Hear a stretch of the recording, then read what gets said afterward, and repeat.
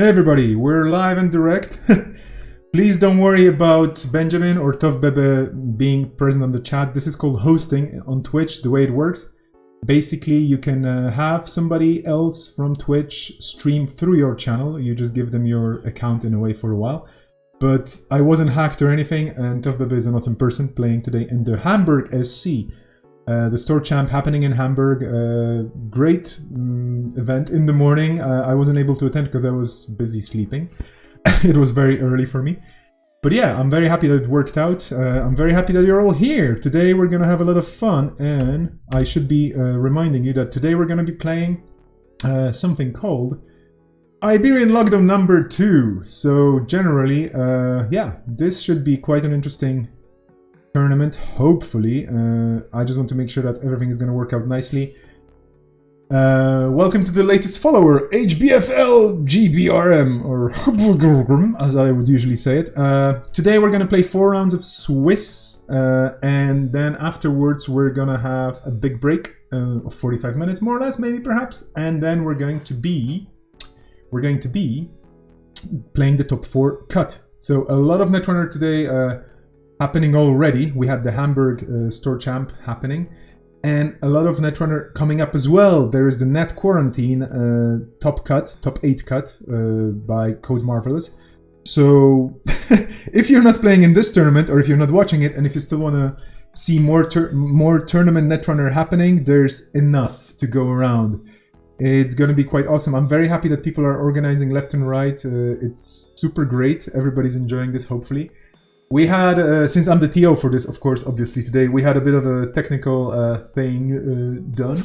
I'm going to put the pairings up, because I should pair a new round. And, oh yeah, geez, we're missing a table. See, this is what's happening. I should totally add a table.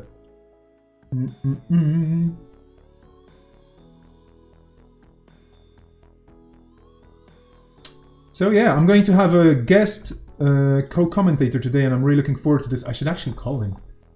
Cluster Fox, if you're watching this, I should invite him. Where the hell is he? He's here. Okay, I'm gonna call him right now, and hopefully he's gonna be ready. Or maybe not. Please be ready, my friend. So I should be able to call him. Let's plink some plinkables.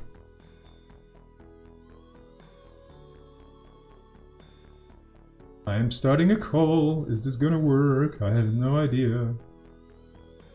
Maybe he doesn't like me anymore. He's not gonna pick up, which is fair enough. So yeah. So many different things happening. People pinging me left and right in many, many different places. So what I'm gonna just do is... I'm gonna jump out. And Tough Bebe, you're more than welcome to stream whichever tables you want for Iberian Lockdown. Absolutely. And yeah, I just have to check a handful of silly places. And I'm sorry for not being on Slack and everywhere else at the same time, but it's been kind of busy in the last 25-ish minutes. Okay, I'm going to jump out of Slack for a sec. I'm going to wait for... Well, I should probably send him a message.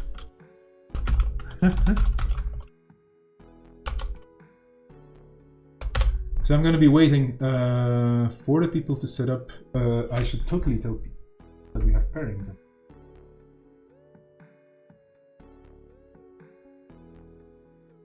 think they will realize what's going on. We have 24 players today. We had some drops already. We had some late incoming people. Okay. So Thomas is running to the shop. Those things happen even under lockdown. Okay, I'm just going to be the TO and organize people and whatnot.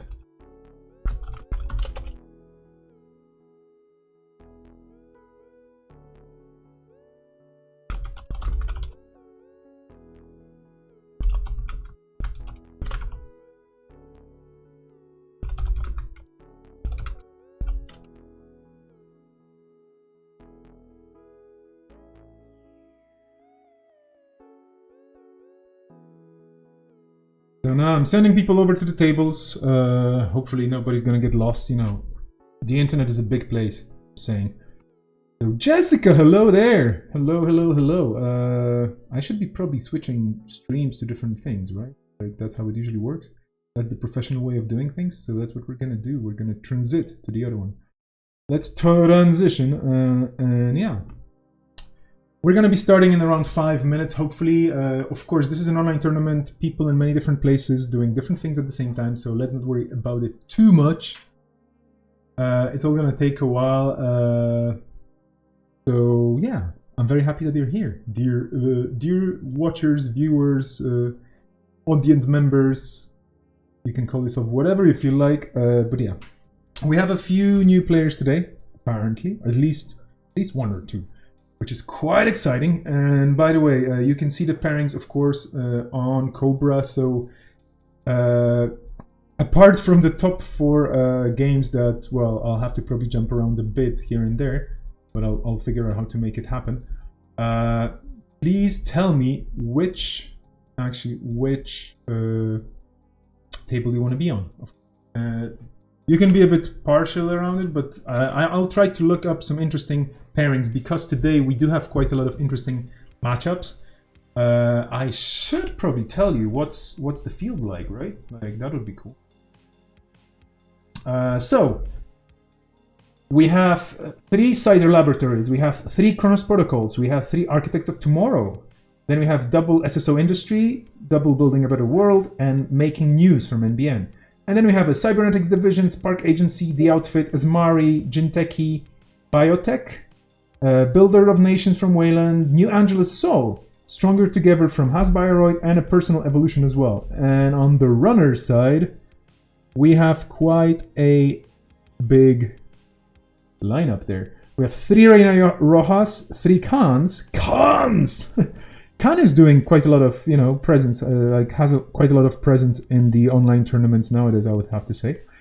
2 Silhouettes, 2 Leela Patels, 1 Haley, and then everything else is singletons. So Haley, Apex, Jasminder Serene, Adam, Alice Merchant, 419. There's an Armand Geist Walker in there. There's a Smoke, a Kit, Chaos Theory, Sunny LeBeau, Ketzel, Ian Sterling, and Az McCaffrey. So super varied, super colorful, an absolutely diverse playing field today. Many different interesting IDs and so on. Horrific Blows, welcome to the stream. And yes, if you don't know what the game is, Jessica is a person that knows a lot about this game. So in the chat, I leave the chat to Jessica. She's the boss. And I'm gonna jump in again to the tables just to make sure that everybody's ready. And, oh yeah, hello there. Bonjour. Bonjour, my friend. How are you doing? I'm okay. I forgot to get beer at the supermarket, so things happen. Very important. Yeah, it is very important. It's going to be a long day. Mm-hmm. Yeah, I should probably set the timer. Well, yeah. Can you hear me well? Okay. Yeah. I'm totally okay with you being here. Like the volume is okay. I just want to make sure that everybody has tables and places. Yeah. By all means. So we have 1, 2, 3, 4, 5, 6, 7, 8, 9, 10, 11, 12, 13 tables for 24 people. That's interesting. No, I think some people made doubles.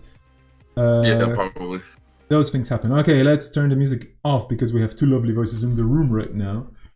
Yeah, the field is super diverse. Like the meta for this is just super custom, streamlined, and whatnot. And it might be a bit weird at times, so let's not worry too much. I'm checking the tables in just to make sure indeed that we're all fine. And in a sec, I will be jumping over to just okay. You played. Oh, how did the Belgian thing go on Thursday evening? You had something, right, going on online as well? Yeah, it was fun. There was 14 players, so. Ooh. The first 2 weeks we had 16, so it's still pretty good for just a casual 3-round funsies. Yeah, it's going strong. I mean, come on, that's in the dozens. Like at least 1 dozen and a bit. There you go. Oh, jeez, I should totally. I'm very good at, you can imagine how good I am with setting things up if I cannot get things sorted and running. Take your time.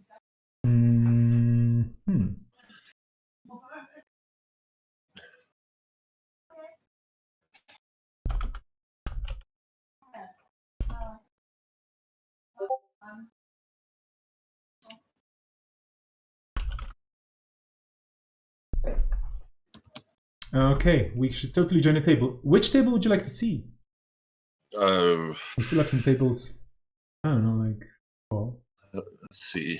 Yeah, there are. We're live now or not? Yeah. Well, I mean, they're gonna be starting to turn any minute now. I mean, I already launched the round, so let's just go and see some kind of a wacky pairing out. Oh, but I mean, is the stream live now? Yeah, the stream should be live. Yeah, we're live. Okay. I had no idea. Oh, well. Too late. Everybody knows about your beer buying things. Okay, so I think we're going to go to number, I don't know, let's go to number 4, because we have a player here from Malaysia. Oh, cool. So, yeah. we have Marts 1, also known as Is, and Hawaii. So, yeah. Swifty indeed is on Apex, that is true. Interesting. And I'm just going to be hopping onto Discord again. Apparently we have 2 of me in there, which is totally very true. Okay. If I'm going to shut up, that just means I'm on Discord and trying to shout at people.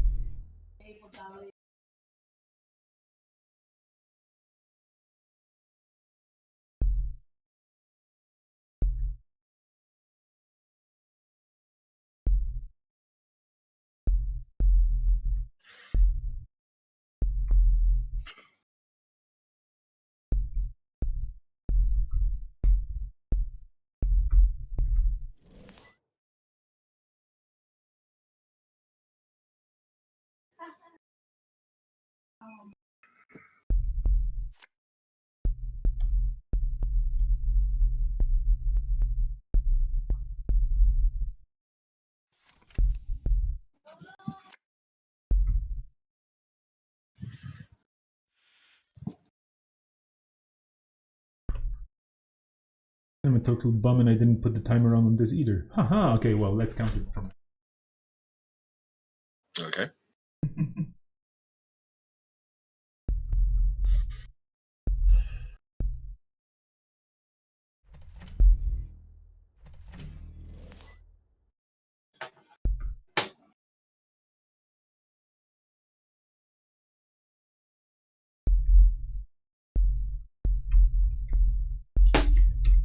Okay, so yeah, we are on table, I think it's number 5 right now. Indeed. So we're on table 5 and we are watching Mars versus Hawaii, where we have a pairing, which I think Khan is going to be quite interesting to watch in this tournament in general, and we also have the outfit.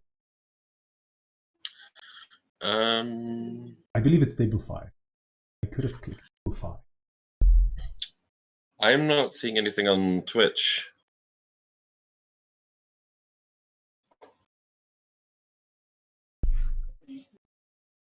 That's interesting. It should be showing up. Hang on.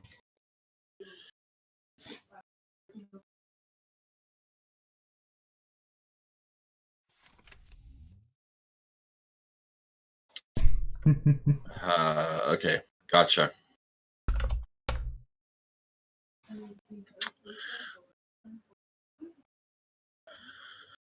This could be sort of like the deck list of the week. Khan, you mean? Yeah. Okay. Well, are we in the same room again? Just making sure. I guess we are. I only see myself as a spectator, so I don't know. I mean, you're watching the stream itself. I don't think it's all passworded, so you can just jump into the table as well, whichever you prefer. All right. Was it table 5? No. Table 4. There we go.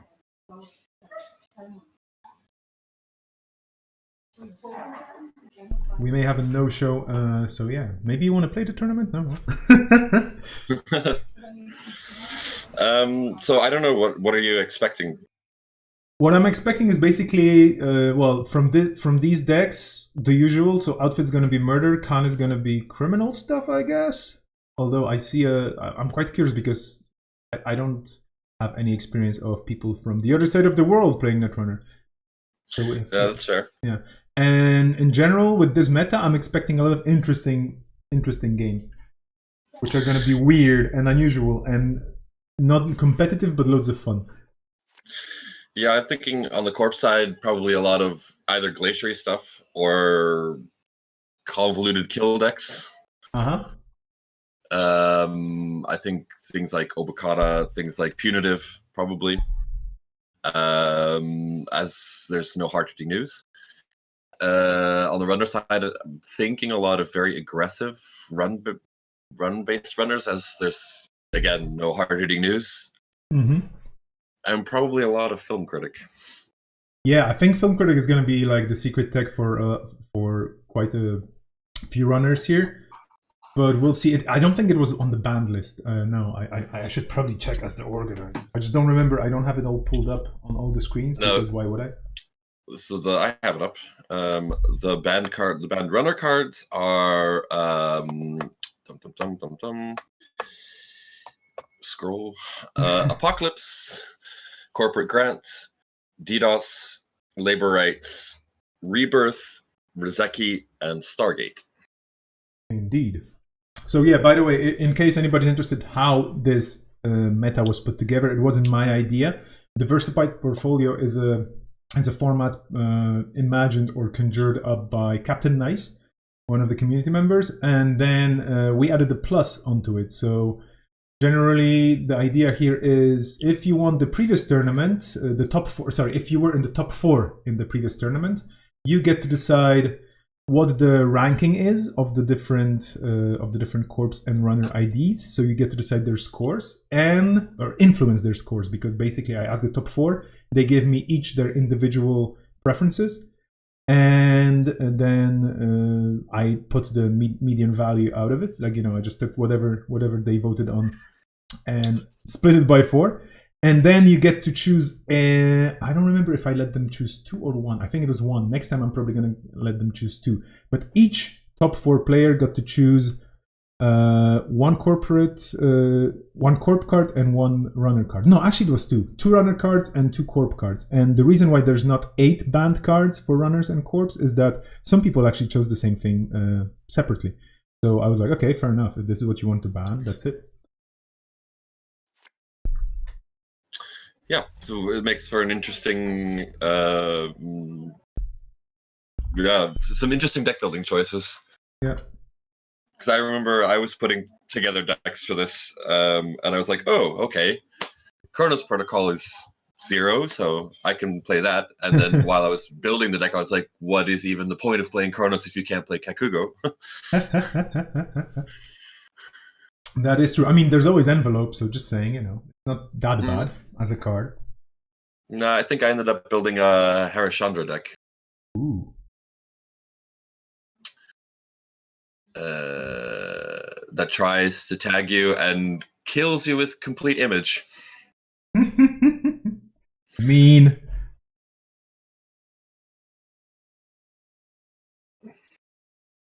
I'm also taking a page from Code Marvelous's setup for Net Quarantine, which the first part of was happening last weekend, and I'm actually trying to use forms, so for reporting scores and so on, and we'll see how this works. Yep.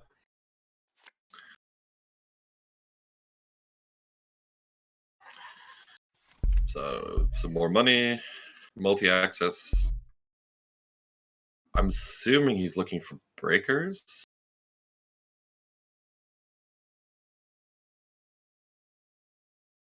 That's what I would be doing as well, yeah. So the way that this deck works is it has a lot of really cheap breakers like Tycoon and Fairies and Boomerangs and stuff. Yep. And every time you bypass an ice, you can just install one of those from hand with Khan's ability.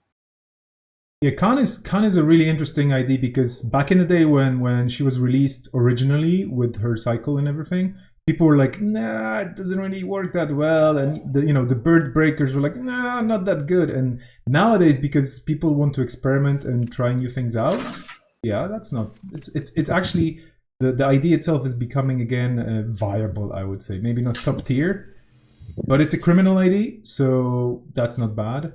The 12 Yep. influence, but on the other hand, you have a 40 card deck limit, so you have a bit more reliability and consistency in what you draw.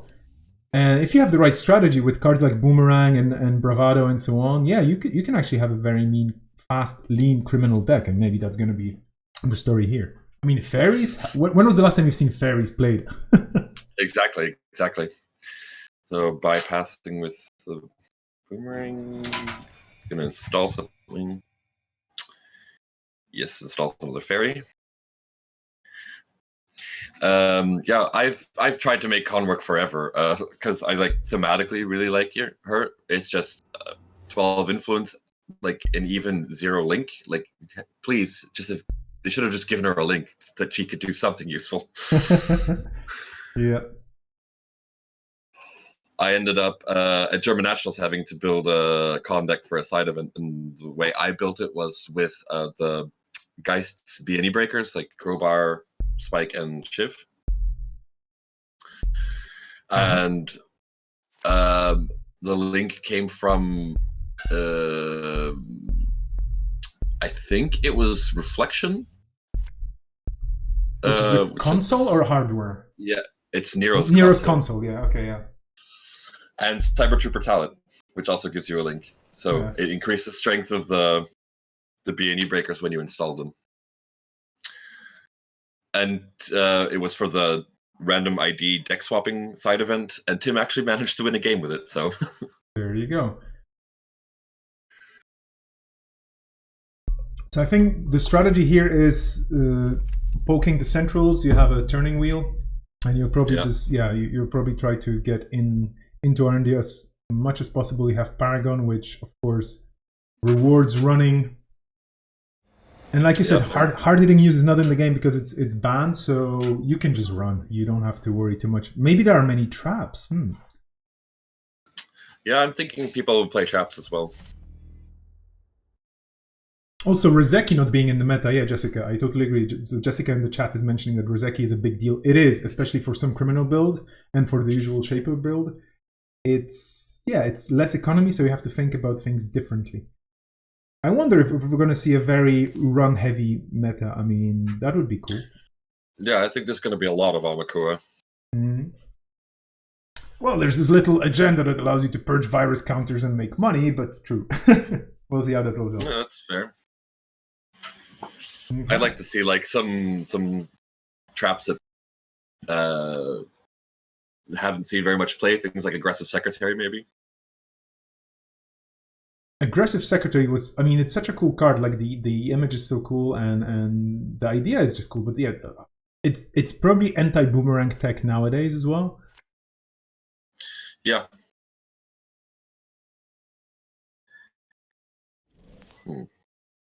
There goes Bravado, yeah. So definitely a lot of run-based economy from criminals. Ooh. Bam. This is a bulwark, so this is a nasty piece of ice. It's very good for the outfit because you res it, and generally it has a discount for you right in the box because of the Bat Pub. So you res it for 7, technically speaking. And then the turtle is just giving you another 2 because Aumakua being an AI, you gain 2. So basically you res bulwark in the outfit against somebody with an Aumakua for 5. That's value. And then you just, and it's a big boy. Yeah. The runner has to trash a program, which is what happens here. And then they have another turtle. How many bulwarks are we going to see? Probably a lot. This looks very glaciery. I'm assuming it's probably a punitive deck. Yeah, punitives are not banned, and they are very good tech against pesky runners who steal all of your agendas. So with hard-hitting news off the table, punitives are probably the next best thing, I would say. Or the traps you mentioned already, yeah. Yeah. According to Pumas, we should be watching out for Trojan horses. Oh, that's interesting. Yeah, Trojan Spicy. horse. Yeah, let's take a look at the archives. No Trojan horses there just yet.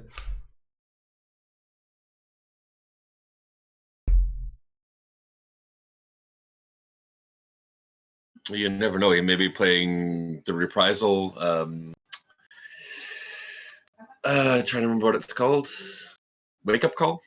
Yeah, Wake Up Call is the one that you have to run a trace, and I don't remember exactly the details, but it's one of those 4+ lines of text, right? It's not a trace. That's forced connection, I think. Ah, okay, yeah. Force Connection was a trap I used to play a lot. Yeah, in Argus it was fun. Yeah. But Wake Up Call is a reprisal that if the runner made a successful run, you can either trash an installed card or they take, I think it's like 4 meat damage. Let's see. So you pass the offshore because you do have the toys to do so. I really love Passport. I love the Central Breakers. They're just so cheap, so criminal, so good.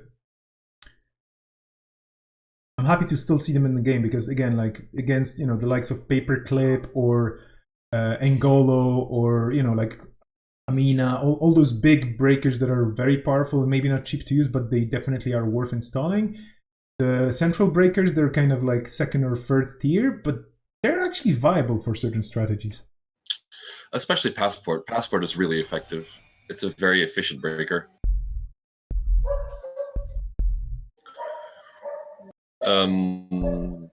Yeah, like what the deck that I ended up building for this event was Ian Sterling, who also uses Passport. Oh, Ian Sterling is awesome. I should play more Ian Sterling. Yep, with 3 film critics. Here we have an Embezzle, so a very good criminal card against, well, yeah, Punitive Counter-Strike. You can name Operation, and maybe you're going to trash it if you hit it, so... Yeah, if he's holding things like Too Big to Fail. Yeah, the runner definitely here capitalizing on the fact that the corp did not res the innermost piece of ice on the previous run, so that's going to force them to either do this, but then again, well, I don't know. Like, what could that be? If they have a barrier there, maybe that would be a problem. But no. Okay, so yeah, Embezzle's firing, most likely. We'll see what Mars does here. Mars will choose Operations, indeed. Reveals Consulting Visit. Nice. Roughneck Repair Squad. Yeah. Roughneck Repair, also known as the better version of Melange Mining, so to speak. Or just a riff on Melange Mining, basically. Yeah, it removes bad pub, which is something that could be useful. And Consulting Visit, which is a great, great card for featuring operations and doing evil things to the runner. Triple advance and score on timely public release with the art by Akira, who's actually on stream as well. Hello, Akira. So yeah. Hey, Aki.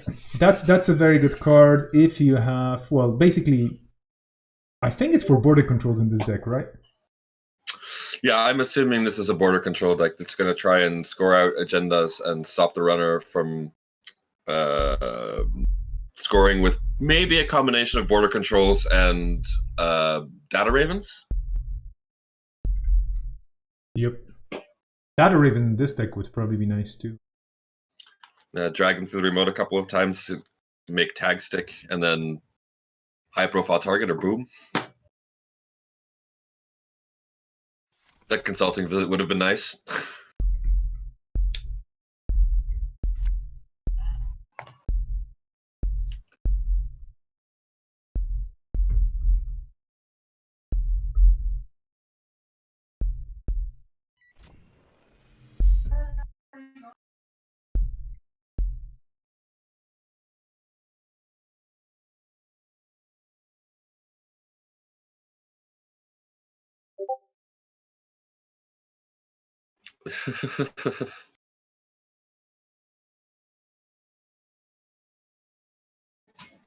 Okay, so you actually want to contest that server. And you actually...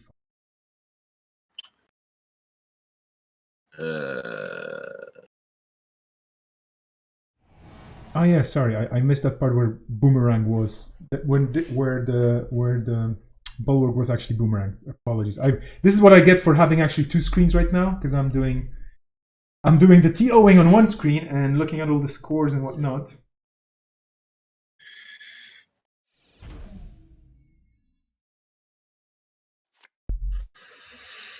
So just in case anybody's wondering, you're of course listening to Vesper and myself, Clusterfox. Oh yeah. Both of us coming to you live from sunny Barcelona. Fortunately sunny again, right? Yeah, it's really nice. I'm sitting outside in a t-shirt. Oh, lucky you. Well, I don't have such a setup here, so. Yeah, I'm using your laptop, so. No, it's more about the bunker here. Like, I couldn't even be able to do it with a laptop. I prefer my big screen that totally gives me this very nice pale screen tan. It's awesome. Although I did spend like a good half an hour in the sun today, which was very refreshing. Yeah. But yeah, in case anybody's wondering, yeah, we're still on full lockdown. Things are harsh, but we're doing quite okay given the circumstances. Yep.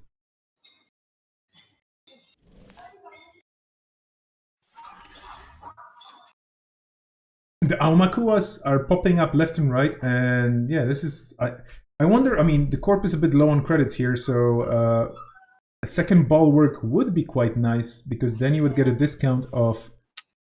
Oh no, actually no, it only triggers once. Sorry, oof, never mind. Yep.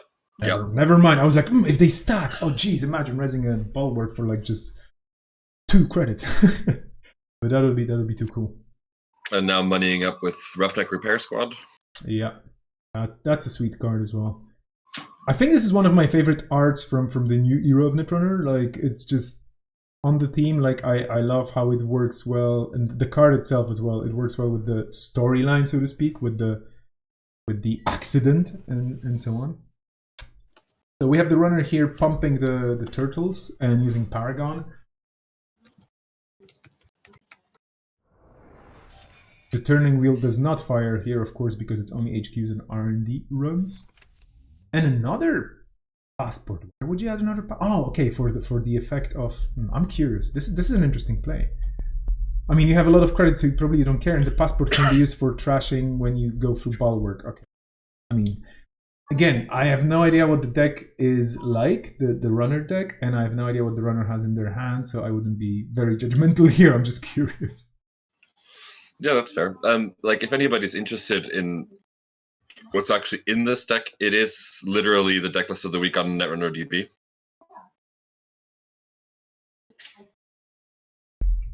I think I just realized what your Twitch username is. It's like, okay, who is this? Yeah, that's me. Fair enough. Okay. And it stands for Heartbeat Flatline Gingerbread Running Man. Okay. Yeah, all the Belgians have the gingerbread running man on our sweaters and on our dice. Yeah, I think it's one of the coolest logos I've seen. It makes me think of the Linnea character from some cartoons, from Italian cartoons, I think. 70s.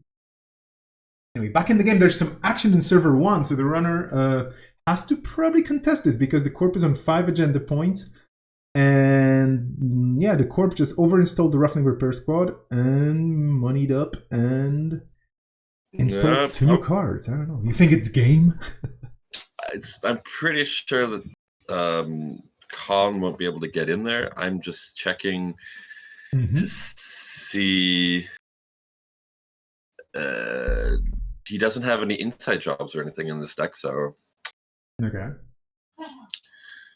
Probably his best bet is, or their best bet, sorry, is use the turning wheel counters and make a dig on R&D, perhaps.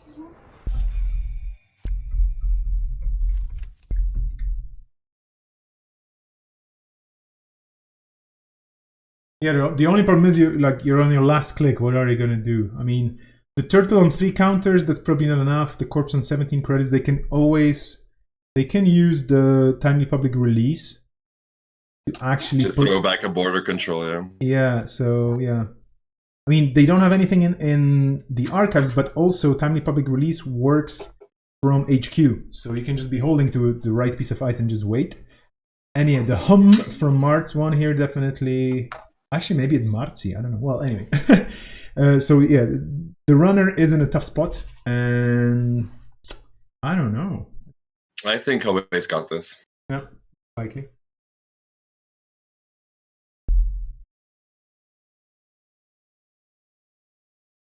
In the meantime, oh sorry, go on.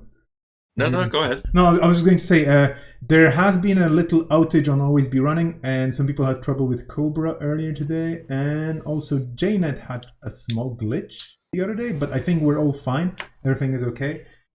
So yeah, just if something happens, use the right channels to report issues to the right people, who are usually the developers of those pages, and they will take care of it. I think that's game. You were right.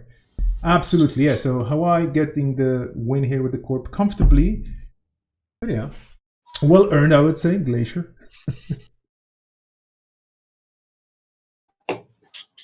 Do we watch the second game? Yeah, we should, right? Yeah. We'll continue on with this table. There's 40 minutes left, so yeah, we still have plenty of time. We can jump to other games. And how is the chat doing in general, by the way? Because we're just jumping into the game straight away here. But I hope people in the chat are doing okay with the situation and whatnot. If you're not playing today, do remember that there's way more Netrunner to watch later on. There's the Net Quarantine top 8 cut happening as well. So Code Marvels is going to be streaming it. There's the Hamburg Store Championship still happening while we have Iberian lockdown as well. So yeah, you can definitely participate in that as a spectator as well. I'm waiting for them to recreate the table, and I'm not seeing much. Oh look, there's the little gingerbread man by Shorty here. Like, oh, that's cool.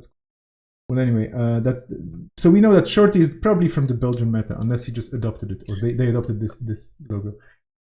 Shorty isn't one of our players now. Oh, but it's no, actually that's a gingerbread man. Sorry, and my mistake. That's a gingerbread man that was remixed into that cool logo. Okay, so where's the table? Ah, there we go. Table 4. Here we are.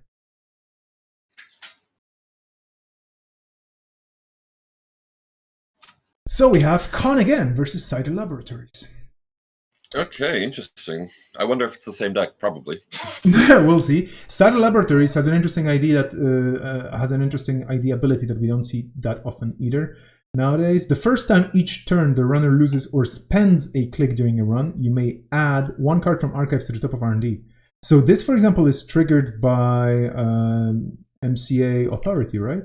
Policy. Oh, sorry, austerity policy. That's what it is, right? Yeah, yep. Yeah. So that's Ronald 5 is another one. Yeah. There's quite a few nice cards here that could help Cider fire, and refreshing cards from archives onto the top of R&D always a good idea if you have your economy in there and anything else. Yeah. Yep. Let's see what they do with this. Clicking through Bio and Ice. You can keep putting snares back on top of the deck. Oh, we have an update from Pomus here. Shorty is from the Rosenheim meta in Bavaria, but he's claimed for the Nuremberg meta. So yeah, player from Germany. Yeah. Okay, that would explain why. Yeah, the sneaky Nürnbergers. That would explain why he's playing in the Hamburg Store Champ, right?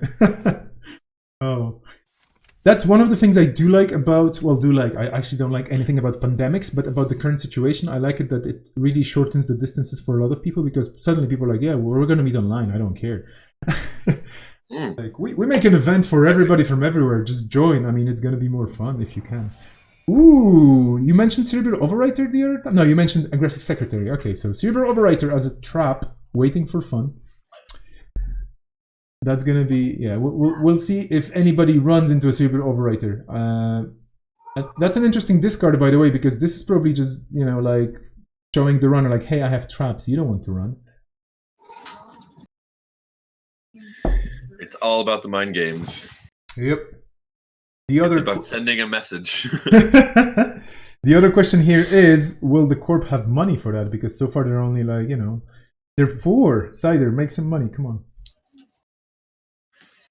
Well, to be fair, Con only has 1 credit as well.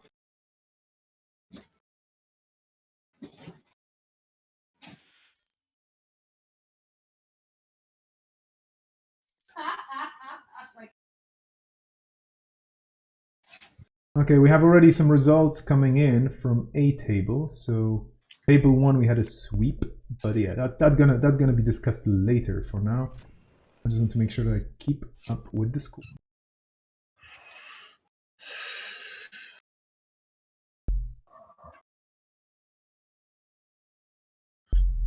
Paragon trigger.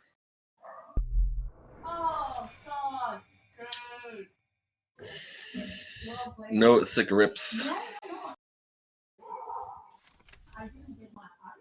And it seems we're gonna have a bye next round as well, because one player just didn't show up, unfortunately. I hope they're fine, by the way. So yeah, that's unfortunate. And I also can confirm that this is not the same deck, because the original deck does not play Armitage.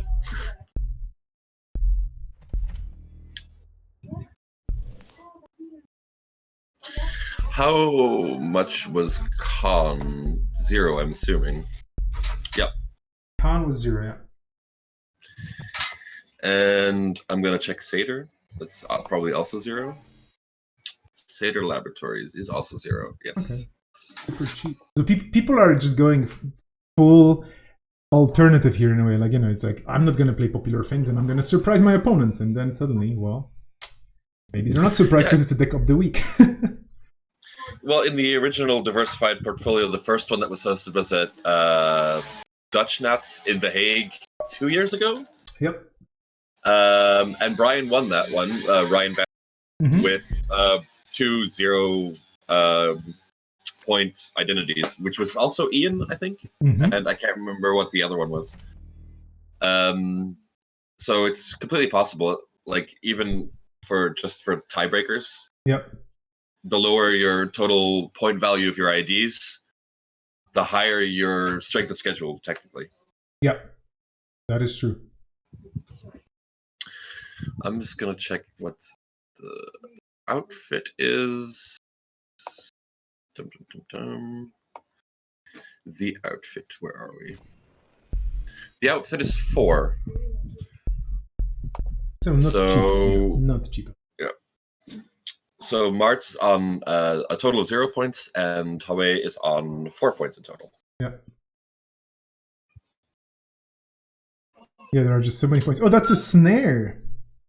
Whoops. Nice. So yeah, this is the game where you just run anything because it could be a sneaky agenda, but then sometimes you have to pay the consequences. Or face the consequences, pay the price, that's what I meant. Ghetto snares and HB, gotta love it.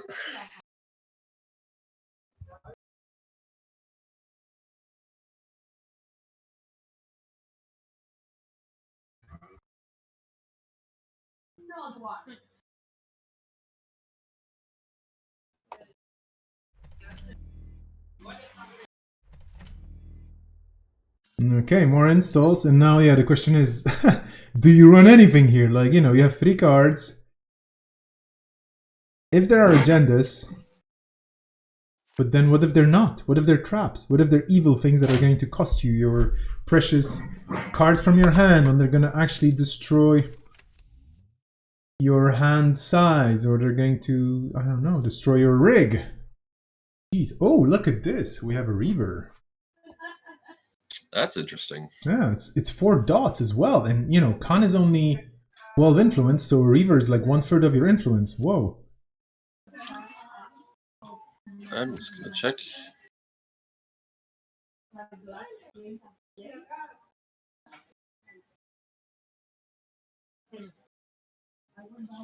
Yeah, maybe later on what we're going to do as well, because I may be introducing additional commentators, co-commentators today, so I would probably be just leaving the stream to you to commentate on. But, I mean, it's not like I'm tired or anything, but just to make sure that I can fulfill my TO duties in full. So we may have Adam joining us, maybe perhaps, from Canada, from the Toronto meta. Hopefully, maybe perhaps, yeah. We'll see. And yeah, it's going to be fun if we get more people involved as well. I know Adam. I played against him in the last round at Worlds. He's a really nice guy. Right, that's what you say, just because, you know, you probably swept him, right? Well, no. I refuse to comment. Oh well, we have a Bravado run on HQ here with a boomerang in the HQ ice, so Yeah, now the thing is, would you res this or not? I mean, depends on the price of the ice, of course, and the number of subroutines, but I probably would anyway, because then you burn the boomerang. Ooh, look at this! It's a Mason Bellamy. Whenever an encounter with a piece of ice protecting the server ends, in which the runner broke at least one subroutine, he or she loses click if able, so that triggers Seder. Plus, this is a brainstorm! Oh, jeez! This is super spicy. What is going on here? Like, seriously, like a brainstorm and Mason Bellamy. And this is exactly why I think, I mean, fun tournaments like this one, because when I was putting it together, I was totally like, I don't want to make another standard tournament where people are just going to play the strong decks and have fun, of course, but like, you know, it will be, in a way, same old until the next most wanted list hits or the meta changes for some reason. I just wanted to make a tournament where people just go like, hey, what are the weirdest cards I haven't played in quite a while? Let's just put them together and see what happens. This is exactly the idea behind this. Yeah, exactly. And it just make for fun and interesting deck building. Yep. Like, I included Credit Kiting, which is a card that I've never played before. Which is fun because you can install Security Nexus for free. Yep. And Security Nexus is such a fun card. No, it's great. It's great. I'm just kidding. So Jessica is suggesting that there's Ikawax in the corpse hand, maybe perhaps. But I don't know. Well, I mean, it wasn't a perfect res. On the other hand, if you catch the runner unawares, and that was on 3 brain damage because I think they ran with 3 cards. Then yeah, that's a trick. But then you also have. Oh no, actually they didn't have any special abilities, so they had to really just. Well, yeah, they had the turtle. Never mind. Aki is mentioning in the chat about how she swept me at Worlds. She did. Very masterfully. Blew me out with a baddie on a cobra. Which you may or may not confirm, I assume?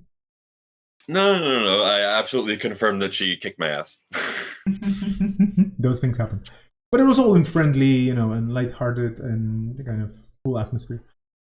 Absolutely. I'm kind of worried about big events this year with everything going on, and I'm already kind of nostalgic for Worlds because it was loads of fun just to organize. But yeah, playing must have been loads of fun as well. Sorry, you were saying something actually. I think I just jumped in.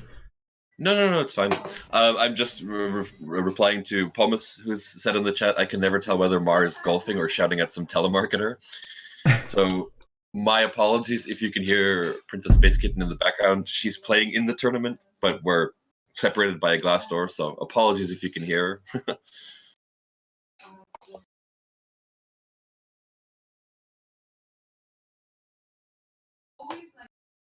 Ooh, in the meantime, I received some spicy news about the quarantine, and I'm already not happy about it. The local quarantine in Barcelona, by the way, so I'm not going to share it on the stream, but I'm like, oh, jeez. Anyway, we should totally focus on the game here, because this is what we're here for. We're here to talk about this game. And I think we owe people, like, I mean, this is a very unusual game also, and I have to admit, with the different decks that we have in this tournament, it's going to be quite interesting to try and figure out what the hell is going on, because, yeah, like the Mason Bellamy brainstorm combo, it's, yeah, not something you see every day. So we'll have to dig deep into our knowledge of card interactions and possible ruses and whatnot to see what's going on, and looking at archives and looking at the runner's heap as well, probably fairly often, just to figure out what's going on. Fortunately, they're playing some standard cards like Katie Jones or Paragon, or Aumakua, so we're not that screwed over here, but yeah. On the corp side, we've seen Nano Etching Matrix, which is interesting. Overrider. I'm something that we may be able to see, although he seems to be playing very laterally. Or they seem to be playing very laterally. Apologies. With Mason Bellamy, maybe try and tax that on clicks to score Ikawa projects.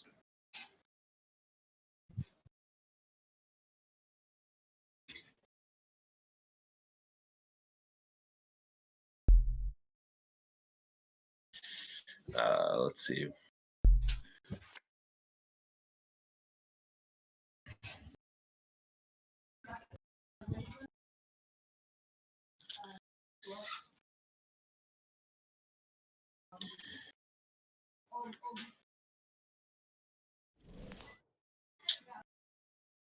Okay.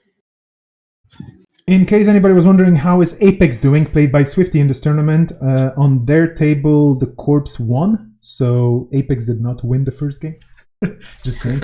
Here we have a Doof, a diversion of funds coming in. Woohoo, that's going to be...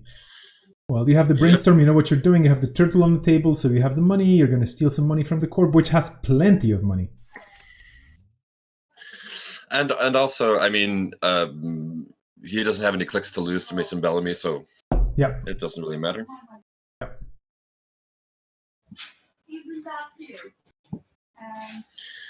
Putting down a fairy, which is good to break the brainstorm again.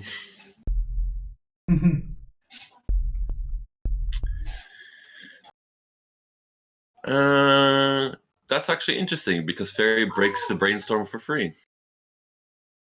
Well, you know, but then you have to pay with the fairy. That is a problem. And how do you recur the fairies? You don't recur the fairies, right? I mean, you can have single chip maybe, but that's a lot of influence. I think they're all single use. I don't think there's a recursion in the deck at all, honestly. So it's sort of a high risk, high reward. Just be aggressive and I hope you rip the agendas before the Corp can score them. Yep. I do like this Reaver. It's interesting.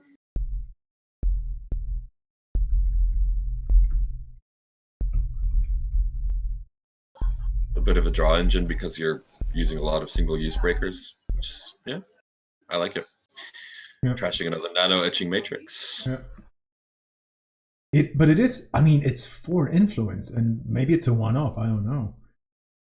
It's just, I mean, you know, usually if I spend 4 dots on it or 4 influence points, like if I spend 30% of my influence on a card, it has to be very substantial. And for example, this against the Glacier deck, I don't know. I mean, I'm not sure. Like, how many times would you be trashing cards? Oh, sorry, trash an installed card each turn of any side, including yours. Ah, see, this is the part where like, okay, no, this now makes perfect sense with the fairies and everything else. Yes, absolutely. Okay, never mind. I'm shutting up. I know nothing. That's fine. So this is like the combo that was introduced largely by Asger or Gut. I don't know how to pronounce that. In the Circus Haley deck. So whenever you sell something to Aesops, you draw a card with Reaver. Nah. This is a horizontal cider with spicy things that can hurt you. I'm quite curious about this. If I'm gonna make some robotic noises right now, it's just me changing positions here, so bear with me, people. Sorry for that.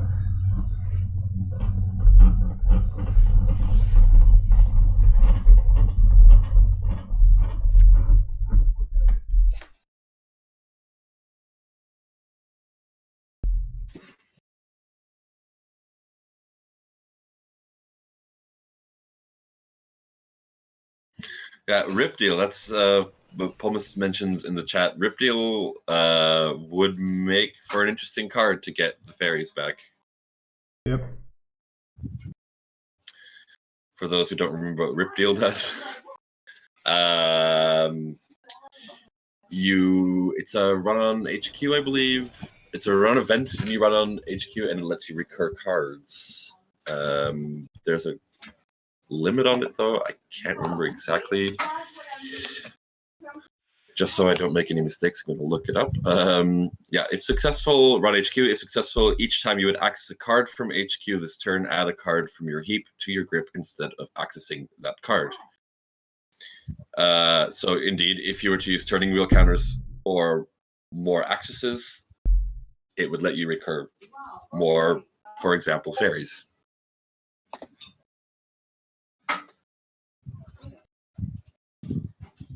But yeah, Mars is valiantly defending HQ, which might signal that he's holding agendas. There's a second upgrade in the root of R&D, which is interesting. Could possibly be a Jinja.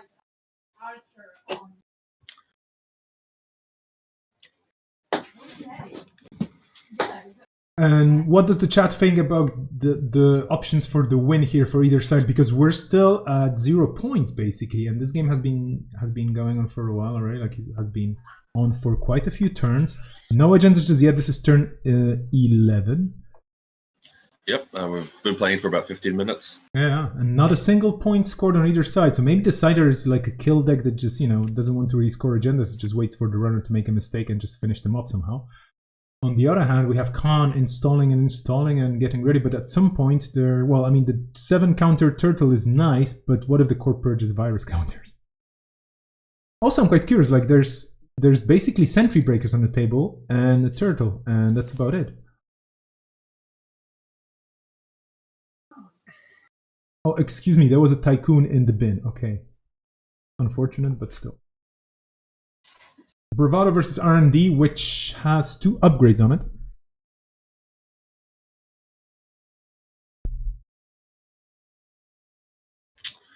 Yeah, I'd be curious to see what those upgrades are. And by the way, you heard it here first. Iberian lockdown number 3 is going to be happening for sure. We just got an extension of the quarantine for a month. Oh wow! Okay, another month of Barcelona. I can live with that. Well, okay, I'm lying. It's not for a month. It's for 21 days, another 3 weeks. Apologies for that. That's a tier. That's interesting. A tier is sweet. It's a tier 1 card, and Morgan, the designer for this, an amazing job. Liga, the artist for this, an amazing job. Probably one of the nicest, meanest cards that was released after Nisei started developing the game. So, what's your opinion on Tur? I've run into it a lot because somebody that I've been testing with may or may not be running it as well. And we had a super admin combo here, or sorry, admin sysop combo. We had a Marcus Batty, sorry, not Roy. This is not Blade Runner. So Marcus Batty and Mason Bellamy in one place. This is just, unfortunately for the corp, both sides spend the same number of credits, so the side game doesn't fire. And now maybe there will be an agenda. Who knows? I mean, there's 27 cards left in R&D. Anything is possible at this stage. Let's see. And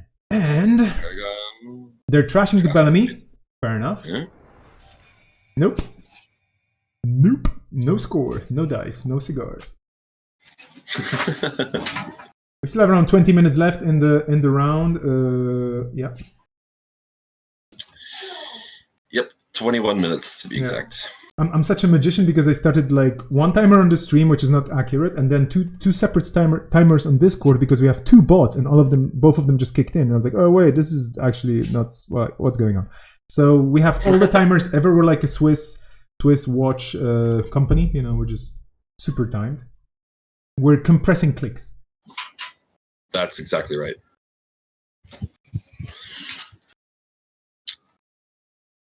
Okay.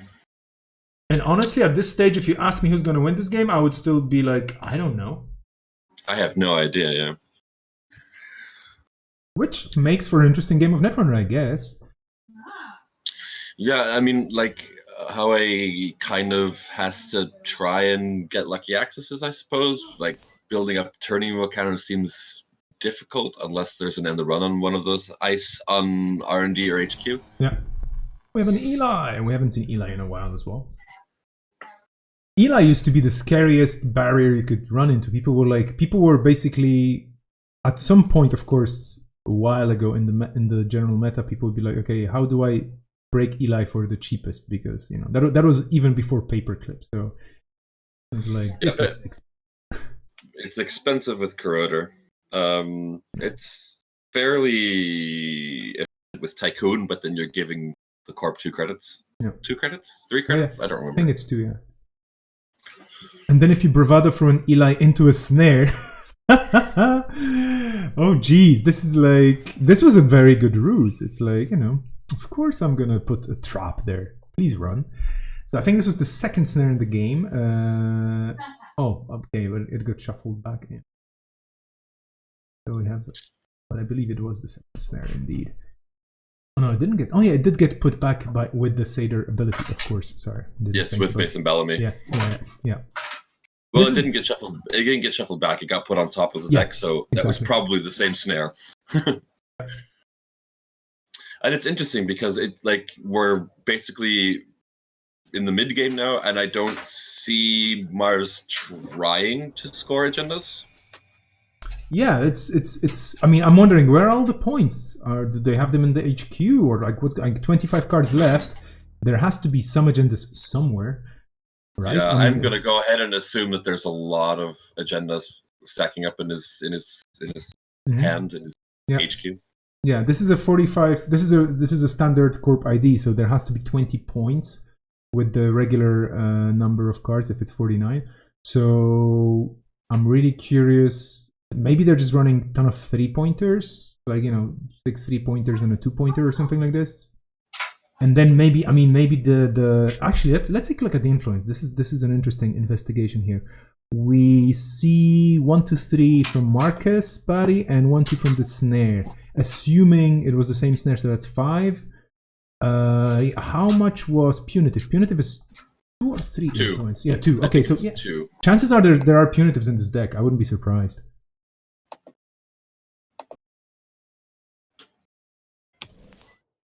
Just gonna double check that. Yeah, it's 2.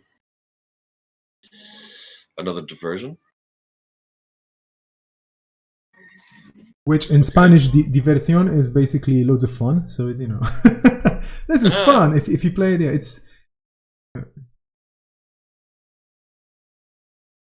it's a nice pastime to steal corporate money. Running through. What else do criminals do? I mean, I don't know. They expose your cards. Bombs them back. And the Corp is the Corp is really in a tight spot here with only 4 credits. The runner is definitely in control money-wise. They have 7 turtle counters, and this is the thing. I mean, I would probably purge as the Corp at some point.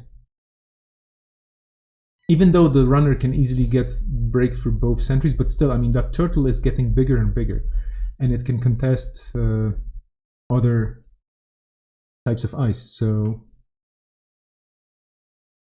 yeah, I mean, basically breaking turf for 3 credits. Oof. I would try and make it more expensive as soon as I can. Agenda or no agenda? 2 cards. Let's go. Let's go. Oh, say, can you see? Is this an agenda? Maybe. Or maybe not. There's an agenda! Oh, there's a Vacheron. Not the one you want to see. A Vacheron and Punitives. That's a nice combo. But for that, you need to have money. And you need to have more money than the runner, or at least some money. And you only have 3 credits as the Corp here. Tough luck. The diversion of funds, definitely a key card here for the runner to control the situation on the board.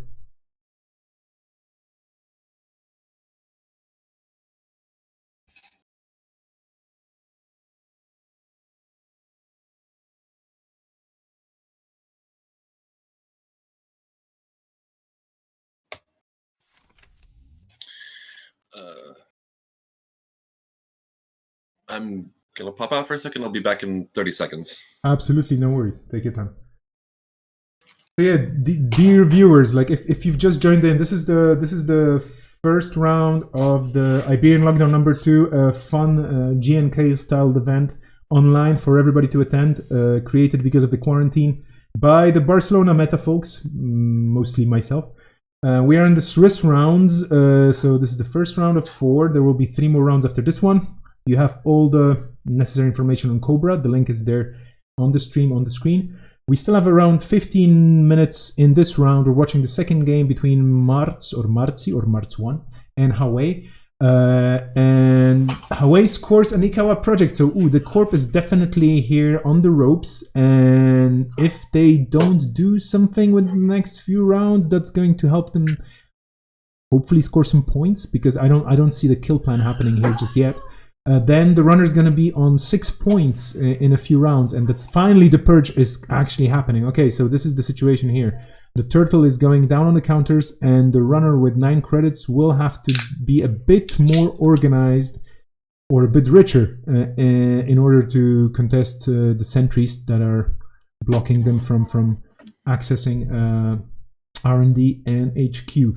There is a passport on the table now, and the book halter is still giving you an easy break in against the brainstorm. But yeah, the tier is becoming a bit more expensive, and the Eli is definitely out of range unless you click through it. You can always click through an Eli, but then maybe there's a Mason Bellamy on the table again, and yeah, there will be or a baddie. Or a baddie, yeah. We have 2 Mason Bellamys in the bin. We have a Marcus Baddie as well. Rutger Hauer. Rutger Hauer, yeah. Being lazy in archives. It's like an old Rutger Hauer. And then we have Damon Stone, also known as Mason Bellamy. That's always one of the things that I found confusing, is that there's a card called Mr. Stone, which is not Damon Stone, but yeah. Mason and Bellamy very obviously is Damon Stone.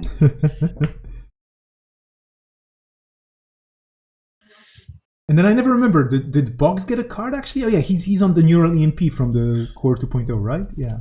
I think that's him, yeah. I believe so, yeah. Okay, Amina heading the table. Oof, okay. Also, an interesting little bit of trivia is LLDS processor and LLDS memory diamond is also a reference to the developers. Yeah, Lucas Litzinger and Damon Stone, indeed. And it kind of rolls nicely, you know, from the tongue, like LLDS. It's like boom, boom, boom, so cool. Indeed. I think it's at least half of the fun of developing or being a member of a team working on a big game where you have loads of components that are named after things or people or you know, there's characters and so on, because you can do so many cool things and Easter eggs and references in a tasteful way as well. Like, you know, it still doesn't break the immersion in the game here. Like, you know, we're like, oh yeah, of course this is like Damon or this is Lucas, but it's there. With the one obvious exception is the one that I thought was kind of a bit too much on the nose was Brian Stinson. Yeah, maybe it was released for was this in a box that was released around April Fools? Maybe, I don't know. Well, anyway, but yeah, I totally agree. Yeah, certain pop cultural references might elude a big chunk of your player base because they just don't share the same culture as you do. That's absolutely fair. Yeah, and this is where modern game development, for example, or basically modern culture production is tricky, but also offers so many possibilities. Because I mean, we have beautiful cards referencing, you know, African and Asian sources nowadays in Netrunner because of all the cool things like Amina, which is a reference to African mythologies. And I don't even know which pantheon and which stories and which legends, because there's a ton of them, but it's definitely coming from there. So yeah. Lamin and Golo also. Yeah. From the Kitara cycle. Yeah. Which was based in around Lake Victoria, where the second beanstalk. They're building a second beanstalk with full endorsement of GlobalSec. Yeah. We do not know what server 2 is, by the way. We have a question from the chat. No, we don't know that part. But what we do know is that the runner is going to be on 6 points very, very soon. So if the Corp is sitting on some additional agendas somewhere, they better either score them out or do something to stop the runner from winning. And this is really hard now, because I think if you have a kill plan with punitives, it's off the table. Or almost off the table, unless they score another Vacheron, and then you have a shot at that if you have the money. Oh, they're advancing it. Could be an agenda. It is an agenda. That's curious. So we've got points on the board for Mars. Yep. I'm just going to tell them there's 10 minutes left so that there's a bit more excitement. Mm-hmm.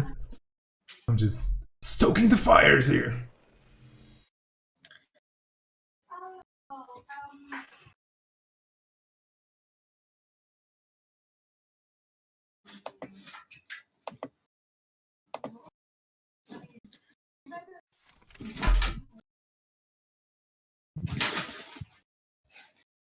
Table 8 in the meantime has a runner split going on for it, and maybe there's more scores as well reported. Let me check. So I know some of the people in chat. I know there's some people from Germany and from the UK. Feel free to let us know in chat how you're experiencing the lockdown, if you're okay, if you're having fun. Any tips aside from playing Netrunner on Jinteki? Always welcome. Yeah, do tell us how you're coping, and yeah, we're really curious about this because we just got an extension, and everybody's gonna get an extension, I'm pretty sure. There goes the second Vacheron. Oops. Well, yeah, I just averted my eyes. Well, I looked away from the screen for a second, and things happened because I was updating the scores. Yeah, I think it's going to be the typical like Oprah Winfrey meme of you get an extension and you get an extension, everybody gets an extension. Just hammering HQ, because that's probably the smartest thing to do. I mean, he's probably clocked into the fact that there's probably a bunch of agendas piled up in HQ by now. But would you be even? I mean, you're on, like, you have 9 points theoretically, and you have 4 turns to win. Would you be even running to risk running into a snare or something, or I don't know? Like, I know that the corp is on 3 credits, but still. I don't think it matters that much at this point. I think probably the best thing to do right now is just money up and control the board state. Mm-hmm. Because I was wondering also, sorry, go on. But it's that's kind of the thing. We've seen snares and we've seen overriders, so yeah, it's always a risk blindly checking things. And I'm pretty sure he's not running any falsified credentials. Yeah. Plus, I mean, if the corp had the kill plan, it's definitely off the table. If they have a game changer, I mean, it doesn't really change much. The corp is way too poor because, well, okay, double advance still doesn't mean much, I guess. That's going to be an NGO. We haven't seen. Calling it now. Yeah. Oh, we've seen 2 already. Yeah. Sorry. Calling it now. Marx is only on 1 credit, so.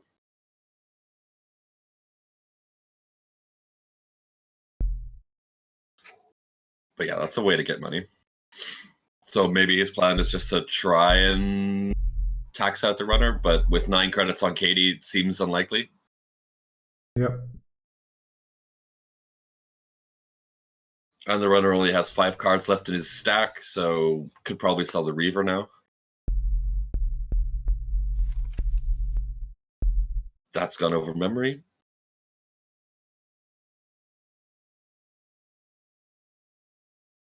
Seeing what he's going to trash. The Reaver there.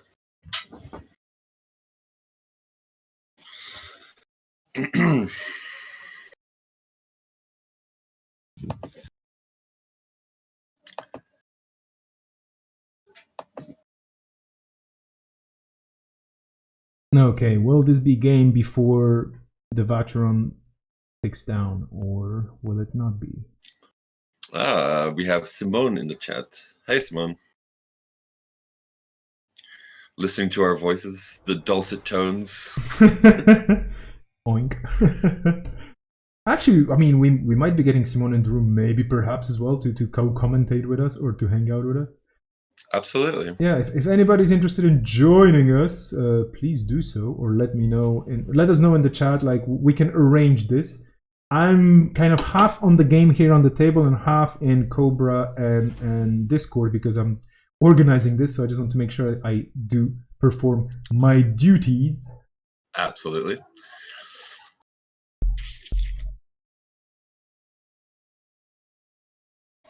And I see we're farming turning wheel counters, or what's, I don't know what's going on. Yep. Popping Katie. Yeah, I'm just wondering if the corp has any hope whatsoever of doing anything here. Highly unlikely, no? There's 5 minutes left. Yeah. 5 minutes. Thank There we you. go.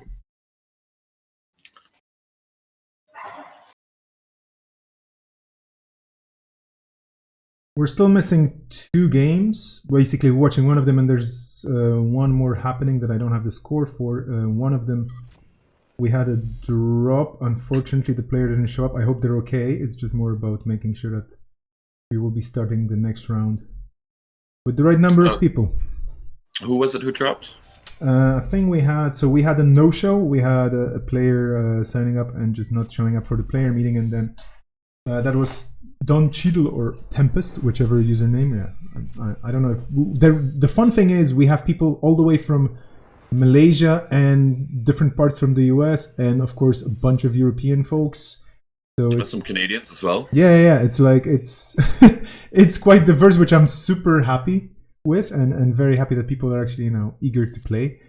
I love the mixing of metas. That's basically. Oh wow! Ooh, that's a Vacheron. That was a Vacheron. Yeah. Okay.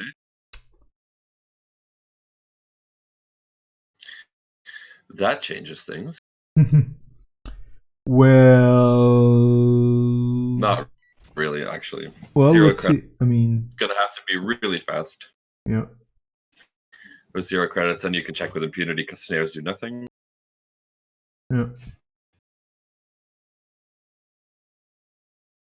It is a snare. It's a snare. Yeah. Ooh, imagine if there was why would you trash it? Just leave it. Yeah. Imagine if there was like a Mamba temple that is cheaper and you can res it, but it only gives you credits for trap or ambushes. That would be mean. Like, okay, I have 0 credits, you're on. Yeah, okay, well, I res this for 0 and then I have 3 credits to fire the snare. Whoop, whoop. Actually, sorry, 4 credits. But yeah. And Namako is back on 7 counters, so it can break the 2. Seeing 3 cards, let's see. This could be over before it's over. But it's not. It's trashing economy, that's decent. Yeah, we do have 14 points of agendas on the table, so there's 6 somewhere. Which are probably 2 more Ikawas, I would say. Yep. Having just the one Vitruvius is interesting. Yeah. Would you rather go for 2 like 1-pointers? Maybe like, I don't know, Mega Pre-qualifiers or something? I don't think so. If you play Mega Pre, you probably want all 3 of them. Mm-hmm. Oh, there we go. That's the second Ikawa. Okay. 40 minutes in this game. That was quite epic, but indeed... Wow. Okay, so we have runners winning both games, if I'm not mistaken. I don't even remember the first game anymore. No, outfit 1. Ah, okay. So that's sweep for Hawaii. Okay. Yes. We're gonna jump out, and I'm going to take a quick look at the situation in the general. Oh yeah, maybe I should. Okay, so this was for sweeping. I'm gonna do silly things now, and I should totally do the TV thing where I totally jump over here. And then I totally jump over here. And then we put some silly music in the background. And then we can chill. And we can still talk and everything. There's probably going to be a bit of a small technical break. So feel free to take it away and talk about things. Clusterfox, it's all yours. All right. Tell us everything. Well, not really much to say. Just hanging out in the sun. It's nice weather in Barcelona. Sir Loathing mentions that it's a very diverse lineup of IDs, which is absolutely, of course, idea of the tournament as well. As in, you can't just play whatever. All identities are weighted from have a point value from 1 to 5. From 0 to 5, and you can only have a maximum of 5 points. So if you play, for example, CT, which is 5 points, then you have to take a runner ID that's worth 0 points, such as Con. But yeah, I'm really enjoying the fact that everybody is sort of experimenting with different IDs, not in this event, but in general. For those who were around earlier, I mentioned that we do a weekly fight night on Thursday. Belgian players and anybody who wants to join. And we average about 16 players every Thursday. And last week was won by an Apocalypse Los deck, which was interesting.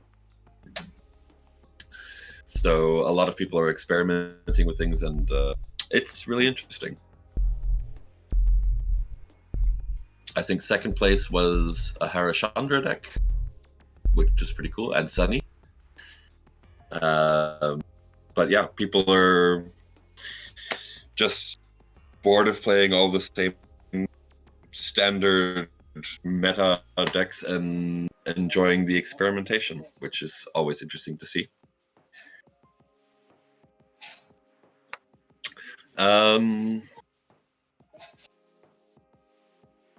Just waiting for Vesper to do his TO2Ds, and I'm totally TOing the TOs here, like absolutely.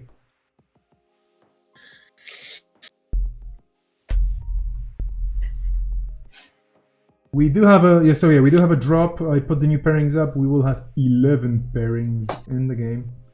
All right, let's have a look at those. So the new pairings are up. Oh yeah, we should totally. Oh, absolutely! Thank you, Simona. I nearly forgot, but yes, tomorrow there will be an online tournament in Bern, and the online tournament, if I'm not mistaken, it's mostly for the people from the local meta, which is quite cool and quite fun. But yeah, we're getting people to play the Netforger. It's called the Swiss Trash Netforger tournament, apparently, where people get a randomly assigned deck.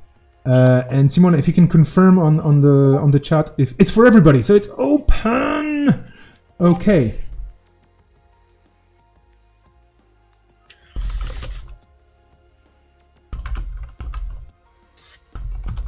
All right, and Captain Knight's taking the lead with Saul and Sunny.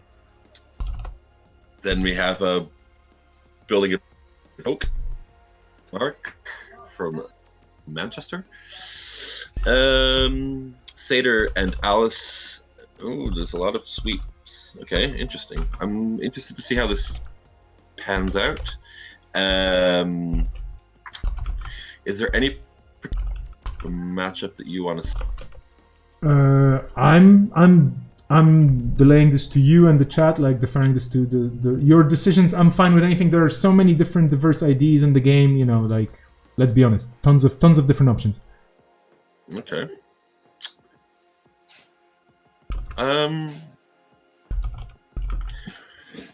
We could watch the Apex deck. Let's see, who's Swifty playing again? Swifty is playing again. Where is he? Frost on table 7. What's Frost playing? Kronos and Ian Sterling. Yeah, that's a matchup that I wouldn't mind watching. Kronos versus Ian Sterling, yeah. We'll relay to chat if there's any. Pumice wants to see Mars Stronger Together. Yes, Mars playing Stronger Together and Silhouette, which are pretty interesting decks. So that's also an option we could see. Yeah. They are on table.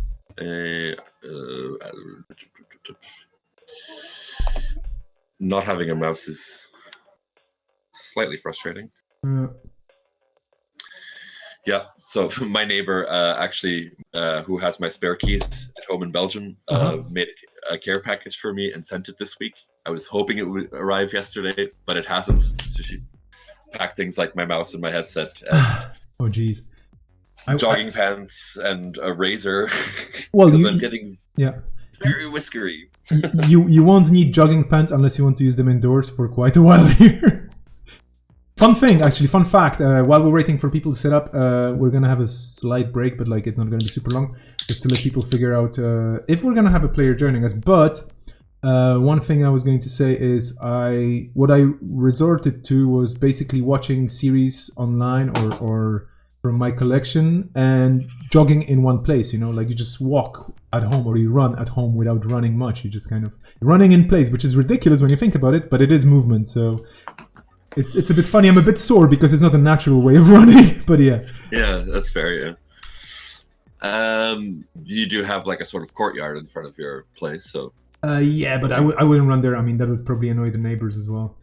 Like, I'm not going to run on the terrace because that would probably annoy the neighbors as well. I'm trying to just keep it easy and simple. And it would be a bit funny, but then again, we live in funny times, so yeah, maybe perhaps. Exactly. Yeah, I kind of look forward to my run to the grocery store every day, just to have that like half an hour that I can be outside and stretch my legs. Yeah. Hang on, 1 second. Yeah, we're just gonna take a very quick commercial break. I'm gonna actually press the button. If stupid things happen, I'm sorry.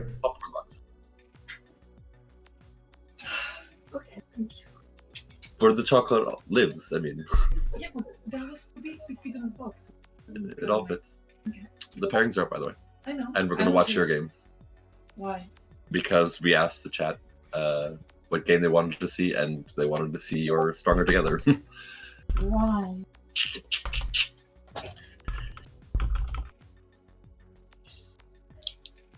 Sorry for that.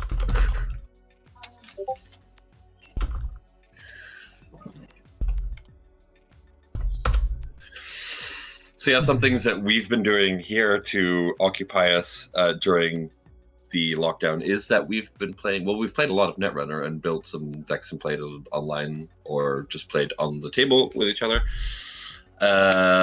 We ordered Jaipur, which is an interesting two-player game. Jaipur is awesome. I have it. Yeah, it's a lot of fun.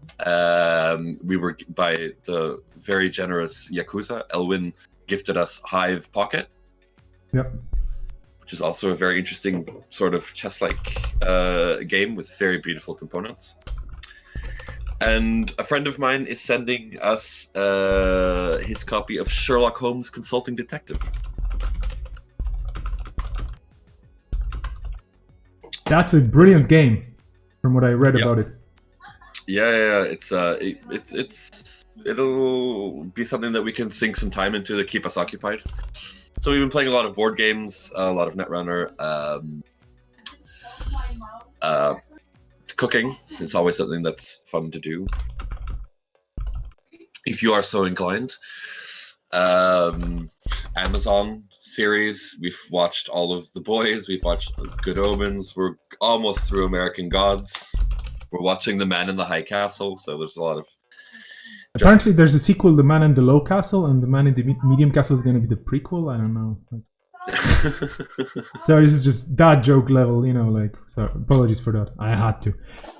Just a very quick piece of information for anybody wondering what's going on. We are streaming Iberian Lockdown number 2, which is the second quarantine tournament. There will be a third one because our quarantine got extended another 3 weeks. So there will be an announcement about this soon after this one rolls through.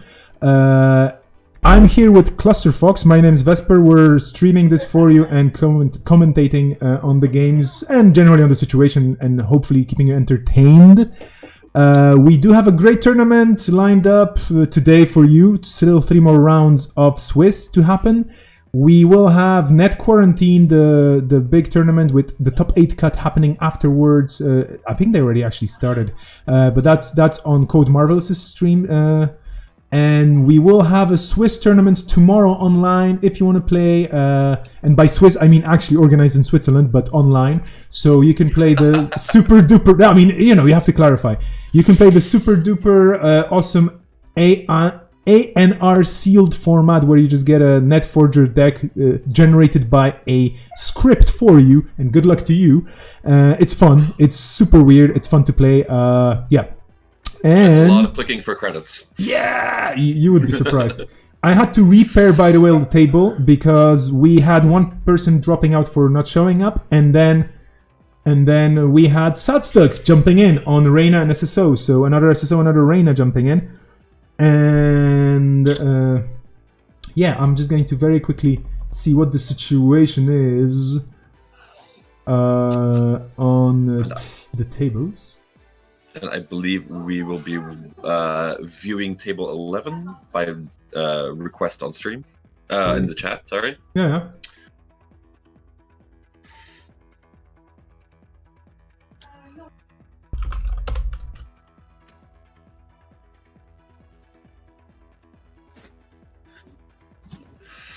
We have a very avid SSO fan in the chat.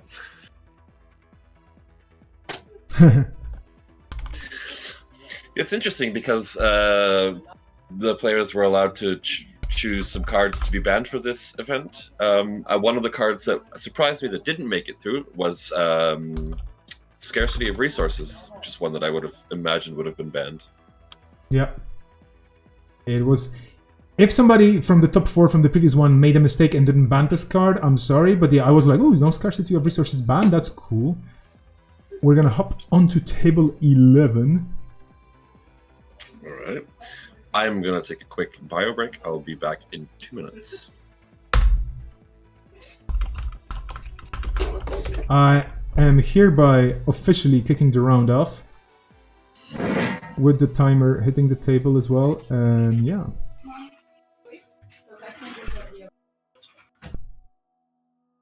And again, the timer on the stream is an approximation because, of course, I'm, you know, things can happen and things can go wrong with me on the stream, but the one on Discord is official.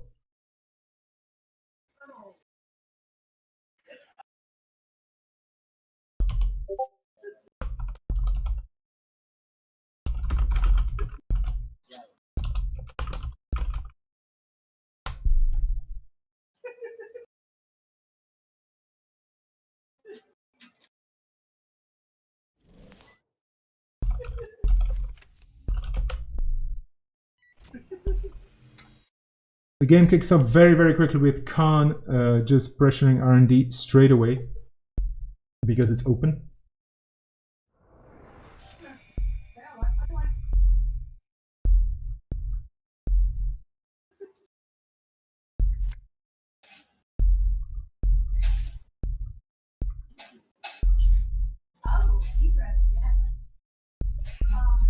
In the meantime, I want to give an anonymous or shout out to all the unnamed people who actually contributed towards the prize pool, because this tournament functions with a tip jar basically. So the players signing up have the option to donate as little or as much or whatever they want, and this is going towards the prize support for the top 4 players. So anybody who donated for this, thank you so much. You're absolutely awesome. And if you haven't donated, don't worry, you're also awesome. It's not about the money. This is not a capitalist game. This is a game for a lot of socialist people, right? Because we have a community and whatnot. Anyway, going back to the game itself, a turtle hitting the table, Khan just pinging R&D as well. And I'm pretty sure if something happens, we're going to hear Mar in the background reacting. So it's going to be like... I've closed the door. So. Oh, okay, no, I mean, it's Mar, and she has a big voice, so, you know, it's like, she's one of the more outspoken people I know in this area, so... Yeah, absolutely true.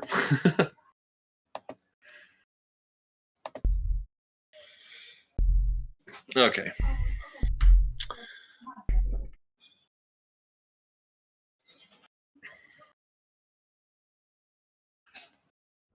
We have Nico playing indeed as well, Odbonayan on one of the tables as well. Yep. Nico is indeed playing. Yep.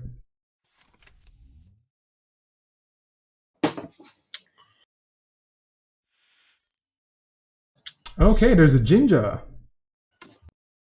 The Ninja City Grid. I've had the pleasure of playing against this deck several times. It is pretty nasty. So are you gonna... Oh, maybe let's do it this way. Let's not spill the beans just yet. If something nasty happens... Yeah, if something nasty happens, you can totally give us a bit of a background if you want, of course, because who knows? I wasn't planning on spoiling it. Spoiler alert, we're not gonna spoil anything. Yes, but she has changed this deck up quite frequently, so I don't know, maybe she made some last-minute changes. But it's very interesting. And I know Stronger Together, not the most exciting idea to watch. But as the famous quote of Damon Stone goes, people just haven't done the math on Stronger Together yet. For Stronger Together, in case you don't remember what the ability is, basically all Bioroid Ice has +1 strength, which is not that exciting. However, if you have Jinja, that's a bit better. But then again, you have Jinja, and this is what, turn 3, sorry, and you are on 2 pieces of ice? I'm not so sure. Bad draws are bad, basically. You have to blame the deck, that's it. Oh, there's another Reaver coming out. Oh, we're watching Mars again, so it's the same decks. Yeah. Yeah, I think for the next round we're gonna try and watch somebody completely. I want to see the Apex deck. I'm curious. Yeah, I want to watch Swifty next round as well. Yeah. And then of course, chat. Please take a look at. Feel free to take a look at Cobra. There are all the pairings, all the IDs, and everything. So please be vocal about it. And I'm sorry if we jump into something kind of based on our own last minute or last second decisions. It's not really that. We just want to see interesting decks played. And if you're saying this one is mean, does it have Mason Bellamy because there's MCAA here or? Tell us. I will not comment on that. But you are seeing the MCA coming out, which makes it more difficult to click through Biorodise. That is true.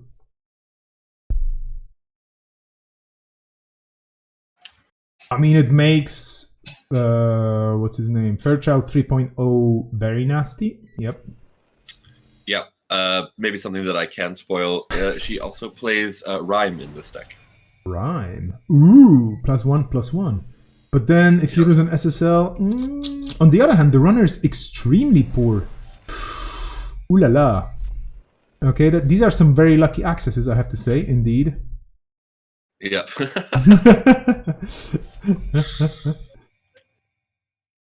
The agenda density in this deck is very small, so. Yeah, I mean, you have 49 cards, you probably have 7 agendas. Oh, I believe this could be game. No, there's 4 cards, so it's 3 damage for the punitive, so this is a value punitive. There were 2 SSLs. Sorry, 1 SSL and 1 Vacheron stolen, so... Oh, they were both stolen yeah, same turn. Yeah, okay, yeah, that's one dead runner. Yeah, I believe so, unless something magical happens here. Use your magics! Uh-oh, well... Yep, that's a flatline. That was nasty. Punitives? Yeah, punitives definitely to be... I mean, not to be expected, but like the cards to punish the runners for stealing your precious agendas. Yep. Okay, we'll have a new table and we're going to see the second game. In the meantime, the top cut is still going strong for the Hamburg Store Champ. If you want to watch that, it's on there as well.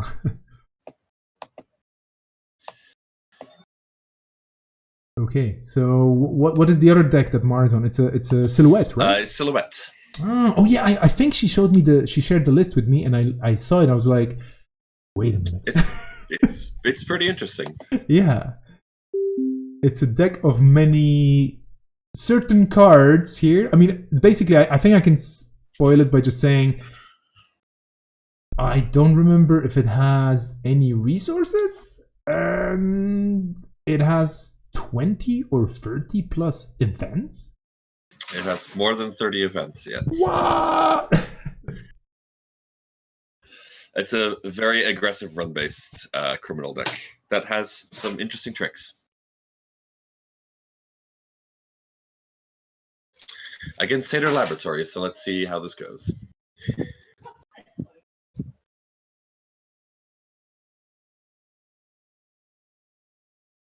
I just have to say that everybody's absolutely super awesome and very kind on Discord, and I have to really shout. I have to perform a shout out to all the people attending from totally different time zones who are either staying up super late or waking up super early to play this, because it's amazing. And thank you so much for attending this, because it's a fun tournament. It's nothing official, nothing serious, nothing big even. Like, it's just kind of tricky for people to play as well. So it's not your average, oh yeah, I had the same decks forever and I'm just gonna play this. It's a bit harder. So I do appreciate people taking up the challenge and going eye of the tiger on this, which is basically what they're doing.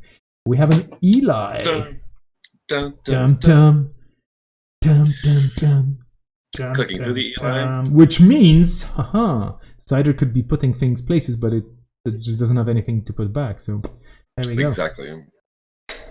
2 pieces of ice accessed from HQ. One. Sorry, the Fairchild was exposed. Excusez-moi. What am I even talking about? And Silhouette exposes a Fairchild 3 on R&D and accesses the Gatekeeper. So this is... Imagine if Silhouette and 419 were in... Like, could you... Oh no, but none of them is a Gmod. Or is 419 a Gmod? No, he's natural too, right? No. Jeez, imagine if you could pair Silhouette's ability with 419's ability. What? And the turtle as well. So you'd run HQs, you'd be exposing. It's crazy. I vote to just ban 419 entirely.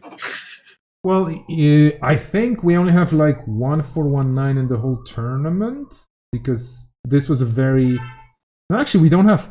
Oh, we have one. Yeah, it's a very expensive idea. It's 5 points. So basically, you have if you have a 419, you go for one of the less popular IDs. Well, that's fair. I wasn't speaking about this tournament. I was speaking in general. In general. 419 is so frustrating to play against. Well, but yeah, but frustration versus being broken. I mean, you just have to play around this thing. Just don't install cards. Or install multiple cards and just pay for the first one, or don't. I was joking, but I'm not so sure. It sounded very serious to me. 419 is pretty frustrating to play against. It is. I totally agree. That's why I started playing it, because I was getting trounced by 419 and Lila. So I thought, like, well, the only way to beat them is to join them. So, we have a Comet hitting the table, which is one of the other non-event cards in this Silhouette deck, which is quite nice because it lets you play extra events. If you're playing 30 plus events, then Comet is a pretty good card. Yeah. There goes the Nano Etching Matrix into the bin. And another bankroll credit, and she can Comet into something else now, so we'll see what that is. Yeah, but there was a draw. Oh, interesting. There was not enough money to play, I guess. I don't know.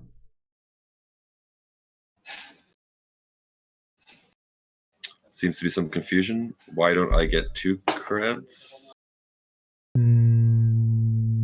It was not rest. Indeed. Yeah, and this is another thing, like, let's be honest, there are just so many little bits and pieces in all the cards that, yeah, sometimes, even if you've played this game since the very start, even if you played it in the 90s, the original version, or especially, you can still go like, wait a minute, why didn't this trigger? And when you're playing it on Jinteki.net, it's a bit easier to understand because the scripts do a lot of work for you, so you can kind of explain things to yourself in a way. But, true, but it is part of the game that the text on unrest card, the cards are basically blank unless they're resed, with the exception of ambushes. Yeah. And I think this is another cool thing that could be probably reworked in the future, just saying, like, hey, this text, I mean, it's kind of in the game rules, but to make it even clearer on the cards, in a way like the way Magic does it, where you have, like, when they introduce a new ability, I think they always explain it on the card as much as possible. Every card that they print it with, so people get it. You mean the game of which we do not speak? I can speak about Magic. I played it when I was at university for, like, I was always using other people's cards, and I didn't care much. And Mark very graciously allowing them to take the 2 credits. Yeah. He could have res it for 0 anyway. Yeah. It is a casual event. Yeah. The kind of attitude we like to see. Indeed. Getting some more money. And bravadoing a lot. And let's see if she can comment into something. Well, that's the thing. You have to click through it, which of course gives Cider the option to put things back. Absolutely, but it's 1 extra credit if she clicks through it. That is true. Might as well just bounce off it for the 6 credits. Yep. And also, the Cider ability only fires the first time each turn, so that's my mistake. I thought it fires every single time, which would be awesome. Endless R&D. Indeed, to be a runner with 30 plus events and not see any breakers, well, I'm sorry, where are your special orders? No, there are some special orders in this deck, if I remember correctly. I'm not sure. I think there's at least one. I hope so. I mean, come on. Then again, imagine playing a Silhouette with the likes of Feint and so on, and then just apocalypsing everything. Well, Apocalypse is banned. That's true. But, like, I'm talking about, like, a standard tournament. This is a deck idea I should look into. There may be a certain card in this deck that also requires 3 runs on the central servers. That is not Apocalypse. And we have Dan joining us on the stream. Dan, the winner of the first Iberian lockdown and one of the people responsible for setting the meta up for this one and banning some cards and putting the values on the IDs. So thank you for joining. Oh.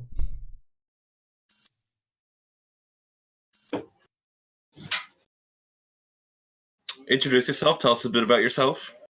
Oh no! Like on the stream, as in he didn't join us for the audio. Maybe we should get him in. Like, Oh. sorry, my mistake. Like, if anybody from the chat wants to join us, ping me, and like if you're on Discord already, you know how to get to me, and just tell me, and we can totally make you jump into the room. Like, the more the merrier. Cable Carnage, who actually won the random ID swap tournament in German Nationals. And also played a very interesting deck during the regular event at German Nationals. He was playing an asset spam game net deck, which surprised a lot of people. Oh, wow. And he did fairly well. If I remember this correctly, I could be wrong.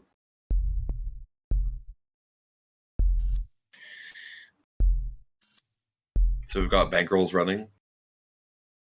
That's, I'm assuming, agenda, right? Yep, here we have an Ikawa.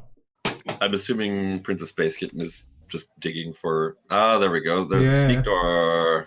Which is probably not an icebreaker. I mean, it's not an icebreaker, but it's probably one of the 5 programs in this deck, I think. It also lets her expose a card with Silhouette's ability, so... In the meantime, I actually got an interesting question, so I'm going to... Oh, Rips of Ooh, Vitruvius. yeah. Sorry, continue. Yeah, so I have a question from a different game. What happens if damage is prevented when the corp is Chronos Protocol, and then the damage is taken again later on in the turn? So is it like if the runner takes damage and Chronos Protocol could trigger, but the damage is prevented, does the trigger again later in the turn because it's only the first time per turn? And I would say... Yeah, I don't think so. I think it's the same reasoning behind Salsat Slums and CTM. Yep. So you prevent the tag, and the ability is already fired. Exactly. So yeah, and also the card itself says for the first net damage the runner suffers each turn. You may look at the runner's grip and select the card that is trashed. So technically speaking, when my understanding is when the runner suffers it, they suffer it. But if they prevent it, they suffered it, but they prevented it. So the trigger absolutely fires. And we have a Cerebral Overwriter. What? Oh yeah, we've seen this deck before, right? If anybody in the chat has more insight into this, I would think that even if the damage is prevented, Kronos' ability is already fired. Yeah, I believe that is the thing as well. This is my ruling on it. If I'm wrong, I'm wrong, and that only shows. Checking Hagen. What does it do? It's an anti-Almakua ice, basically. Yep. Or Stargate. You can blow out a Stargate with it, but Stargate is banned, so... Which is a great addition to the meta, I would say, or a great deletion from the meta. Absolutely, I hate. Yeah, I mean, between Stargate and Keyhole, which one was worse? There are very different opinions on this. I think Stargate is worse because you don't shuffle, so you can effectively lock somebody with Stargate. Mm-hmm. But yeah, it all depends on the situation. But I do agree. I mean, maybe if there was a way for the corp to decide whether they can, if they can shuffle or not, that would be interesting. Like the corp may decide to shuffle, and that would be probably a nice thing. I don't know, because then you may shuffle if the 3 cards that the runner has seen are really like terrible. But then of course you expose new cards to the runner and they can run again. I don't know. So just to point this out, one of the more interesting cards in this deck is Dirty Laundry? No, sorry. Contaminate to immediately pump Amakua to 3. Yep. And Contaminate combos with Comet. So in one click you can Contaminate and play another event. But now it's the Fairchild 3, which she should have been aware of. Because she'd exposed it earlier. Indeed. And you can, of course, take notes, by the way. Also, I mean, you're playing online, so nobody's going to notice. But yeah. I clicks through it just to check the top card of R&D and gain some money.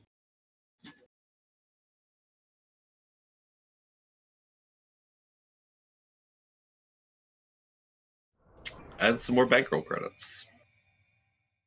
So those bankrolls are ticking up pretty nicely now. Yeah, I mean, it's a hefty 10 credits on bankrolls. What I really like about bankrolls is that they have a trash effect. So, because you could also say, oh yeah, well, Tech Trader is cool as well. And of course, no, sorry, not Tech Trader, Technical Writer. Writer, yeah. Which is a different kind of credit pumping card. But you have to click them, right? Yeah, you have to click a Technical Writer, which is such a waste of time. Whereas bankrolls is just like, yeah, whoop, I just trash it when I run, no problem. It really complements the run-based economy, and considering it's a program, that's why Eliza used to play it, because if she gets tags, you can't trash them. Yep. It does, of course, eat memory, because I'm assuming she's at full memory now, because Comet gives 1 MU, so the Sneak Door is 2 MU, so that's she's 5 actually full, total. yeah, she's on 5, yeah. That's 0 MU left.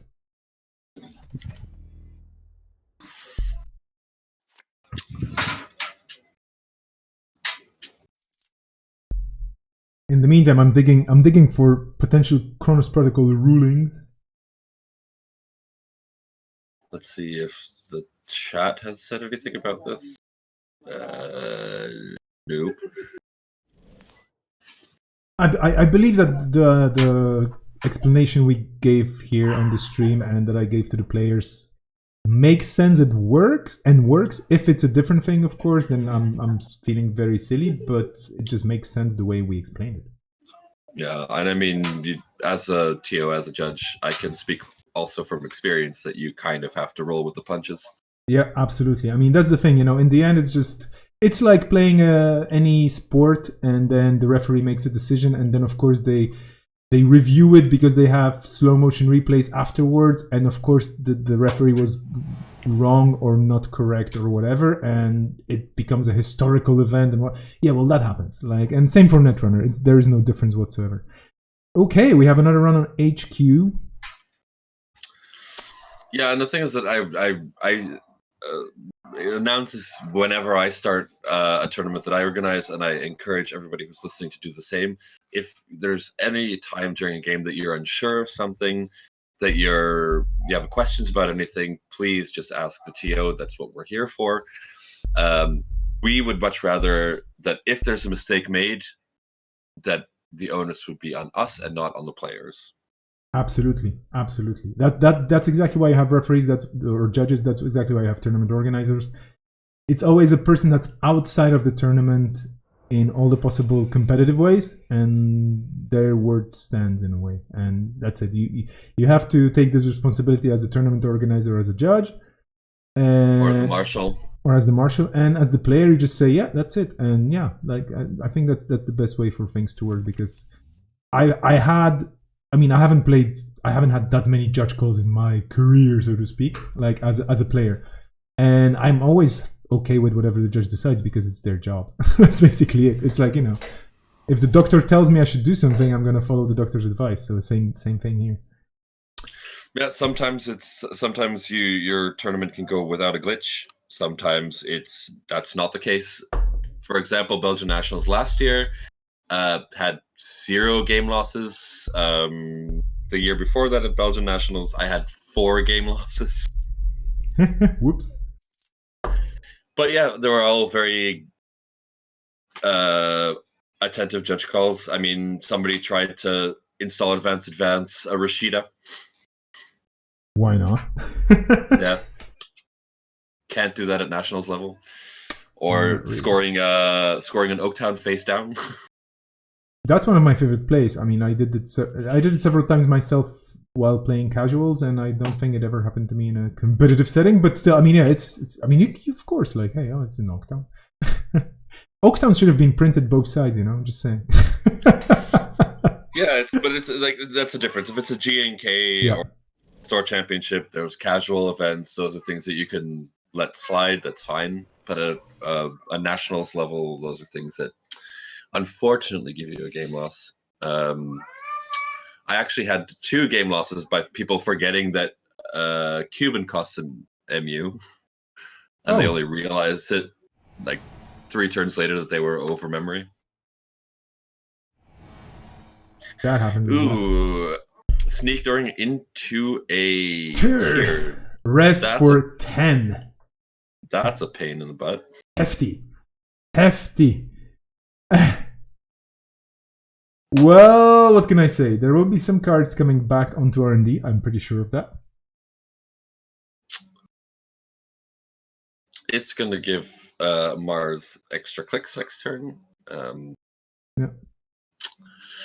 But not much he can do with it as he's at 0 credits by rezzing the tier. Yeah, 0 credits and getting extra clicks basically means that next turn you will have to probably click for credits a lot.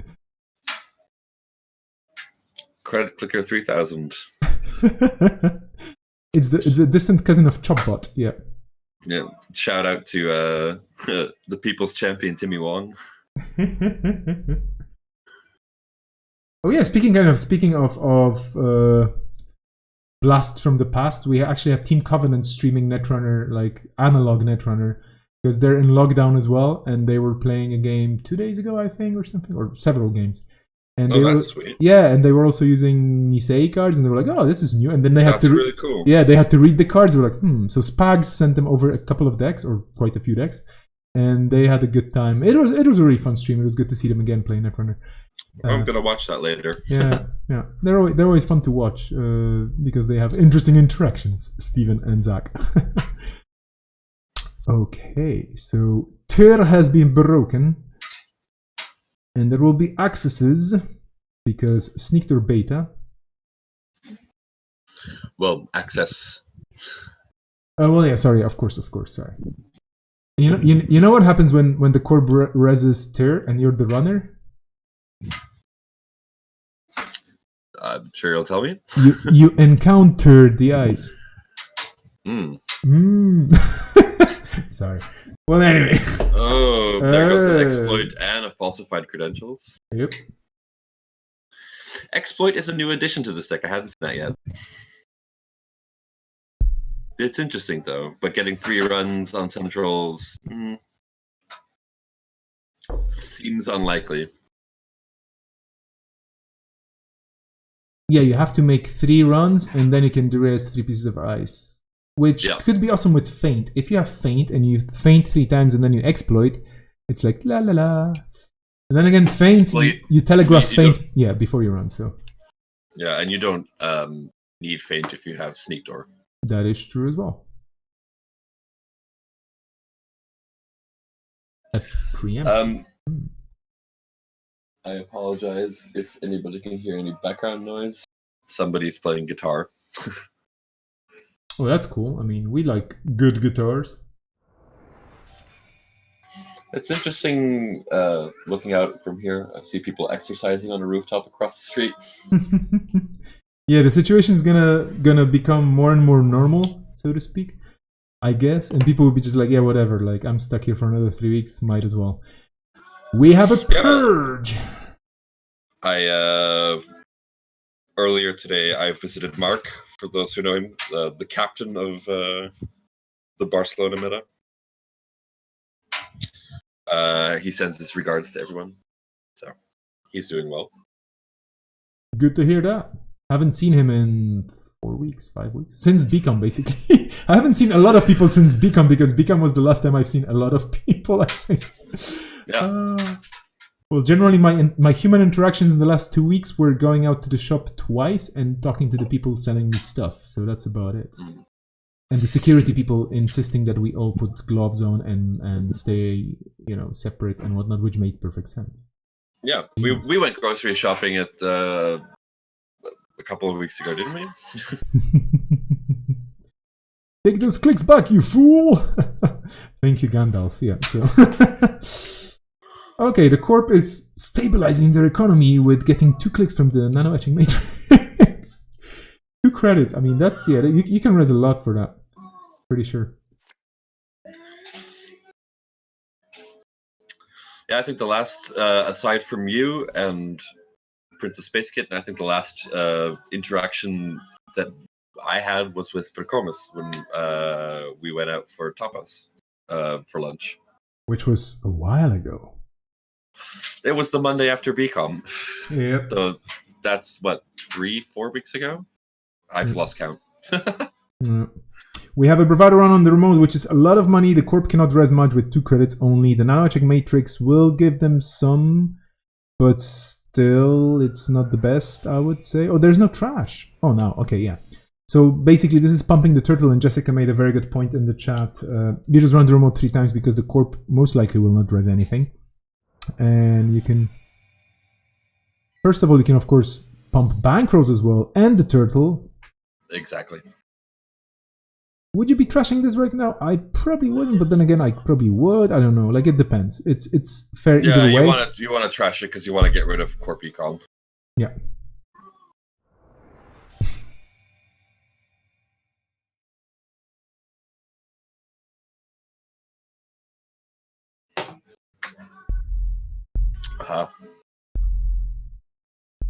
Mars' mother is outside on her terrace reading a book. Yeah, this is like I spent the morning with my coffee and just chilling in the sun because I haven't seen the sun in a while as well. If people are wondering like, oh yeah, in Barcelona it must be really cool, like it's super sunny. Actually, over the last 2 weeks, most of the days were cloudy and or even rainy. So having the sun appear today was like, whoa, yes. It's been cold, yeah. Yeah, so we're going through the spring, which is very tricky in Catalonia, and yeah. For anybody who's just joined the stream recently, I am Cluster Fox, and I'm joining the Immaculate Vesper in commentary. I haven't shaved in a week. Yeah, I'm really looking forward to getting my razor shipped to me because I'm very whiskery as well. Oh, happens. Like, I could give Terrier a run for his money right now. Ooh. Greetings to Terrier, and if anybody's within, I don't know, like backpat distance to Terrier and you have been in quarantine for a while together, please give him a backpat. It's been a while. He was at BCom, and he had shaved his beard, which was weird. Well, weird. I'm sorry. It was unexpected. Put it that way. So, resing the gatekeeper, bouncing off the gatekeeper. Yep. Hope is fairly poor, but trying to defend that econ because, well, you want to. And now we have a Harmony AR therapy hitting the table here, which is cool, especially if you have so many events and you want to just put them back. Yep, and you can immediately comment. Yep. Or, hang on, what was this? She commented into Harmony. What did she play? Oh, Deuces. Deuces into Harmony AR, yeah. Yeah. Deuces wild. It's wild, these deuces, I have to tell you. Let me have a sip of my green tea. I still love that one interaction with Damon. The character figured on Deuces Wild is Dan Dargenio, yep. 2-time world champion. Yep. Who is very well known for playing in like a tank top, like sleeveless shirts. Yep. And somebody asked Damon, why is he wearing sleeves? And Damon replied by saying, because in tournament play, you have to have your cards sleeved. I'm wondering if Dan had input on this card's art. He was like, remove the sleeves at once. Well, I mean, he is wearing a vest in this card, so yeah. kind of counts both ways because you can just take the shirt off and then you just have the vest, which is also fancy. Yeah, well, anyway. Good old times, good old times. I'm still curious what the card will be from Pinzel, by the way. For Last Worlds, it's still not made public, so I may have some information, but I'm not going to spoil it because I can't. So. Yeah, we've been playing a game on Steam called Golf with Your Friends, which is a really crazy mini golf game. And we've been playing it with Pinsel and Percomus and stuff, and it's actually a lot of fun. Anybody wants to check it out, it's really cool. It's hilarious. And if you want to play, hit us up. I'm going to take a quick bio break and be back in 60 seconds. Go for it. In the meantime, I got an update from El Zilcho, also known as Adam, from Nisei's organized play team, who has been working on organizing Worlds in Toronto very, very hard, and I hope all his hard work pays off and we actually get to play in Toronto this year. He actually prepared decks for this tournament, and he didn't register, which happens. I mean, let's be honest, in these stressful times, chaotic times, unusual times, it's totally fine just to forget about some stuff or just prioritize differently. But maybe we're going to get him in the top 4 cut to commentate on games, which would be awesome. So looking forward to that. Reminding you all that we are watching round 2, and there will be still 2 more rounds after this. And then there will be a 45-ish minute break, and we're going to run the top 4 games.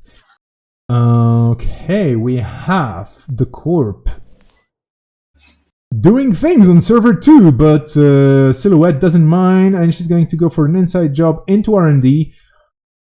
The Corp on 5 credits, so probably not much action happening there. The runner comfortably on 11, with bankrolls being just pumped and pumped and pumped. And there's a Vacheron. Oh, well, okay. Or Vacheron or Vacheron. I mean, whichever pronunciation works for you is fine. I'm going to keep saying Vacheron. Vacheron. I'm going to change my pronunciation every now and then to confuse the enemies. And yeah, the Corp is on a slight timer now. And again, if there are punitives in this deck, which we haven't seen, to be honest, then... Well, okay, with this NGO, single pump NGO, you are in a good spot to threaten the runner. They have 2 clicks, they're probably going to drop because they probably know what's going on here. They probably won't run again because it's a bit risky, you can steal another Vacheron and then get a punitive for 6 cards, and that's not nice. Right now, a double punitive is something they could potentially survive with 9 credits and 3 cards. So that's not a big problem. It all depends what the Corp's turn will be, because, for example, if click 1, the Corp actually monies up and then plays a double punitive, that could be harsh on the runner and might be game, but we don't know. First of all, the mandatory draw on the Corp side, and after the Vacheron steal, yeah, what's going to happen? There's an install in server 1, which is overwriting the... No, it's not actually. And it's not overwriting the matrix. And there's a restore, which is a very interesting card because it allows you to restore a card from your archives, and you have to remove all the other copies from the game. So one of the Bellamy's is going out of the game. Welcome back. Thank you. Oh, you can also say Vacherin, pronounced Vashri. Vashcha, excuse me. Vashcha is a Swiss cheese. There you go. So I knew it. It's a cheesy card. You just cheese it. basically, Project Vacheron is a counter tech for what's his name? That beautiful criminal card that says "cheese it" on it. I don't remember. Oh, I'm terrible with card names. It's like maybe I'm getting too old for this game. I don't remember card names. But that one that's hardware you can jack out if you trash it. Flip switch. Flip switch, thank you so much. See, there you go. 2 brains are better than 1. We have the version of Funds, which is a criminal card, go figure, in a criminal deck. Unexpected. I also see that Mark is in the chat room, so Indeed. Hi to Mark. Better lucky than good. I need that on a t-shirt. Better lucky than good. Swifty needs that on a t-shirt.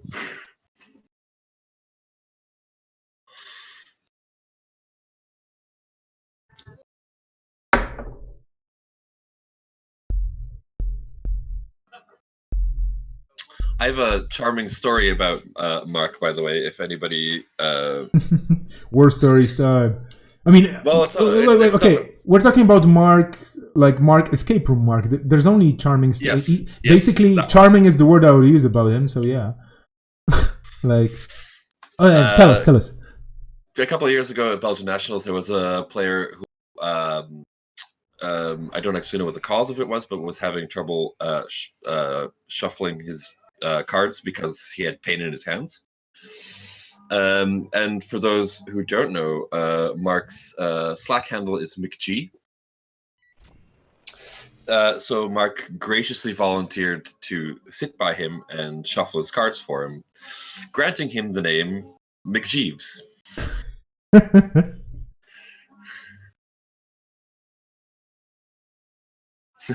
Oh, stop it.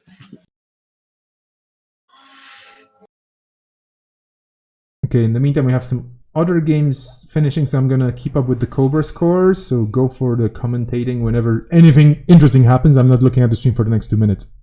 Okay, go for it. Okay, so we've got to run on the remote. We've got 5 counters on a Makua and a buttload of credits on bankrolls. Okay, that's an easy break.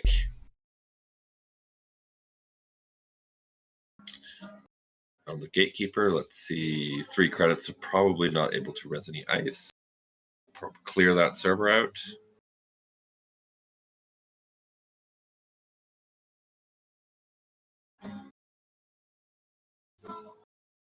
And trashing the nanotech. Oh, nanotech, nano etching matrix. I apologize.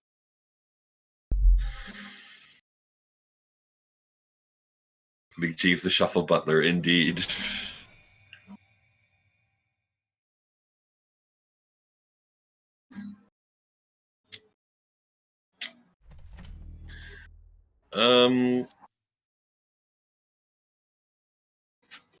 By the way, Mark, how are you doing? You're back in Manchester. Are you holding up?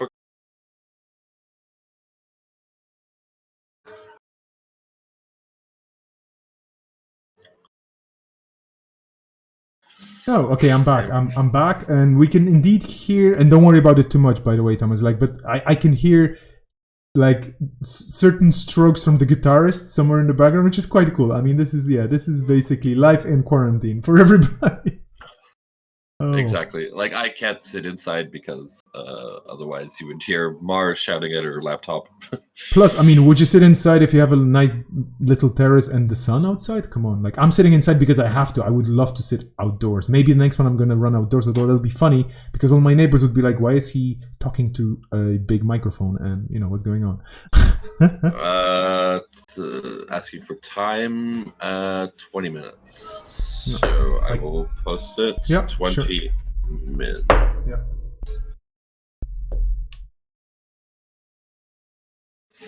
Well, that's an NGO. Yeah. Generally enough time to let that Vacheron tick down and then, yeah. Try and rip another agenda. Yeah, probably. I mean, an Ikawa is a good choice here for this deck.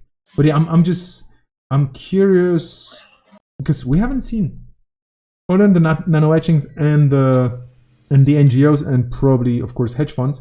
There's not that much econ here for the corp. So yeah, that's what I was saying in the previous game. Yeah. That Mason Bellamy with Byroad Ice is a way to protect your Vacherons. Yeah.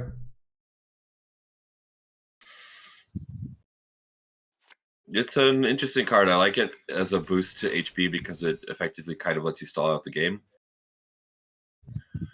Especially for tempo-based decks like Sports Metal. Yeah. Or rushy asset decks, maybe. But I felt with Downfall that the other 3 corps kind of got a lot of interesting tools, and HB was sort of left behind. Mm-hmm. Aside from Megapre, which was it's an interesting agenda, but if you combine Megapre and Vacheron, it does give HB quite a bit of tempo. Yeah, I mean, I think and to be honest, I actually haven't analyzed it, and we haven't had any big card like pack analyses online, like in video format. I don't know if you remember. You probably remember Willingdon. He used to do a lot of analysis for like decks and packs. Basically, sorry, packs being released, like data packs and big boxes. And that was awesome because he always had like this very insightful approach to every single card and kind of going through the different combos that can be put together and so on. I mean, maybe not in super detail, but it was super nicely informative, well put together, great production value. And I'm kind of missing that in a way. And I'm definitely, so this is one of the things I can totally not do. I can definitely be entertaining and talk about games and basically, you know, be the MC, but I cannot really analyze the game in depth. So challenge to everybody listening and watching, if you would like to, you know, like review, like create review videos for cards, even if they have been released like 4 or 5 or 6 months ago, just do it. We're gonna watch. Absolutely. I would love to watch because I'm not smart when it comes to card pools. Yeah, I remember. I just love the way that he always started his videos. Hey, Netrunner fans, Willingdon here. Yeah. Those really good videos. Also, Beoken, Benny, who used to do the unsuccessful or the successful demonstration videos. Sorry. Absolutely. Team Covenant. Yeah. And podcasts. I really, I don't know if everybody caught this, but my favorite podcast of all time is definitely Run Last Click. After the demise of Netrunner, they went into doing sort of a This American Life kind of choose a topic and discuss things about it, which was interesting to listen to. And when they did pack review of Uprising, of Downfall, they also talked to some of the designers like Gregory Tong, Holly, I think was on it, as well as I can't remember what her official title is, didn't he say? But unfortunately, Chris has decided to stop doing Run Last Click, so something I'm gonna miss. Yeah, well, that's the thing. Like, we do have the memories, we do have the recordings, we do have the material still out there. But yeah, it's in a way it's sad. In another way, it's just creating a gap again for people to fill in. So if you have a lot of time nowadays, or if you feel like you have more time and more energy to do new things or try something new out, and you feel like you could totally do it, just go for it. I mean, I'm pretty sure, and one of the things one of the examples I can think of, we have Kitchen Table Netrunner, which is a really cool, fun podcast, which appeared, you know, in the middle of the quiet period for media creators in a way, because people kind of stopped posting about the game or stopped creating media about the game after FFG's support ended. And suddenly we have this really cool podcast appearing, and we have, you know, a couple talking about their Kitchen Table Netrunner adventures and what they think about the game and how things are going and so on and so forth, and many different things in a very fun, informal, nice format. And it's great. Like, if you haven't heard Kitchen Table Netrunner, definitely give them a listen. They're on Podbean, I think, and you can find them in different places, of course.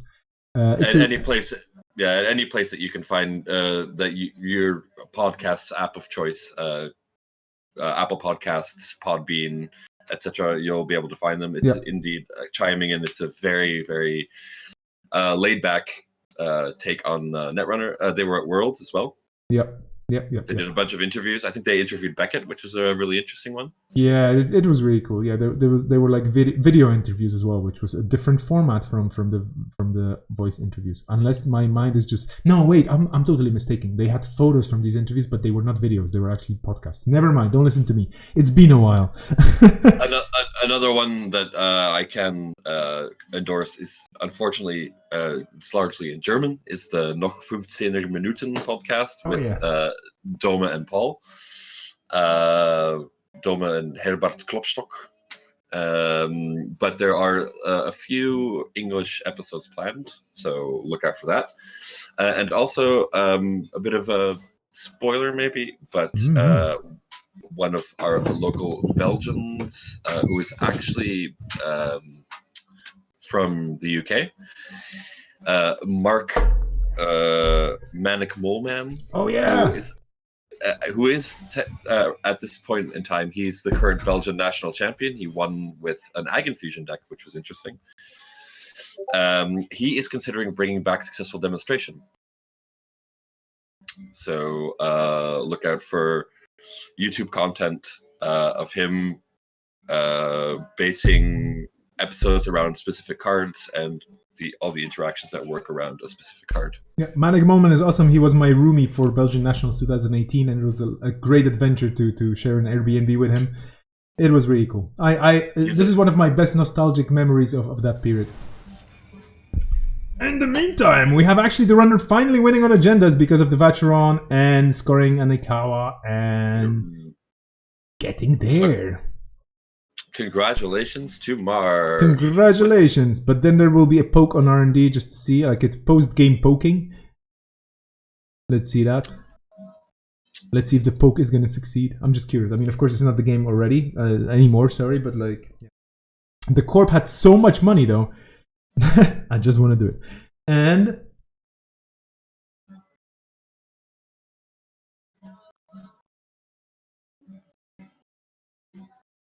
And will we ever learn if there was an agenda on top?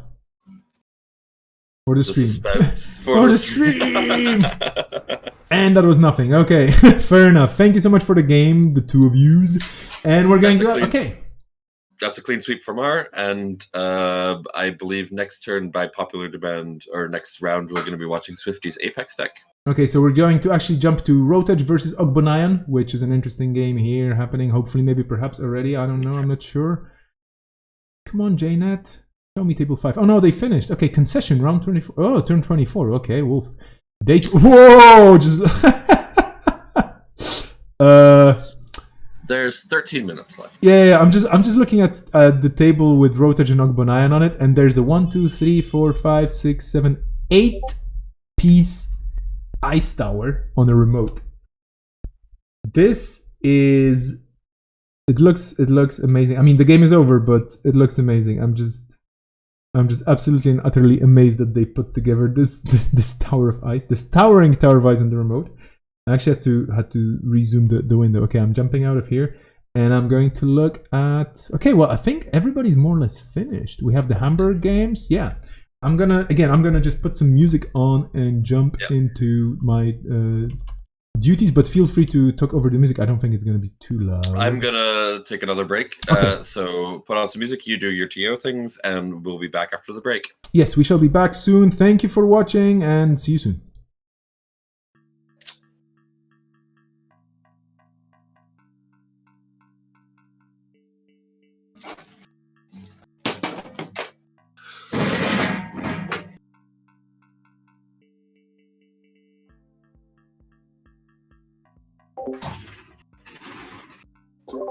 Sweet, well done, baby.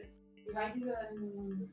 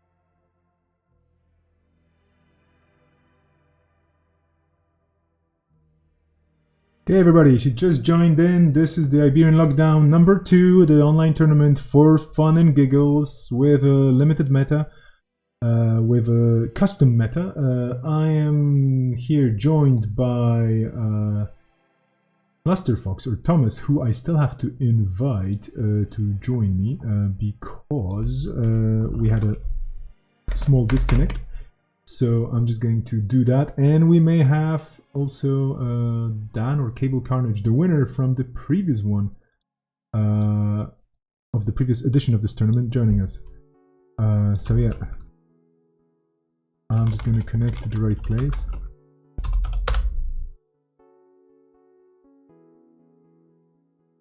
And we're going to be starting to turn the round, excusez-moi, any second now. I'm just going to connect to the right place so that people join me when they can. We have the tables preparing. I should, of course, change the stream so that you can see what's going on.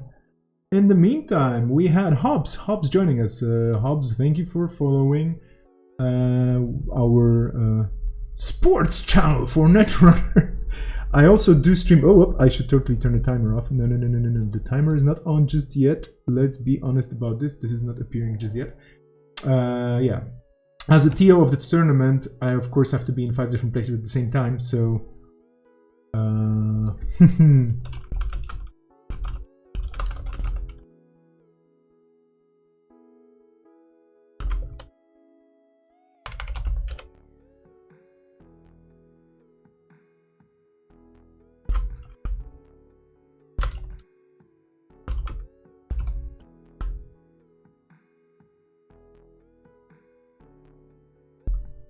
People getting ready on the tables. We've had a very interesting meta. I should say. I keep changing the pronunciation, and as an ex-teacher, I actually shouldn't, right? I should be totally sticking to one pronunciation. So I'm gonna say meta.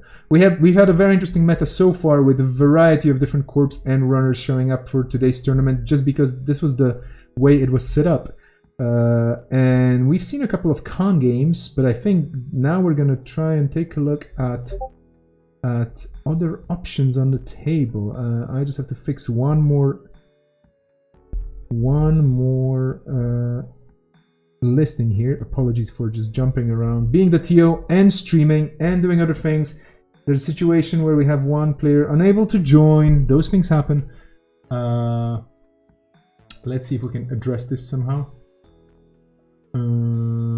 Okay.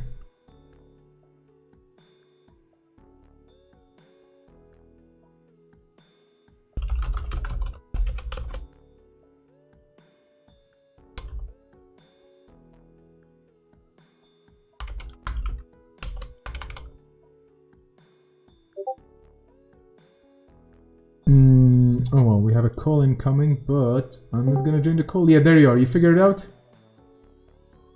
Hello? Hello, sorry. Hello. I didn't realize. No worries. We're gonna have Dan joining us, Cable Carnage as well. He just has to reboot his computer, but yeah. We're running into small technical issues in one of the tables, so that's why we're not starting just yet. No worries. I didn't realize that it had disconnected. I was talking to myself for like 10 minutes. Yeah. That's the best part of it, huh? Actually, let me check if we're both on audio. Yeah, we are. Okay, cool, perfect. Everybody can hear everybody, so that's cool. We're gonna kick off the round. Everybody. Yeah. I'm kicking the round off. Channel, please, or stream, please tell me who do you want to see. Oh, we were supposed to go somewhere, right? Yeah, we had a plan. What is the plan? We're going to see Apex? Yes, table Swifty. 7, I believe. Table 6, I believe, or whatever. We have, yeah, okay. 6? Yeah, well, it's Building a table Better 6. World versus Alice Merchant. I think I've seen this Alice before. Table 6. There we go. Yeah, we have Swifty in the left corner, or in the corp corner, and we have Odo in the runner corner. Do they even have corners? I don't know. I mean, it's played on a table, so there are technically 4 corners, right? But they actually play on the side. Do you know where he's from? Or they are from? Odo is a Polish player, for sure. Ah, okay. One of the top Polish players, usually finishing big tournaments in like the upper half for sure. Sometimes in top 16, sometimes in top 8, sometimes in top 2. So yeah, one of the power players, so to speak, in the Polish meta, I would say. I see. So do you know Silverin as well? We've met. The thing is, me being Polish and never having actually played Netrunner in Poland ever, I just know the people that I met in the different meta settings in different places. So like Worlds or Euros, yeah. But I never played a single game of Netrunner in Poland, to be honest. Like in the country, never happened.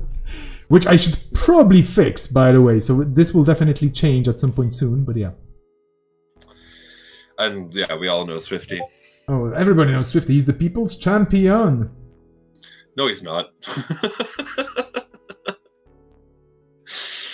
Oh, it was so rude. When I played against him at BCom, he kept staying at like 4 credits just to make Beth do nothing.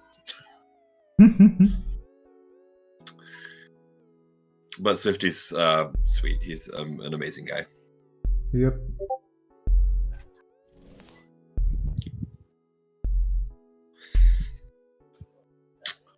Okay, so BABW.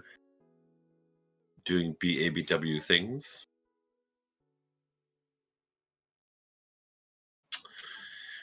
I remember there was a meta where building a better world was so overpowered. Just all the transactions and mid-season replacements.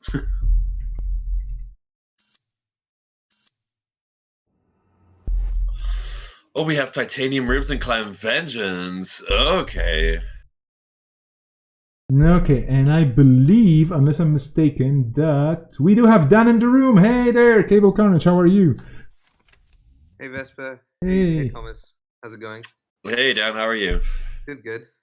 And I'm going to be this terrible person right now who's going to leave you to it. You can talk about anything you want. I'm just going to jump out and heat up some hot chocolate. How about that? Great. Okay, so see you in a sec, both of you. And I'm just jumping out. Yeah. Dan and I know each other. We go way back. It's fine. All good. Right. Sorry, I have too many screens happening at once. Okay, so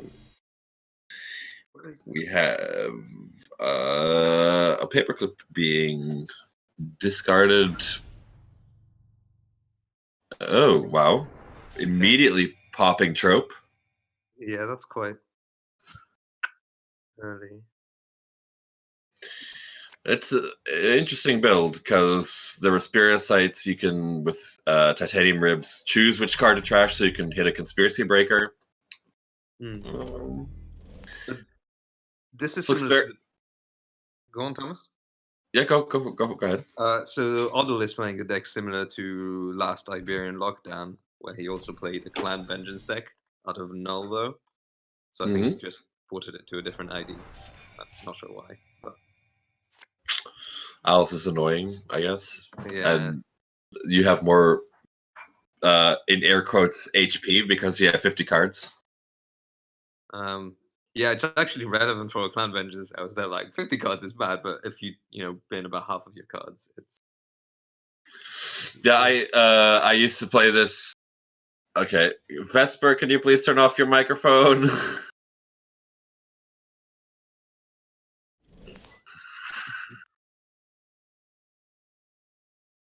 Oh, okay. Sorry. Yeah, I before Zero was released, I played a version of this as well, but I played it out of Val. Also 50 cards. It was just the value of the one bad pub. Yeah. Well, yeah, I don't know how many. I didn't check exactly how many points various IDs, but I assume Val is worth a lot of points, while Alice is worth a lot less. So That's probably true. Yeah. And I assume Swifty's playing some kind of punitive deck, which that's what makes sense. Make a shit ton of money, and yeah, you don't have hard-hitting news in this meta, so you can't use exactly. Yeah. It could also be things like I wasn't really paying attention to what ice that he threw on top of his remote, but it could be like border controls and data ravens, maybe. I haven't paid much attention. I think Surveyor is also banned. I'm not sure though. I haven't checked. What is banned? I don't know. I thought Surveyor was banned, but there's a Surveyor that just appeared, so Surveyor is still legal in this format now. Absolutely, yeah. Okay, that makes sense. I am also looking probably that he's playing Hacktivist to overwrite the Death and Taxes. Yeah. Absolutely. I mean, Uh, it makes a lot of sense in Alice because then you actually you can squeeze quite a lot of HQ's land size. Yeah. Turntable is an interesting choice, but I understand it. It's cheap. Yeah. Ma could have been something if you're going for more like random trashing, but Yeah, I think I assume the idea for turntable is in case the corp. So if what the runner can do is just pop Clan Vengeance and the corp tries to score the high value agendas, and yeah, then the runner just pops Clan Vengeance, runs archives, and finds, I don't know, like at one point a hostile or something and trades it for an SSL or something like that. exactly, yeah. Right. Uh, This I might be. used I when everybody was playing like the Clan Vengeance Zero Val, I had a different take on the deck. I remember I made the top 8 at Stockport regionals, Mm-hmm. and somebody from I think it was from Liverpool walked up and just like shouted across the table, "Why are you playing Tech Traders in Val?" It's like, well, let me demonstrate this for you. I will. Was things like with Officer Frank. Okay. Trash 2 cards, I will gain credits. I'll trash Clan Vengeance, gain credits. It's like, so you've managed to make the most disgusting card in Netrunner even more disgusting. Yep. Ooh, this is painful. This is so I'm just looking at the remote. It's double border control, one surveyor. Can border control it, I suppose. Yeah. But that gives them an extra Clan Vengeance counter as well. Yeah.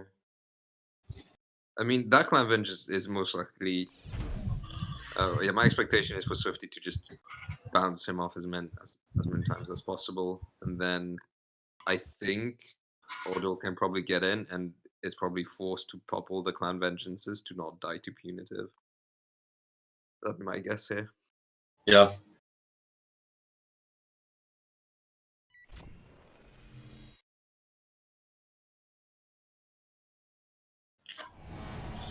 Oof.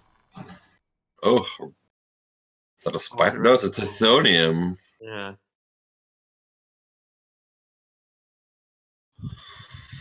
Well, Swifty has enough money, Yeah, he so. does.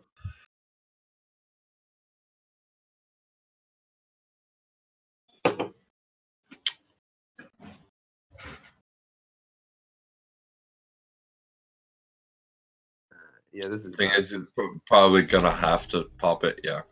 Yeah. So Odell doesn't have enough money to go in again unless he has another stim hack. Which is entirely. It depends how many.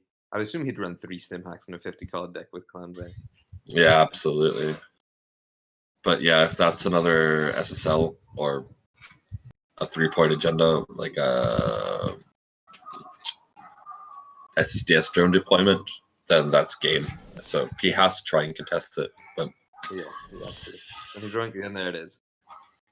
And he does have the money to get in. nice. And then he probably pops just one Clan Vengeance and just. The clutch stim hack. Yeah, the clutch stim hack.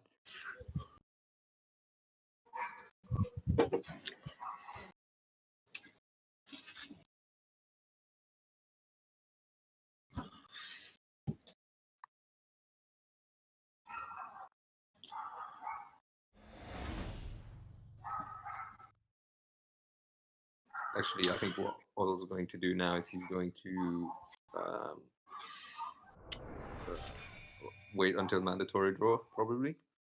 Yeah, and then pop the 4. 4 and a 2, I think. Maybe. I mean, a single punitive is death here.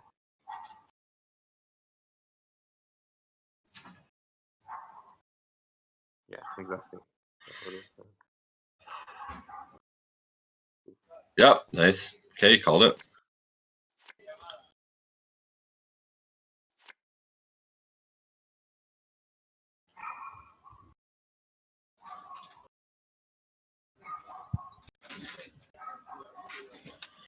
He could pop the last one, but not sure if it's worth it.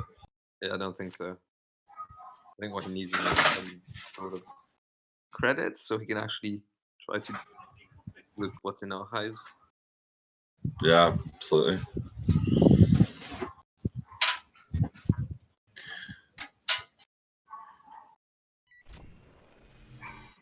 I think he's just going for it.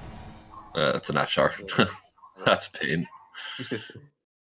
That's a nice little, well, 4 credits with the bad pub, so 4 credits before you can come. That's it. Yes, yeah. Yeah.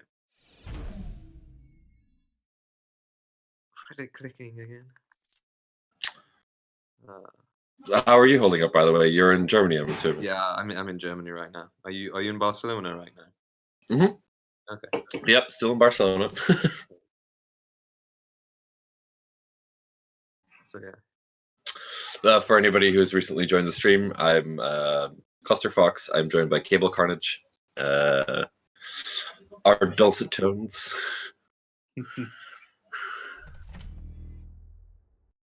Swifty's just bunkering up. Yeah. He has enough money, so. Yeah. And I think that archives ice probably means that there is something in archives.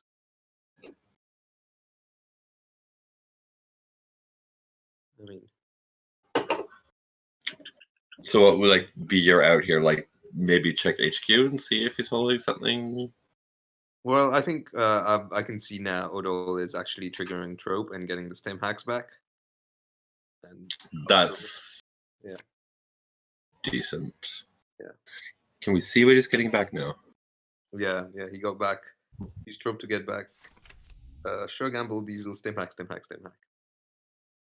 Makes sense. Yeah.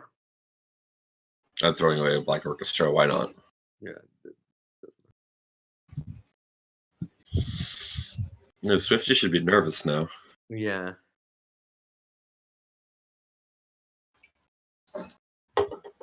Popping it, so I'm assuming he's got one.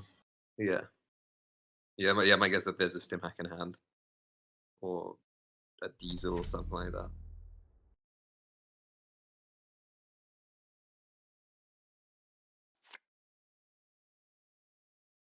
Yeah, and I think that's exactly what Swifty is trying to do. He's trying to draw beyond. Essentially, cards are not safe in HQ, but they're safe in.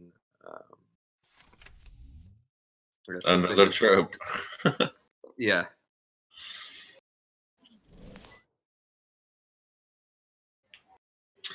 Oh, trope doesn't remove itself from the game. I didn't realize that. No, I think he had another trope. I think this deck probably plays 3. Yeah. Okay. This is the only. Oh, it does remove itself from the game. Sorry, yeah. Yeah. There we go. Probably our hives here. Roll them bones. Roll. If it's the border control, I'm gonna laugh. Yeah, that'd be hilarious. No, it's not.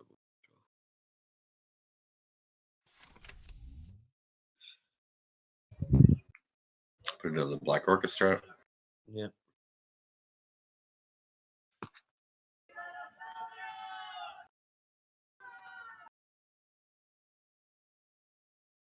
Again, sorry for any background noise. I'm outside on the terrace. It's really warm in Barcelona today. Also, Princess Space Kitten is also playing in this tournament, and she's sitting inside, so it would clash the comms. Yeah. And there was lots of agendas there. So, all right, we have first win for Odol, and I hope Vesper's paying attention so he can swap the stream to the flip side of this match. And I'm really interested to see this Apex deck. I'm really interested as well. There was an Apex at Hamburg Store Championship which I played earlier. That was good. There was actually a very varied runner meta. I think it was something like 12 players, and it was 4 Anarchs, 3 Crim, 3 Shaper, 1 Adam, 1 Apex. So really nice. Yeah. Oh, you're. Do you live in Hamburg? I don't live in Hamburg. I live in Münster.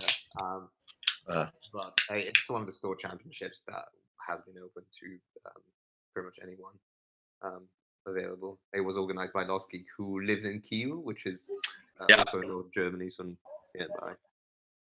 well, Hamburg, Kiel aren't that far apart, so that's understandable. I miss one of the Hamburg players who I don't think plays anymore. I don't know if you've ever met Marcellus. I've heard of him, I think. At Worlds last year, he actually on stream managed to slow roll a government takeover. Oh my god. He's really well known for playing aggressive Wayland decks. Mm-hmm.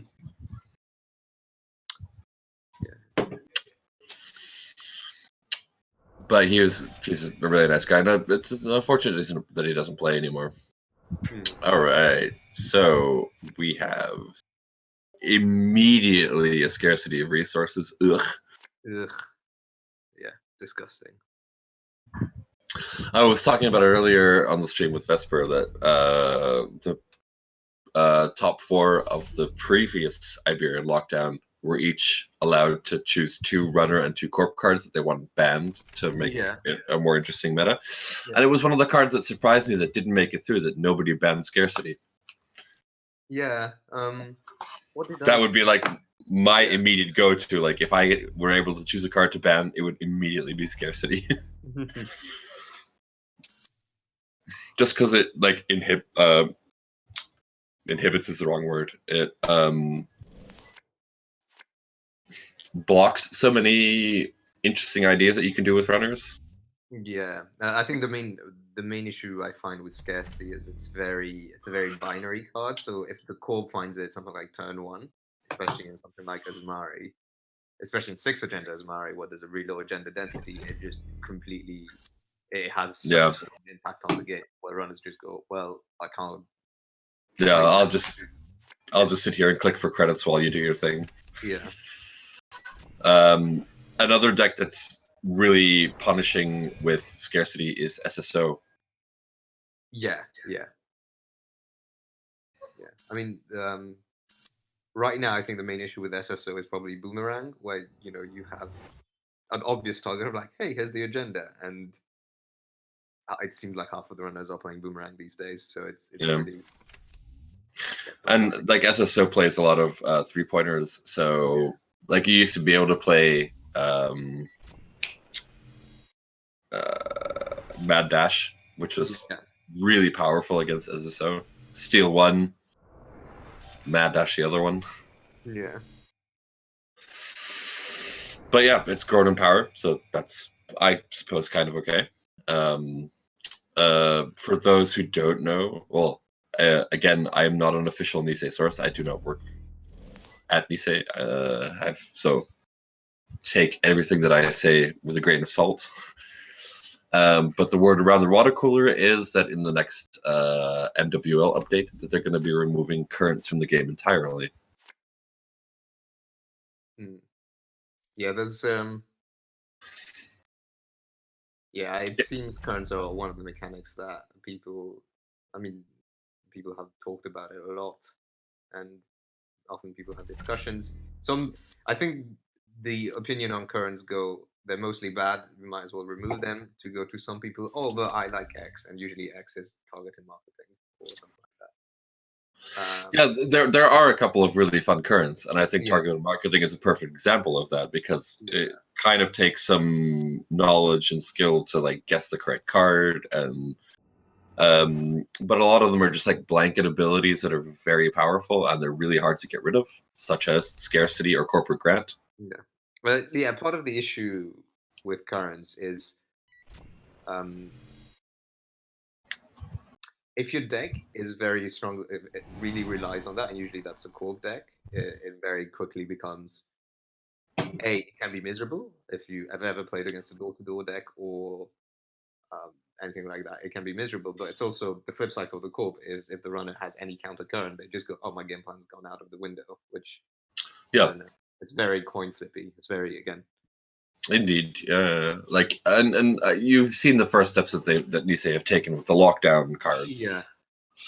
cards, which I think are very interesting. Like you have like a single use or a one turn use of Caprice Nisei, or the N one, the Synchro routing is very powerful if you can play it at the right time. And I do like that direction more, that like you have a constant ability but only for one turn. Yeah. I think that I like the idea behind lockdown. I think they're less. Again, as I said, they're less of a very powerful turn one, game changing. They're more of a single turn power card. I think so far at the moment, I haven't seen some highly competitive decks using any lockdowns. I think they're hard to slot in right now. But yeah, I mean, part of the issue if you're playing like a Glacier Polana deck, then I can't remember what it's called, but the Shinteki one is pretty strong. Yeah, I agree. Or things like if you're playing a sort of acid spammy CTM kind of deck, then the NBN one is pretty good if you can play it at the right time. They all kind of have their value. They're not top tier, but I think that's a good thing. It kind of like balances it out. What I'm interested in is what they're going to do with New Angeles Sol. I mean, my assumption, I don't know. If you do ban currents, and then you can still probably keep New Angeles Sol and use Hound as cards, but then essentially, hey, would you like to play Flying 45-15 ID, which like errata them to work with lockdowns or something. But I'm not sure it works that well with lockdowns, because, for example, like in my mind, lockdowns seem to be designed to generate scoring windows, and Soul essentially triggers after you scored an agenda, after the round has stolen an agenda. So. And one of my favorite decks that I've been playing recently, it's not a top tier competitive deck or anything, but it's a lot of fun to play. It's a New Angeles Soul deck with 3 copies of Kill Switch. And that's all your influence gone. Yeah, absolutely. But it's just a lot of fun because it plays Amani and stuff, so it's a lot of traces and just taxing you out. And every time that an agenda is scored or stolen, do a brain damage, and you can keep throwing the Kill Switch back. Yeah. And the dream combo is scoring a re-education. Oh, yeah. So because you decide the order of the trigger, right? Yeah. So you do the re-education to put them down to 0 hand size, and then trigger Kill Switch for the brain damage to finish them off. Yeah. It very rarely happens. It's like Happy Christmas Land when it does. Yeah. But it's a fun deck. But anyway, just to quickly get back to the game at hand, some people might have realized that Aesop's pawn shop is not a virtual resource. So it's been flipped over by a simulator. Exactly. Wow. Sometimes, because I really love Apex. I like playing Apex, and I like putting together Apex decks. Mm-hmm. And one of the things that I was just like, oh, please, like, could you ban this card for everybody else except for Apex? Crowdfunding was so good. Oh, yeah. It didn't make Apex strong, but it was a boost to him because it's a virtual resource. Yeah. And we have a reboot. Yeah. Okay. That's interesting. And Heartbeat. So one of the things that this deck is very good against is damage dealing decks, like 1,000 Custom Techie decks. Yeah. Because it's Heartbeat and all the face down cards, you can basically survive anything. Earlier today, Alex from Cologne, Pumego Online, she also played, and she plays Apex a lot. She was playing against Argus and got tagged, as you do against Argus, and managed to tank a 16 damage 5/5 target and survived. That's how Apex rolls. And yeah, absolutely. Thank you for that shout out to Pumego. She is, in my opinion, the world leading expert on Apex. Mm. At the last Irigio, she played Apex. It was a wild deck with like Yute and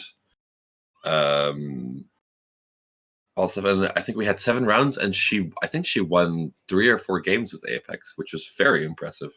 Yeah, she really likes Apex, and yeah, she played a very different. I mean, here, the deck Swifty is playing with there's a quite recent combo, which is Assimilated Boomerang, which has the same ruling as Assimilator and Cyber Cipher. So essentially, you can flip over a boomerang, and then you can use it on any server. That's really amazing. Like having a Cyber Cipher that can just run anywhere is already like very like incredible value, but having a boomerang that you can run anywhere, that's pretty good. Yeah. I hadn't considered that. That's amazing. Yeah. It has actually been used this game as well. They talked about it in the chat. Pretty funny. So this Seder Server 1 reminds me of I'm sure that you know who Jono is. He's a British player, I think. Yeah, yes, he does the Neo Reading Grid, the Dead Channel podcast, and Okay. he's the creator of Cobra. Mm-hmm. And there's this amazing picture of Rodage, David Saya, who was playing Diaper against him, and Jono has like 8 ice on R&D. It's like when you're playing Diaper, but I already knew what your plan was. Yes. Okay. This is GG now. All right. Okay, so that's a sweep for Odal. Yep. Poor Swifty. Hmm. Well, he needs to be taught some lessons. Fine. I'm assuming Vesper is still listening in. Yes. So... I'm totally jumping in. Yeah, this was a really cool game, and I was really like, whoa, what's going on with the boomerang? But yeah, that's a cool interaction. That's really interesting. Yeah. So we have 35 minutes left, or 36 minutes left. We can jump into another game. Pick a table, any table. I don't know. I don't mind.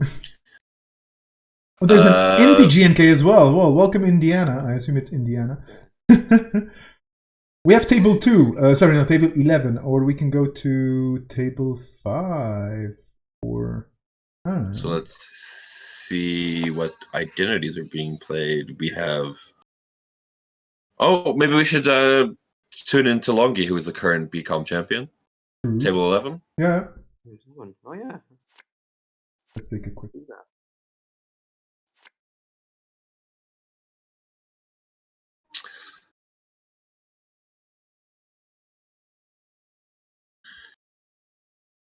Longi on another Building a Better World.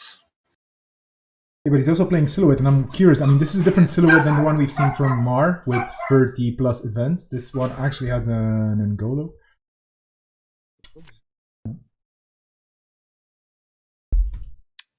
Yep.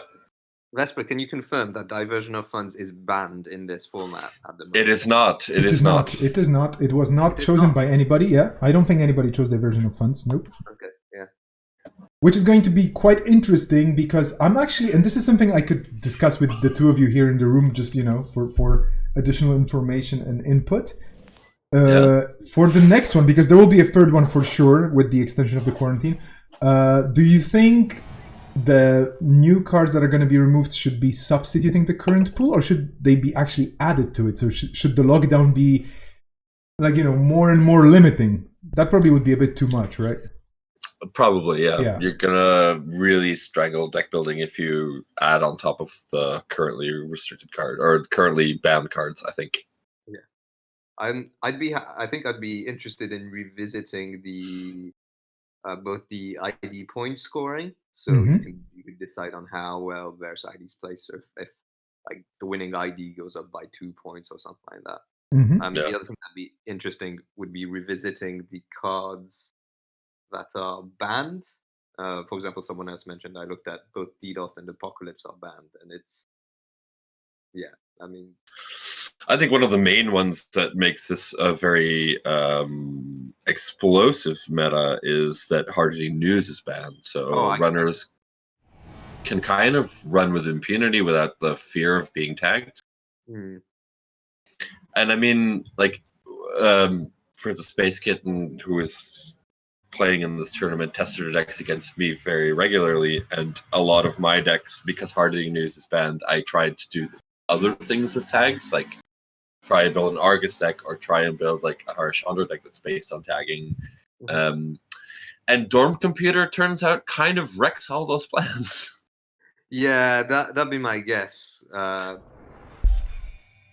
not sure about. I'm thinking because we talked about lockdowns, and if you don't have hard hitting, you certainly, if you play any kind of asset NBN deck, you can just with Jeeves, you could just go like, I install 3 new remotes and sync rerouting, and then that could be powerful. But if Dome Compute is actually a legit choice here, yeah, it just completely wrecks all that. Yeah, anything to do with tags, Dorm Computer completely wrecks. Yeah. All right, I'm gonna take a quick bio break. I'll let you guys continue, and I'll be back in a couple minutes. Fair enough. Take it easy then. So for the Hamburg Store Championship, by the way, was the meta made local, like completely local, or? No, the meta was actually pretty varied. There were a few German players. There were a couple of Hungarian players. There was Sperkomis and Tortbebe. Okay. And Longi was there actually earlier, but he dropped out quite early because he wanted to play Iberian Lockdown.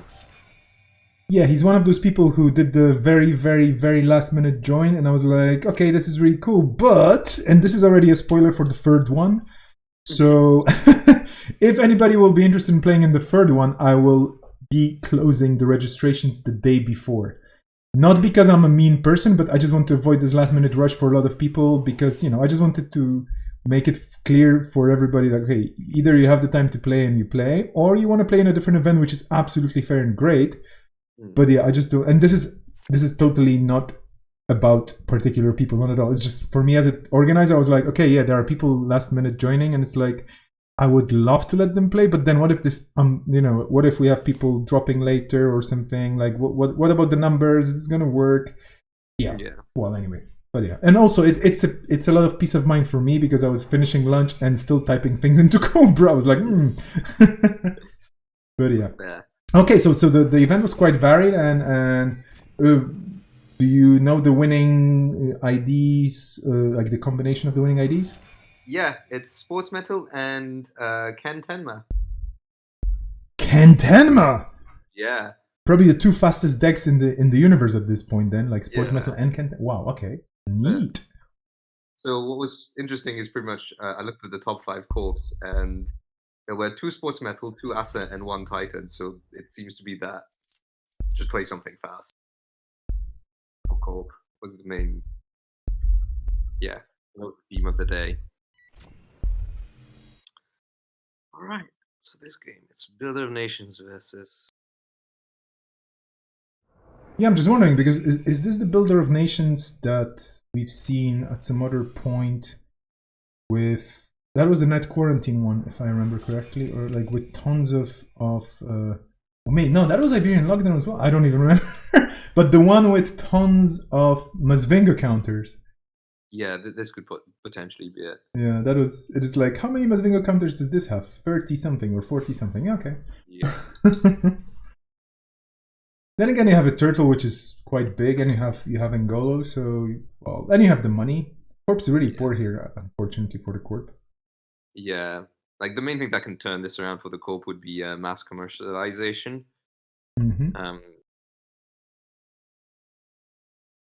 Wait, I think I muted Thomas. Oh, sorry. Welcome back, Thomas. Now I just muted you because background noises that you don't control would be getting onto the stream. Sorry, but you're back. You're back. Yes. I'm sorry. Is it annoying? Any background noise here? No. Like, we're totally fine when you're speaking. It's just when you're not speaking, the microphone picks up a lot of stuff that it can. Because this is acoustics basically, and that's why also, like, when you were telling me to mute my microphone, it made perfect sense to do so. Because even if I do things 5 meters away from the microphone, it's going to pick things up. Technicalities. I turned it off while I was away, but Okay, sorry. Well, sorry. Just next time, just shout at me using smoke signals or something. By the way, just for the people in the streams chat, I absolutely love Longy as a person. Like I said, this is not about particular people. It's about me as an organizer, making my own life easier and just closing the registration off the day before the tournament and not an hour before the tournament, because it's not fair for the people who also just are like, should I play this? I don't know. I'm gonna decide later on. And it's like, and then I have to make decisions on the spot, which is kind of silly.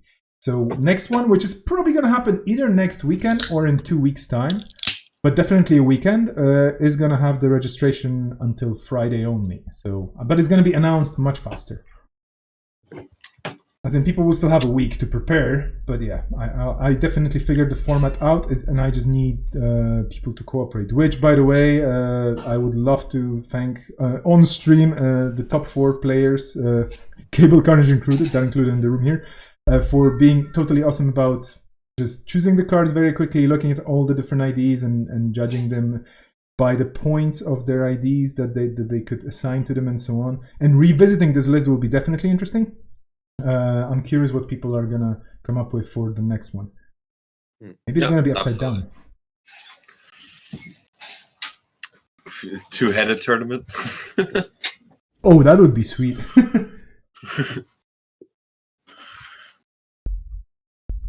Don't know how you would realistically be able to do that on Jinteki though. Well, could be done. Here comes the City Works with a dedication ceremony. This was perfect. Was this? That is super rude. No, but was this you, Thomas, or was it Mar? Who was this? Somebody in the street? Sorry, what? The noise came from your side, right? The horn. Oh yeah, that's probably here somewhere on the rooftop. Okay. It was very timely. Like Cityworks project, dedication ceremony. What? Yeah, that makes perfect sense. There we go. Yeah, that's coming from here somewhere. I'm wearing a headset, so I can't really hear it. But yeah, no worries. It's still happening. Yeah. We have the Corp comfortably in the lead with 5 points, but only for credits, so the runner still stands a chance, I would say. Yeah. Longy has to be careful about how many cards he has in hand. Yep. Because Cityworks is a bit of a pain here. Yeah. And I'm just looking at the heap just to make sure that, yeah, there's only one diversion of funds played so far. There wasn't on the lamb, but that doesn't, well, that could help with punitives. Punitives. Yeah. Ah, there it is, another diversion. Yeah.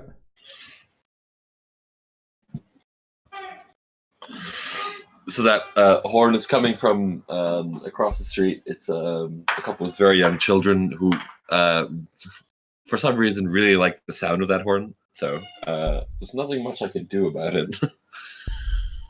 If it's annoying, I'll log off until they're done. Yeah, I mean, no worries. It's well, okay. It's quite entertaining. It basically reminds me of a certain set of bells at the German nationals. You know. Ding, ding. Hang on. Oh no, he's gonna do it. So for those who are not aware of the meme, we were playing in the Nuremberg board game museum, and the board game museum had also an active and a very lovely board gamer group, loads of people there, and they were attending the event right after the nationals, the first day of nationals. Oh, that was actually the finals, sorry. So yeah, this was the second day of the nationals already. Or was it everything happening in one day? I don't even remember anymore. Apologies for my terrible memory. The thing is, the final games of the day, evening, we have a group of board gamers, you know, setting up, making sure that they can play their favorite games, one of which included bells to basically ring every time you performed a certain action in the game, you had to ring this, and you had people playing in the final games. and this was basically happening every 10 to 15 seconds or even more often. It was quite challenging. I probably wouldn't be able to play in those conditions just because, or maybe I would be able to tune out, but it was funny. Yep. This is what happens with people under lockdown for 2 weeks, you know?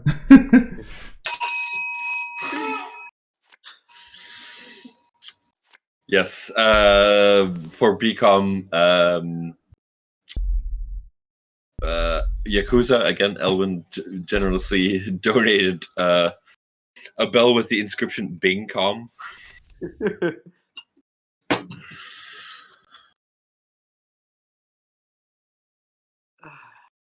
All right. Okay. Okay, let's get back to the game because we got very nostalgic and very, we started talking about times when we could actually go out and do things together. Ha ha! Well, anyway, this aside, the Corp, I don't know, like, it's kind of, I think the game is on the runner side right now, to be honest.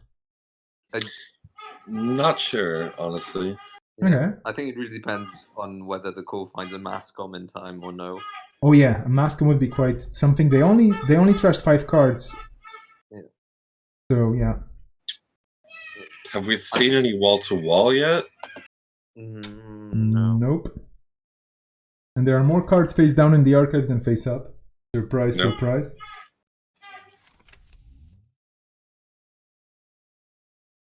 So Vesper, what? Yeah, sorry, go on. No, never mind. I didn't say anything. Continue. Okay, sorry. Danny, you were saying something. yeah, I wonder if Longy should be a bit more aggressive here while the corp is low on credits and just getting the accesses in and finding the agendas. Forcing some ice reses potentially. Oh, wall-to-wall is banned. That's true. I'm sorry. No worries. That's okay. Wall-to-wall was banned for this indeed. There comes a bravado. Well, you mentioned it that he should be more aggressive, and there we go. Yeah. Oh, but it's archives. Okay, well that's a decent poke, I guess. Yeah. I mean, it's essentially free with the Batpub and the Yamakua on 7 counters. Yep. It's a bit risky because there could easily be a Cyberdex in the deck. Oof. There's a government takeover! Oof! Oh, shit. Ooh. Indeed. I think now we should have gotten the horn, like the moment this was scored, like, oh, there we go. Yeah, there we go. Yes. A bit too late, but it still counts. Oh, jeez. And now imagine 3 more weeks of this. Yeah, we're not going insane. Not at all.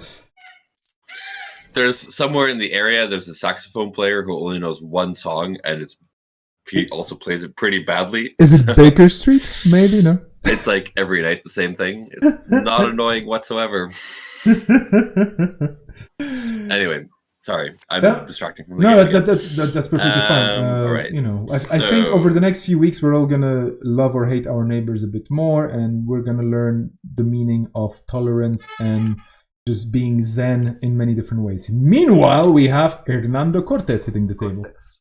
Ooh, I love Hernando. This is nice. Yeah, well. So what's in the bin?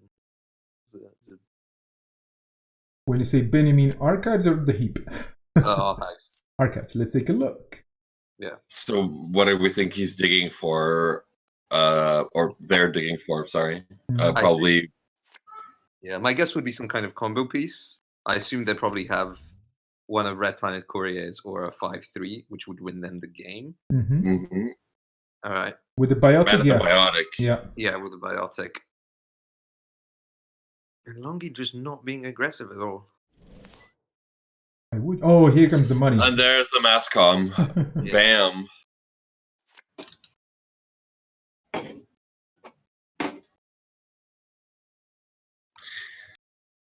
I think really 12 credits, that's pretty good.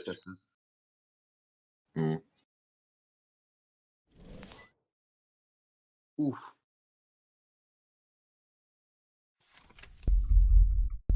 Ooh. Ooh. Interesting. Sneak door. Yeah.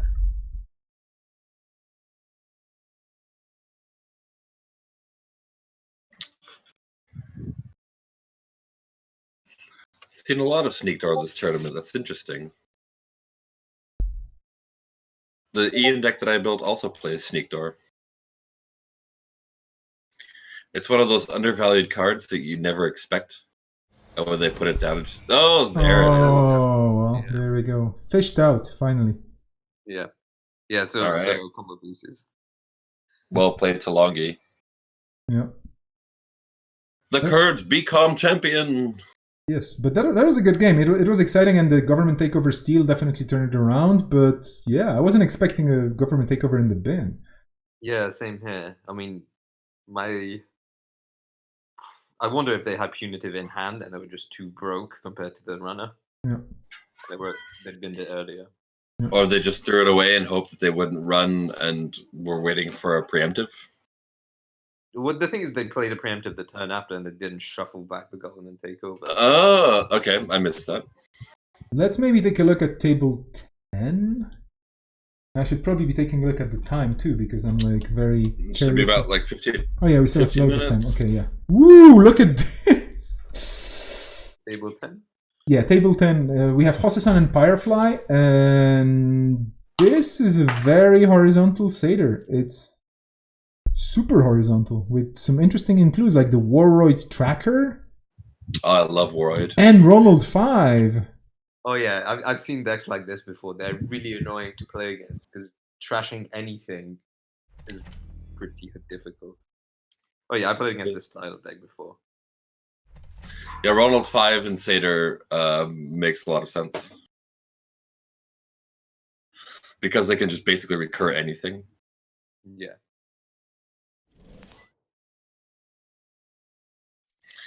And the Warrior Tracker is, I don't know, Temple?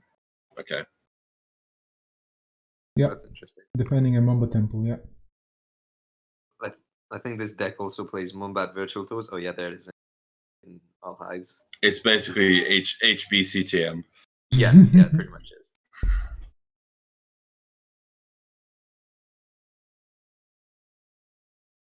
The stealth. And that's an MCA popped.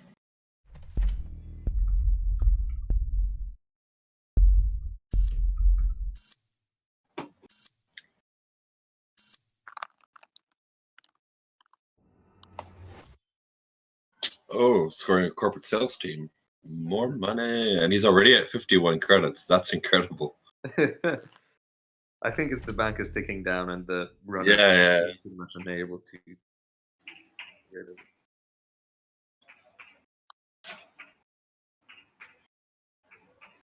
Oh, yeah, you're right. This is CTM in HB.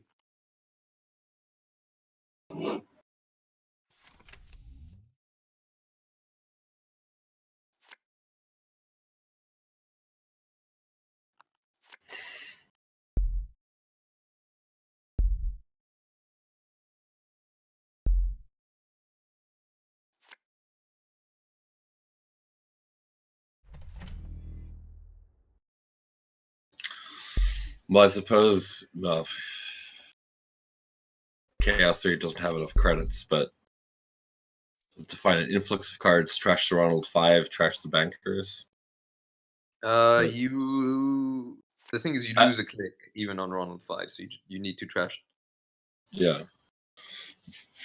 The main thing is you can't really let the recursion happen because then they just bring back the MCA austerity policy. That's true. And also, he's at 66 credits, or they're at 66 credits. So, like, it doesn't really matter at this point. I think your main game plan is to just try and get some sick rips off R&D. Yeah. You can't contest the board state at this point anymore, so it doesn't really matter. No. Oh, there it is. Ooh. Bringing in a Maker's Eye.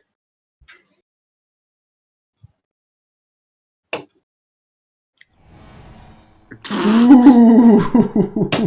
I mean, you have 61 credits and you res a tur, and that's the sum of credits you have after resing the tur. Yeah. Wow. Indeed. This deck, yeah. Sorry, go on. I was about to say, it's just that Maker's Eye said, oh, it would suck if the co-preses are here. Oh, wow. This was brutal. Okay, oof. Still have some extra tables to watch. Gonna quickly check the time. We have a little under 15 minutes. Yeah, we have SSO versus Ian Sterling, and there's 5 people spectating. This must be interesting. Let's take a look. Right. What table is this? Table 1. Oh, yeah, I think the game just started. Yeah, this is perfect. Take it away. What table is it? Table 1? No, it's Frost versus Oneiromancer. I don't remember the number, sorry. It's table Okay. 1. Oh, table. Oneiromancer is Canadian. It's Josh from Awesome. Canada. I don't know who Frost is. Whoever Frost is, they're cool. That's it, you know. I mean, you're playing Ian Sterling. Your username is Frost. You have to be cool. And your avatar is Kenny from South Park.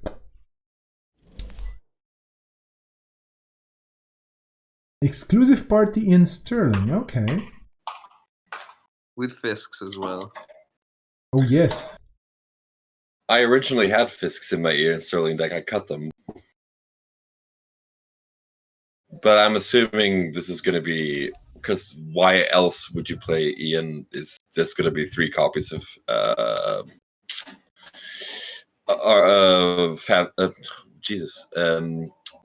film critic in this. Yeah, probably. I wonder if they actually... It's either film critic or they might be on labor rights and trying to milk. Labor rights is banned. Oh, labor rights is banned. It is. Yeah, one of the interesting things I did with the top 4, and you were a part of it, but I did not let anybody compare notes. So I just said everybody does this thing separately, and then we'll see. And if there's doubles, you know, if things double up, like if 2 people choose the same card to ban, then that's gonna be it. It's not gonna get double banned, but yeah. And it was interesting to see the suggestions. It is really cool. They just got the drip going with the data foldings. That's something that I try to do, but like with Rizekis and Underworld Contacts. But yeah, Rizekis are banned in this format, and Underworld Contacts are rotated. So the way I solved it in Ian is by putting in 3 copies of Rogue Trading and Citadel Sanctuary.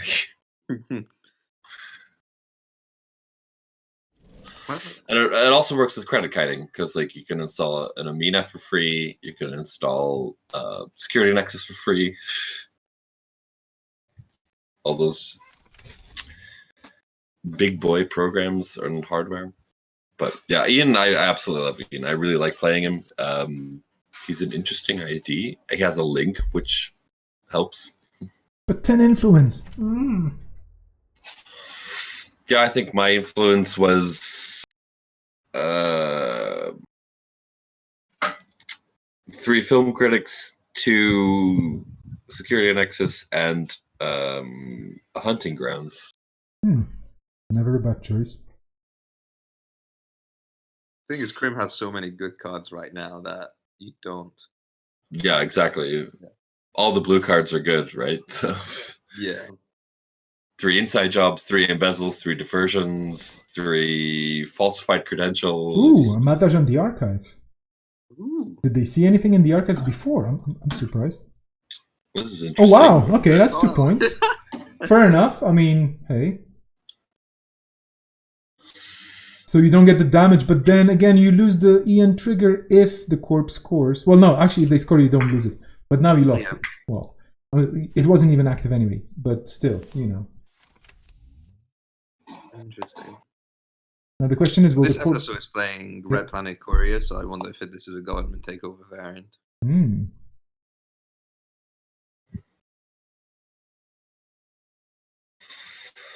Yeah, I love how it all kind of synergizes between SSO, the CityWorks project, and then the Red Planet Couriers. It just makes so much sense. Very nice little engine. Yeah.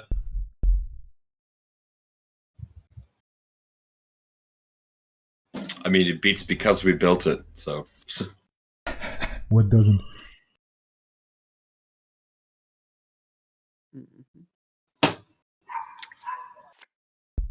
Oh, sorry, I missed a cue with Mad Dash.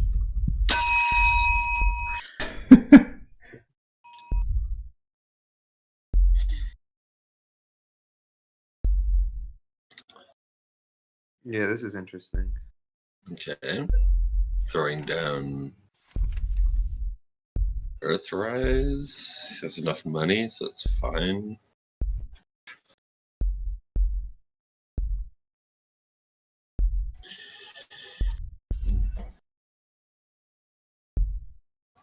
Okay.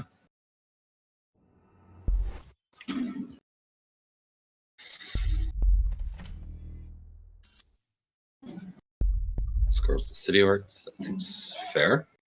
Yeah.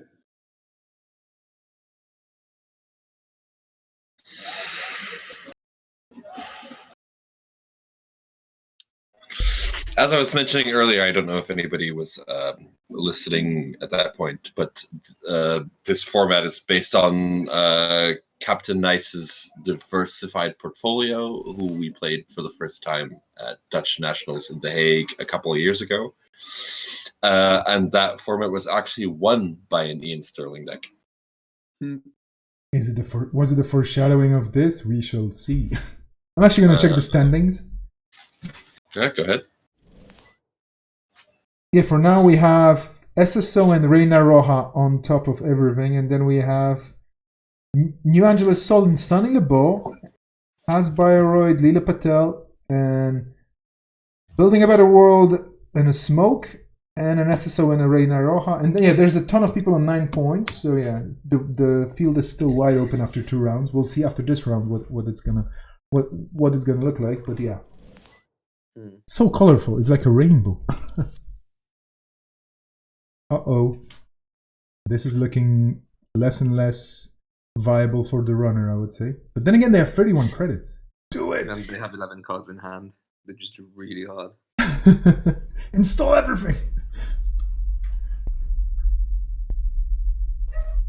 I mean, the runner is literally the decoder away from being able to put a lot of pressure. Yeah. Question is, where's the Amina, if it's an Amina? Or It could be on Angolo. that is very true. They do also have freedom through equality. That's nice. Oh no, they can't be on Angolo. They have Mad Dash. Ah, fair enough. Indeed. Nice catch.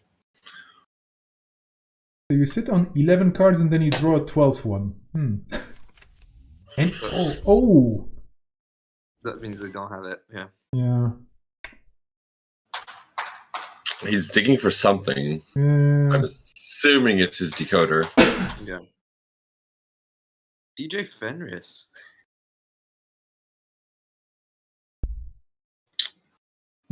For Haley, maybe?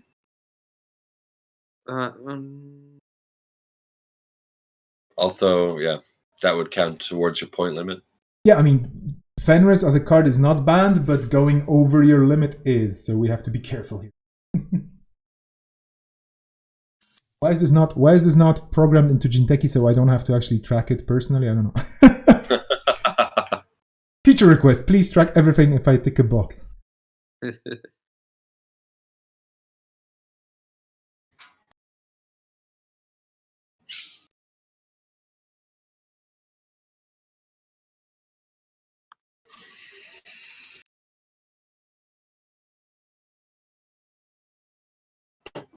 Interesting. I wonder if the Corp now is thinking, do I actually want to score this? Oh, they do.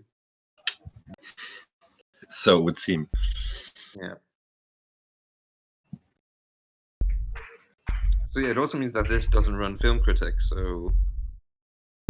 Yeah, that's something that surprised me, honestly.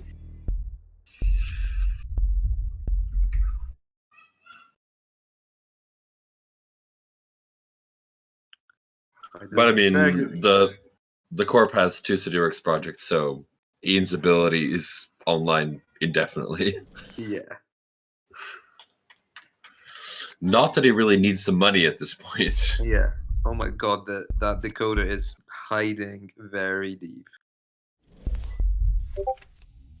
Ooh. And if that's an Atlas in the remote, ooh, what's that? Black file. Yeah.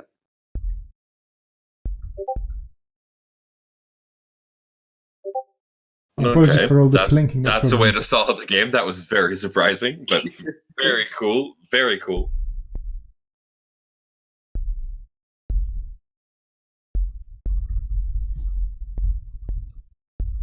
My assumption is...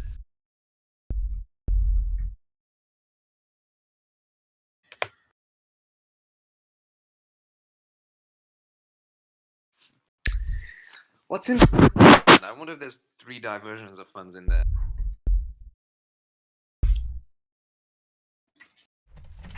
So yeah, from the heap, it looks like we only have.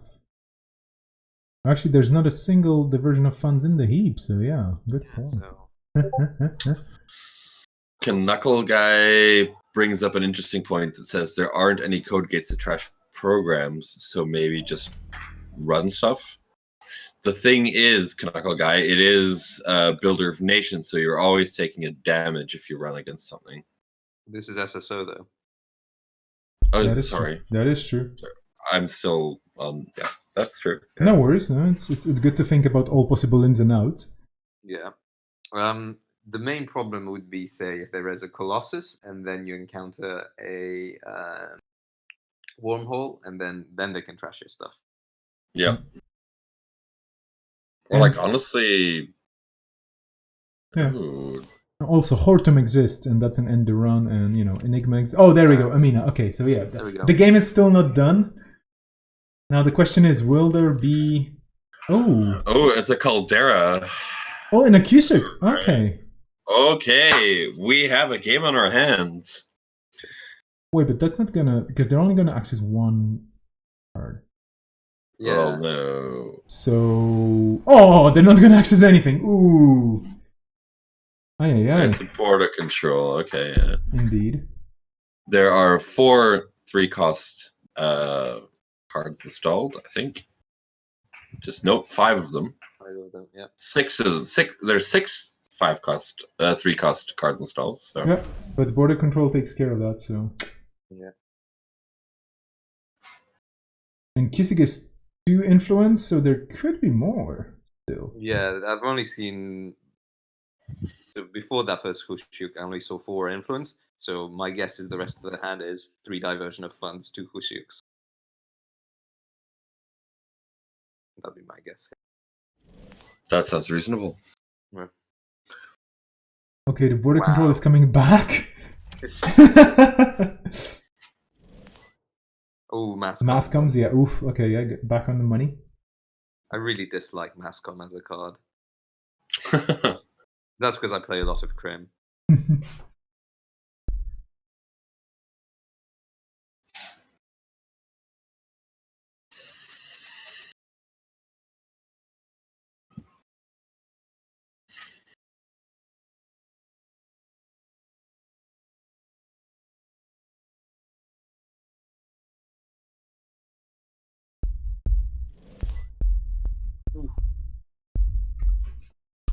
Here comes a leg work, and well, I mean, the problem of the runners, they're only on 2 agenda points, so tough stuff. They can always go for the Hollywood, but Ice Wall. Ew, an Ice Wall. Yeah. That's a card I haven't That's seen breakable. Yeah. 3 cards from HQ then. Mascom, Hollywood. Ooh! And Somebody was sitting on a bunch of agendas. Ay. And okay, well, sealing the deal, but that's a border control. Why would you? I think He just wants it to pop. Okay, Yeah. fair enough. I think he just wants the call to lose 4 credits. Okay, yeah, makes perfect sense because then you run the remote. Yeah. Unless See, you have to. that's why, because he probably had another one in hand. Yeah.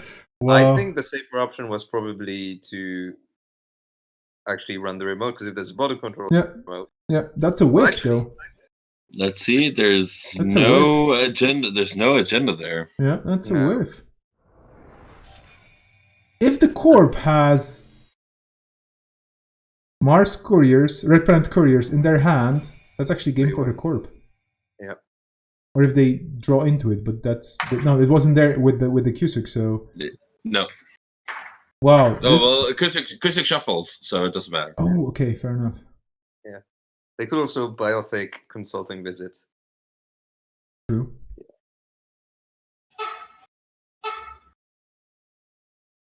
No, they have enough credits to do that. So. Yeah. Sorry. That's time actually. Okay. Interesting. They're both on 6 points. Yeah. This could be a draw. I mean, I think the server one. I wonder if the runner knows, or it might be thinks it's a Marcus Batty after seeing another one there. Do they have the influence for that? For all that? Well, the thing is, if he can't score, if he could have scored now, he would have done it. Yeah. So I don't think he has an out. And the runner can just just check stuff Yeah. and maybe find the last agenda somewhere. Yeah. My savior.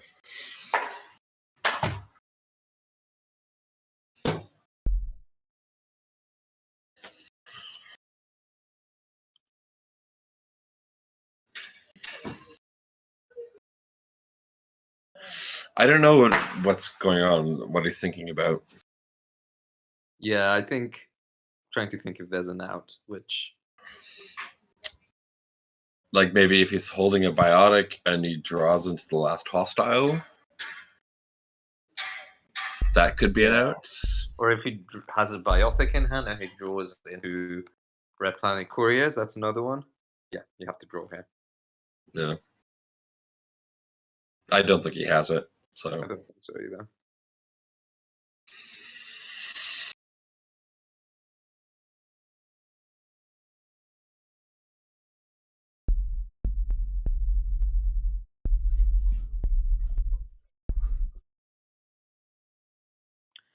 So like he might have enough sorry, Frost might have enough no, never mind. I was gonna say Frost might have enough credits to run server 1, but probably not anymore with 4 ice on it. I don't know. He has a nice 29 credits. It's still gonna be really expensive to break it, but yeah, you might as well try, I suppose. But I would probably check R&D first, just seeing if there's agendas there or things you can trash and keep checking. Yeah, I mean it depends because there's a good chance that Frost has a legwork in hand, so it might be worth it. To That's definitely possible.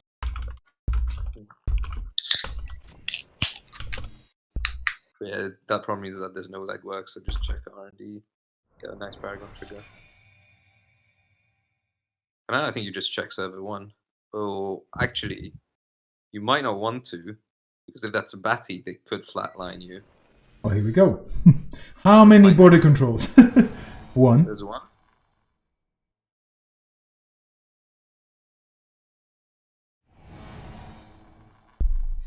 Yeah, break that with a meetup.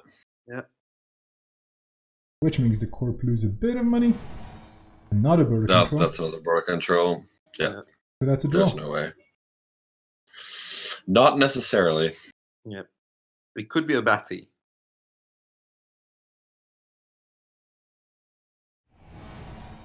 And a Naked. Okay.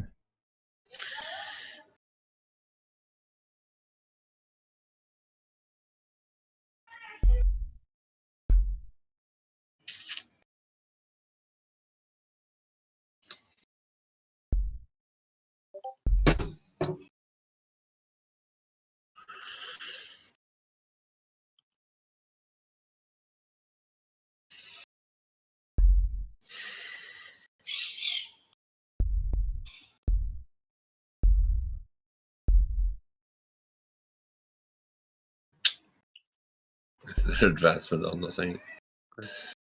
Oh, Neuromancer doesn't have an extra turn, by the way. Yeah. Just Yeah, this is the last turn of the game, basically. The runner still has 2 clicks. Yeah. Yeah. Border control. I check R&D. So what's the upgrade there? 'Cause, Oh, he can make it in again, that's true. yeah, I think you can make it in like even after that. So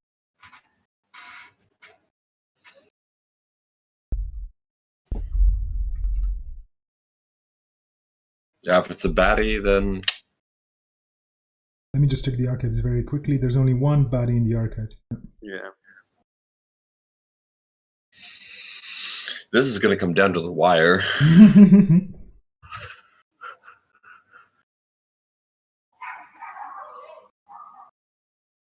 And the runner keeps giving the corp money with the tycoon. Yeah, it's a very efficient breaker, but unfortunately, that's one of the side effects. I mean, Yeah. breaking Eli for 3, sure. Ooh, there we go. It's a Kayambe.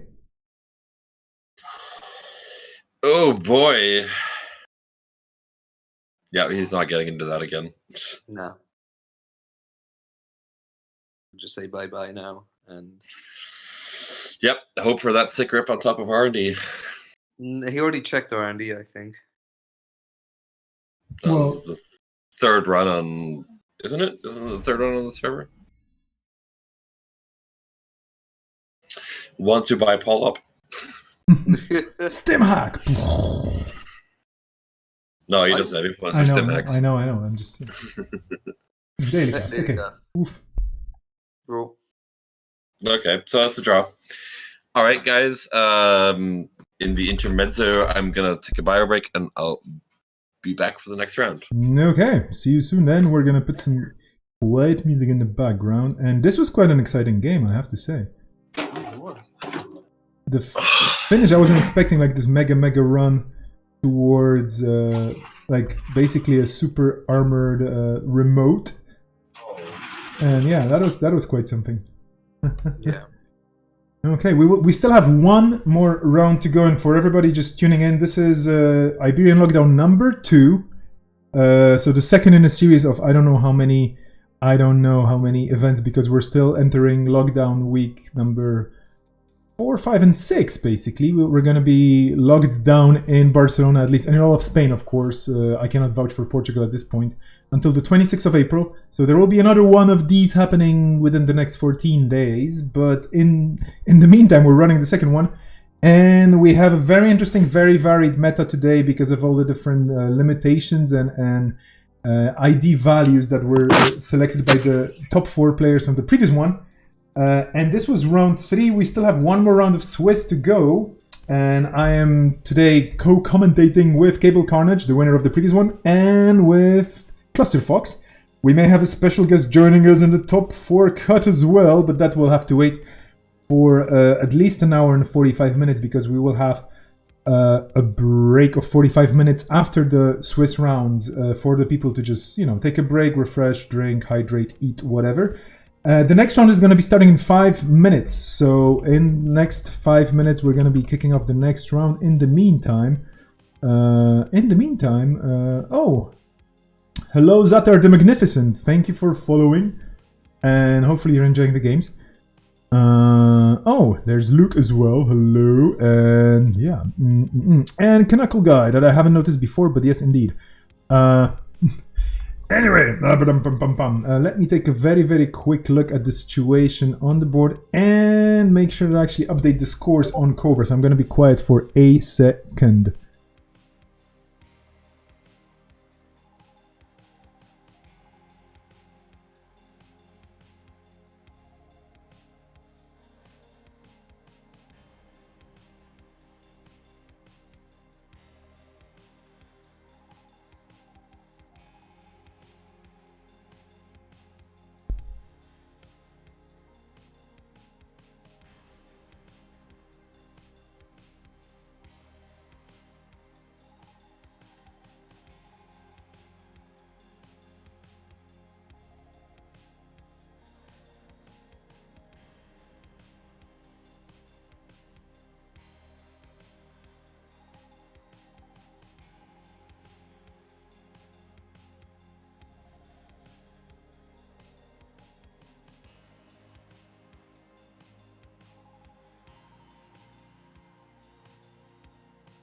Okay, I just updated the scores, so let's take a very quick look at the situation on Cobra, and I'm just going to totally show you my cute setup here. I should actually make Cobra appear in reverse, because this bright color is totally crushing my eyes into powder.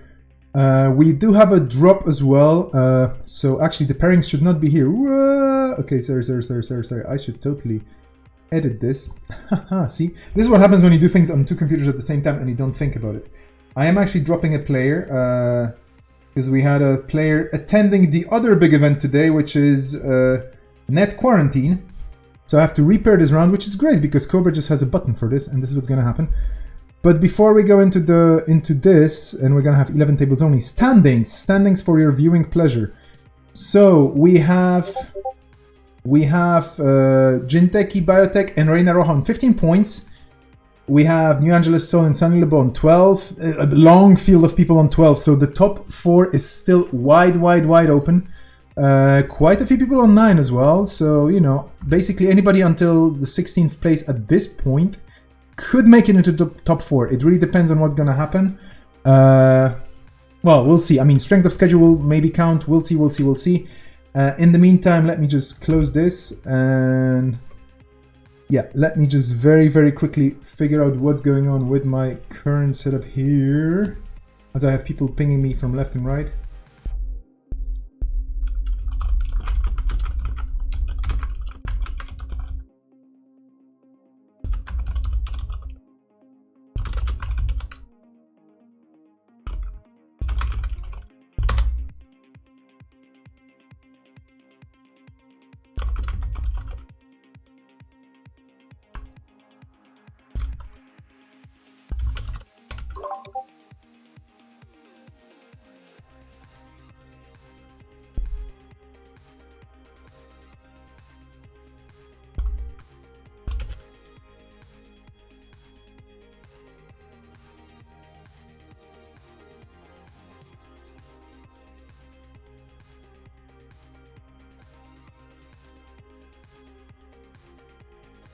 My mistake, indeed. I mean, I did save the scores, but they just didn't come up the way they should have.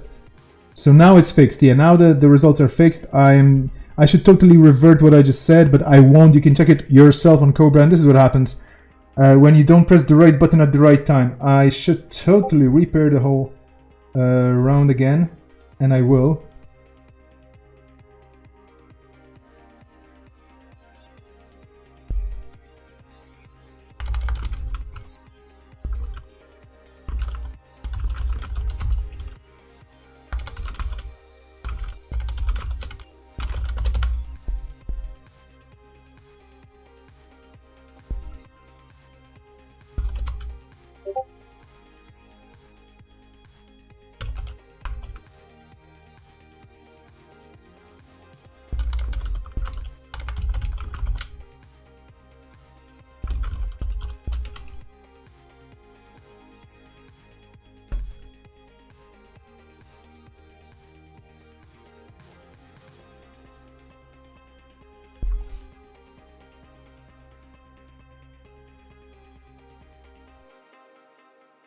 Doing TOE things. So apologies for the silence on my side. But we're getting good background music, which is my album of choice for all the streams I'm doing. There's a second one in the works, so I hope to get it soon. This is Trip Mirror from Belfast, and the album is called Always Be Running, which you should be doing. Even if you're indoors, you should just be running indoors. Not a bad thing at all. Okay, let me just check where we are with the organizational part of things. Pairings are not showing up. Are they showing up? I think they're up now. We have 11 tables. We had another player drop to attend the other big tournament. And yeah, to reiterate what the setup is, we have SSO and Reina Roja on top. We have Jinteki Biotech and Reina Roja as the second place as well. And then still a big chunk of people on 12, 10, and 9 points. So there's still options here and there.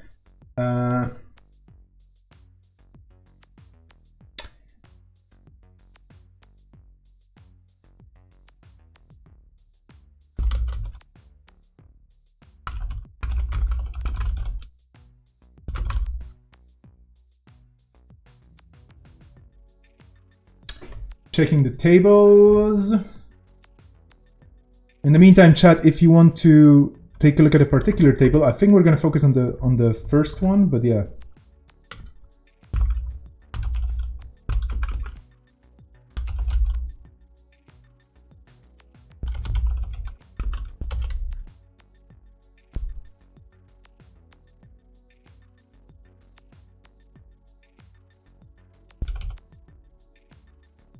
a lot of wholesomeness in the Discord chat. Thank you so much for everybody playing this and being patient, because streaming and organizing, even if it's a small tournament for not that many people, it is challenging, and I want to make it fun for everybody. So let's take a look at table. Should we watch table 1 or should we watch table 2? I think we're going to watch table 2. There's a Sunny in there.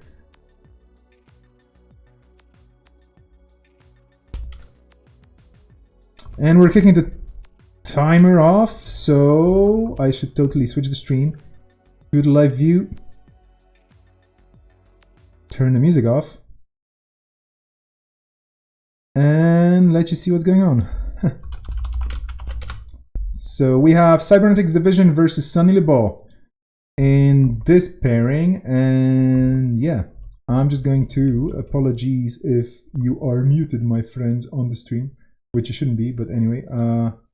Anytime we will have people joining in. Oh, welcome back. And yeah, apologies for jumping in and out with the audio again. I was just doing a lot of explanation because I messed up, obviously, as one does. But we're back. We're back. Can you hear me now? Yeah, we're back. You're here. Everything's fine. Apologies.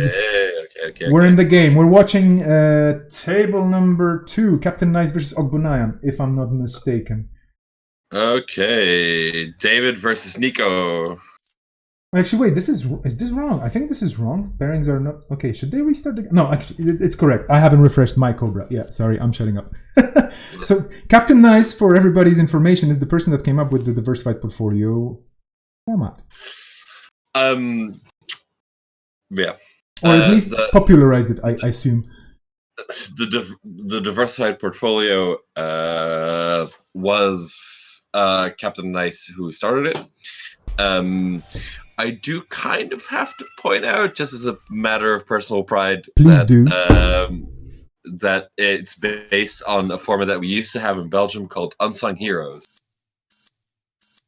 which had the same thing of points awarded or points given to different IDs, and you were kind of how would I put it, encouraged to play lesser known IDs and just make fun decks with them. Yep. But yeah, the diversified portfolio, it was perfected by Captain Nice, who was playing in this game, absolutely. But just as a point of personal pride, yeah, the original idea came out of Belgium. Just like the Freedom Fries. Well, anyway, bad jokes aside, I have this one observation. There's quite a few captains in the game, you know, like in the community. I don't think we've seen any generals or commanders or, I don't know, any other like lieutenants or, you know, sergeants. Yeah, it's just captains, which is not a bad thing. I'm just curious, like, what's going on? Is everybody on a different ship or something? Is this a fleet? Lieutenant Dan. Oh yeah, well. Corp here on a ton of money. So this Cybernetics Division, which by the way reduces each player's hand by 1, which is quite an interesting ID. Very rarely played nowadays, so I'm very interested to see what it's going to do here. Versus a Sunny, which has the usual Sunny pieces already on the table, including a Xanadu, which is interesting too. Xanadu! Xanadu! Nice. That's ABBA, no? The song. But yeah. This is interesting because Ogbunayan was at German Nats at the deck swap, and he actually played the decks I built, and I built a Cybernetics Division, and so far this has all the cards that were in my deck. So oh, can you tell us a bit more, maybe, perhaps? What's the story here? Because maybe it is the deck, maybe it's a different deck. I don't think it is. It might not be. The deck I had a Mushin Cybernetics Division with punitives as well. So, and it just had 3 SSL, 3 Ikawa, and I had 1 or 2. I forgot its name. It's a Jinteki asset that you can advance and then add to your score area worth 1 point, and it also deals net damage. Oh, yeah, Gene Splicer. Yeah, Gene Splicer. That's the one. Oh, look, it's a Gene Splicer. And the thing about this, which I think is actually really cool, is Ogbunayan Nico is a fairly recent player. Hasn't been playing for very long, but he's one of those people who like immediately gets the game. You know, Yeah. he can build really good decks that are surprising, but he like understands the game from like sort of a sixth sense kind of standpoint, which is interesting. Yeah, he's a very sharp player. Yeah, if you told me that he started playing the game within the last year or so, I would be like, no, come on. No, he's been playing for like 6 months. Yeah. Yeah, he's really good. Like the deck he built for the deck swap was a fast Aramov, incredible. He just had an absolute blast. Yeah, speaking of that tournament, the deck that I got was a kit deck. Well, I got a kit deck and a New Angel Sol deck, and the kit deck he gave me like an envelope that said like open in case of emergencies. And at a certain point, I opened it and it just said Euler, or Euler, just keep spamming it. Yeah. And to this day, I'm still playing that deck. Tied 10th place at BCom. It was a very good deck. Yeah, I remember reading the deck list and going like, yeah, this is good. This is good. There's someone in the top cut of I'm not sure if it's a top player, but Net Quarantine that's happening right now. Yep. A Euler spam kit deck. Yeah, it's really strong. I mean. Oh yeah, and this is a shout out. Absolutely, sorry, just to interrupt you. There is a Net Quarantine top 8 cut happening on Code Marvelous's channel. Probably somebody else might be streaming as well. If you want to change the action to like a regular standard meta with loads of competitive decks, go there. Otherwise, stay with us, of course. The jank is here. Yeah, no, this is the fun part. I mean, come on, we have Sunny versus Cybernetics Division. You're not going to see that in a regular tournament. Another thing that Sunny has is she can kind of get a stranglehold, like get a chokehold. That after a while, she just has so much money and so much pressure. There's not a lot you can do. I have played against this deck several times. I think he's also playing White Hat, which is annoying to deal with when you have at this point 3 link. I think. Yeah, 3 link at the moment. Yeah. So what's in Archives? Let's check. The Punises are in Archives, which makes sense with Citadel. Yeah.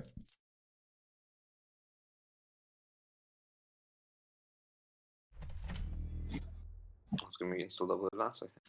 Both players playing really fast here, by the way. And Gachapon is also a classic Captain Nice card.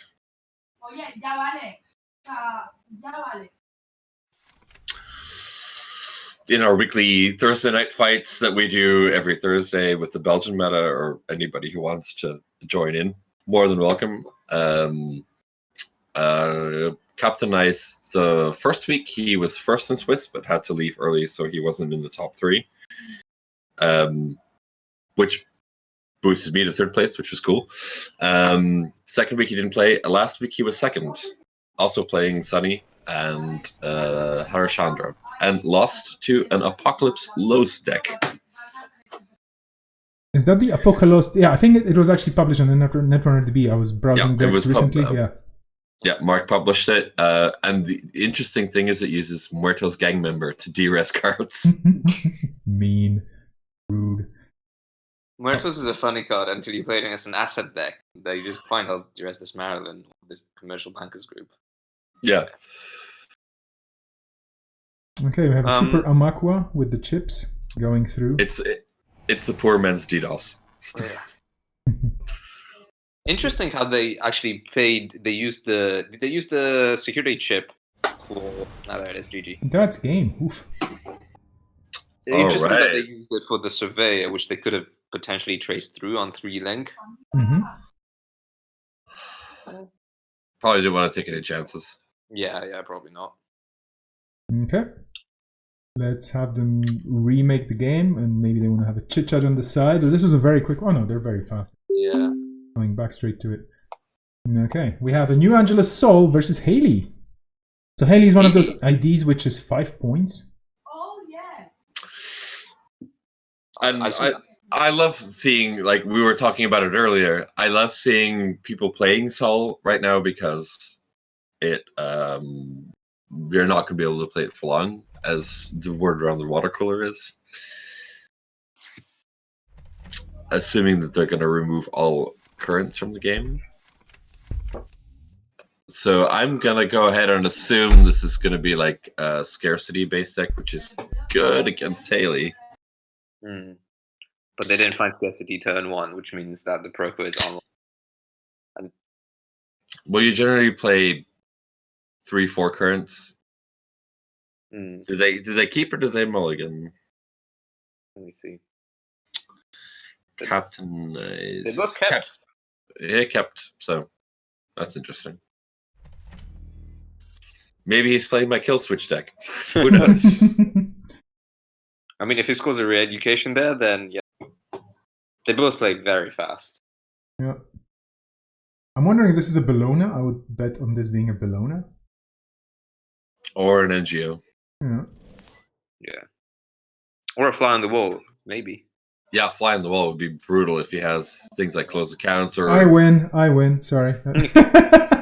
Okay, so you buy the next round of drinks, guys, just saying. Fair, I owe you one. Cheers. Oh. Next time we meet. Yeah. But when Plaza Duska opens her business, I will buy her a beer. Oh, geez, I'm really looking forward to this. Another 3 weeks and we'll be there. Speaking of which... Yeah, for those... yeah, sorry, go on. No, for those who don't know, me and Vesper are literally 5 minutes apart on foot. Yeah. But there's nowhere to go because everything is closed. Mm-hmm. But yeah, I was just going to say, chat, if you have any interesting dealing strategies or coping strategies with this lockdown, if you're in lockdown, share with us. And of course, playing Netrunner is number 1 or 2, depending on your preferences, or 3, whatever. But maybe there are some more interesting things. Like, you know, I've seen this, like, some people have those photography projects where they just take photos, unusual photos of their households, like different angles with different things. That sounds like a cool idea. You just create little scenes with household objects, and then you know, or you try to recreate a famous painting using household objects. Well, anyway, back to the game. Maybe there's a scarcity finally on the table. There is. Might be a bit too late though, no? Yeah, with Proco and Aesops on the board. Yeah. What's interesting is the runner is playing misdirectional this meta, so Okay. It could still be useful. I mean, brain chip. I've heard about this deck. This is the reason he's playing brain chip is because he can stim hack with impunity. You Just don't keep brain chip like that.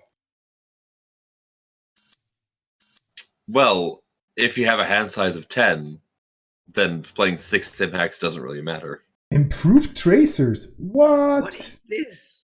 Hey, this is a unicorn card or whatever. This is spicy. Yeah. All tracer eyes have +1 strength. The base trace strength of each subroutine is increased by 1. Okay, so we probably have data hounds everywhere. Obviously. Yeah. News hounds, you mean? Oh, sorry, news hounds. Yeah, well, I mean, there was a data hound as well. Yeah, I mean, too many dogs in this game. And Haley's still just setting up. Yeah. Getting there. Oh my god, I love this. Getting there. Slowly but surely. And Kusa. I just got a shout out to a couple of people in chat. Hey Luke, it's been a while. Also Deathfear from Belgium, organizing the first store championship in Liège since last one was like, I don't know, 3 or 4 years ago. So bringing the game back alive, love it. And also wanted to shout out to Knuckle Guy. I'm assuming you're Canadian. Where are you from, dude? Now we're getting the Canadian takeover. Ah!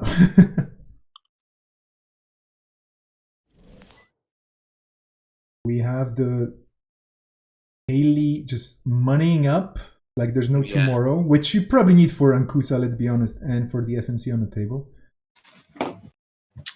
In the last Iberian lockdown, there was somebody who actually works for FFG who was playing kit with Flameout and Ankusa, which is really cool. Okay. I wish I remembered everybody's like deck lists and IDs, but I just don't. And we can check it online. There's a recording of that.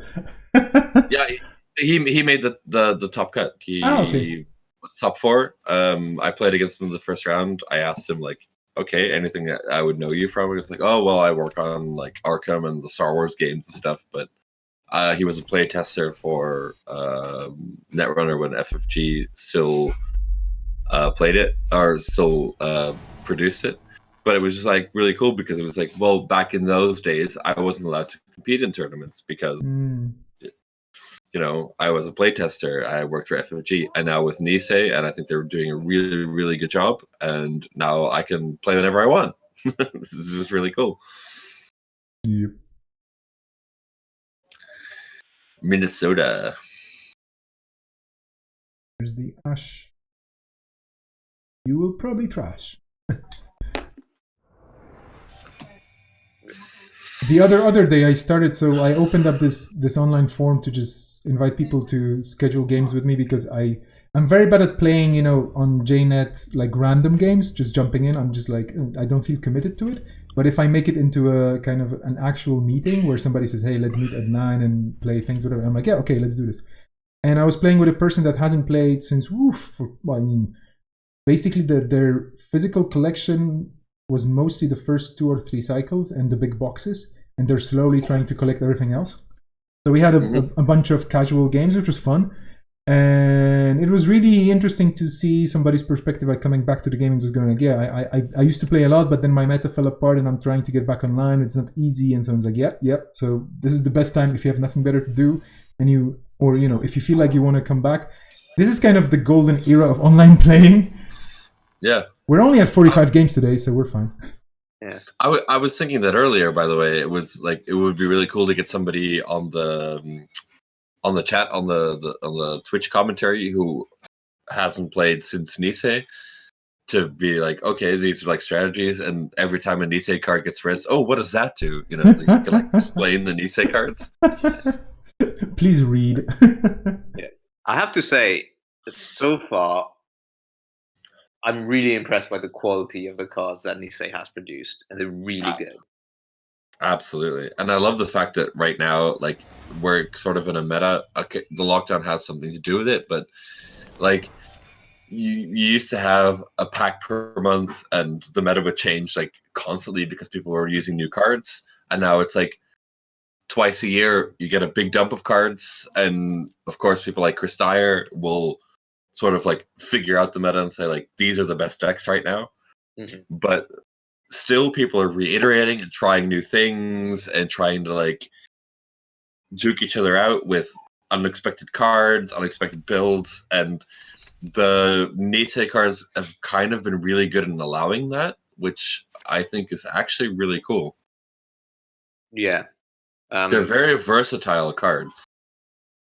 I completely agree with that statement. And it kind of leads to I think I want to say like a cyclical meta type of thing.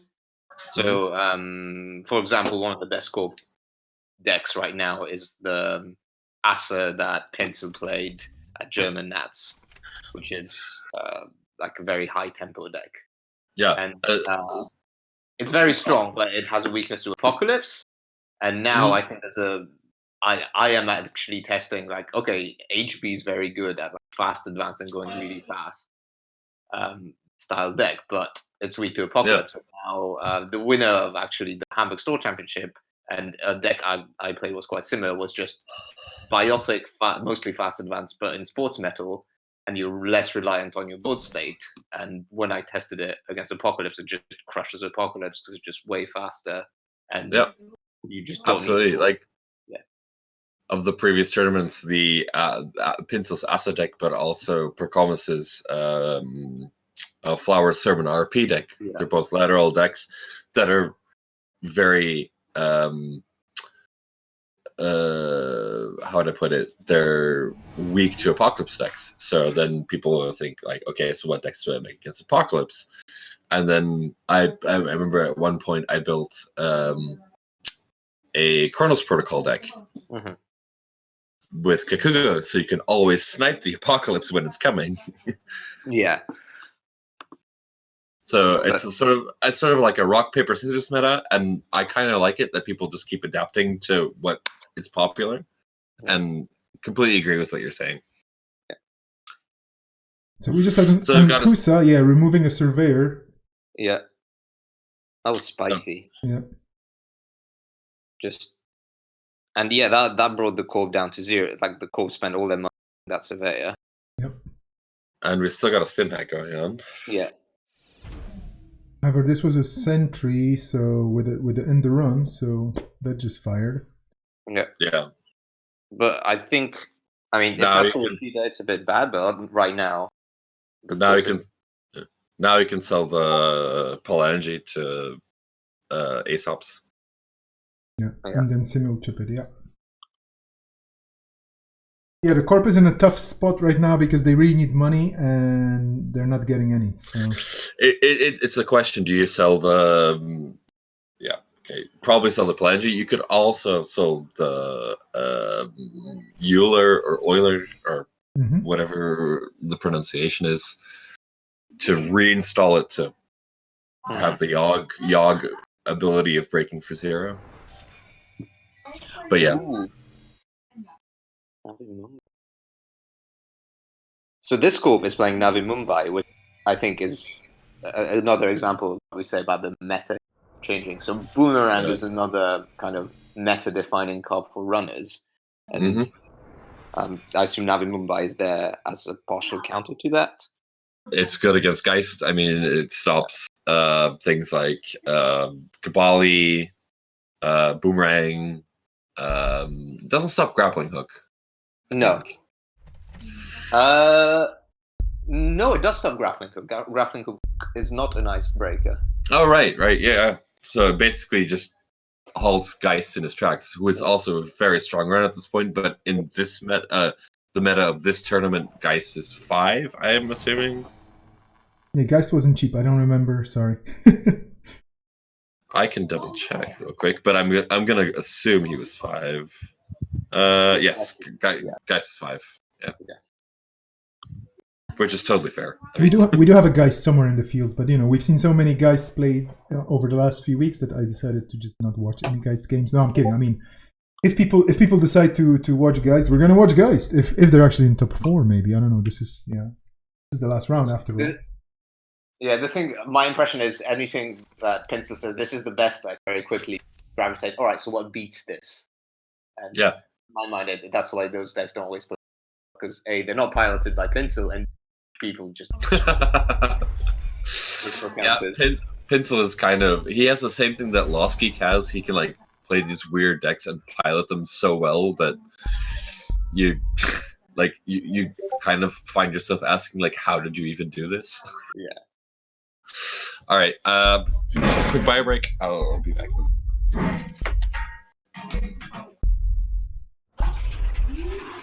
I just had the judge call, and the thing is, I'm on 2 different computers, or a laptop and a desktop, and I'm paying attention mostly here. So if people ping me on the other one, which is where I have the other instance of Discord running, I'm kind of trying to look at it as often as I can. But sometimes I miss it. It's judge call, jeez. But yeah. Yeah, you're dual wielding computers. Yeah. Computers akimbo, but yeah. Right. So interesting here. I wonder what the... Ooh. Stim hacking the HQ. I assume that's for Hankusa here. And then they'll just load Turning Wheel. They'll just get a shit on Turning Wheel counters. Yeah. Yeah, slot machine. The thing is, as the Corp, I don't know how you protect against this right now. As the runner has all the money in the world, as we saw, 10 Turning Wheel counters right now. Yeah. The Turning Wheel is one of those kind of soft meta-defining cards because a lot of decks play it as multi-axis, and it's not a card you can easily deal with. I remember that at some point there were the like some people were actually teching against it, but now there's just so many different ways of oppressing the corp that the turning wheel is not the biggest problem you can have. But then if it builds up to a big chunk of counters on it, yeah, you're in trouble, definitely. Yeah, I mean, a lot of you're right. I think a lot of I sort of feel turning wheel is helping runners when they're winning already. In Yeah. some sense. I mean, don't get me wrong. Turning wheel is sometimes exciting when you have a relatively fast corp and the runner finding it early, and then it becomes like an interesting game of, all right, do I defend centrals? Do I just try to do my game plan faster? But there's situations like this where the runner is winning the credit race at the moment, and then turning wheel is actually a very oppressive tool. Yeah. I mean, with 10 counters, oof, that's a dig of 6 cards, yeah. Yeah. And the R&D is on 19, so basically see a third of R&D cards. Yeah. That could be game. Have we checked what influence has been spent in archives? Let's take a quick look at the archives. Well, there's not that much. I don't. There's On an Ash. Ash. And that's it. All right, there's an Ash. Yeah. Okay. I wonder if this corp is actually playing punitive, because there's an echo chamber in archives. Oh, that is true. I can confirm that that's a classic Captain Nice card. I've played against him a lot. He lives in the Netherlands. He lives in Amsterdam. But he's originally Belgian and comes to a lot of our tournaments as well. And he's very well known for playing 6 Agenda Asmari with Echo Chamber. Okay, so this looks. I wasn't sure what this was playing, so that improved traces is probably just something to round out the agenda suite. Yeah, it could be like he might be playing like 15 minutes in Echo Chamber or something. You never know. Compile coming out. Yeah, That's nice. That's pretty good.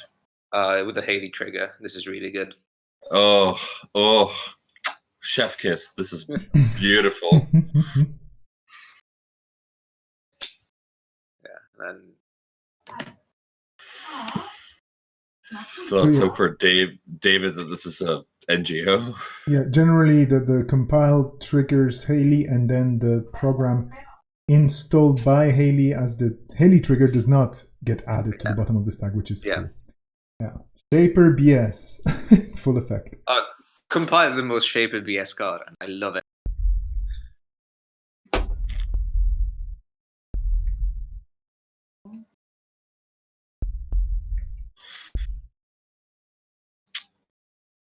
Now the long think. Do I res this? Do I not res this? Well, yeah, with the runner on 22 credits, does it matter? I can make it a code gate regardless because he still has a Palange. Yeah. Oh. Border control. Yeah, and he ends it right now because otherwise Ankusa just bounces it back. Yeah, obviously. Yeah. Well, if at first you don't succeed, I mean, having enough money to actually make Ankusa a threat is kind of a feat in itself. I mean. So, oh my god, he's gonna bounce he's just gonna spend a lot of money to 9 credits down the drain. Yeah, but this way, I mean, you're just destroying the corpse board state and killing their hand. You're not even running HQ because you don't need to. Yeah, probably. And you're pretty immune to any punitive. Yeah. And you have a 9 max hand size. Yeah, there we go. Immediately throws back to scarcity. Yeah, what do you do here now when you just saw that there's an Euler and the runner has an Euler in hand. Then Kusa is brutal. Yeah, that's. And Kusa is definitely a card which 90% of the time is just way too expensive. When the runner can actually use it, it's terrifying. Yeah.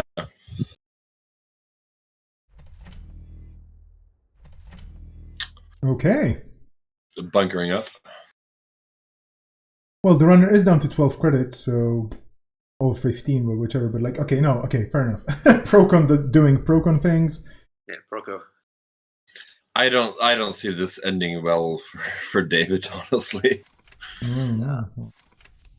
Okay. There's more money. Okay. Muy bien, ¿no? Yeah, especially since now he can't just card and just agenda. He has to essentially install double advance. Oh, IPA. IPA coming down. All right, that's interesting. Okay, it's telling the Harbinger. Yeah. As you do. And we still have, by the way, over half an hour in the round, so yeah, plenty of time. These players finishing the first game very fast definitely helps them play the second one slightly slower, which I do appreciate. Because we can appreciate all the different plays. In the other room, Mars playing David. Okay. So they're mumbling to each other in Spanish, and I can't understand it. By the end of this quarantine, you're going to be fluent in Spanish or Catalan or both. I'm pretty sure. I'm picking things up, and I'm doing Duolingo. So yeah. Give me some time. Si quieres podemos practicar. Sí. Vale. That was all of my Spanish, by the way. There you go. Next stream, we do it in Spanish. Okay. And she's also picking up some Dutch, so... Okay. So that's a double advance in the remote, and well, I'm pretty sure the runner can get in any way they want. Yeah. But if that's an NGO, which is still a possibility, is it though? Oh boy! Oh shit! That luck. Oh, this is Just even bother with Angie, you just break it with. Spend 2 credits there. No, that's the thing with.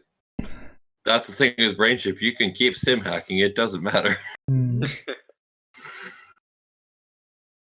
What's its hand size now? 9. That's an NGO though. That was a good ruse. Well, kind of to be expected. I wonder if it would have been worthwhile while you breakers, your super breakers, just do a medium dig on R&D, or maybe just look at the top 2 cards and then, because now your Euler is not as good and your Nanot K is also okay. This is basically Captain Ice throwing out a challenge, like, come at me, can you break this? See, I don't think Haley has to until it's double advance. Haley can just draw up and Stimax. If it's a Beal, it's game over. But I don't think this runs Beal.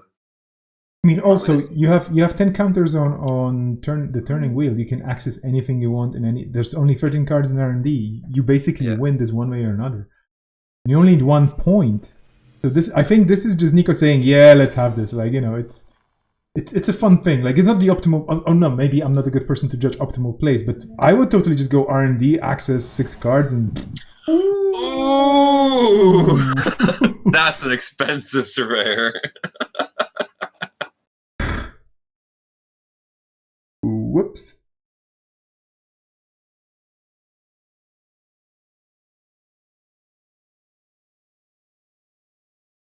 Yeah, Jessica totally says the same thing in the chat. Like, you should just run R&D and turning wheel it, and that's it. And yeah.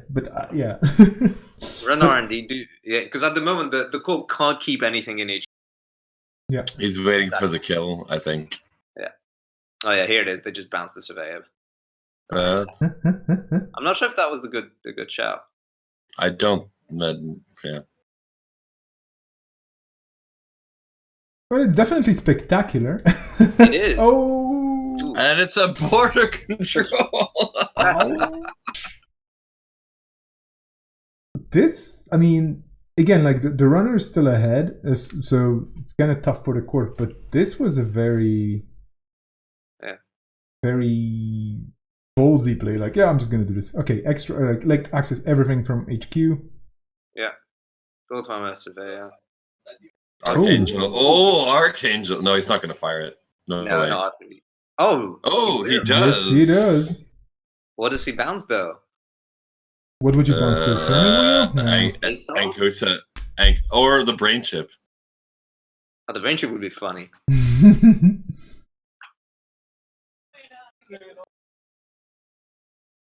The turning wheel, okay. Yeah, I'm not surprised. The turning wheel. Yeah, makes sense. Yeah. The other one would be Aesop's because that's like a source of just 3 credits at the start of every turn. Was there a second Archangel as well, or did they just have a? Because they accessed 4... Yeah, there's 2 Archangels. Yeah, he's holding 2 Archangels, but he can't fire the second one. Yeah. Wow. So if that. Oh no, that's something went wrong. Oh, there's an SSL in hand. I'm gonna leave you to this, and okay. Oof. Okay. Oof. Okay. I was going to say I'm going to leave you to this just to update the scores, but that's what I'm going to do right now. In the meantime, please take a look and pick a table. I'm going to jump into it whenever I can.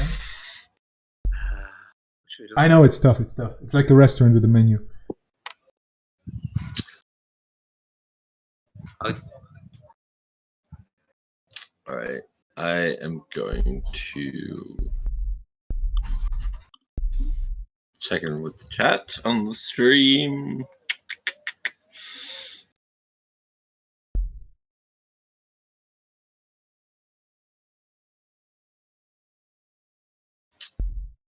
The French champion agrees.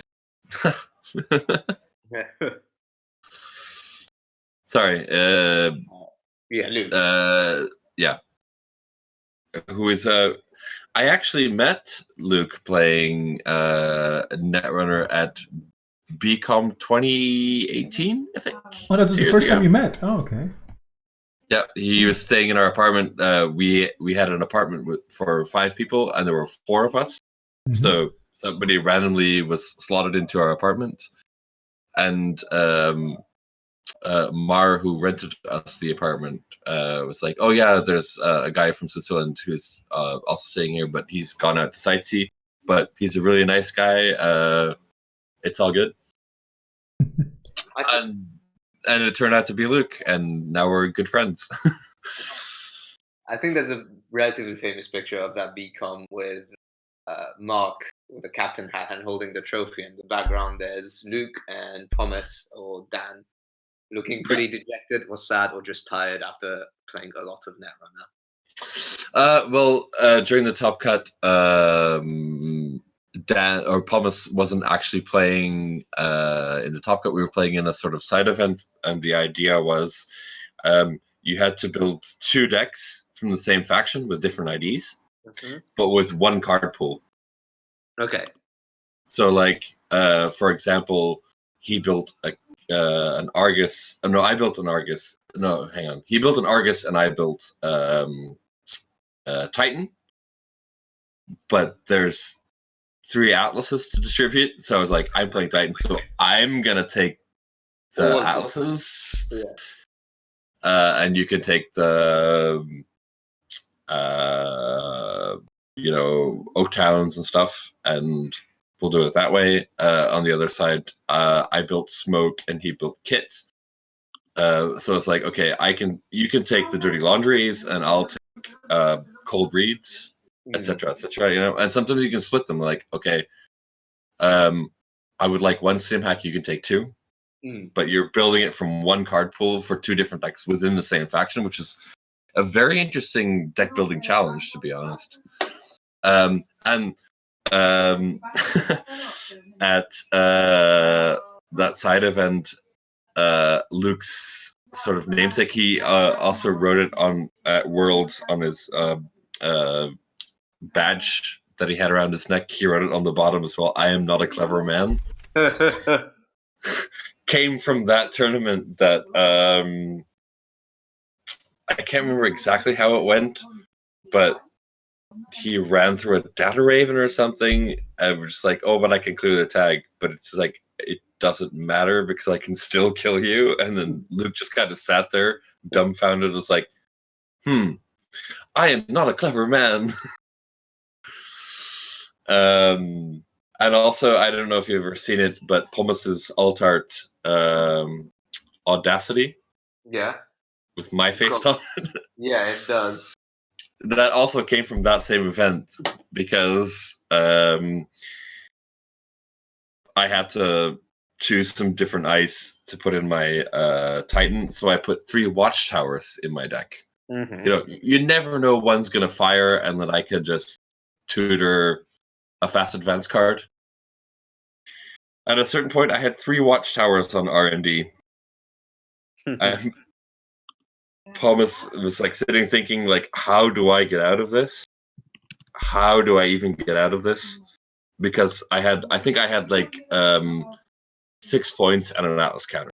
So next turn I could just throw out the last hostile. And how do I get out of this? So at a certain point, he just leans in and picks up Watchtower and says, this does not say May. So for those who don't know, Watchtower has a subroutine that says search your deck for a card. Mm-hmm. It doesn't say you may search your deck for a card. You have to search your deck for a card. And he just went, okay, this is not saying May. So he ran R&D 3 times through 3 Watchtowers, because it doesn't end the run, and forced me to draw 12 cards. And then he legworked. It's like, there's got to be an agenda in there somewhere. And the mind game was, I hadn't actually drawn any agendas. I've left them all in the deck. The entire deck was basically, there was nothing else but agendas in the deck left. And then I just went, okay. Astral token for hostile. And it was like one of those great moments, like everybody, like nobody was watching the top table games. Everybody was watching this really janky game. Like, what's going on? What are these watchtowers? It was really fun. So quick thing about the game that's happening right now. That may not have been legal.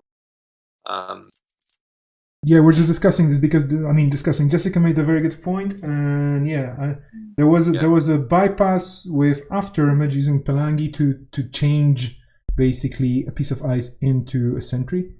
But go on, sorry. Yeah, you can't do that. The reason behind that, I'd have to pull out the timing chart. But essentially,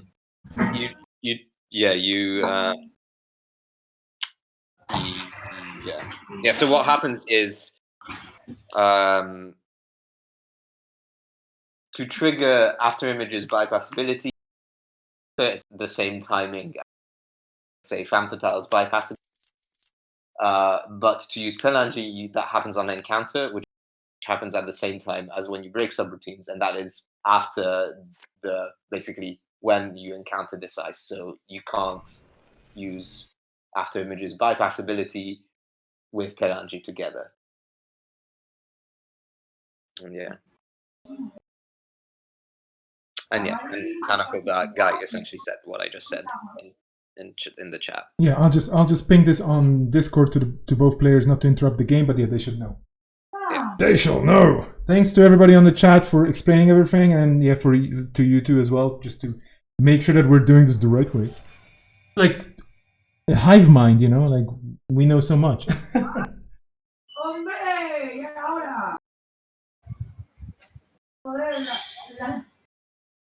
La madre que me parió. No, te digo en serio. I don't know what's happening with Ma right now. It sounds very exciting. Basically, it's playing your meta mate because David and her, like, they're both in Barcelona. So when we meet every week, they've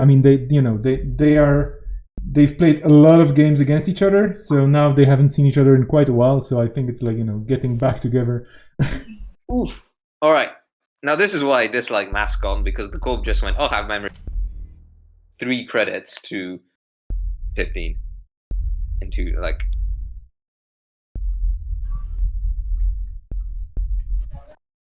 Wow. Gain 12 in a click seems good. Yep. Here's the city works. Yeah.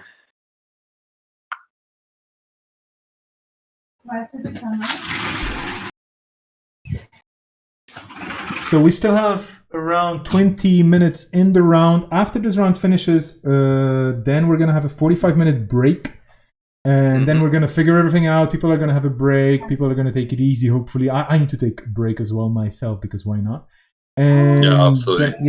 Then we'll see who we drag into the booth, so to speak, and we'll figure out the top 4 cut games as well. And then we're going to continue with the evening. Why not? All right. Yeah. So how much is there left in this round? How much time? This round, 20 minutes. Okay. Yeah.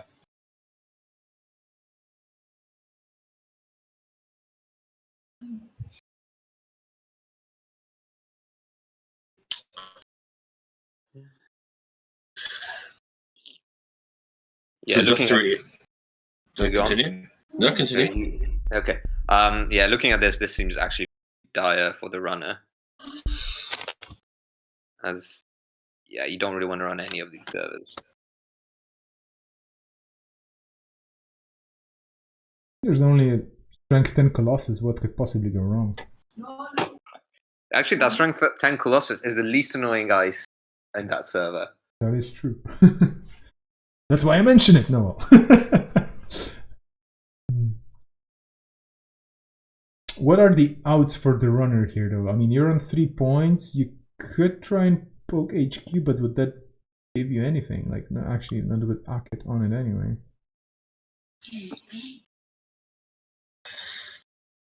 Yeah, that's There's you poke the HQ. multi-access, which is unfortunate.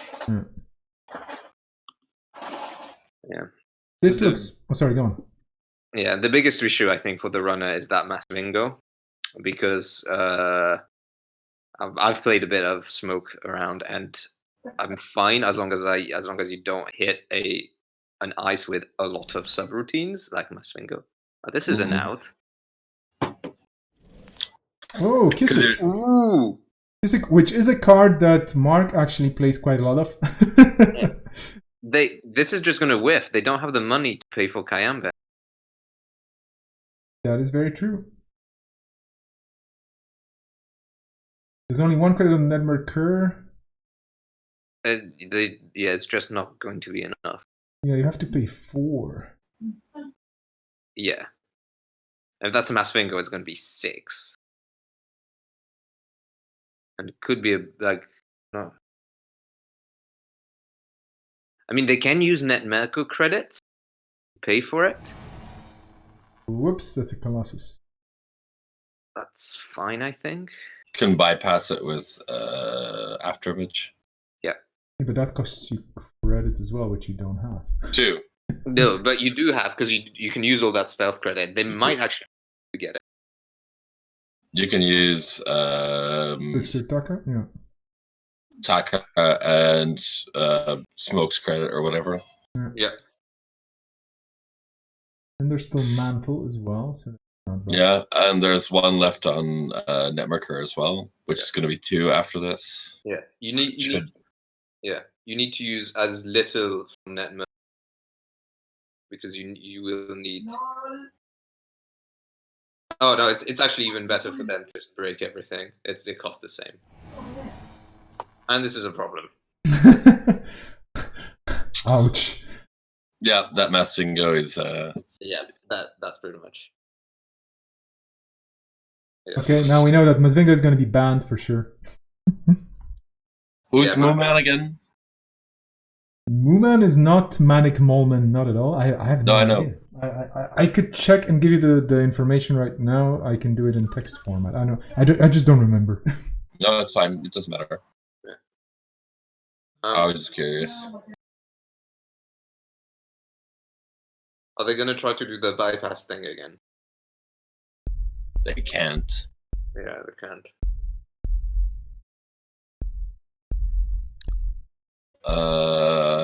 Can they break it with So that's arrows? No. Wait, let me see.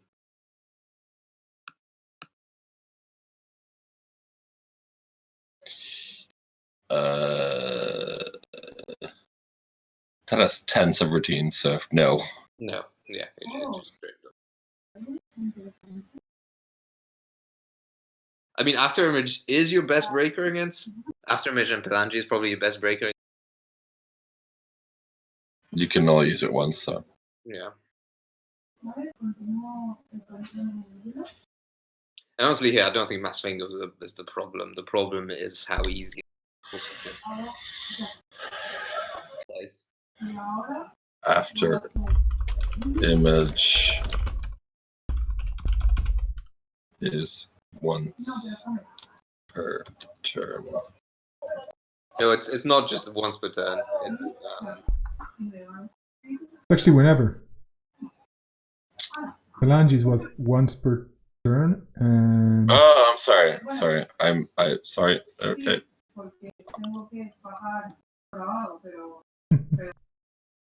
thank you so much. I just copied what Kanako guy said. That's it. It's literally this. Wow.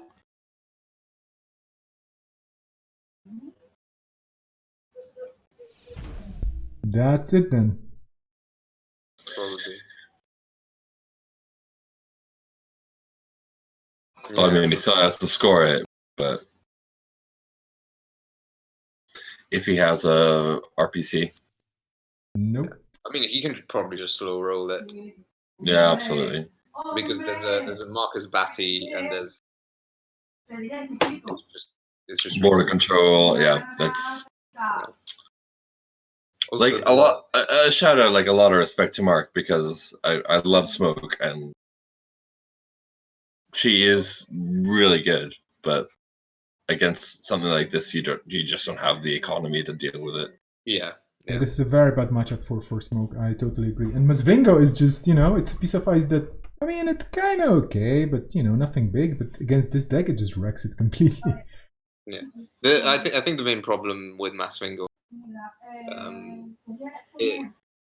if you think about it, without Kayambe, Masvingo will only get up to, 4 counters, and then it's still manageable. It's just with Kayambe and wall-to-wall, that's when it gets to obscene numbers. Like 40 counters, and then... So what does he try to hope to get just rip an agenda off HQ or? Well, this is the last turn, so I don't really see. I think that's the only answer he has, right? Just try and hope that he's got an agenda in hand because he's got freedom through equality played. Yeah. Hope to rip a 3-pointer. Yeah, that's your best bet here. So hope you find something in HQ, which I think is pretty unlikely, as about half of the agendas are out already. But he's recognized. Like you don't have any other outs. I mean, you can't get into R&D. You can't get into promotes. Yeah.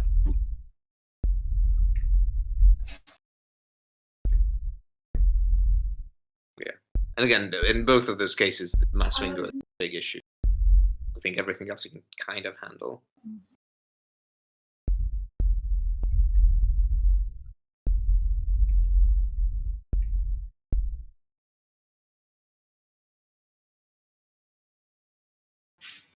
We just had a very interesting idea, or it just kind of popped up from a chat on Discord, like, how about we ban all currents for the next Iberian lockdown? I'm like, that's not a bad thing. Yeah, that's not a bad thing. Wouldn't hurt the game much, and people would probably just, discard certain ideas straight from the start. So yeah, that could be happening as well. So border control. I think you just have to keep running. Yeah. Just hopes there's an agenda there. But yeah, that's right. I really like that idea.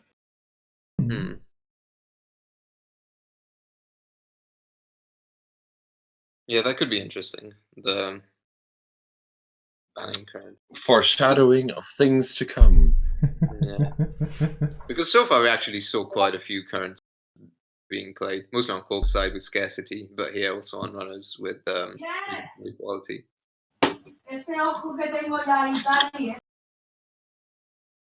Okay, we do have access.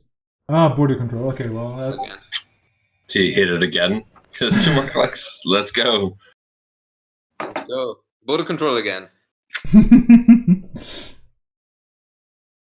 The Corp not even firing the first sub here.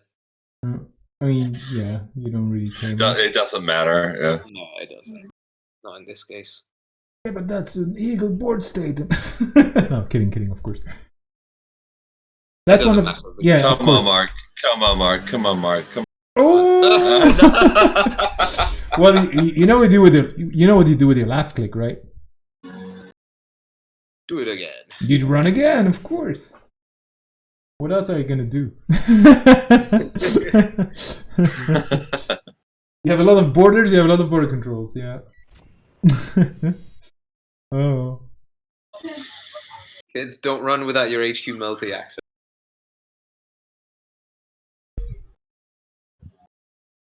Oh, he took it too seriously. It was a joke, dude. Oh.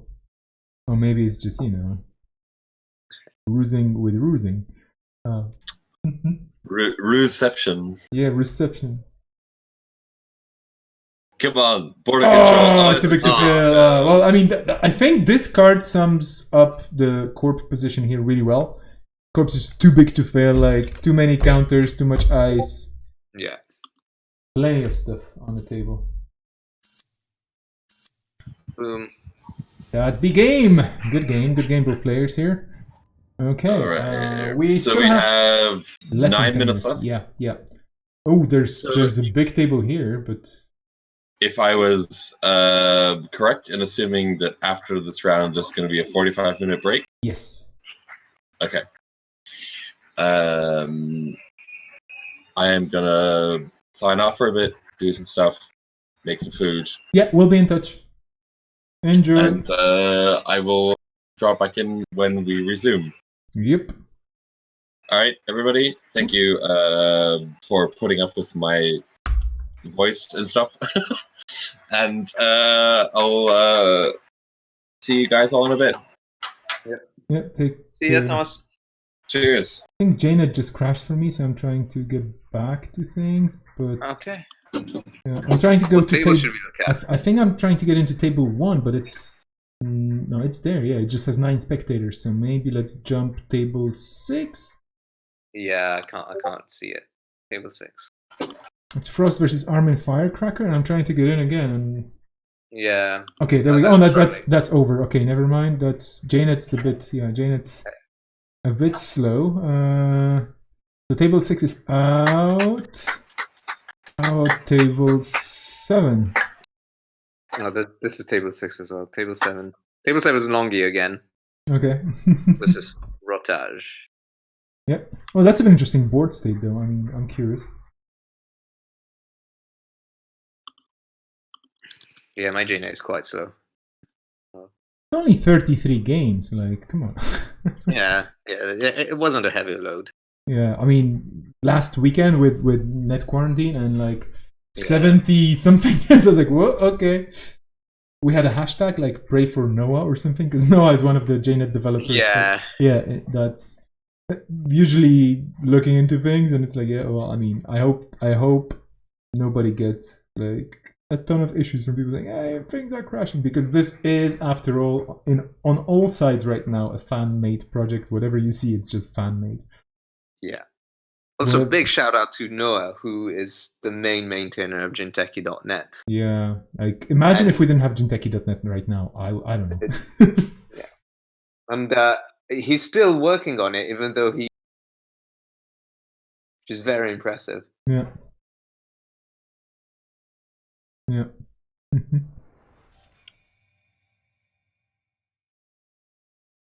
Ooh, so this is a game either way situation, I assume, because server 3 is probably an agenda. Yeah. With a product placement. Ooh, okay. Arc agency with a product. What's the screen? That's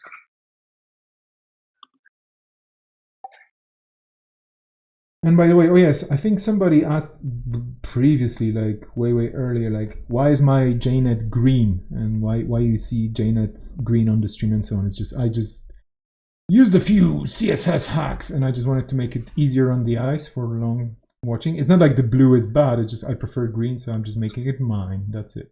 Yeah. All right. This is looking not great for. Yeah, the runner is in trouble here, even though they're on 5. Oof.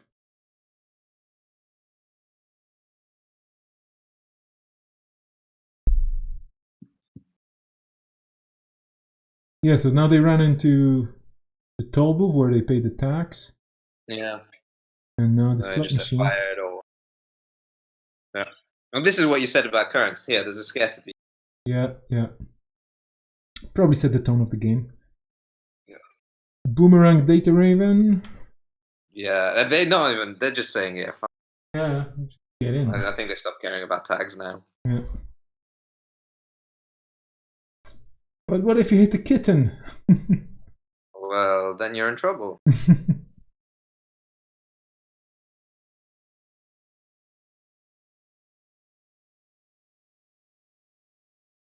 To be fair, the kitten does nothing. There was a food. It's a GFI. Yeah, the GFO on server 3. So yeah, and Yeah, then so this is yeah. GG. Yeah. Turn 31. That must have been quite epic. It's like Wow. yeah. Please. It's only 41 minutes, but they managed. Okay, that was a slog, but I'm pretty sure it was quite exciting and up to a certain point, because then it just probably becomes unsurmountable for the runner. Yeah. Okay, the indie folks are... Yeah. There's indie, there's net quarantine, there's Yeah. Iberian lockdown, there's Yeah. everything. Yeah. Okay, we still have table 1 on, but I'm worried if I click it, it's just gonna... Oh, well, let's see, with nine spectators... It might. Okay, it still worked. Okay, they're still in the game. Okay. Reina Roja versus Jinteki Biotech, and they're playing open hands. This is the fun part. I can't see. I actually have to look. It won't load for me. Oh wow. Yeah, when I set the tournament up, or when I sent the rules to people, I said, okay, you can play open hands if you want to, I think. And of course, both players have to agree. If they don't, well then, that's perfectly. I find it quite fun to just guess what people could have and then get surprised. It's a part of the fun for me. That's painful. Yeah.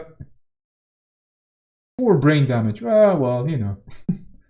I wonder if this is the biotech that kills you. Chances are.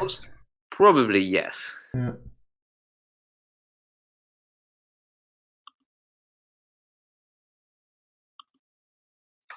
No, this is not working.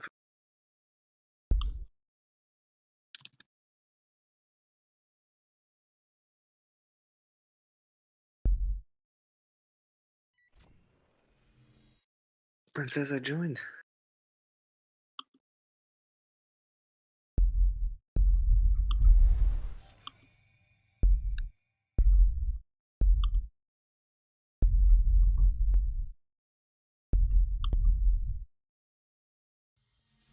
Okay, that's game. Flatline indeed. Yeah. That was enough to just pull it off. Okay, woof. Interesting decks. I wish we'd seen more of the game, but well, I mean, chances are we're going to see both players still. This was table 1, so we're going to see them in top 4.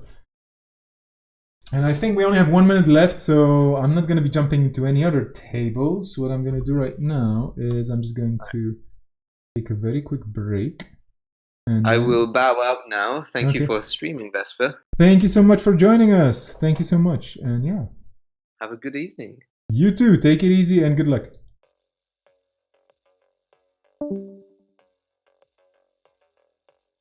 Okay, everybody, that was Cable Carnage, the winner of the previous Iberian Lockdown. This is Iberian Lockdown number 2, and number 3 will be happening as well. So just for all of you who joined This was round 4 of Iberian Lockdown. I'm going to be working on the standings right now and the pairings. You can check them on Cobra directly. I'm not going to be pulling them up on the screen. We will be coming back in 45-ish minutes. So let's say 10 to the hour. So 50 past the hour. I just have to set up a timer as a reminder. And how do I do this? Jeez, that's the fun question, right? Maybe if I copy this and if I put it here and if I add it here.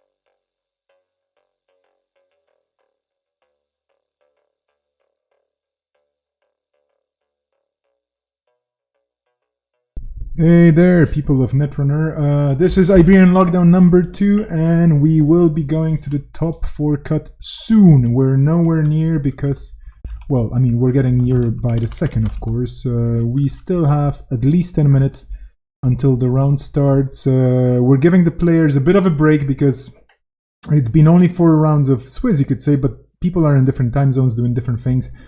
And generally, well, you know, they deserve a break. I mean, 4 straight rounds of Netrunner, definitely worthy of a break of at least half an hour, if not more. So this is exactly what's going on right now, and they're gonna, you know, they're gonna take it easy, have some extra food, maybe chill a bit more, relax. Meanwhile, I'm going to tell you a bunch of things about things coming up soon. So we do have a handful of tournaments happening. Right now there's the Net Quarantine Top 8 cut happening on Code Marvelous's stream as well, and on JNet. We have the Indie tournament happening on JNet as well, Indiana. So I'm just taking a quick look. Always be running just to make sure that I don't miss anything. So indeed, there's a GNK in, I think it's Indiana. It says Indy. I don't know. I'm not gonna check it, but it's going on right now. We tomorrow have an event that you can still sign up for, and I hope to stream. The deadline has just been extended by another hour and 15 minutes, I assume. So it's called Watch the World Burn, and it's the GNK Dragon's Lair. It's a Swiss tournament organized by one of our amazing TOs in Switzerland. But generally it's going to be a GNK with a twist. It's going to be a Netforger tournament. So you will get a pre-built script-generated deck that may not be super playable, but I mean it is playable. It is maybe not super legal, and it probably might not have amazing combo plays, but it's weird, Yankee fun to play. So just take a look at that. And tomorrow also we have online turning Netrunner, and I believe that could be happening in Sweden. Yeah, that's going to be a casual tournament in Sweden. It's happening online as well. It has a sign-up cost. It has a Q3 kit from last year. So you have a bunch of cool prizes there. We have the organizer online explaining everything. So Harald is going to be running this one tomorrow as well, happening. If you happen to be in Sweden, go for it. I don't know if it's internationally open or not. So we also have the Hun Strike Back online in 2 weeks. So that's going to take a while before they actually strike back. But I just wanted to tell you that Iberian Lockdown is coming back within the next 2 weeks as well. I don't know if it's going to be next weekend. People tell me it's Easter, and that's true. I don't know how Easter is going to influence things here around these parts. Yeah, we are getting another 15 minutes. Okay, so yeah, no worries.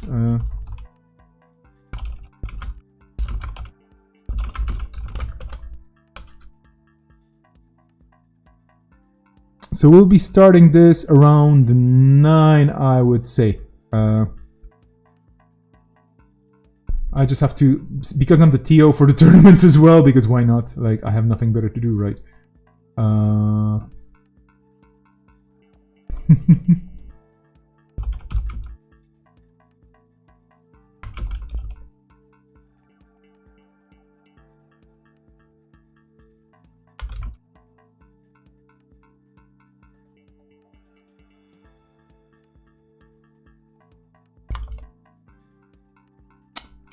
I'm just sorry for typing and thinking at the same time and trying to, you know, organize things a bit. It's not easy to be squeezy, as they say. Okay, how is everybody doing, by the way? I mean, I've been talking a lot today. Luke has a very good point. Netforger is a great format, yeah.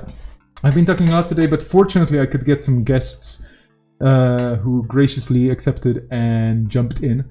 So we had Cluster Fox, we had Cable Carnage, the winner of Iberian Lockdown number 1. And it's interesting to say that actually looking at the top 4 right now, I believe we're gonna have a completely different set of people setting the meta for the next tournament. Because the idea is, of course, the top 4 people, which at this point, and that's already sealed, like that cannot change. We have One Romancer, we have Captain Knights, we have Hawaii, and Ruben Peters.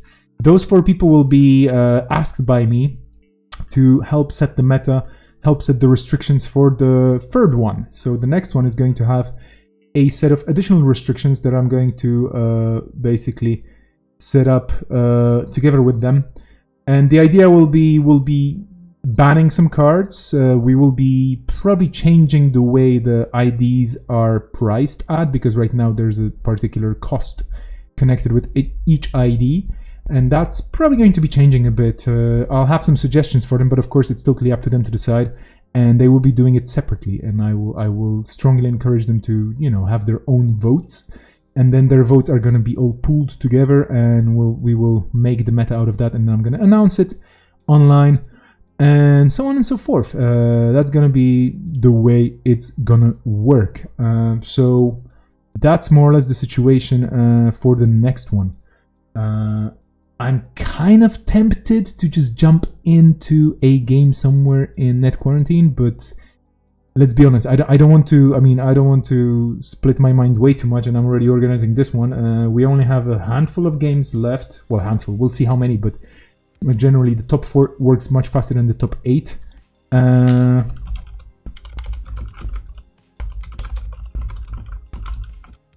And yeah, and that would probably be jumping a bit too much between tournaments. Today we actually had 4 events happening, at least 4 events.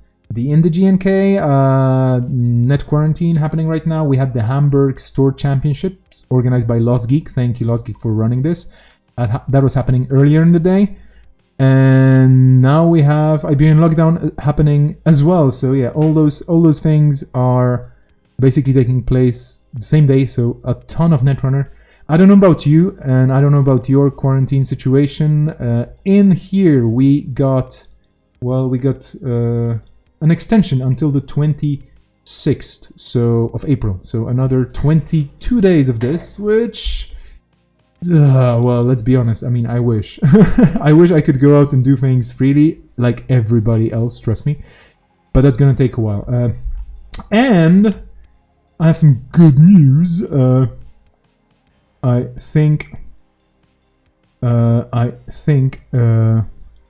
we're gonna have a helper. We're gonna have Adam, also known as El Zilcho, jumping in for the stream and co-commentating. I think he just prepared some coffee because coffee is important, especially when you're, you know, just waking up. Well, I mean, is it that early over there? I don't know. We're gonna ask him once he's ready. Whenever he's ready. Speaking of which, I should probably jump in.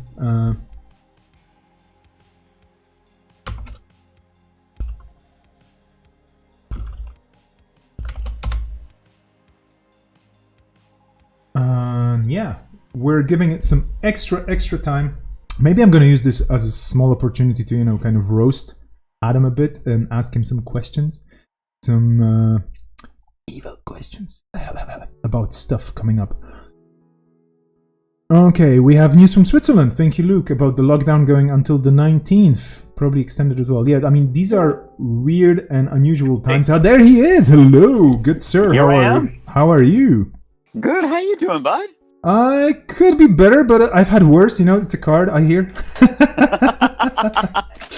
Oh, well, you sound full of energy and positive, and you probably had coffee, which is great because I need somebody who's going to be... I do have coffee. Perfect. Great. Perfect. I'm just running on green tea, so great to have you here. It's been a while since we interacted, right? It's been a bit. Yeah. I'm gonna let you like kind of settle in. We have a bit of a delay. I'm gonna have a soft check-in with the players at around on the hour, so to speak. Soft check-in because we have. Okay, so we got some time. Yeah, we have some time to chat and just basically talk about things, if you don't mind. I mean, we can also just take it easy. I don't know. Not at all. I'm super curious because I mean. If you don't mind, and of course you don't need to have any answers for me because I'm just gonna ask like annoying questions about stuff, but like Do you know anything about things appearing in different places for like new cards and new formats and new NWL and new everything? You know, we have you here, so I can just roast you. I cannot say anything because I'm not allowed. No, I'm kidding. But like, what can we spill? What? Can we spill anything? I don't think I'm allowed either. Okay, fair enough. Well, Honestly, yeah, but there's like some exciting stuff. if you're not allowed, I'm not allowed. Yeah, I think I can. I don't know. I think I can say it this way. I've seen some updates from people working hard on a new generation of cards, so new original content coming to the game again, and there were very positive news. And there's a lot of stuff happening in the background that we cannot talk about because also it's very hard to plan with the virus, lockdowns, and everything else. It's very hard to say, yeah, we're gonna have this product out by this or by then, because people are going through a lot of different things and working on different things, and everybody has a life to sort out. But I've seen positive news regarding cool new cards, so that's what I can say, I guess. Yeah, I've seen a few previews of what's coming after System Gateway. Yeah. I've also seen the versions of cards they're working for in System Gateway, and they're both adding some rather interesting new mechanisms. I'm excited for what System Gateway is bringing to the table, in terms of like just like really simplified core gameplay. And then they're going to do some pretty wild stuff in the set after that. I mean, I'm sure that most people know by now that John Treviranus or I may be mispronouncing that, or Joseki, because he might be better known. 1 second, my fiance is shouting at me. No worries.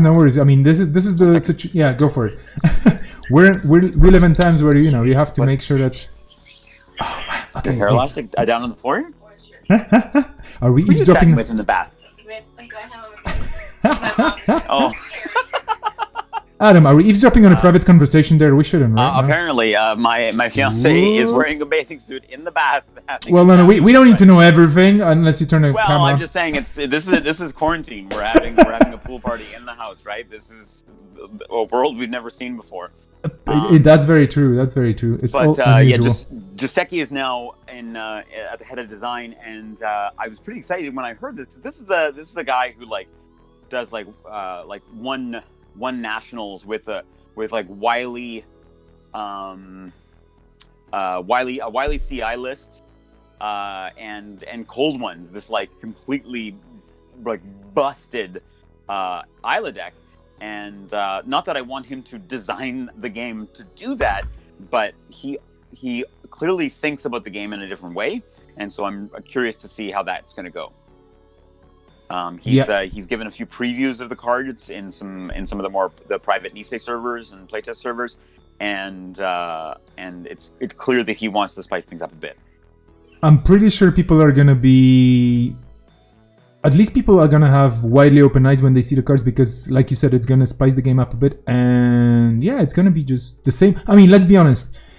If somebody just says, oh, I don't like these cards, I want to play a particular set of cards that doesn't include these, you totally can. The game is totally everybody's, so you can do it any way you want. But I'm quite curious what people are going to do with the new toys. Mm-hmm. Speaking of toys and stuff, I mean, I'm kind of really bummed personally out because like with the situation that nobody was actually expecting, and with the plans for Toronto to be there for Worlds, I'm kind of like, will we play in Toronto? I would love to go. And like, is this gonna happen? Like, what's your outlook on this? How is it looking right now? I mean, this is not something that we've had a chance to really discuss officially. Yeah. Because everyone's sort of. We're still reeling from it. Dealing with this whole thing in their own way, so we really haven't had the time to sit down and have an official chat about it because maybe we're not looking forward to it. But at this point, the whether Worlds is going to happen in October in Toronto is contentious because I mean right now here in Toronto, here in Ontario, they're saying basically prepare yourself for 12 more weeks of isolation. Yeah. And that brings us to the end of June. And so it really seems unlikely that things are going to go back to normal after that. Because the thing is that here's my main concern is that Worlds is a world championship tournament. Yep.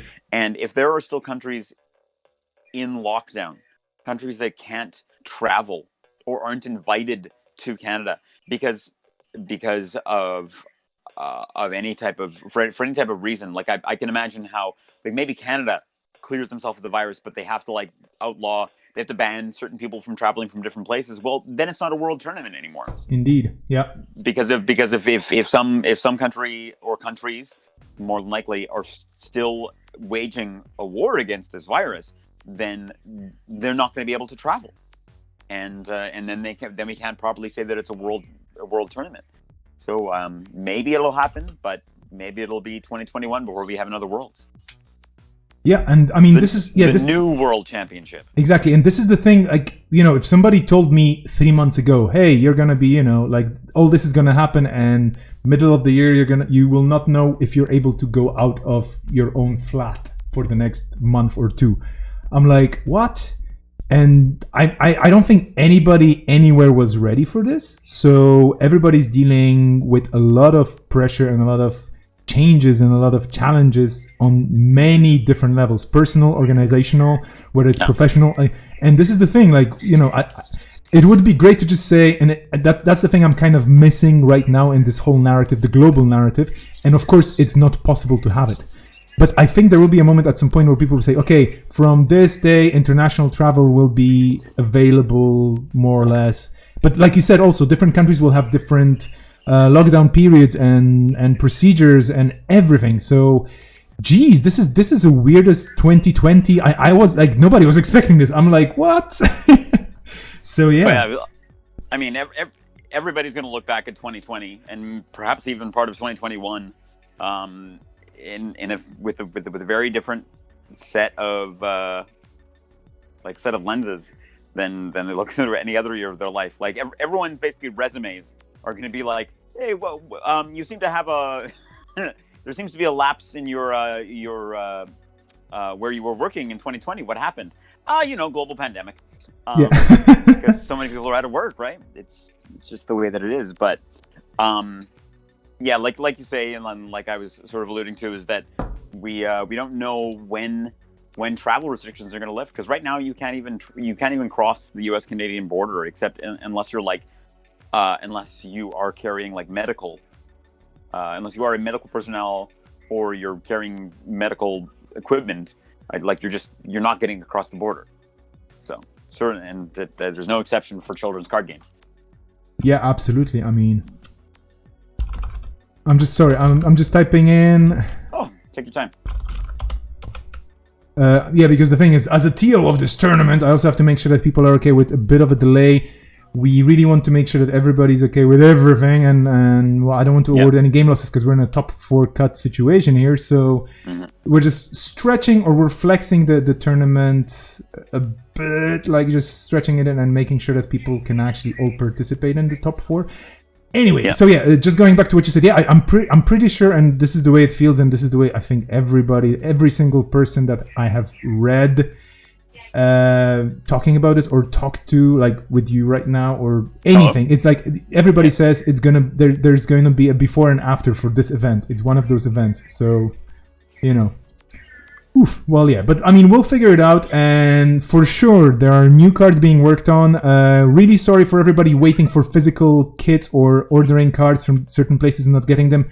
It's something beyond everybody's control. Like, I'm pretty sure companies that usually print stuff and sell it online, they would love to have customers and send it away to them, and like just that's shifting the product, but that's just not happening for obvious reasons, restrictions and whatnot. So it's going to take a while. But I mean, we'll be fine. Let's just say,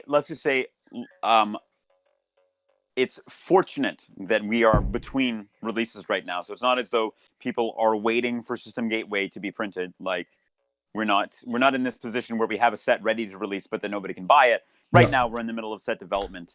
So hopefully our sale partners will be hopefully drive-through cards and make playing cards are going to be able to print by the time System Gateway is ready. Yeah, hopefully they're going to be too big to fail.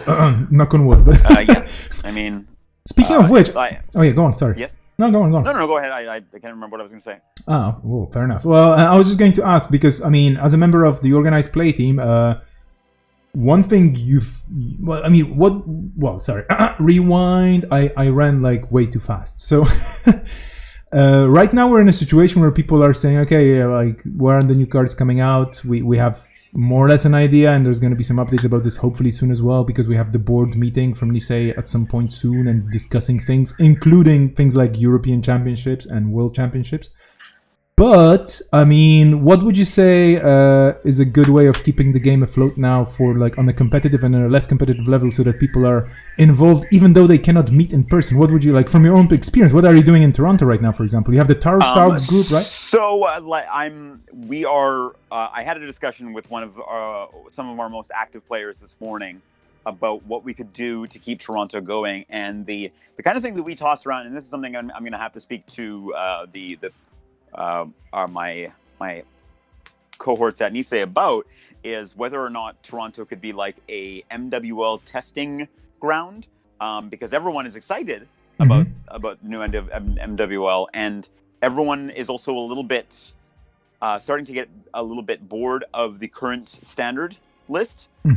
So I'm gonna see if we can have a league here in Toronto under the MWL test list.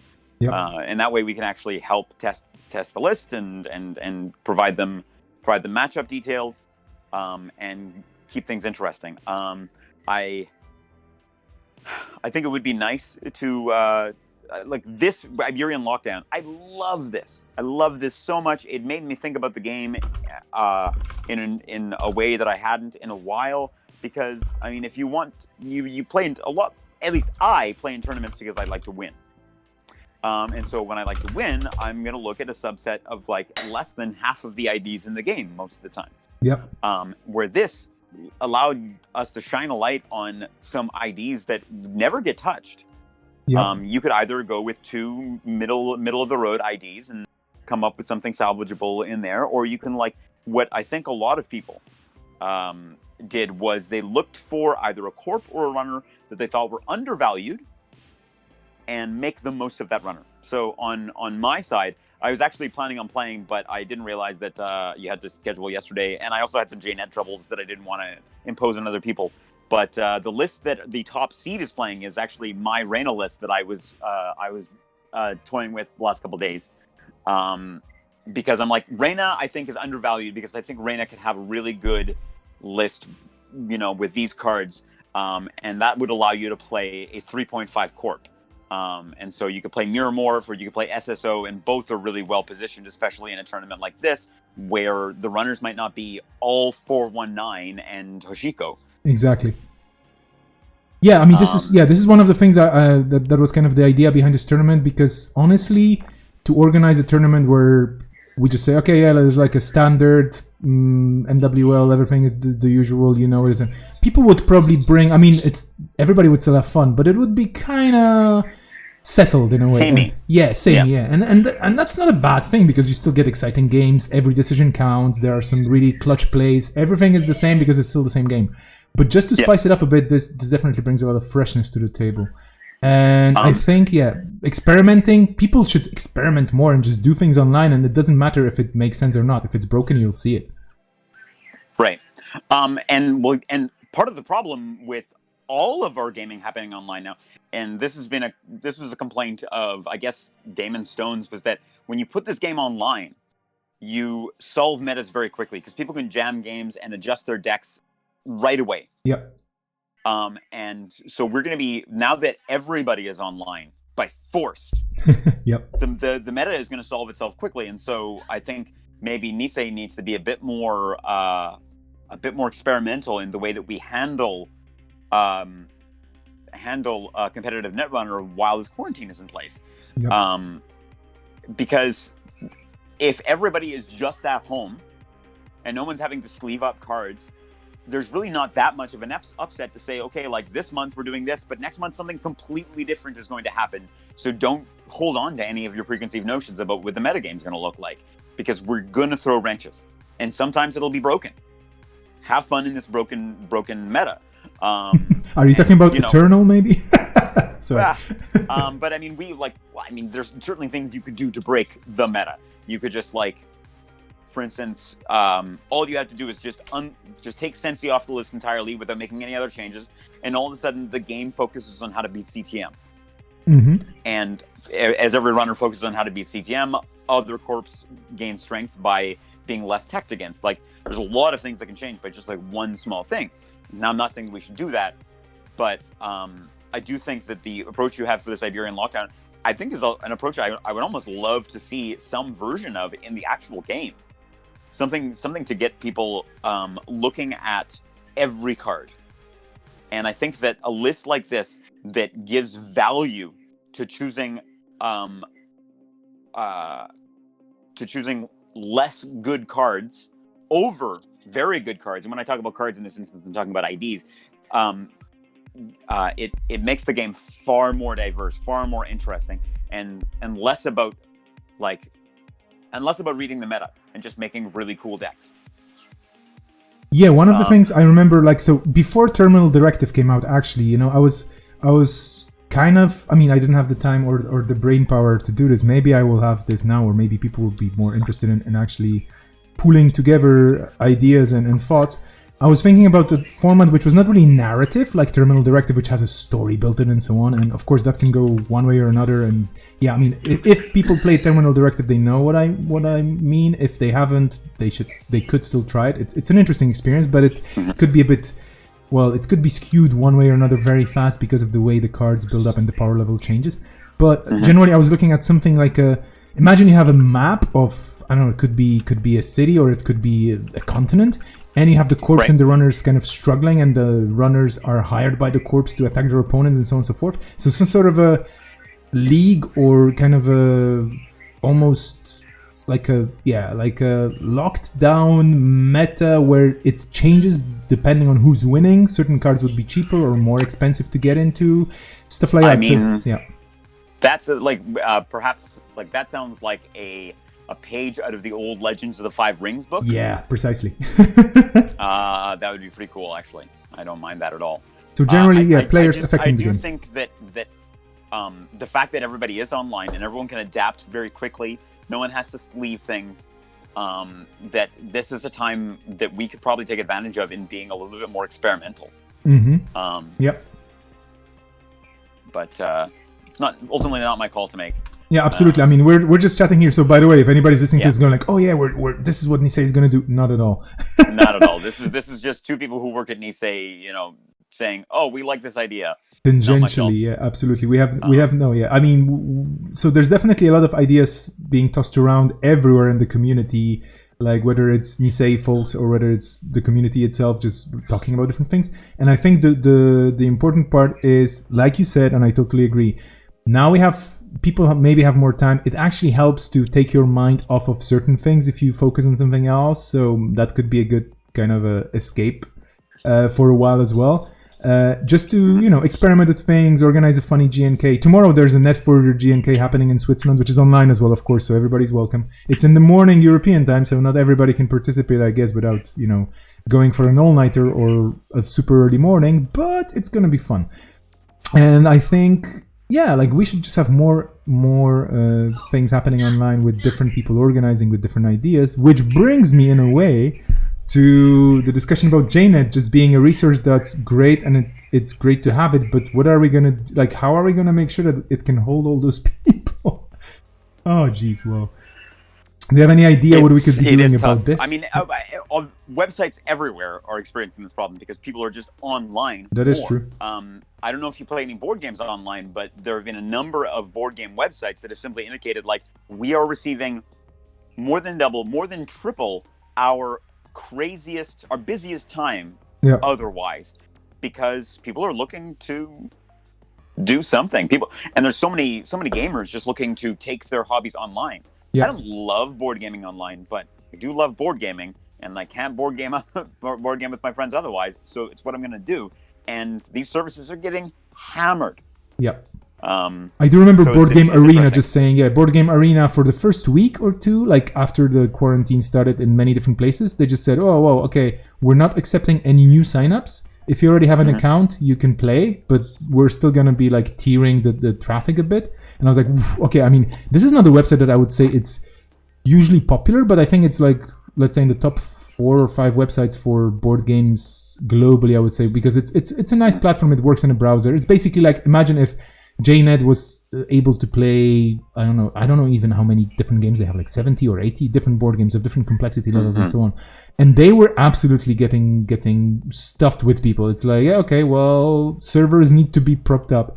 So this is probably one of the directions, and I mean, this is something that the board is probably going to be discussing as well, like how can we prop Jinteki up a bit, because JNet has been working really well, and last week, I don't know if you've heard, but we had like over 70 games concurrently, and it was just, what's going on? I mean, that's not been the case for a long time. That's amazing. Yeah, and that's happening this week. It's a bit lower. I think we were in the 40s or 50s. We had like 3 events happening at the same time competitively, plus the usual casual setup.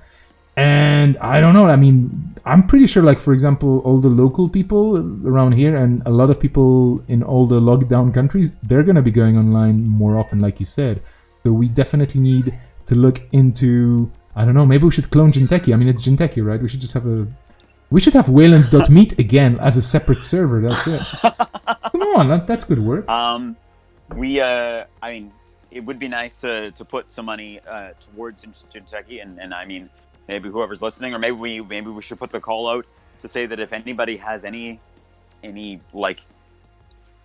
extra money, and I know that's a lot of tough because a lot of people are out of a job, but if you have thinking of subscribing to this while you're here, maybe consider donating to Nisei for the express purpose of making Jinteki more available and more powerful. To deal with the increased demand over these months. Yeah, I mean, we'll see how this works out. And yeah, I mean, I don't know. I mean, I think as a community in general, everybody has shown a lot of resourcefulness and just pluck and just going like, yeah, we're gonna do this, and continuously proving to all the other people in the community that, hey, we really want to play this game, we really want to make it go. So yeah, sorry, not make it go, make it happen. My phrasal verbs are failing because it's late, and this is like the 6th hour of the stream already. Speaking of which, I'm actually pinging the players just to make sure that we're going to be starting soon, because I would like to go to sleep at some point as well. Fair enough. Just to let you know, because I don't know, are you following the situation in Cobra or not at all? I have been following the situation on Cobra. Okay, so yeah, I was watching my friend Oneromancer play most of his games today. Okay, he's on top so far. Yeah, okay. He is. Yeah, he plays six of Worlds one time. He's a friend of mine named Josh. He's just an absolutely awesome dude. I think. Well, was he there in Rotterdam as well? No, he couldn't make it. Geez. Okay, because I remember meeting a ton of amazing people from Canada, and not only, I mean, from everywhere, but like the Canadian meet was really cool. So yeah, okay. Okay, we had a big group of Toronto people on our own Discord, just chatting while we watched our friends play, and giving them shit for all their misplays. Okay, I think we have other people already on the table. I'm just I mean, not on the tables yet. Sorry, I'm just going to switch. I have to do like everything. Like I don't know. I don't know if you ever tried streaming stuff, but it's just so much fun because you feel like you're working for television, basically. You know? Yeah. Oh jeez. Okay, I'm just gonna be dropping this over here. Okay, what am I pressing? A button. Now, one thing you might want to consider is asking the stream table to create a passworded game. Yep, I will. That we can enter, because I was at a commentating table and I realized that as a spectator I could see both players' hands. And if I were not a very nice player, if I'm a nice person, I could have told my friend exactly which remotes to run in that game against Biotech. So it's something we should probably fix up for the top 4 here. I just have to do a bit of TOing, which is fun. Okay, so we're here.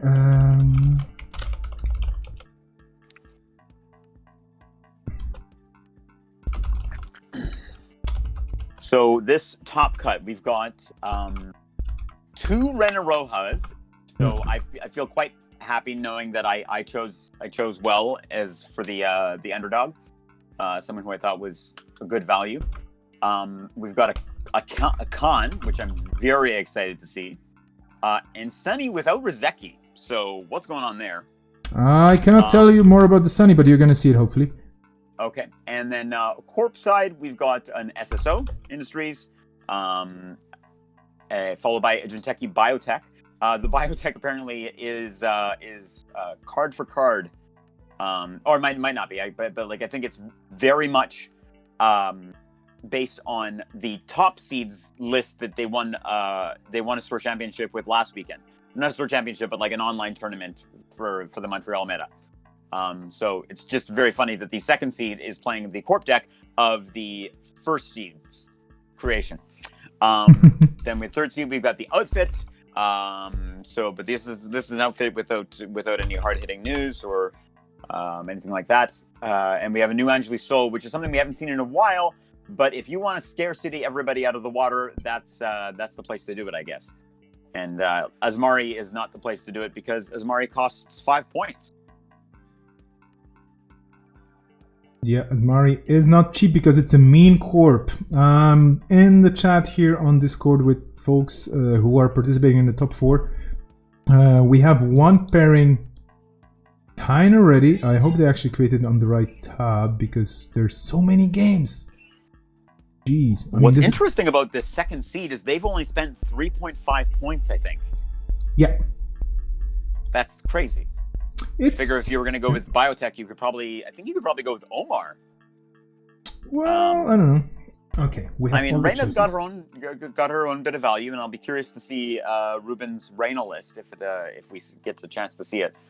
But I've noticed a few people spending quite a bit less than 5. Yeah, people are definitely not going for the full limit. Or there's quite a few of 0-5 choices. You know, like I'm going to play a strong runner or a strong corp, and then whatever I feel like from the other part of things. I strongly considered taking a janky Cronus Protocol complete image deck as a 0 so that I could play a really overpowered 419 deck. But yeah. Okay, so the table 2 is up. Just waiting on table 1 to pop up. Yeah.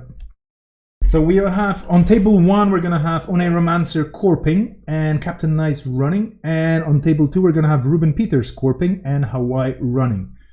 So generally we're gonna have a match between SSO and Khan, and then Jinteki Biotech versus Sunny. Jeez, I mean it's so hard to choose. I don't know.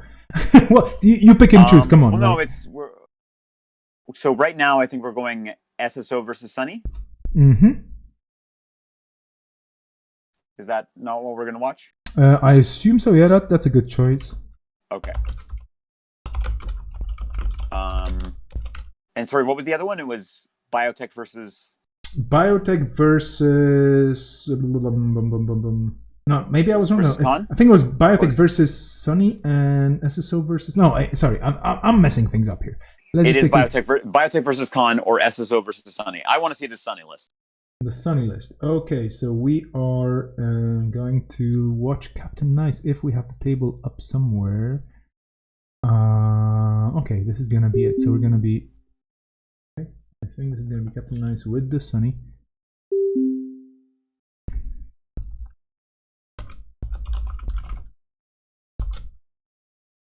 Okay, that one's up. Okay. Okay, I'm gonna do the honors. And we've got 3 people from Toronto joining as spectators. Oh, but we can't see their hands. That's fair enough. I mean, no, this is okay. What we usually do, I mean, because this is the thing. Like, I'm happy with people not seeing hands, and then we have a lot of fun on the stream, usually just trying to guess what the hell is going on. Right. So if I remember correctly, that's fine by me. This SSO is one that, of course, does SSO things, which is installing agendas that allow them to put more tokens on the ice and then just oppressively lock the runner out with a ton of Masvingo counters and whatnot. It is totally a lockout deck. Yeah. And so it might do well against Sunny because Sunny is slow to set up and then starts to roll over the court. But if she can't set up quick enough, the corp is just going to say, no, you can't come in. Yeah. Because you can only security next 1 ice per turn. This is over. So like, here's the thing with SSO, you need to be able to challenge that first agenda before they get rolling. And I watched a game earlier, which was quite amusing, where Mar, our OP for Europe, was playing against this SSO deck, and she ran HQ with Silhouette, ran R&D with Silhouette, ran Archives, and then quest completed the CityWorks project out of the server. And I thought that game was over, but he managed to come back from 0-6 to lock her out, and she conceded. Quest completed. I mean, seriously, who's playing that card? Well, you're playing it if you're in a tournament like this. It's good SSO tech. It is.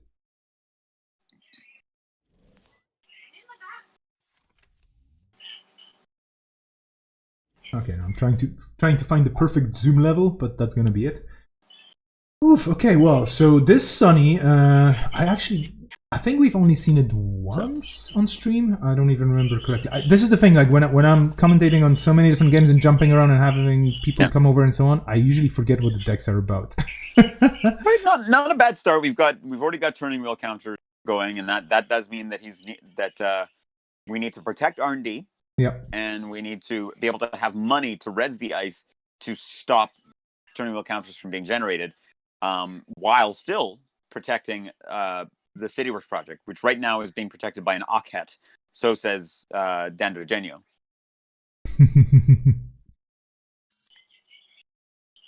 And that Akhet is gonna do a fair bit of work. It's currently at 5 strength. I think the corp is just going to use the first few turns to capitalize on the CityWorks project being, unassailable, and then just take it easy, build a board state. And we've got a Dream Net down already. This is very, very...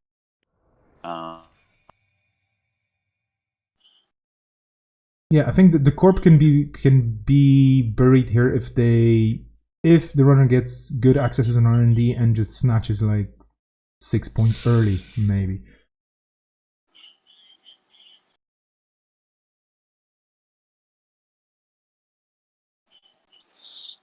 Dreaming Net is just such a great card.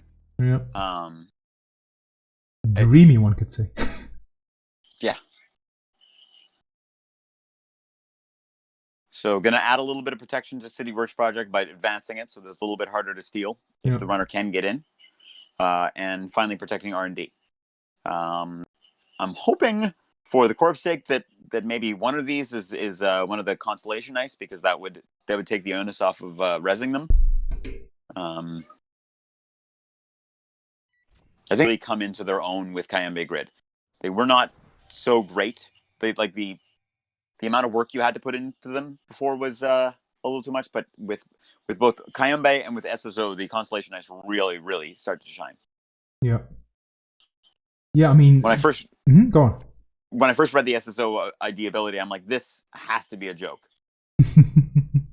But that's the thing. It doesn't seem that powerful, like if you think about it. Because face-up agendas, they're kind of few and far between. I mean, they're not that good apart from CityWorks project, to be honest, I think. I don't know. Well, and of course, Oaktown. I mean, let's be honest. But I don't think this list is actually running Oaktown. No. I believe it's on 3 CityWorks project, 3 SSL endorsement, 2 hostile takeovers. Yeah. So generally, the CityWorks project is doing hard work here, advancing all the ice, and then you're trying to either punish the runner for being poor and just not being able to contest. In this case, because we don't have hard-hitting news, of course, you can totally whack them with a good punitive counter-strike. I mean, banning hard-hitting news really busted things wide open. Just wait until the top 4 people from this tournament are going to set up the meta for the next one. It's going to be quite interesting. We were also actually discussing potentially banning all currents from the next one. So, it'd be interesting. I love that idea. It's going to be so then, because, every single person I chatted with in the break and so on online as well, they were like, remove currents. That's not a bad idea. It's like, okay, let's see how this is going to work. Here we have Jack Sinclair hitting the table and a Gachapon. And a Gachapon. Okay, so this is going to help them grab the data foldings. Yep. Perhaps they're running some of the companions. Now I don't know if the Trickster Taka I've seen was here or if it was in the smoke list. I think it was a smoke. Right. No, it's more likely a smoke thing. Like, I don't see Sunny grabbing that because really you're going to take that out of faction if you're running stealth. Yep.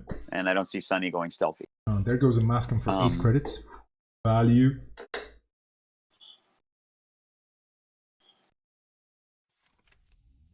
The turtle, fair enough.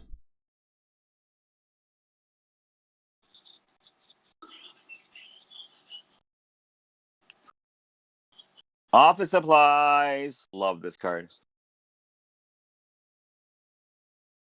Yeah, it's all about the donuts. I think it's the tastiest card in Netrunner now. But additional link is really hard to come by now. Well, there's Cyber Trooper to loot, which is kind of a staple for quite a few, well, Chaper decks probably with Euler and whatnot. But I mean, no, I agree. It's not that easy to just get something else. And the Archivist is fantastic. The Archivist is in the Reina list, so that you can turn on DreamNet. Yep. Because that Reina deck needs to be running all the time. Because if you ever let the pressure up, pad taps. Yeah, I mean that's reasonable. Pad taps should be in a lot of decks. Just one influence of pure bliss. One of the things I really like about the mini factions, and I would probably play Sunny about the most out of the 3 that we have, is the 25 influence, because you can really just pick and choose. And okay, maybe it's not a ton of influence, but the 10 extra points, they do make a difference. With Sunny, the problem being that you have to have 50 cards, so she's kind of a bit slower, but then again, 2 link. I mean, if only we had Mr. Phones, you know. I know, we all miss Mr. Phones. Yeah, Mr. Phones is awesome.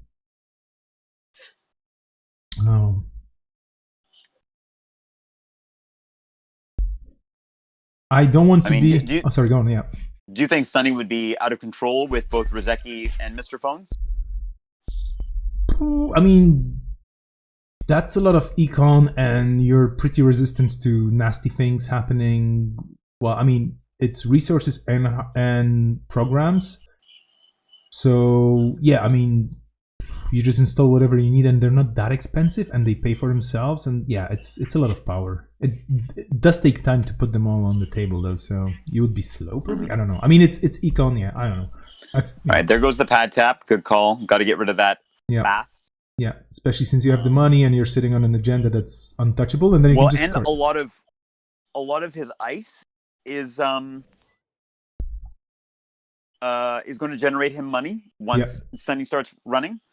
You've got Whoredom, Border Control, Akhet, Mausolus all gain money for the corp, and if the runner can start taking advantage of that, that's bad news. Yeah, and Akhet is, I mean, it's brilliant. Like, I just love it. It's an Afshar but different, and it's just so good. Oh, I love the art on it too. Oh yeah, I have the print from Ollie. I got it at Worlds, and I have the print. That's nice. I still haven't put it on a wall because I don't know where to put it, because I just don't have that much wall space here. But I'll figure something out. So if you just digital rights management a hostel into the server, that's interesting. Yeah. I guess he just wanted some money.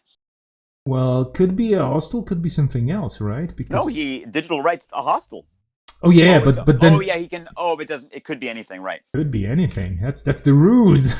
Oh, there's a Cyber Trooper to loot. There's your link card. Okay.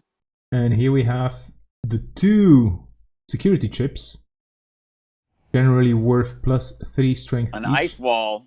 At 4, that already is demanding. So you either bounce, which is not that bad. I mean, you get a turning wheel counter, or you actually burn through your security chips early in the game. I mean, yeah, I suppose. I don't know. It would be both security chips, no? Yeah, I assume so. Yeah, because it's strength 4. I think that seems ill-advised.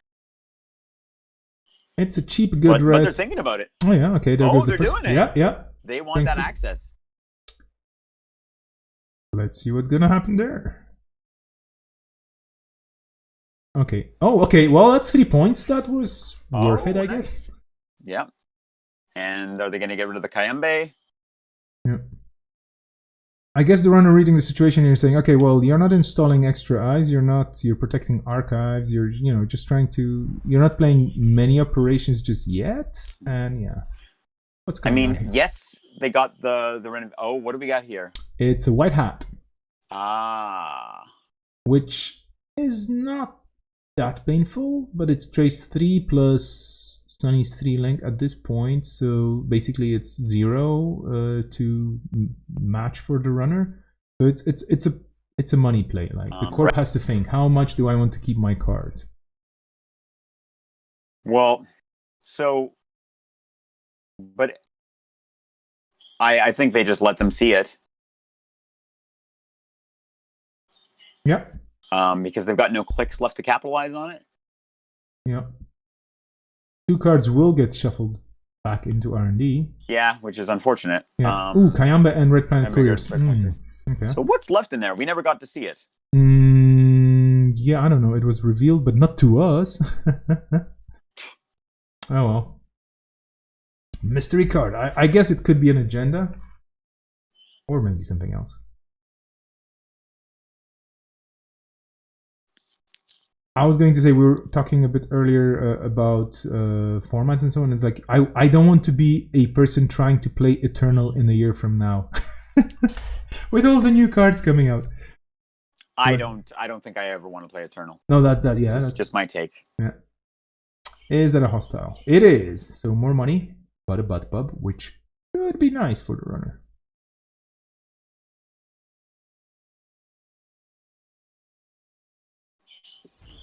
Getting a free counter, because why not? Yeah, it's too bad that Ice Wall is one of the few ice in this deck, I think, that that doesn't have any spike on it. At least the Whoredom, he would gain money off of. Mausolus would just be downright disastrous, as with Colossus. Definitely going to want to put something on HQ to stop the farming of counters. Yep.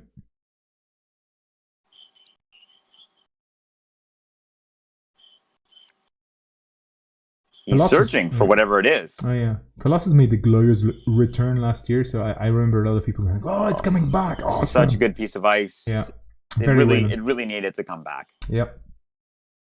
It never did anything wrong. unlike most of the rest of the Terminal Directive.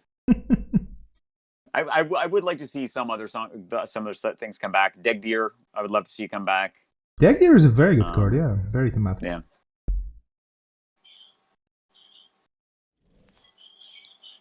And a hedge fund, just gonna shore up a bit. Yeah. Keep that advantage over the runner. The runner economy is not looking that good at this point, I would say. Basically, it's not existent. That Gachapon hit something. I mean, they've got to be looking for that. There it is. There's something. Yeah. Data folding for 1, that's good value. And what are we removing from the game because of it?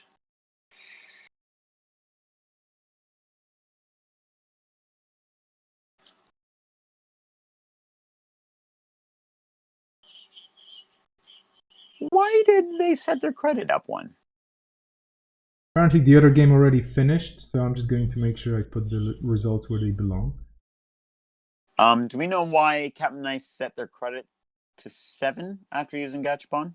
I don't know. I can ask in a sec. But wait, is this something triggered? I think they thought it might not trigger. Oh, okay. Let me just type in there. I can. Are you gonna do it? No, you go for it. Go for it. Thank you.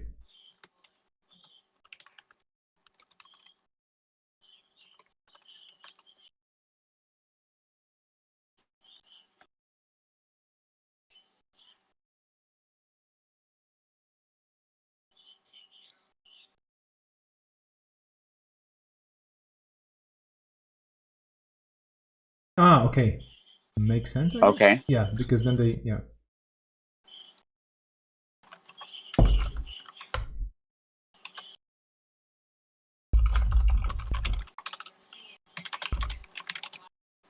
Yeah, okay.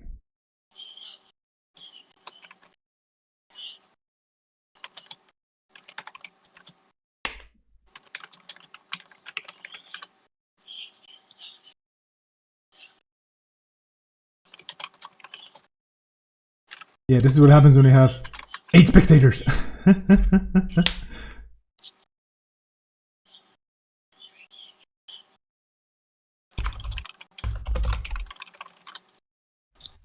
It's like you have a bunch of people hovering over your table. We're back. Yeah, we're better than JNet and like And you know. and that's the game. Biotic Labor, Red Planet Couriers, I guess. I would guess so. Cheeky finish. Although, Cheeky finish. wait, is this happening? Yeah. Yep. Okay, that's game. Oof. There it is. GG. GG indeed. Poggers. Okay. Well, okay, that's and there's Dean for you. Yeah. Okay. Oh yeah, Dean's in there. Okay, that's cool. I read the comment. I didn't read the person, the username. So I was like, well, okay. So that was game 1 of the top table here. With the Corp winning through a cheeky finish, as you call it. Yeah, very interesting fast game. Sonny didn't really have a chance to set up, but then again, yeah. I mean, SSO is going to be like one of the faster corps. Yeah. Around if they want to be. Yeah. Like that's the thing about SSO. SSO can just move if they know that the runner is not going to move. Yeah. Or if they think the runner is going to assault, then SSO says, I'm gonna make a fort that you can't anymore. Yeah. It's good at rushing and it's good at trying to create a long-term fort. I'm just pinging people because I already put the pairings up, but if they want a short break, I can totally see that happening. Okay, and then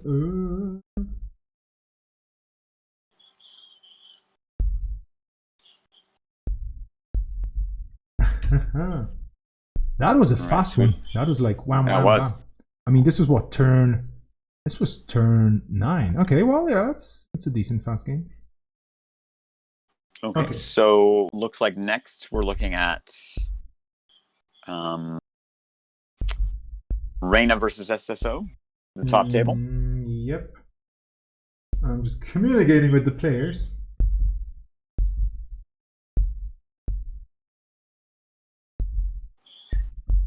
And clearing timers because somebody should do it.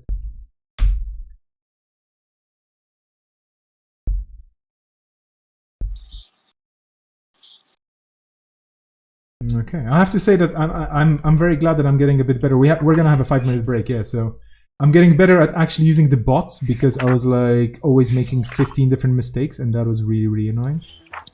But okay, so yeah, we're gonna have the pairings for the next round are gonna be Oneiromancer Corping versus Ruben Peters running, and Captain Nice versus Hawaii. So runner versus Corp in that second one.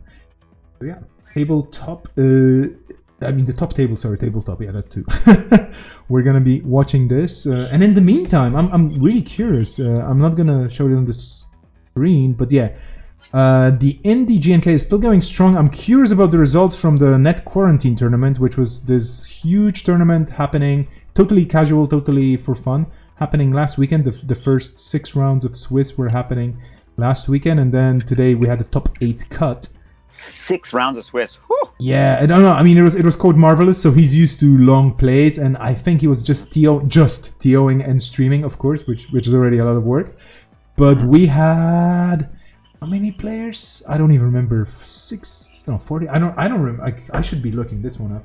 But a ton of people playing, and it was super interesting. I was streaming some games from there.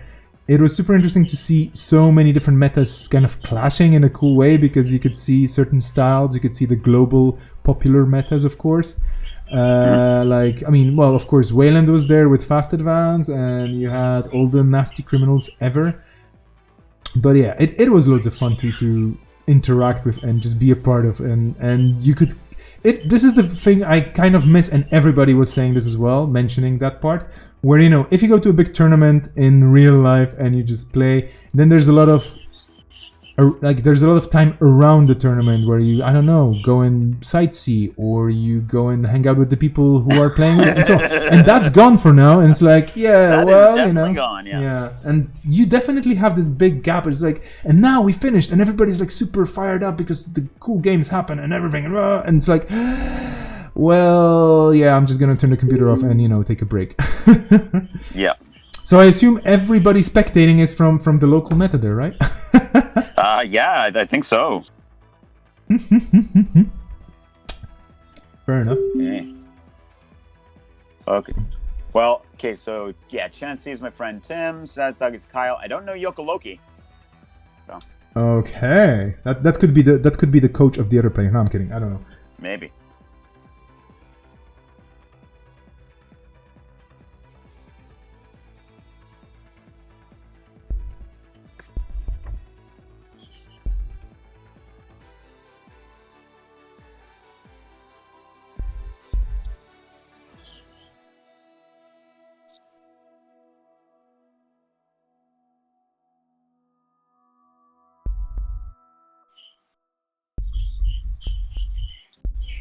Okay, we're gonna have Cable Carnage joining us, I think. Oh, awesome. Dude's a great player, great deck builder. Yep.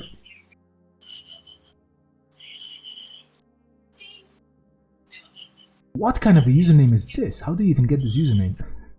It's basically 1, 2, 3, 4, 5, 6 icons. I don't Parties. know. Oh, I love it. They're parties. Oh yeah, they're the okay. It's just like it looks. I mean, yeah, it's party. It might be Andrew WK, this musician who's really into partying. You know, just saying. He's the king of partying. He's partying a lot. But yeah, I don't know. Okay, just making sure I'm not gonna miss anything. And let's just hop over here.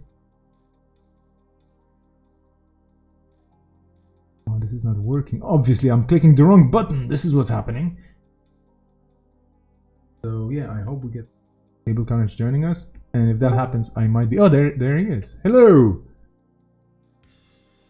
Hello? Oh, maybe I have to move him. Hey, how's it going?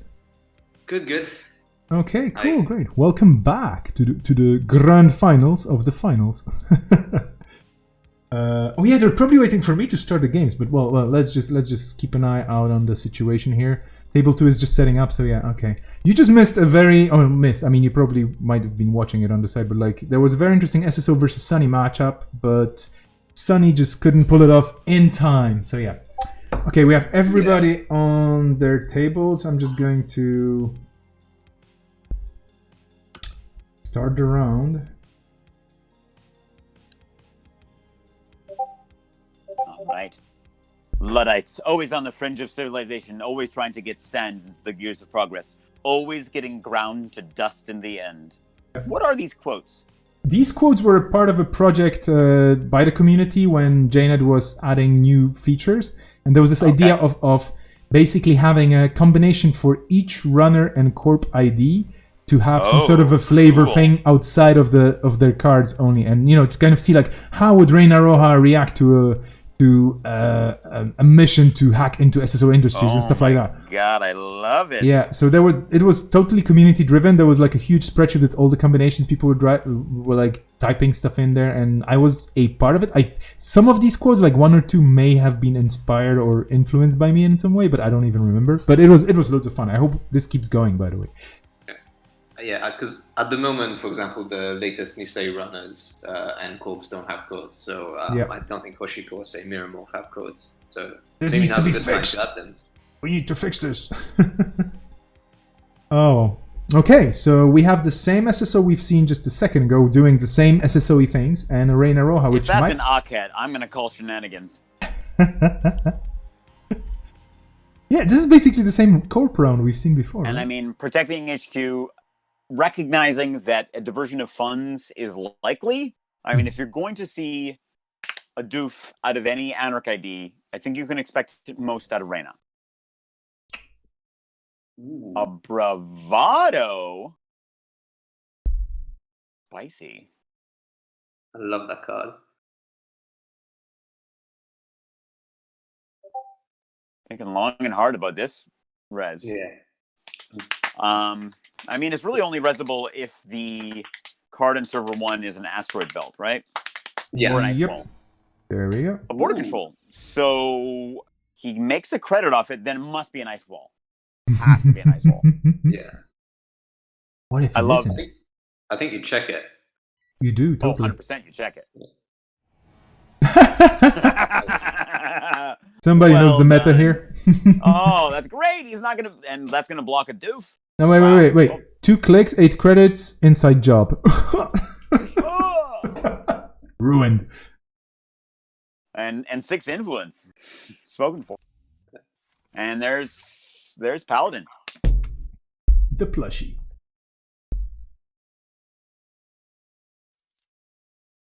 That is a well-dressed, whatever that is. Ferret? Otter, I think. Oh, it's an otter. Okay. It's a significant otter. It's a significantly well-dressed otter, yeah. I mean, I like that he's got the big hammer. Because I mean, they use rocks to like break open their food. So this is what this otter does. Absolutely. They just use a better tool for this very thing. I'm pretty sure that Pat Burke and Izzy Pruitt, who's the artist here, and Pat was back then the art director at Nisei. I'm pretty sure they did a lot of research into, how can we dress an otter so that it's realistic. I love it. Yeah, makes sense. Pat was such a great director. Yeah. Such great stuff came out during his tenure. Yeah.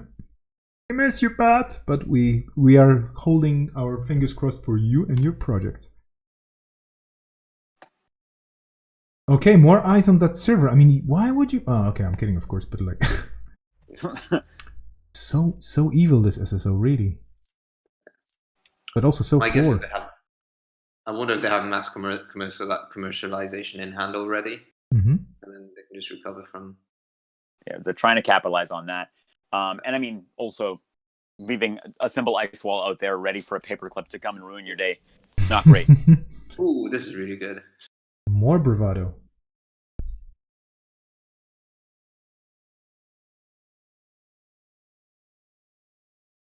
Yeah, there's very few things they can res there. I mean, I would have liked a wormhole. Yeah, now that we know the SSO and we've seen it a second ago, and this is a totally different matchup with Reyna putting different kind of pressure on the corp. Exciting. Plus, I don't think we've seen this Reyna on stream yet, or maybe no, I don't think so. Okay. This is so far a fairly different Reyna from one that a Neuromancer is running. It's looking to keep the runner broke simply by applying really positive, like tempo-rich pressure. And that's what Bravado is helping them do. Yeah, exactly.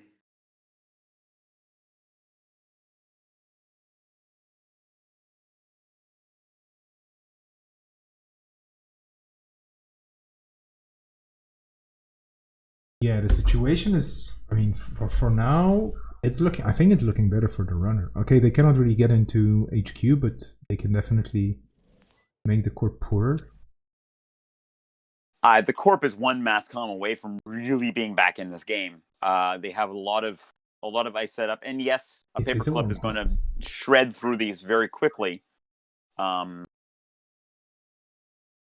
We'll see. I mean, the turning wheel being up and running already is a big problem for the Corp.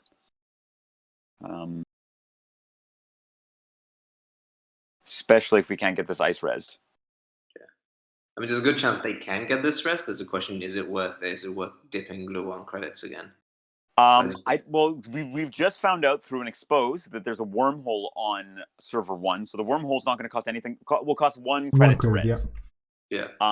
So if they can afford the R&D res, I think they do it. Yeah. Unless they're particularly worried about a hippo play coming right away.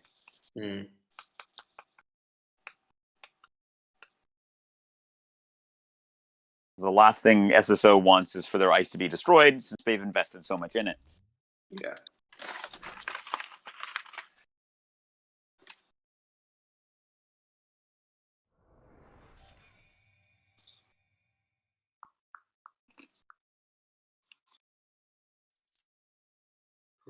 So what do we think is on R&D? No, the ice we know is a wormhole. Resed it. Makes me think it might be a Colossus. Yeah, that'd be my guess, because Colossus does nothing. Through Advancement Quantum is definitely worth it. And probably Mausolus as well. The Mausolus would have gotten res, no question. Yeah. No, so I'm pretty sure, I mean, R&D has a wormhole. You're talking about server 1 now, or did I get confused? No, server 1 has a wormhole.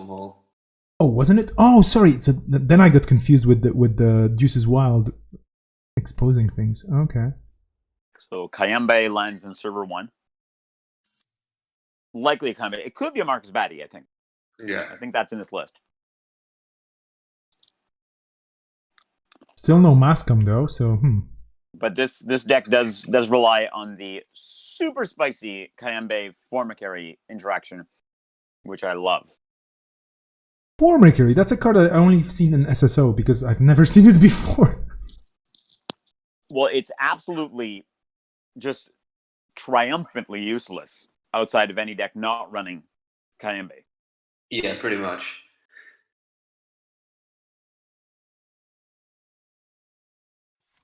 But it's one of those things that fucks with, screws up runner math in a way that we haven't seen in a while. This is the third Bravado. And now, yeah, would you pop the border control? Well, I mean, it doesn't really do anything with the Bravado, so you still get the money. I mean, it's a 2-credit tax for Amakua, and also protects you from something a little bit more dangerous happening. But at this point, we've seen 3 Bravados. We've seen some deuces. We've seen Amakua. We can probably expect that there's not going to be a lot more HQ pressure in the deck.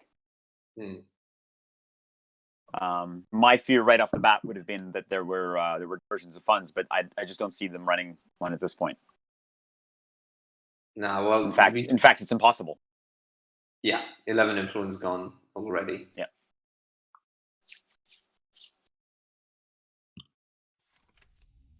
Okay. And that magic dragon pops up. Oh, so good. I can only imagine, like, Reina Roja breaking into an apartment and realizing that the person living in the apartment is actually in the bathroom right now and just stealing their console. And Hoshiko goes out of the bathroom, goes like, "Where's my Keiko?"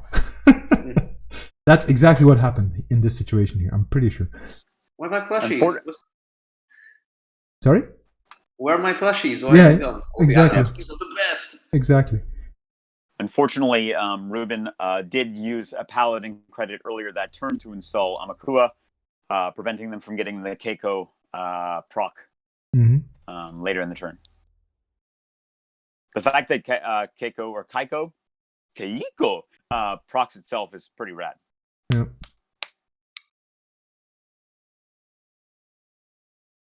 And kind of weird in the same way that rezzing Lakshmi Smart Fabrics giving itself a counter is kind of weird. You could say it's unusual or unexpected. Some people call it broken, but yeah. Okay, so yeah, Reina is not in a bad situation, but the corp is getting set up more and more with each and every passing turn. So I kind of like this SSO build. I mean, it's really cool to have. It's a different kind of timer you're putting the runner on. And I think, get your accesses while you can. Yeah, and APOC not being in this current tournament, like, being banned, it definitely lets people go like, well, I don't care about your econ and your bin breakers. I can just build the board state up and you will have a very hard time getting in. I'm getting more and more excited about the top 4 players' choices for bans for the next one. It's gonna be like, curiouser and curiouser. Okay, so no res on no highs, which makes sense because. Yeah, I mean that ice doesn't have any advancement counters on them, so Yeah. But so depending on what ice it is, the corp might just say, "I'm going to purge next turn and add the 3 counters, and now these ice have teeth." Yeah. Yeah. And then you have to play Eater to have more teeth. Oh. I mean, if you're right, and the R&D ice is a Colossus, now is the time to run because is it 6 to res? Colossus, isn't it? Is 6 to res, 4 strength. Yeah. Yeah. Well, it's going to be 7 with Reina. Yeah.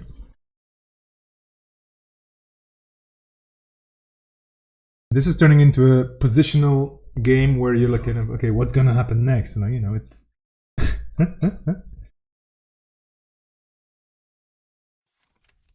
here comes the hippo. All right. Well. Ooh. Oh. Yeah. Would you though? I But don't know. what? How are you gonna break a wormhole? They have Black Orchestra in the bin. Okay. Yeah, that's a problem. So. They spend a lot of credits boosting and breaking this. Yeah. But they're definitely throwing it away. Yeah. And this is the runner forcing the corpse hand here and just saying, okay, yeah, you will rest things and do stuff and I will spend money, but I'm gonna definitely perforate your remote a bit and get the agenda. Unless...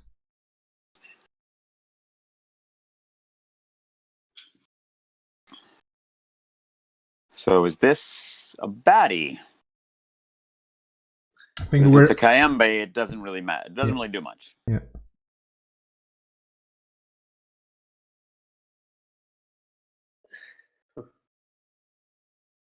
Is this score one punitive or no? No, I don't think so. Oh yeah, we should be remembering about the meat damage happening here. Probably Reyna's packing I've had worse. And this is only 3 damage anyway, but 0 clicks. I mean, I can't see an Anarch deck not packing I've had worse right now. Seeing that Inject is gone and it's one of their best draw cards. But there's moshing. No, I'm kidding. I mean, moshing is different. Moshing is different, and moshing doesn't feel as good as it could have been. It maybe doesn't have the right tools to really, like. I'm not sure, but I haven't seen someone find the right build to make it work as well as the Inject replacement is trying to be. As a veteran of quite a few concerts, when I went moshing into a mosh pit, I totally agree with your previous statement, which was that moshing doesn't feel as good as it could have been. You know, it's like this is exactly how you feel after like 30 minutes in a mosh pit. Wait, he's just letting he just let Icewall fire. Yeah, I don't know if this was intentional. I don't know why. Yeah. Huh? Me neither. Maybe he feared the. Oh. He trashed a hippo due to brain damage, so I wonder if he wanted to hippo the ice again one more time. Really clear out that remote. Yeah. Well, that was a very lucky brain damage then. Yeah. 25%, but yeah. Also, very greedy play from the runner. Yeah. There's the purge. Could have just gotten in and that's it. But yeah, I mean, well, we don't see their hands, and that puts us in the realm of guessing stuff. But I agree, greedy player. Moshing is an interesting card because I don't think the issue is it doesn't replace card draw because you're down 1 card in hand. Mm-hmm. So it's best in a deck that already has a lot of draw.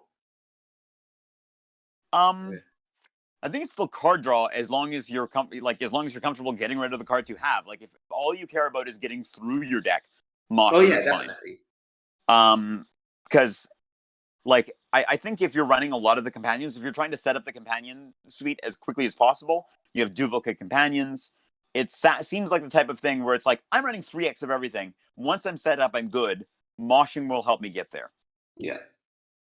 The other deck where I've actually seen moshing used lately are Apocalypse decks, where again you're sort of a combo deck where you can have a hand of like, well, these aren't useful and I need to wait for the next couple of turns, otherwise the game runs away from me. Mm-hmm. That's another.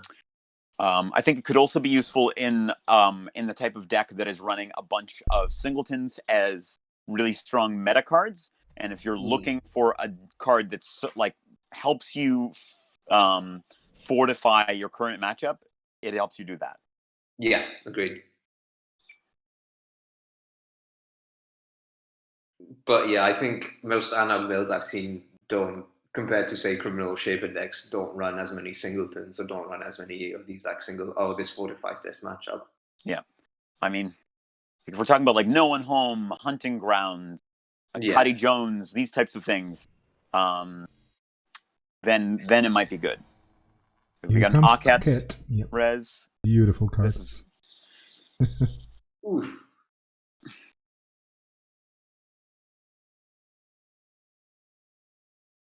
If Merumati was as good as this card, yeah, I would play Merumati, but well. I mean, Miramati has been completely outshined by Afshar and Winchester. Yeah.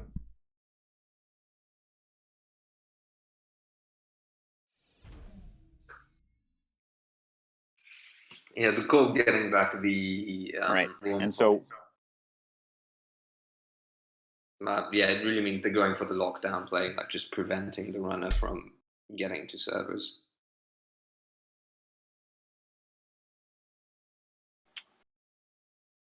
where this advancement token goes, it could just fortify the City Works project. That's not a bad play. If it hits an ice, I can feel pretty confident that that ice is Colossus, and you almost don't want to do it for that reason. Or it could be a Mesvingo. We're midway through the round, more or less. 20 minutes passing, more or less, in a few seconds, and still no score. Well, SSO is nearly at a point where they can start pumping out agendas. Yep. That said, Reyna at 18 credits, still very threatening. They need the runner to make some rather unwise runs, or spend more time for.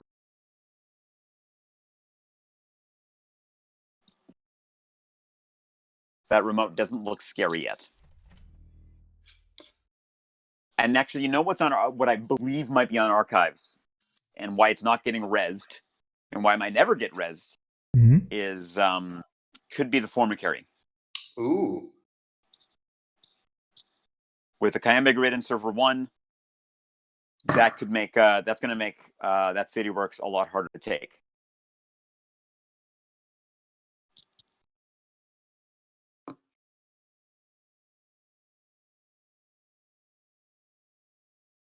Yeah, the Corp is in a really good spot because they can probably let agendas accumulate in HQ with that border control probably stopping any kind of multi-access at the moment. Yeah, right now we've got the turning wheel sitting basically with a legwork, which could be prevented, like you say, and you probably would.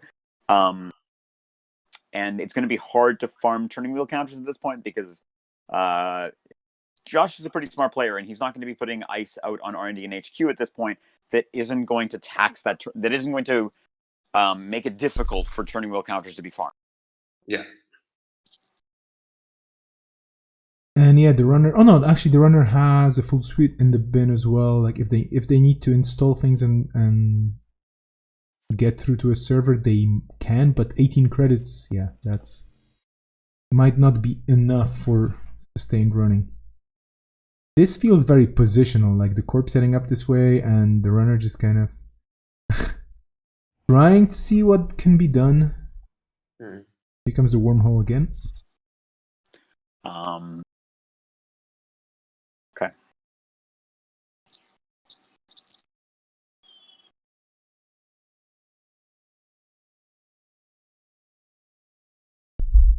Over to the ice wall. Which they break with paperclip, and they and then Kayambe grid gets res, and they can't get in at all, right? So you don't even need to pop the Formicary. Oh no, they can get in because it's 4 credits. Or is it 4? Oh, okay. So yeah, they do have to pop Formicary. Never mind. Yeah, if it's a Formicary. But then if it is a Formicary on archives, as you said, then they leave archives open, and then they can just get turning wheel counters on Amakua very easily. That's true. I would not be surprised if next turn, if this is the case, no further action. Oh, so it's not a form. This is a. Wants to act. I see. Okay. If it is a Kayambe, it's too late to res now, I think. So it could be a penalty. It could. Well, I mean, there may have been a misunderstanding on how these cards need to be resed and at what point. Yeah, I'm pretty sure. I mean, both players are communicating on audio on Discord, so yeah, there's probably talking happening in the background we have no access to. Yeah, for good reasons. And yeah, and I don't think that we should take Jinteki prompts as gospel. Because spoken word in Netrunner is far better. Oh, we've got a baddie, so that's what's gonna maybe keep them out. So what do you bet?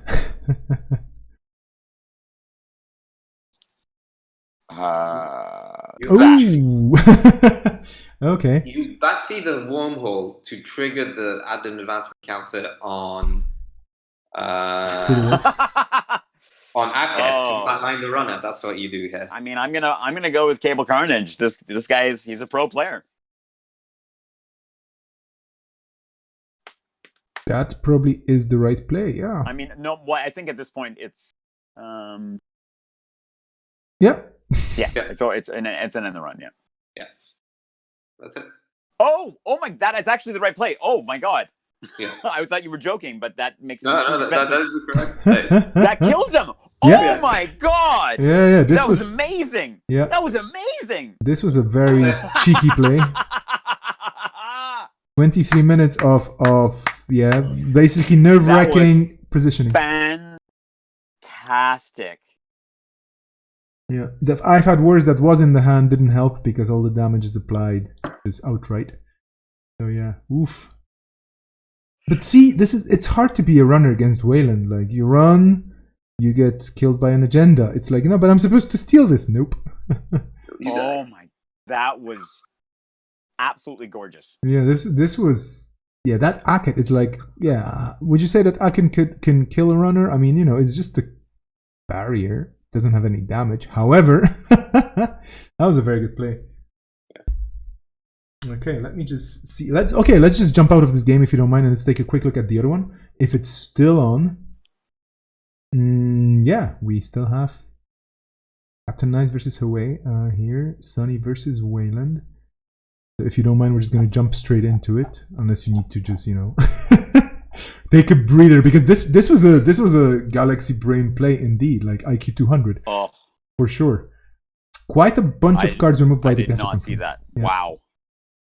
So we know the Sunny build already. There's already the Security Nexus on the table. 0 cards in stack for the Sunny, so good luck.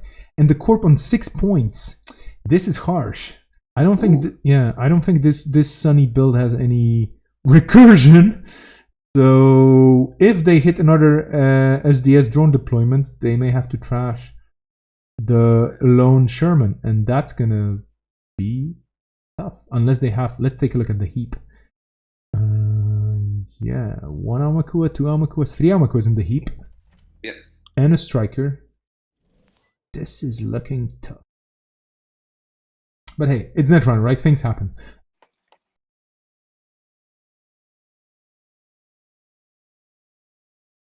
Both sides on... It's being a little slow for me. I'm coming in. Yeah, no worries. Both sides on a very comfortable amount of credit, so all the plays open. We have a Hortum with no counters on it being rezzed.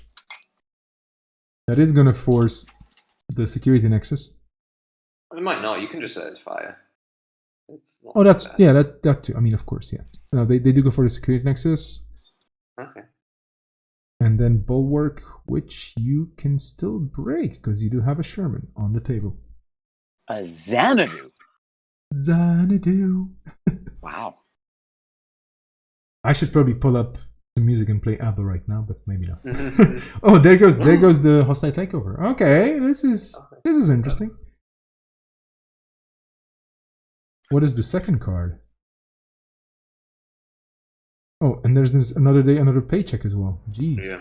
Gain 10 credits. Okay. Pretty good. Yeah. Some Sunny cards is just like... Where is it? Did I lose it? No, it's still... It's in... Yeah, okay. Here, actually. It's a current. Yeah, currents... That is significant. Wow. Yeah. And So this is a current. Okay, go on. Sorry. How many Cloud Breakers does Sunny run? Is she just run 1 or does she double up? By the looks of it, it's a one-off, but then again, Sunny still has 5 cards in hand, and definitely not an Armakua because they're all gone. And there's only the Striker. I would guess Shrike is in hand. Yeah. Yeah. Yeah, I think so too. So he's going to have to do a Code Gate lockout. Yeah.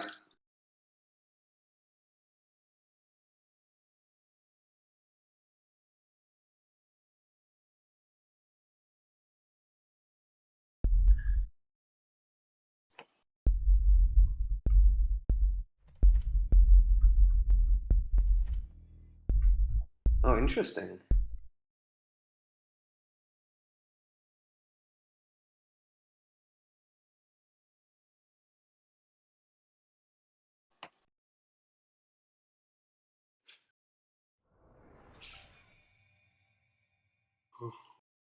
Okay.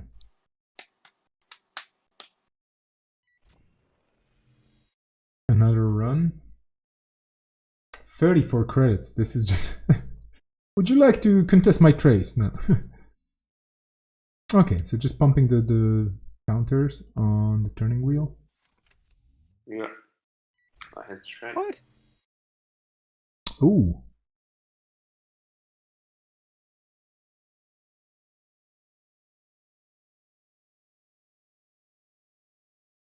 They just run the Whoredom to bounce off it? Are they? Yeah. Okay, they're just trying to clear out HQ, I guess.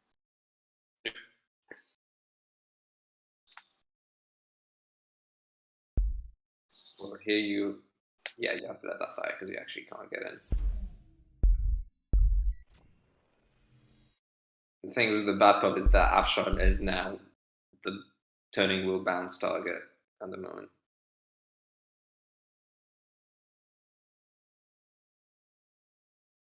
Yeah, you definitely want to get... You think there's 3 hostiles in this deck? I guess so, right? Oh. Yeah, that'd be my guess. Timely public release, so now both sides on 6 points. Exciting. However, the turning wheel tokens are gone, so... It's an interesting mix of agendas. Yeah. Do not expect to see a timely public release. It has a boat. I mean, it's basically a Nisei if you're running border controls. Which they are. Yeah. The other thing is I see 3 Marcus Batties in our house, so I suppose this is a rig shooter deck? Well, it's a bit less of an Issei because you still have to pay for resing that border control, so... Yes. But still, It's not very good. It's not the greatest Nisei. Yeah. It's still... It's Nisei Mark 1. On a boat. Okay, Jack Sinclair driving the run here, where you cannot use programs during this, so you're just trying to get another token on the turning wheel. I guess. We're around 10 minutes before the end of the game. Force a Seknex usage here. Yeah. Well, I think now they'll just bounce the HQ ice.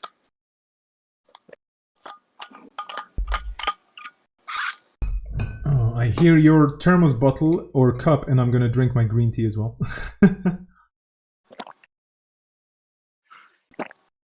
Yeah. Hydration, remember, runners and corpse, hydration is important.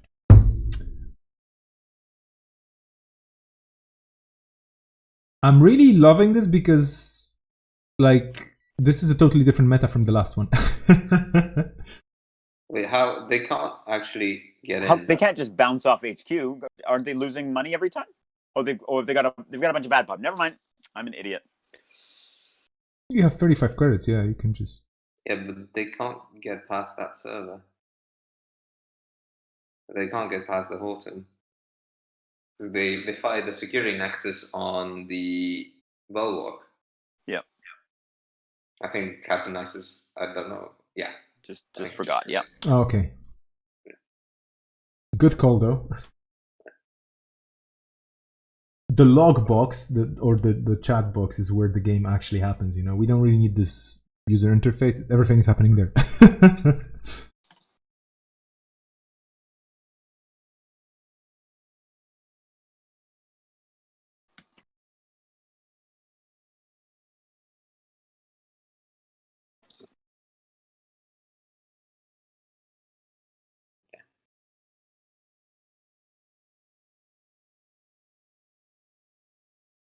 A mere 40 games happening on Jinteki right now. You know, nothing. Just a regular Saturday evening.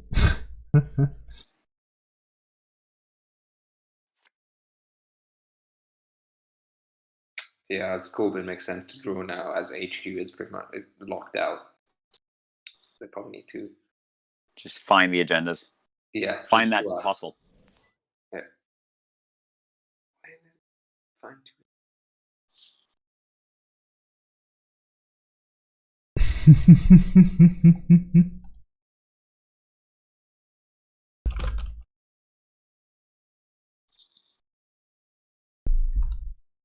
Yeah.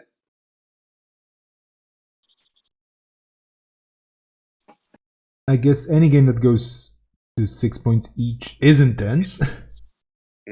So absolutely agreed with Captain Nice there.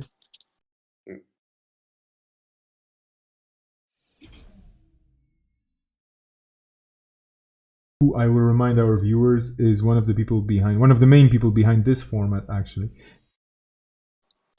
So the idea of limiting the choices of Corp and Runner IDs based on points that, well, streamline the meta a bit or maybe shape it slightly differently. Here we go with a run, and there's a whopping 8 counters on the turning wheel.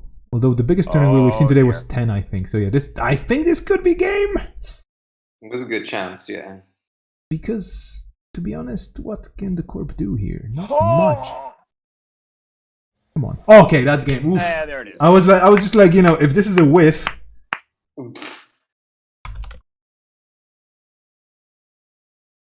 Vesper. Yes. Do you have other commentators wanting to get in here? You might have had a lineup. If you do, I'm happy to bow out and allow other get in the action. If you want to bow out, I can bow out. I don't know. I'm not getting any pings. I believe I may have somebody else lined up. I may have Mara wanted to step in. Yeah, but I think she was doing net quarantine. I don't know. Okay, sure. Yeah, no, I didn't want to be hogging the stream. No, you're not hogging. Oh, come on. Like I haven't. This is your first time here, so hey, this is it's a pleasure.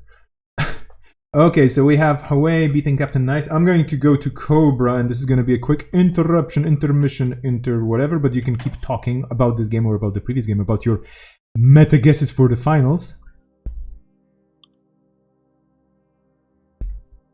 So, the finals. Well, right now we're going into the losers finals, right? I haven't checked Cobra. Let me have that. Because because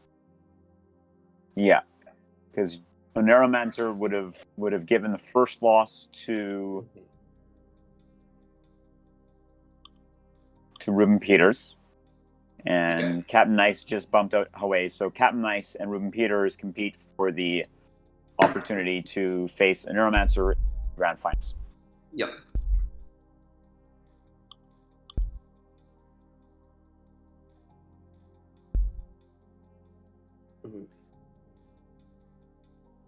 Two Reinas in the top 3. Interesting. I was commenting earlier how I thought that, given the makeup of the rest of the list, that Reina was a really solid pick at 1.5. It allowed you to choose a very strong corp without sacrificing too much on the runner side. I agree. I think, but I feel that way for lots of the runner IDs, where you can just say, you can pick a relatively low rated runner and it's likely to do fine for you. I feel very strongly with Reina about, I think DreamNet is just such an incredible card, and Archivist is also a very strong card. That being able to pop both of them into Reina allows her to continue to apply that pressure. Yeah. And you could, if you have free influence, you could even add a security nexus in there, and then be essentially playing Sunny and Orange. But yeah, that is a consideration. So that was one path I thought of choosing for the deck that I designed that Neuromancer's playing. But I just thought that the companion Kaiko synergies were just way too strong. And we're really going to support the 10 influence spent on Doofs. Yeah, I agree. I mean, the companions are indeed very strong. I think the Secure Nexus is more of a meta call. So if you think everyone will play like 40 advancement tokens mass swingle, then you're very happy to have Security Nexus because you just don't care about that.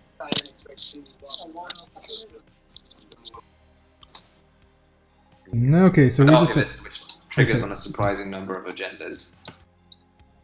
Yeah. I was just going to mention that we have the 2 players setting up in a few minutes. There's just a quick break for some more water, and it's good. I think it's always I keep sitting here, and most of the games or most of the tournament I would just not move much, which is not very healthy. But I'm pretty sure that the players between the rounds, when they have the 5-minute break, they just get up, do some, crunches maybe, I don't know, push-ups. They run for like a minute or something, and they skip in one place, or and it's good to move around a bit. And yeah, I just messaged Hawaii about it, like one of the top 4 players as well, because again, I will repeat it on the stream, so if anybody missed that, this fact will be made clear. The top 4 players, so the people who are already competing right now in the top 4 cut, they will be setting up the meta for the next tournament, and I'm curious to see what they're gonna do with this. Waiting for both Captain Nice and Ruben Peters to be at the table.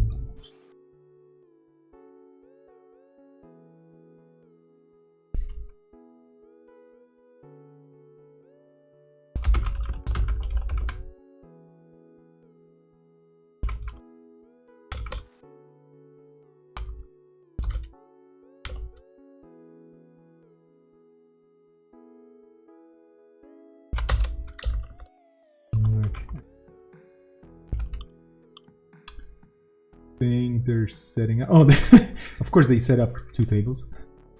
Why not? Oops. Yeah, that's okay. They can. I think they can play 2 games, and that's a double elimination part, right? They play both sides at the same time. They just have now. It's like 2 people sitting at 2 different tables, and it's like, okay, who's gonna be playing what? Like, okay, we're gonna be getting there, and I should be hopping over and probably, yeah. So it's there. It's set up. Table 2.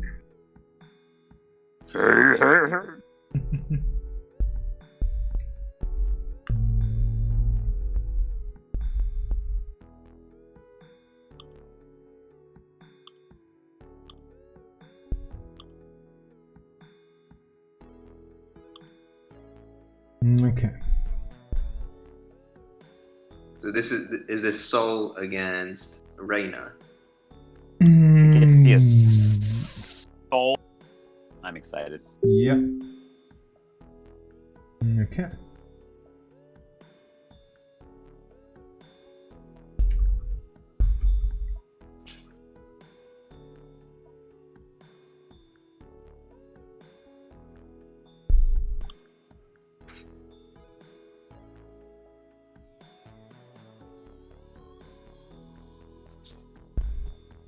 Oh, okay.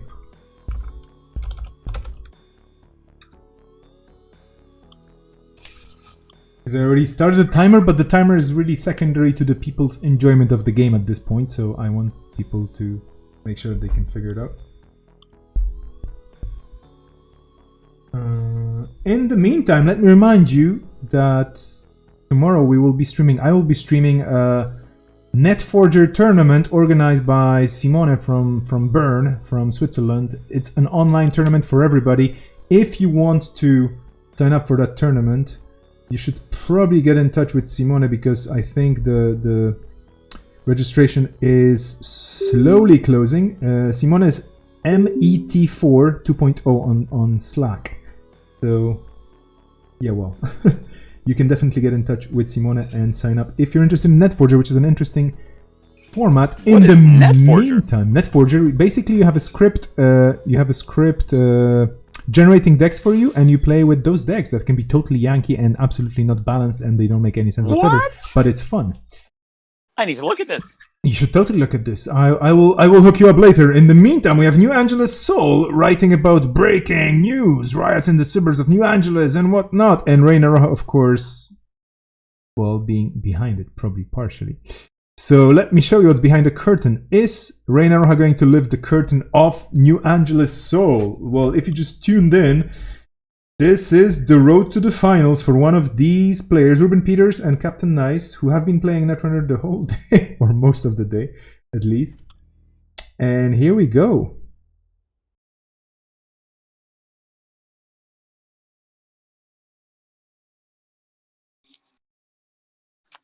All right, nice. HU, R&D, scarcity, and now Reina applies pressure, and probably eats a news hound. Yeah. But the news hound is going to be 3 credits. Yeah, still not something I'd be fond of doing. And then the other piece of ice is not going to be rest. Ah, there we go. Okay. Here we go.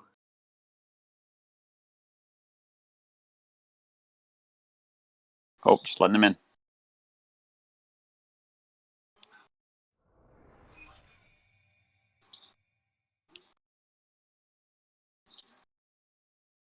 I mean, with rain as one link, there's nothing particularly nasty here. Oh well, maybe an IP block. Nah, that's Here's the hound. Woof woof. Nice. Ooh, let the hounds out.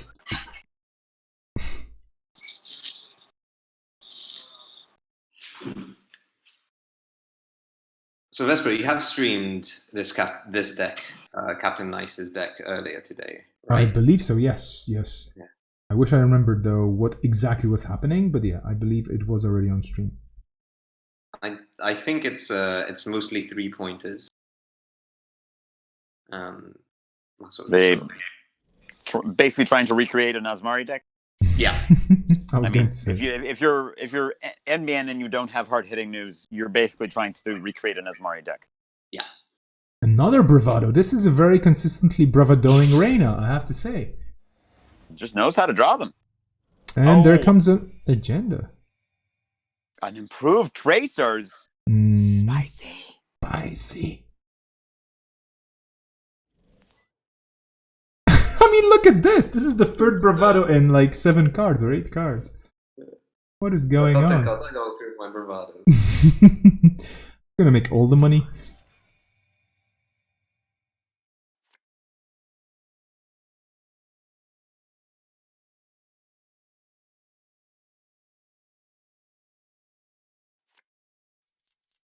I think it's obvious. Bravado has to be on the banned list. Like it's too powerful, too consistent.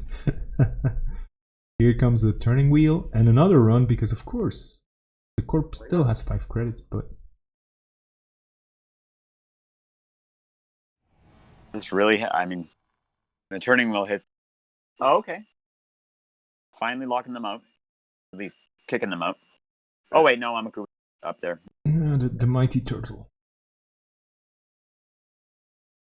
I wonder why Ruben is letting the border control fire here. I think it can actually break it. That is interesting.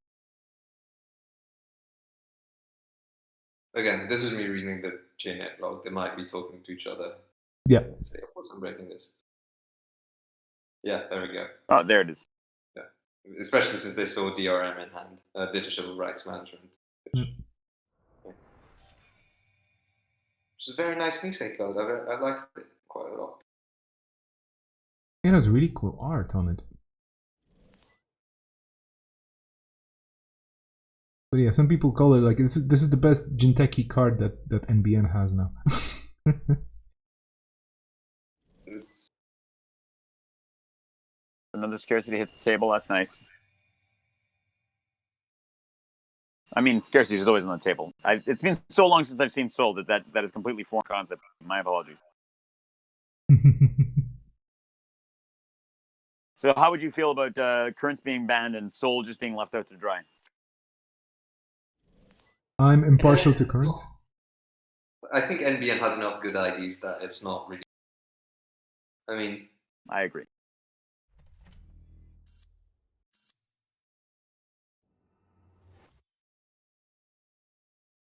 "15 minutes.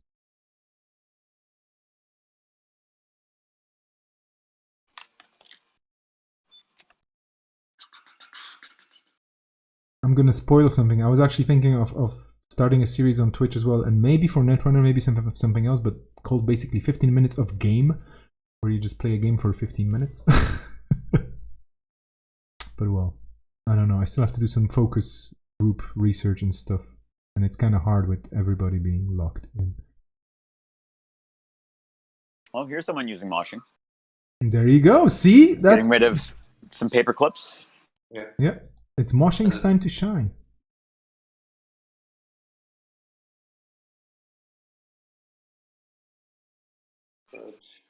okay.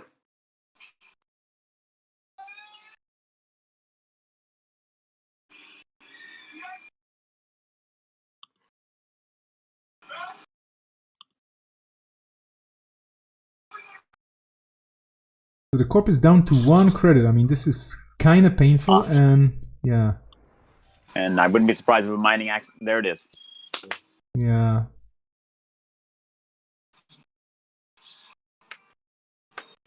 So a lot of pressure from Reina, even with the current on the table. Like, it doesn't really matter that much.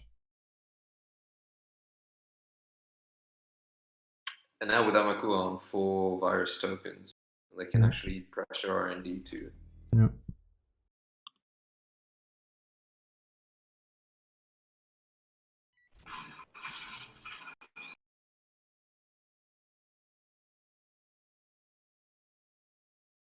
The bot pop already doing a bit of work here, basically cutting the cost to break the news hound by 50%.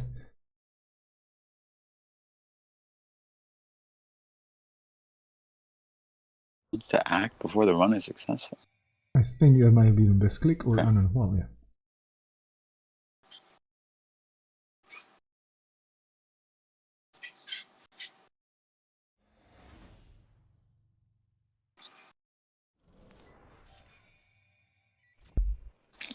Just keep going.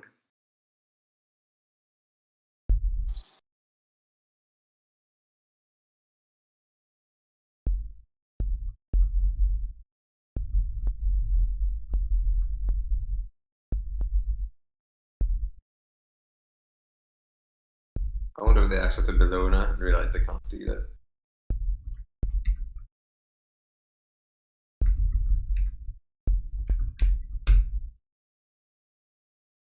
Or even if they can, it's not going anywhere anytime soon. Yeah.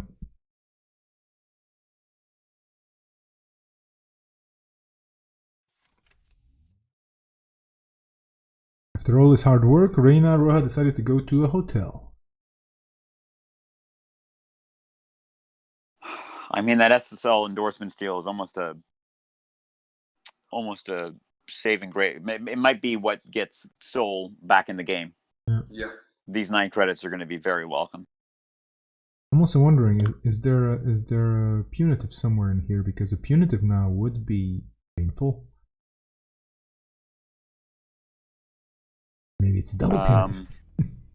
Yeah, they could click for credit and double punitive. It's true. But there's no such thing happening, so. Yeah.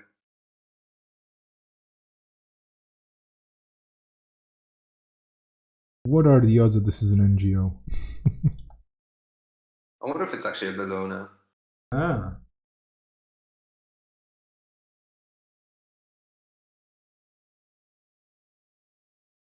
Realizing that this might be their only opportunity to score it. Yeah.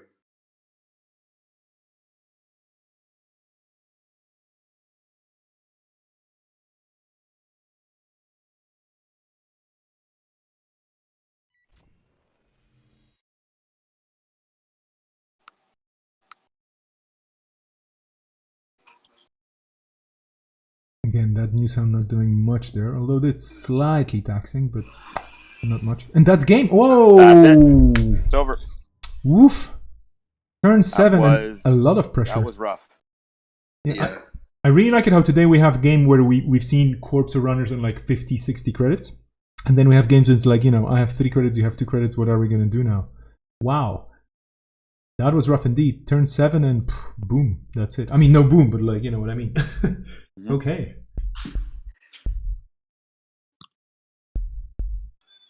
So again, I'm just gonna do a bit of a transition and hop over to the intro screen for a sec and make sure that everything is ready for Finals. What could be the final game or final game is it?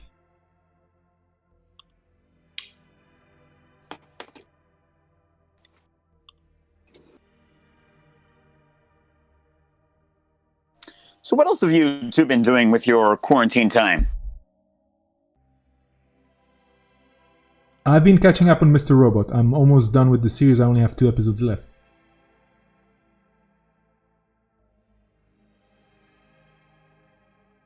Dan, what about you? Just lots of board games and video games. A little bit of translation, or like translating a graphic novel for for my friend's company and learning to draw. Do tell more about the graphic novel. I'm curious now. So there's a company called Van Ryder Games that translates these French choose-your-own-adventure graphic novels that like are set in a bunch of different settings. There's some Sherlock Holmes ones, and what else have they got? Like just a bunch of different settings. Some of them a little bit more like teen-oriented. Some of them a little bit more mature. Never in a mature way, but the idea being that you are reading a comic book, but and investigating something, trying to solve a mystery or trying to defeat some sort of like greater power, and accumulating your resources by exploring this visual world in the graphic novel by following clues to specific panels and solving puzzles. And so they exist in French by a company called Macaca Edition, and Van Ryder, a company in the U.S., localizes them and then publishes them for English consumption. And so I've done a bunch of those in the past. I've translated a whole bunch of board game rule books over the years. It's been kind of like a side freelance job. That sounds fun. I only translated, to be honest, like 2 or 3 board game rule books that were, some of them were a bit longer, but mostly they were not that demanding. But yeah, it's fun to translate. It involves your brain in many interesting ways. Just doing a bit of meta commentary here. Hello, Mooman. Hello. Finally, you joined us on the stream as well. Thank you so much for following. And I'm super appreciative and grateful to everybody. Just watching today, watching before, hopefully watching tomorrow as well. We're gonna be starting streaming in like 10 hours. I should probably get some sleep after this. But anyway, yeah, there's. I started streaming because of of course the quarantine and the lockdown and everything. And in a matter of like 2 weeks, so much fun. I learned so much. This is loads of fun, and I'm super happy we can connect over this as well and just chat, because for me it's loads of fun to A, organize this, and B, have you people here with me in the same virtual room and just chat over, even if it's just voice, but that's great. And just discuss our favorite game. Now, are they setting up the table? Yeah, I think the table is ready. The table's ready. Okay. No, wait. Oh yeah, this is it. Okay, we're not kicking it off just yet, or are we? Yes, we are. So we will have. I should. They're probably waiting for me to kind of toss the proverbial piece of cloth. Yeah. They're playing with their hands open. Well, open to spectators. If they're gonna do that, please ask them to set a password. Yeah. And perhaps like maybe players don't realize that they can come to your stream. Well, they already started, but yeah. Let me just okay.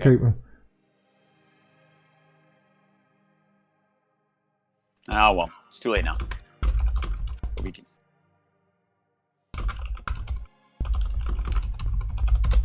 Yeah, if it goes to another game, it's. Yeah. I just wanted to make sure that this is the, just for clarity, because if they're both okay with this, I don't mind. Like, it's a casual thing, I don't mind at all. Yep. If they want, we can remake the game. Like, it hasn't progressed that far. Nah. And,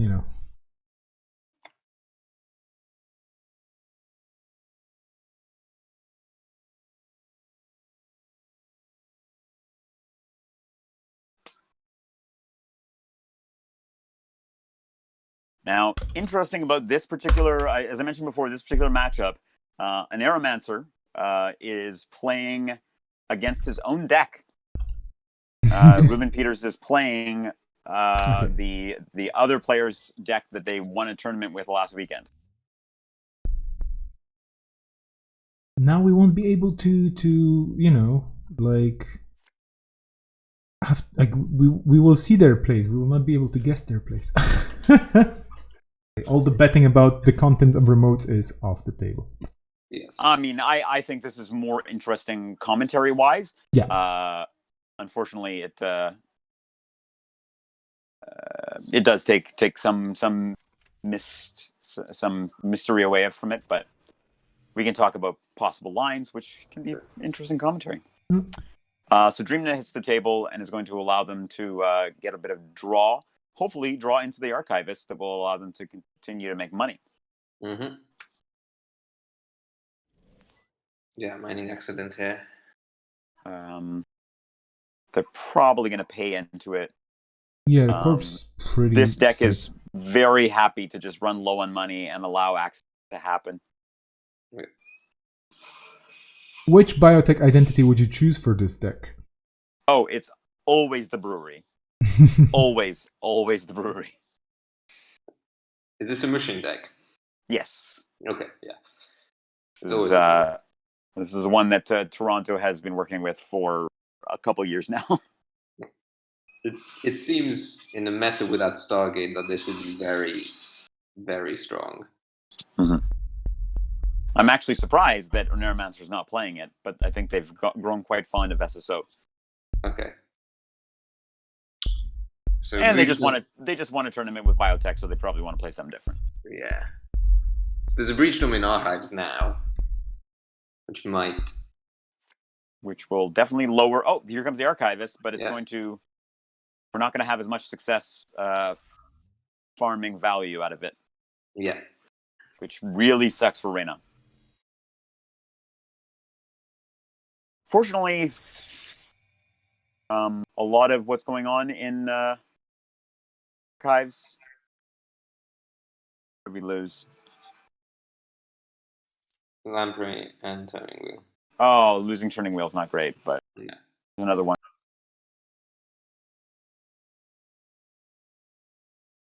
This is going to be a very rough start for Reyna. Mm.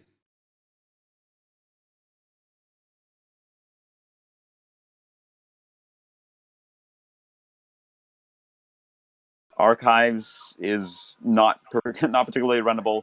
R&D and HQ are going to be taxing spiky ice, and the remotes simply just aren't that runnable. Yeah, the remotes are. This has at least 2 advancement tokens on it. I dare you to run it. At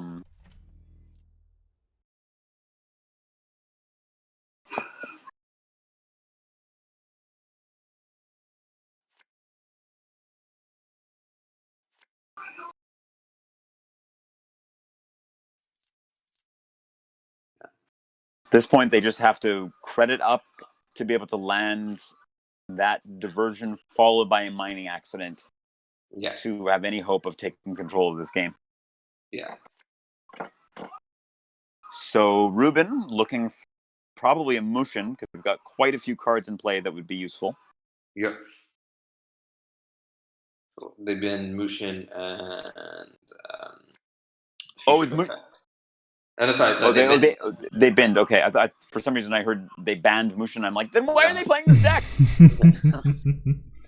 Because they can. I would love for them to ban Mushin. I hate that card. It's beautiful. Have you seen the alt art Mushin, like the extended? Like, it's amazing. I have. My hate still reigns supreme.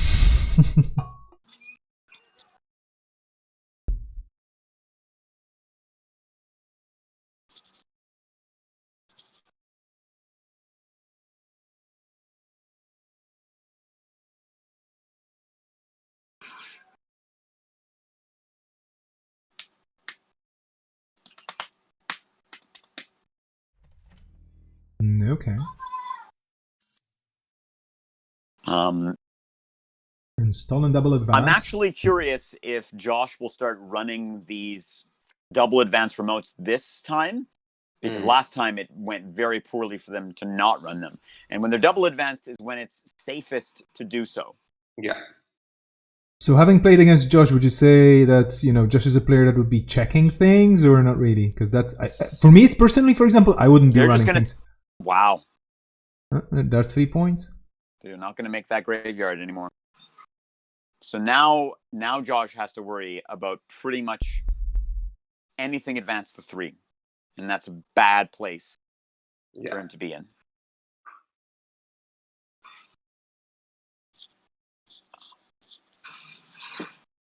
I mean, especially if you're I think Anarchs have the best general card pool to just blindly check remotes because, okay, if it's a trap, if you have trash cards, chances are you may have iPad worse, or you may have if you're using bin breakers, trashing the cards is not the end of the world for you. So yeah, but I mean, then again, I think it's a personal preference, and I'm a very careful player. I think I set up way too much, so I usually would end up on the shaper/criminal spectrum rather than the anarch, careless running, trashing things, losing cards. But well, definitely very well. I mean, they do have a card called Showing Off as anarchs, so yeah. This is pretty ballsy.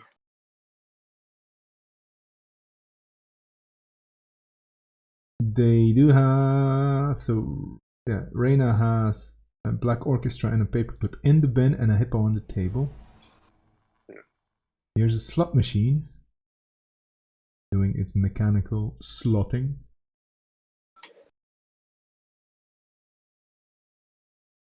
I wonder if you just added fire here. I'm pretty certain you do.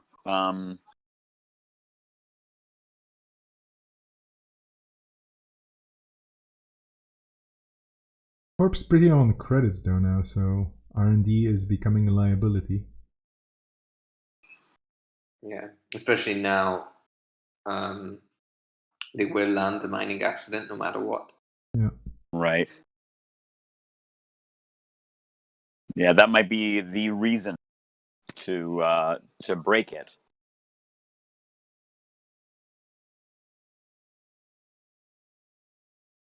Yeah.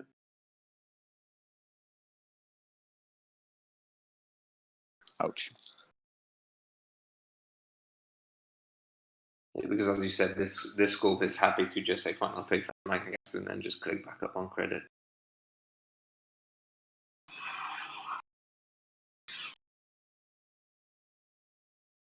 Ooh. Do you trigger the snare here? Probably. Ooh, yeah. That is painful. Ooh, this is interesting for the runner now. Do you clear the tag or you just land the mining accident? Which one more valuable?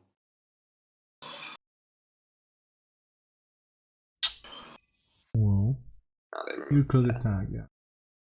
They care too much about their resources. Dreamnet is always good. Trickster Taka is nice. The Archivist, yeah, that all depends. So what's the agenda suite besides 3 Overcutters? Is this 3 SSL or 3 Future Perfect? 3 SSLs and 1 Perfect. Okay. Oh, so basically it's 21 points, right? You're saying? Yeah. Okay. I'm not entirely sure. 2 each, the wild card. Oh.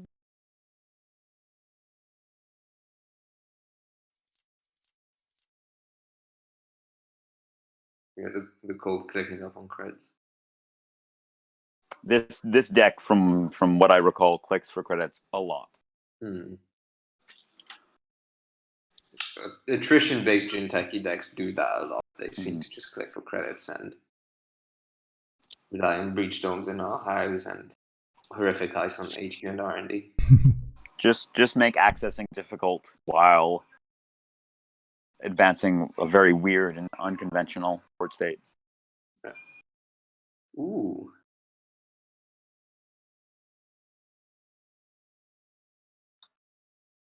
So there's an envelope on the outer that they can res. Oh, yeah. No. That is gonna hurt. Yeah. Because there's not much you can do. Yeah. Hurts. Oh. But I think this means that they might check R&D next.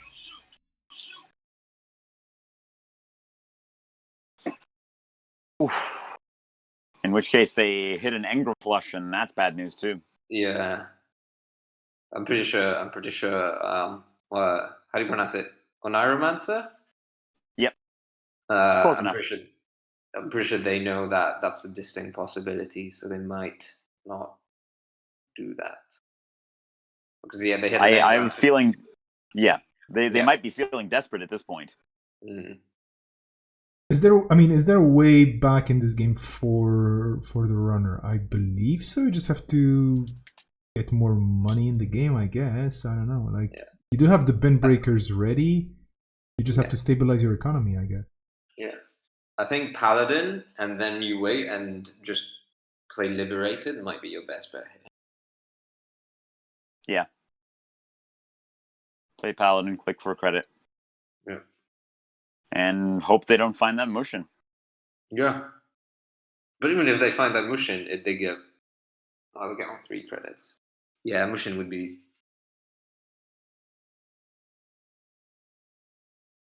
Actually, that's an interesting thing, because if they do play Mushin, then they're on 3 credits and they're covered with 3 advancement tokens, which is a cerebral overwriter, which is scary.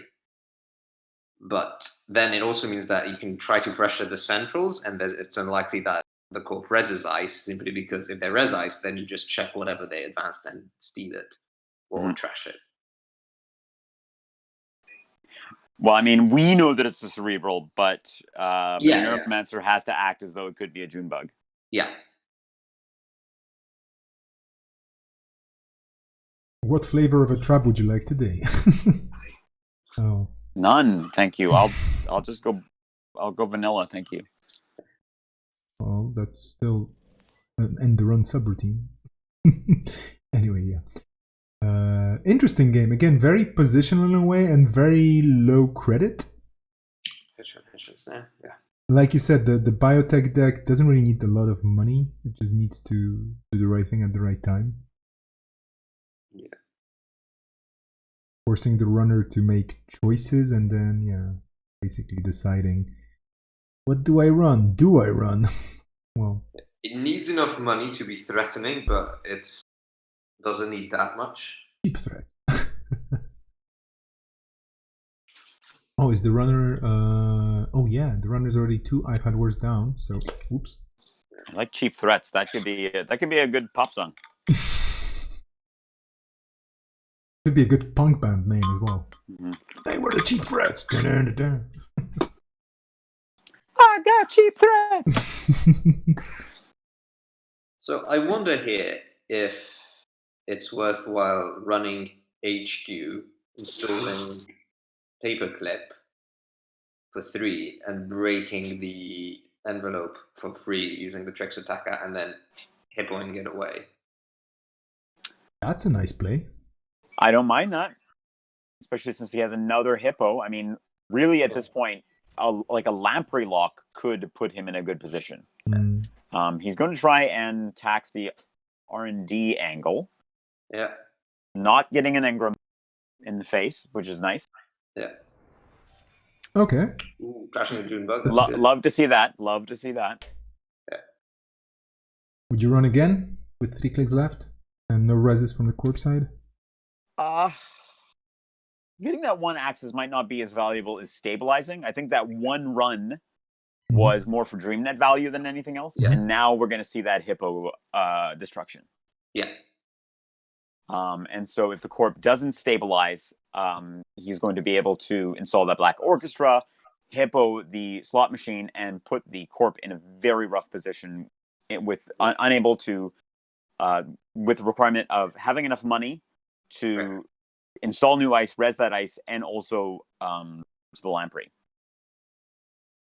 We don't have the lamprey yet, but there's 3 of them in 21. Sorry, 2 of them in 21. Oh, we've seen 1 right now with the slot machine, so there we go. And there's 1 coming up. Yeah. So he's going in for the access. I'm not sure. Well, I mean, I will love it if he accesses the SSL or the Cerebral Overwriter, but otherwise I'm not sure it's a high impact run here. Yeah. Like I don't think it had value to lose 3 credits of their own and give the corp 3 credits. Especially when I mean, they already had the corp is taking the butt puppy. Yeah, if from they the didn't mining. give them 3 credits, they would have had that mining accident in their favor. Yeah. I mean, it still was, but I think that was a weird play on Neuromancer's part. Yeah. Now they played IPO. Now they've got too much money. Yeah. So again, I think this is another turn with the runner clicking for credits. Maybe drawing a card.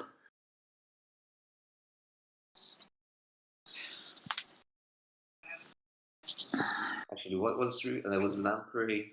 I actually know what's coming on. It's Lamprey Deuce as well. No, Dirty Laundry Deuce as well. Lamprey. Yeah, the Lamprey could be very useful, like you were saying, Adam, here, but like the thing is, you have 2 credits. What are you going to do? I mean, the slot machine is not stopping you. If he hadn't hit that slot machine, he'd be in such a good place. He'd be able to install the Liberated account right now. Yeah. And click up to 12 like nothing. Yeah. And he would be in such a good place. Yeah. Hitting that slot machine caused a number of things to happen that put him in a very bad position. Yeah. I wonder if Dirty Laundry is the correct play here to recover the econ. But Dirty Laundry HQ. Oh, HQ. Okay, I was thinking Archives, but yeah, no, there's the you don't want to run there. No. Archives. Well, he knows there's one breach dome. Yeah, yeah. Easily be a second one. You never. He has to assume that there are probably 2 by now. At least, yeah. Not necessarily. R&D is only 30 cards remaining, so 1 breach dome sounds right. Oh, here we go. Here's the and he sees that as an opportunity. It does make the corp rich, but they've already got lots of money, so yeah, and they can't lose any more money. Yeah.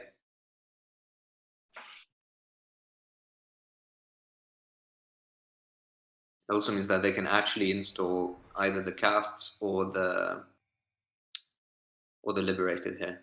Probably the casts. I think the casts is better play, yeah. No, they try for another accident. Okay. Interesting. So I assume they install the Liberated next turn.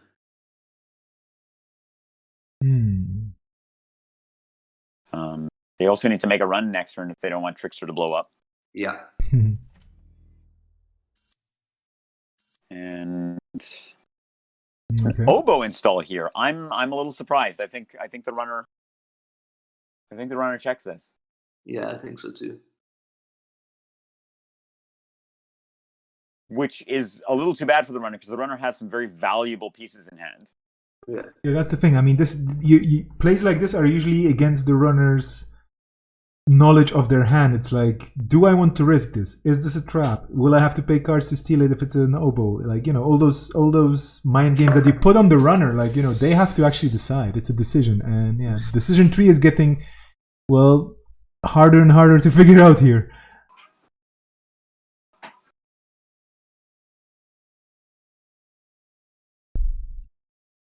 Like, let's check the runner's heap. Well, 2 Dirty Laundries, 2 Sure Gambles already in there. The Lamprey, it's not looking rosy, but yeah, I mean, you definitely need more money in this situation as a runner, even though you have Trickster and Paladin. Yeah, you probably want some proper. I wonder cards. If they go for the run. I wonder if they install the Hippo first, knowing how valuable it is, and that they'll be able to, no matter what it is, they'll be able to draw up to avoid being brewed.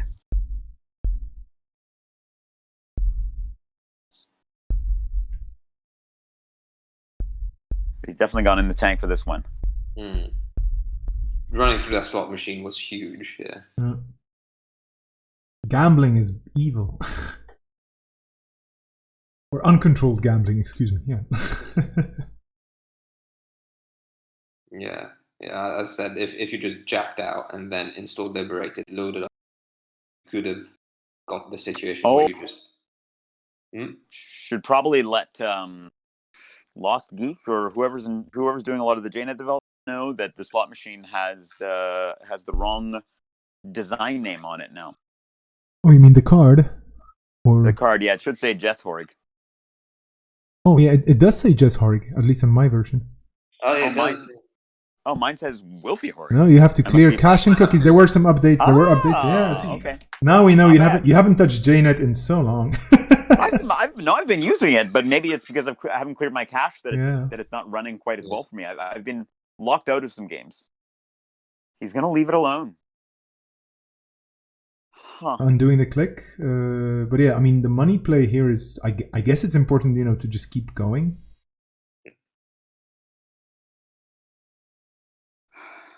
Or I mean, mean, yeah, maybe it's just securing the liberated account in case you hit a snare or something. You know, just like, okay, I'm going to put it on the table. I'm going to get through this. I will pay the tax because I have economy on the table as well. Yeah. So I don't really mind if I lose. Well, I mean, like you said, there were some good pieces in there, but if you hit a trap, I mean, very fortunate for a Neuromancer. Oh, nice. Is that if there is another double, if there is a double advance of this card, he has to check it, but will be rewarded for doing so. Yeah. Yeah, no, 2 clicks, 1 credit, what do you do? There's a server 2 double advance card. You have the cards you have in your hand, and they're precious. And now he can just click up with Liberate. Oh, he needs to spend those Trickster Taka credits, and he knows it. So he's going to probably install...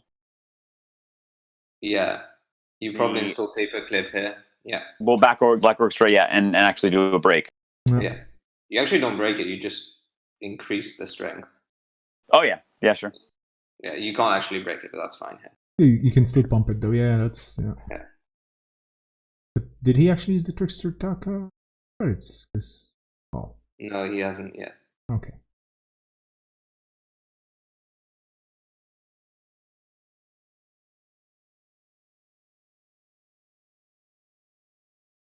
I imagine Ruben will allow him to correct that. Yeah. Small oversight. JNN is not always the smartest about these. Yeah, there it is. Yeah, there it is. Yeah. Okay. Assume you click liberated once, yeah. A bit more money for the runner then. That's not a bad situation at all. Ooh, I haven't seen this card that just arrived in the corpse hand in quite a while. Okay, so my guess is next turn what Ruben will do is he'll advance server 2 and server 3 one more time and playing clones are not people, and then you force the runner to check them. I mean, he can advance them each once and doesn't even have to play clones are not people, because in the following turn he can play clones double advance to win. Oh yeah, exactly. Yeah. But I'm pretty sure Neuromancer is aware that he has to check these now. This is when they're still safe. If he doesn't, I'll be very surprised, because he should be very well aware of what the deck's weaknesses are. How is this guy not drawing Mushins in any of the games I watch? It's unfortunate for them. Is Mushin banned? And you don't play that deck, I guess. We've got the guy to ask if Mushin is banned. What, me? You mean in the game? You mean like from this current tournament? For Iberian Lockdown? I believe it is totally legal. All right. It is. Yep. The only corp cards banned were Economic Warfare, Flower Sermon, Harding News, Kakugo, Team Sponsorship, and Wall to Wall. Ooh! We have a ding ding ding ding ding slot machine moment. Ooh! Triple program. But I'm pretty sure that this slot machine is getting trashed. Well, it's last hope to fire, right? Yeah. It's gone. No, you slotted the machine. And Lamprey is the top card, so they're going to want that. Yeah. They're going to install that next turn. Yep. That Swordsman's not going to do a whole lot. Oh no, yeah, the MK is there. So yeah. Okay, it's game time, Josh. I mean, Neuromancer. Which is such a cool username. So cool. Just saying. Okay, so the runner looking slightly better on the econ side, but the corp playing the shell game here and just going, yeah, okay, well, GG or GG, or maybe some other way of GGing. What's gonna happen now? Here comes deuces. Okay. Probably to draw cards and then run. Yeah. Ooh, wow. Expose that HQ ice, find out what they're up against.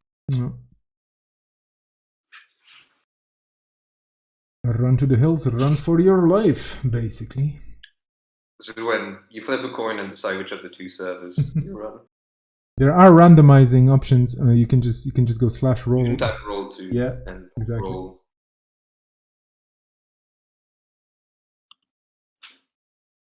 You can roll in bones.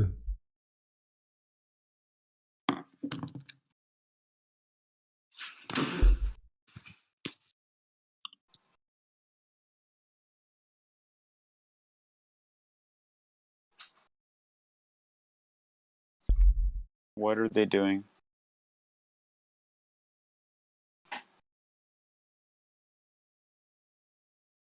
Do they not realize this is game?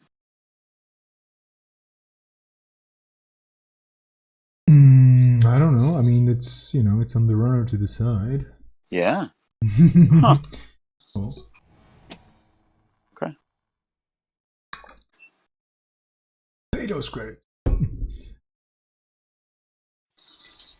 I mean, there is. Oh no, there's. Okay. I just got Okay, there brought it is. cauliflowers and hummus by my fiance. Nice. I love quarantine. Okay, so accessing the hedge fund. Still 2 clicks to go. 7 cards in hand.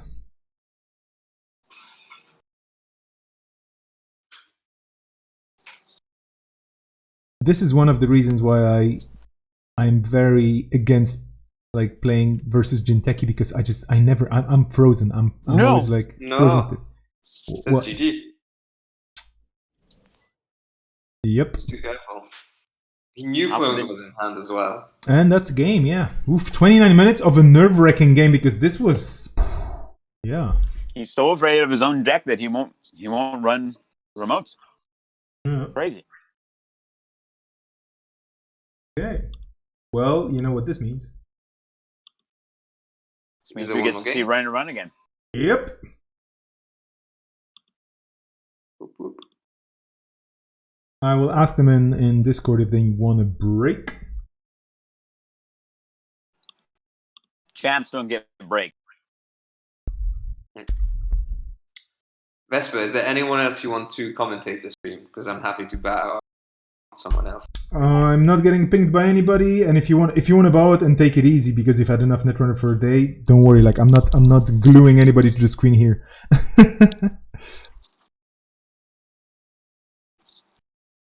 So whatever works for you works for me. I'm very happy to have you both here, and I'm just gonna check in with the players that they're okay with starting or having a break, which I'm both with. Okay, no break request from Josh.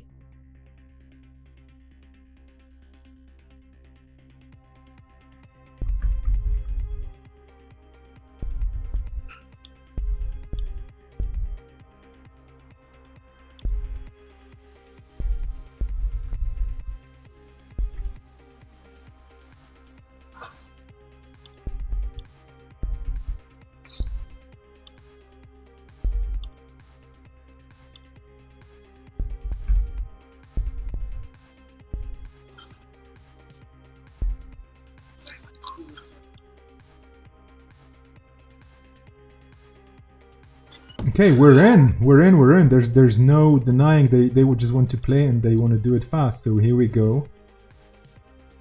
I believe they're going to be starting any second now because, like, why wouldn't they? Well, it is late. Not the greatest hand that SSO has ever drawn, but could be worse.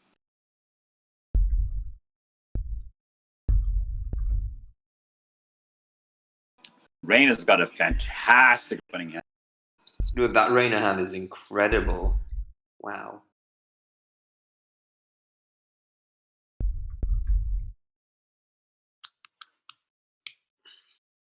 That's honestly just bonkers. I don't know. It's just 5 cards, I don't know, man. I don't think you could ask. I don't think you could ask for a better starting hand out of this deck. Well, true. But then I again, recently tried Eternal, and I went, I'll try Andy, and the hands you get are just crazy. It's Eternal is especially broken with the new influx of Nisei cards, so you know how in standard, if you're playing in Scrim, you groan every time they go, Boomerang, diversion of funds. You go like, okay, fine, I know this is a thing. And in Eternal, you're against Andromeda who draws a starting card of 9 hands, and has account siphon instead of diversion of funds. So it's pretty much every game it just happens straight away. Ugh. I can't even imagine what Eternal is like with Kakurenbo and Industrial Genomics. You play 3 Shocks, 3 Breach Storms, and Kakurenbo, and I think the runner just cries. Yeah, broken.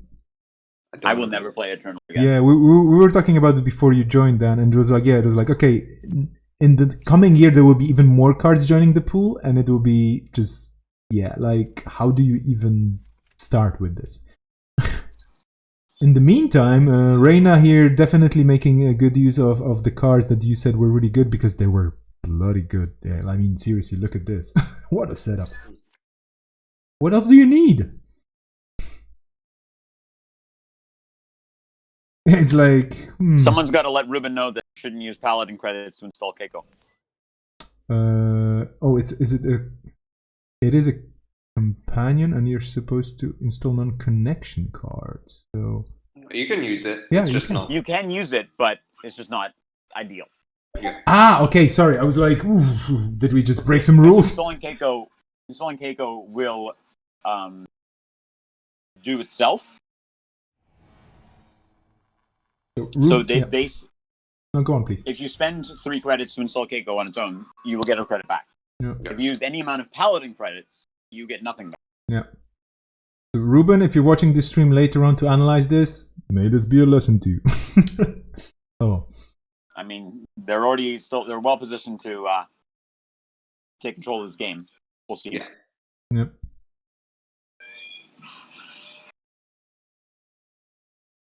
Here, SSO not finding an agenda seems to really set them back. Yeah, those were the key plays in the games we've seen with this deck, where you basically have to put that CityWorks project on the table turn 1 or 2 maximum, and you just keep building up those counters because you need them. They're your basically your economy and everything else. Yeah. Interesting how they didn't score the hostile from hand yet. Mm.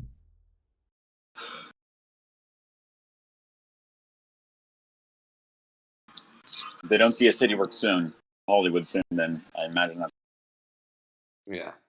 Because you don't want the runner touching it, because it's just as impactful as the 3-pointers, because it A, prevents the corp from winning the way they want to, and B, allows you to get a third of the way there. Yeah.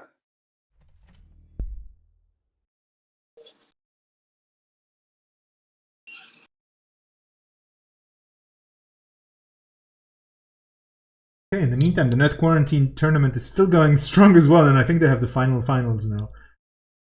Just as an aside, sorry, because we're here and this is our finals and that's what we're doing. In case you just tuned in, which is very possible, you are watching Iberian Lockdown number 2, a limited custom format event with diversified portfolio plus, basically being a mix of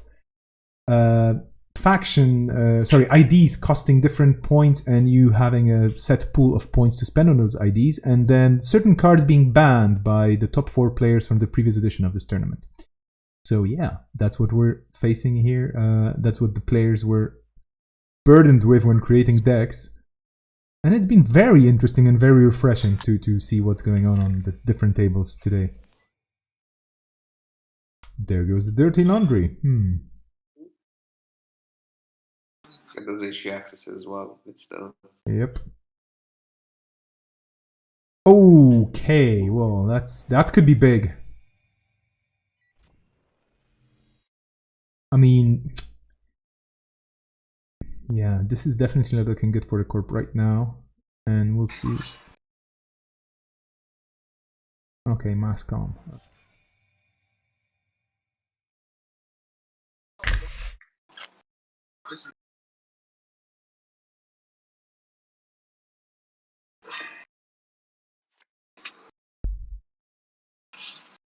Desperately digging. It looks like they're really desperately digging for that one of those agendas. If they can't get it, they just SSO just tanks. Yeah. They don't have. it's one of those decks that that relies so wholly on its ability that if it can't gain access to it, it tanks. Look at this beautiful moshing. When you just trash Keiko that you already installed, MK Ultra and Paperclip. It's just like, yeah, these are gone.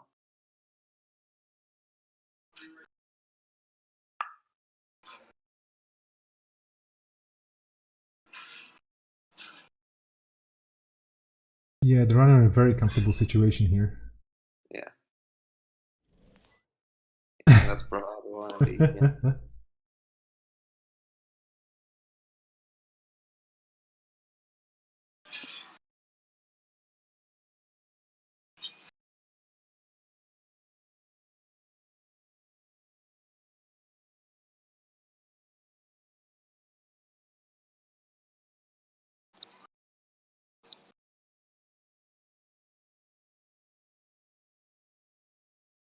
Do you res Oduduwa for 8 credits here?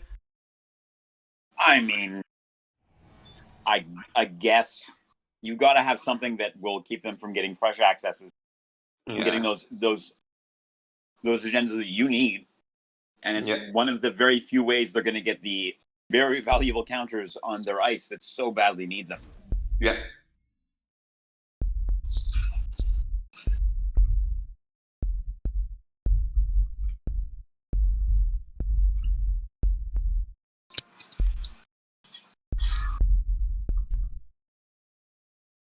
It also means that now they can play Masscom as a 0 credit hedge fund. True. And if what's on archives is useful at all, they might actually be able to pull off a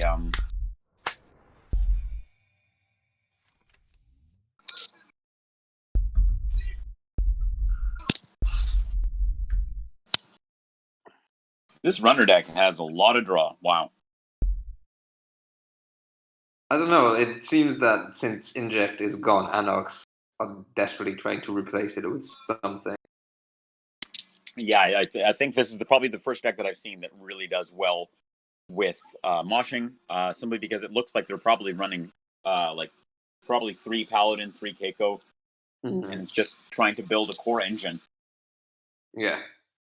One thing I have to say about this game, though, fancy tricks. Yeah, one thing I have to say about this particular game right now is that we haven't seen all the 3 bravados, in the first 10 cards, so I think it's not going that well. That was just obscene the other time. All the bravados. No.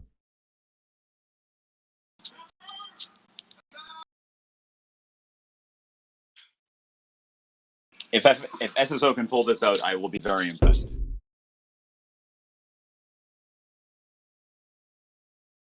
I think Reyna is about 1 hippo away from causing serious damage here. Yeah.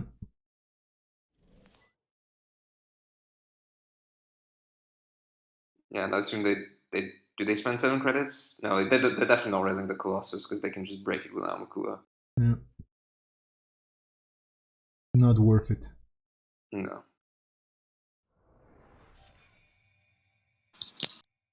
We might see a purge. They don't draw something useful. Yeah. Purge might be the only thing they can do. This baddie's just going to disappear. Yeah, this baddie is gone. You might res Colossus and trash the Amakua, and try to trash the Amakua, but then you'll set back in credits significantly.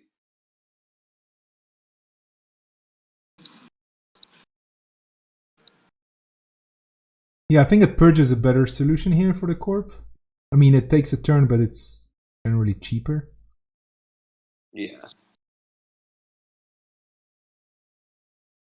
Although you're still miles away from your winning game plan, which is that city works on the table as soon as you can.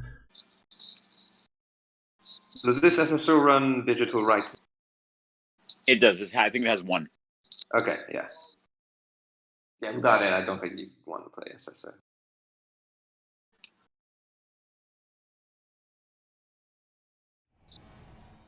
Ooh, Colossus res. So I'm pretty sure that means Batty will get fired. Try and trash the... Bit of a Hail Mary play. Yeah.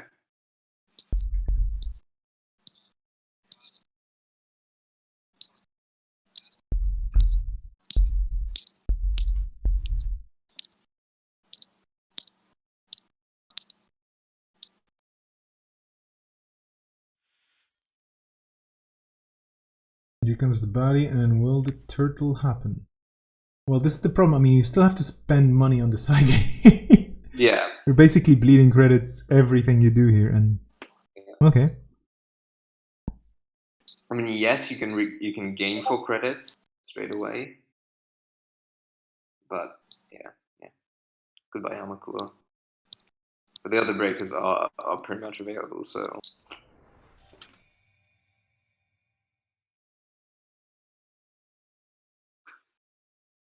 That is the key problem here, is that Colossus isn't going to do anything to prevent them from getting to the Aket, installing Paperclip, getting through to steal whatever agenda they stuff in there. Yeah, exactly. Yeah, essentially, now they have a rest Colossus that, well, gives attack to the runner, but.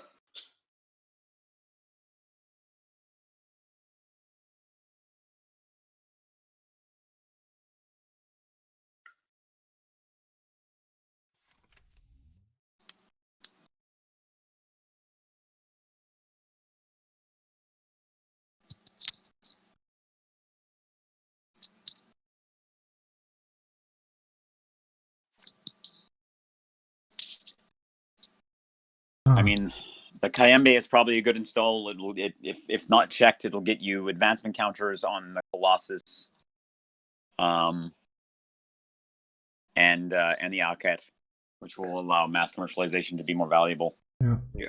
You definitely need some econ right And now. I don't know that it's worth the runner's time to go through. Maybe. They put another batty in.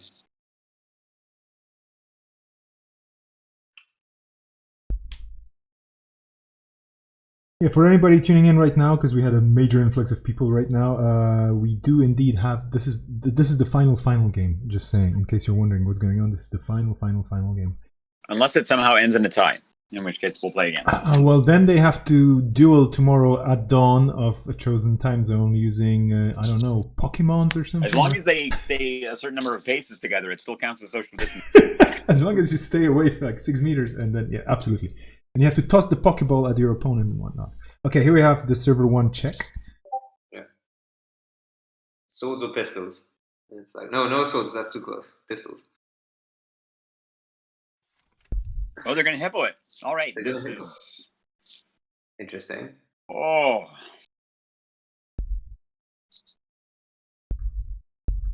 I wonder, yeah.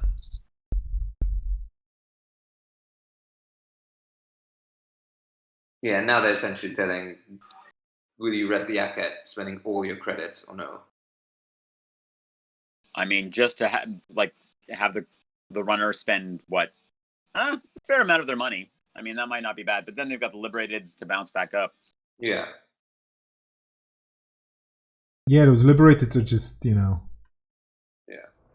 The difference between having money and not having money, and yeah, the Corp is really in the pits here with the situation. I mean, you're Wayland, you should have money. They essentially have, 2 cards in hand that say gain 4 credits. But yeah, they might want to keep it to rest all the other ice. Here comes the Kayambe.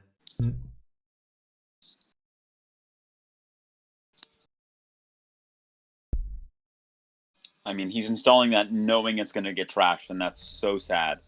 Mm.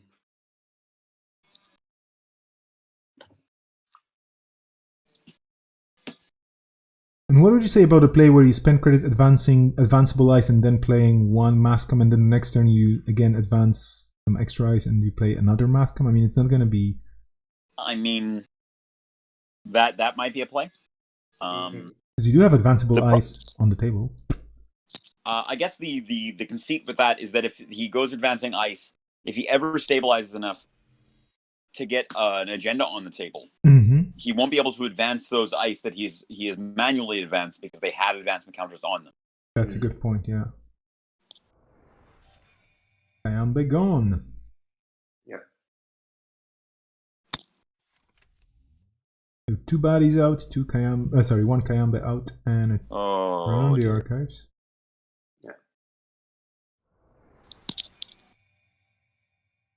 Farming discounters.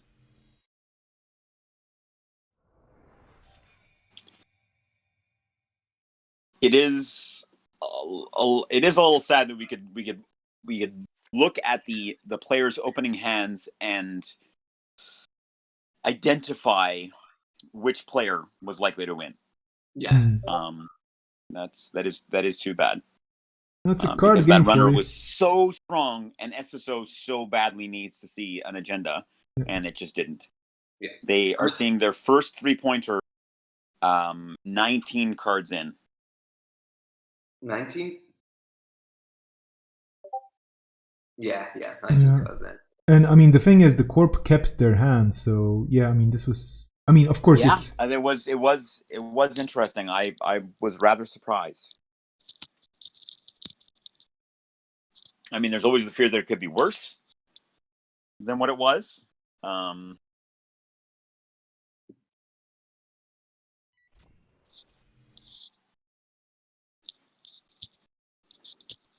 this is when they're daring essentially the court to say, "Come, where's the mouse? Or waste all your credits." Yeah, there it goes. That fires.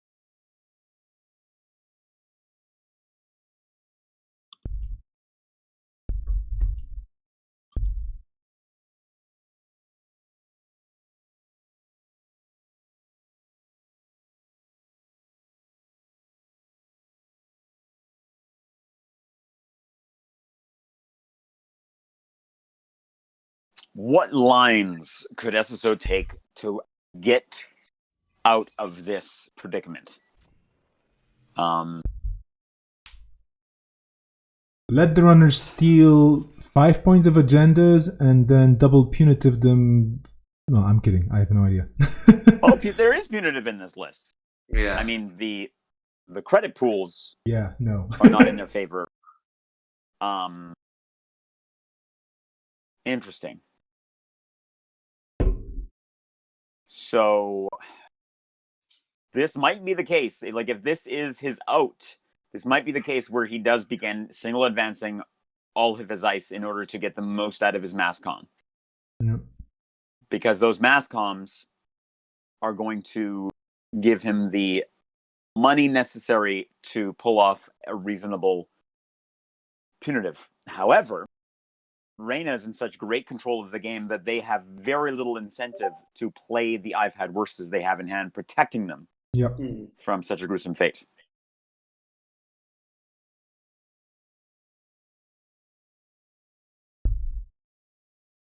Yeah, Reyna right now doesn't need to draw cards.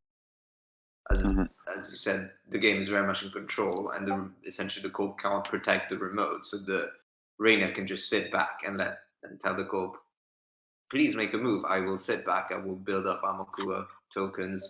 I will credit up."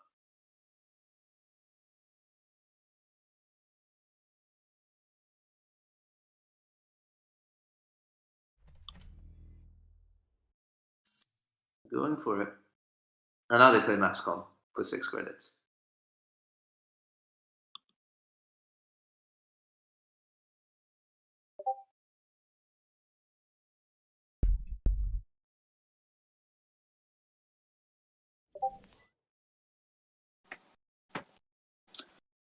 Oh, even more.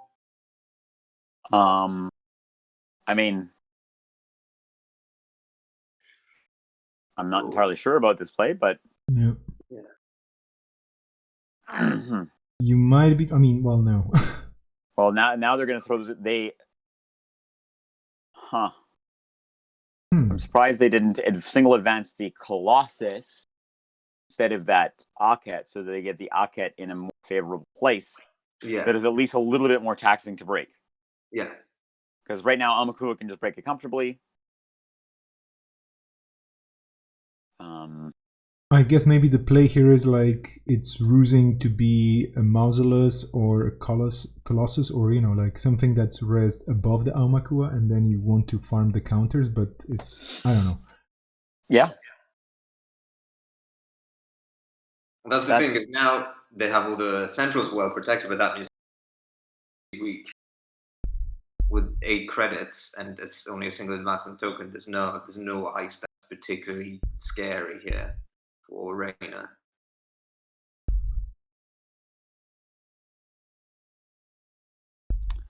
Ruben taking a moment to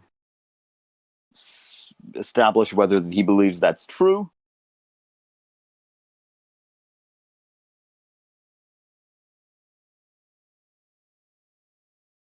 Because why would the Corp do this if they didn't feel some level of confidence? Because HQ is fairly well protected, and pushing this out right now wouldn't be a good idea unless unless something was going on here. Okay, here comes the archive run to... I mean, they can rest the Colossus here, but it is 7 credits. Meaning that there's nothing nothing they could possibly res on the remote that would make a difference. So this is the correct play for Reina. Yeah. And they can just farm that a little bit more and ultimately take that Hollywood renovation. Yeah. But I think you're right about the punitive play here.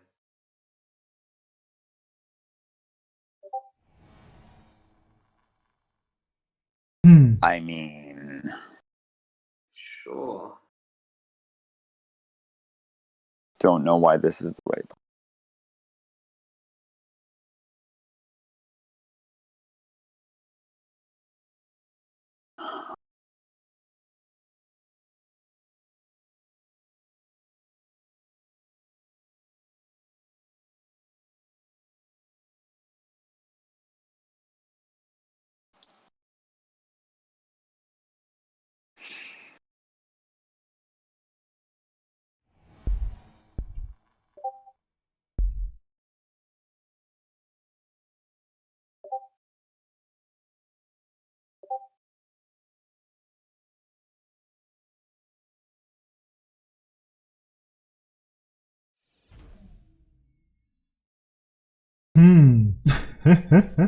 Okay, well, here we go again, yeah. Yeah. So that counter's probably going to go on the Mausolus. No, he can break both. No, I'm just saying like the oh yeah, sorry, absolutely, you're absolutely right, and of course it's not triple. Yeah, I mean, I see, this is the thing. I would be assuming this is going to be triple advanced. Yeah. Sorry. Well. There's the paperclip install to trigger Paladin and Keiko. Yeah. To avoid having to trash something. Here come the 3-pointers, indeed, and now, well, 12 credits comfortably sitting. Corp 0 credits. Poof.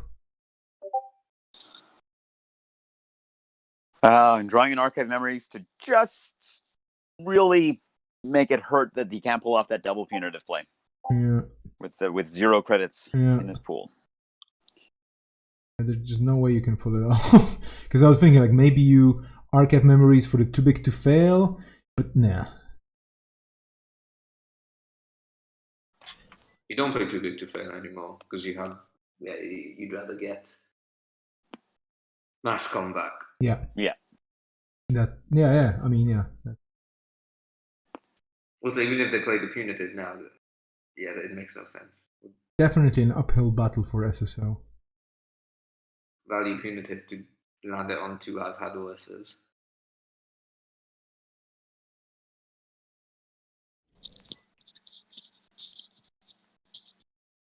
This is probably just another Mascom, yeah. Yeah. Well, at least now they have money so they can start building the board state, and it's like it's not over yet until it's really over. But with 5 counters in Mamakwa and the Odudwa just being the sole ice protecting R&D. I don't know. And then there's really nothing stopping the runner now from going places, so to speak. Yeah.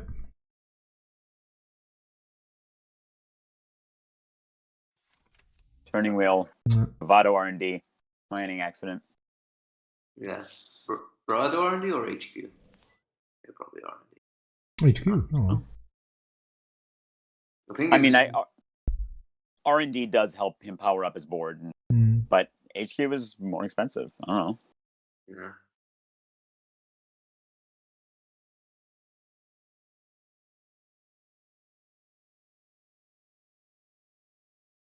Well, yeah, the difference is a single credit, and then I don't know. Well, oh no, sorry, 2 credits. Excuse me. You're absolutely right. It is more expensive.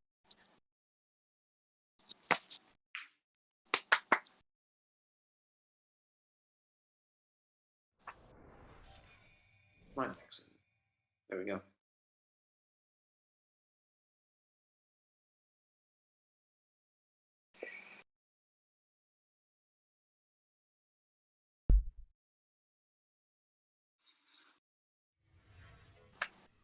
Okay.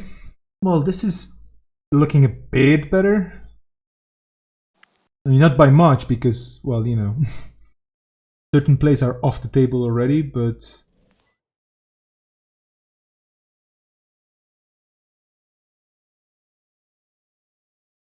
I think now you look for Hippo and try to get rid of that or do well.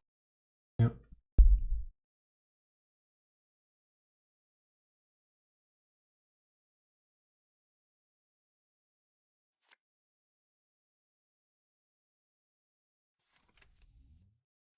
Yeah, more draw, more cruds.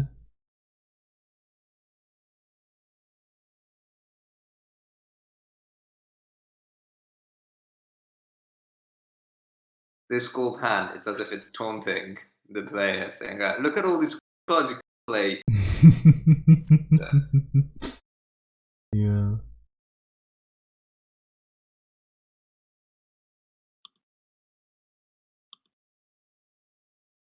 How many Mascoms are down? 2. 1 somewhere in there. It might be another Archive Memories as well. Not entirely sure.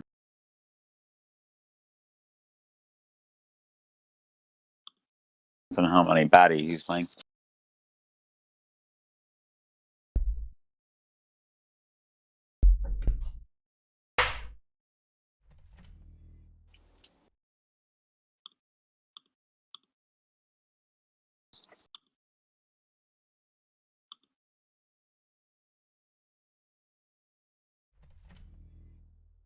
He discarded a Formicary at point. Interesting.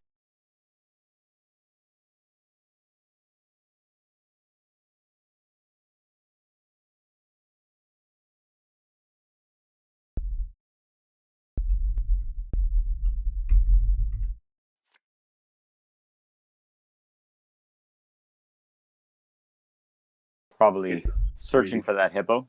Yeah. Is it worth playing moshing here? Do you need both spin hacks? Probably not. Okay. Interesting. Yeah, that's... Huh. I mean, why would you do that? I mean, I guess probably for the mining accidents, or I mean, yeah, okay, Yeah, getting your rig up, but still.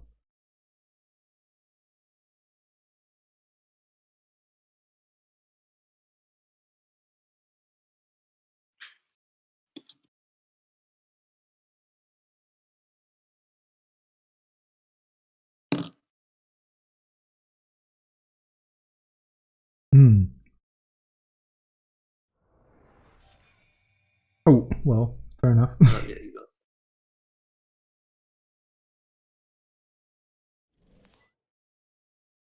Would you pay or would you take the butt pump?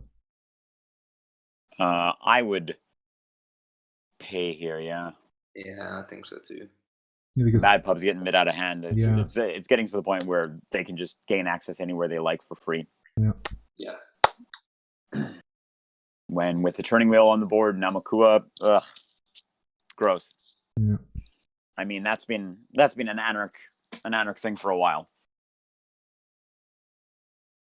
Well, you want to besmirch the corp's good name so that you can just use that information for your plans, and that's it. Very thematic.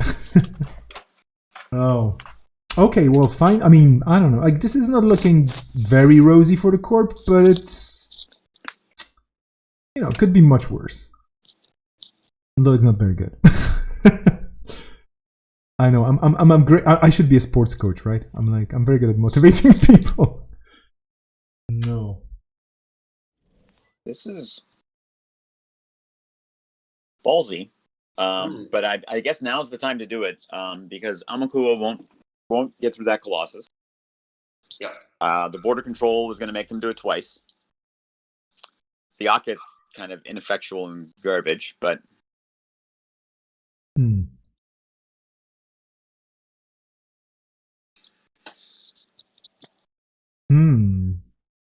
Yeah.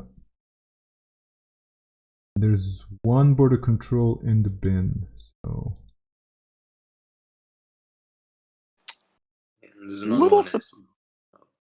Okay. Would you be reinforcing... They're expecting that hippo, I guess. Oh, okay, would you be reinforcing the remote?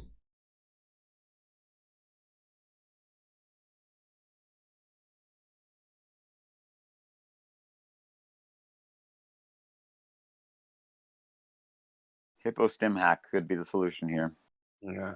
Maybe play a sure gamble first, but yeah. Yeah.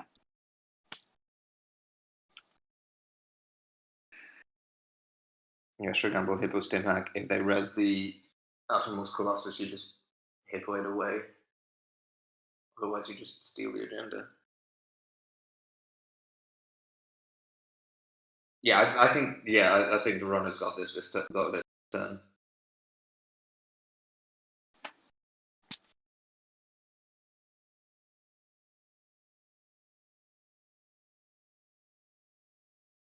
Yeah, but see, this is the way playing against Wayland is so much different than playing against Jinteki, because it's not even about the ice; it's just about the face down cards. Like with Wayland, you can kind of expect things, and it's like it's a good old corp. It's gonna have eyes. You can guess what the ice is gonna be, or you can at least calculate. Hippo, sure gamble. Yeah, there we go. Is that gonna be a stim hack? Probably, or stim hack. Here we go. That's it.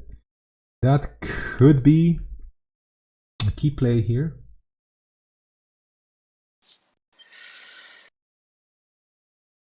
I mean, 9 from stim hack, 3 from the bat pub. You just don't care. Yep. I mean, I wonder if you probably don't bother resing the Colossus here. You just res the border control and bounce them. But... Well, I mean, they're going to res the Colossus at some point, whether they do it now or they do it later. Some material. Yeah, does the Colossus do anything here? Because they can just they can fire and just reinstall the paper clips. Yeah, it's true. I mean, I guess the Colossus does something slightly better on the next run because they have less free money. Yeah.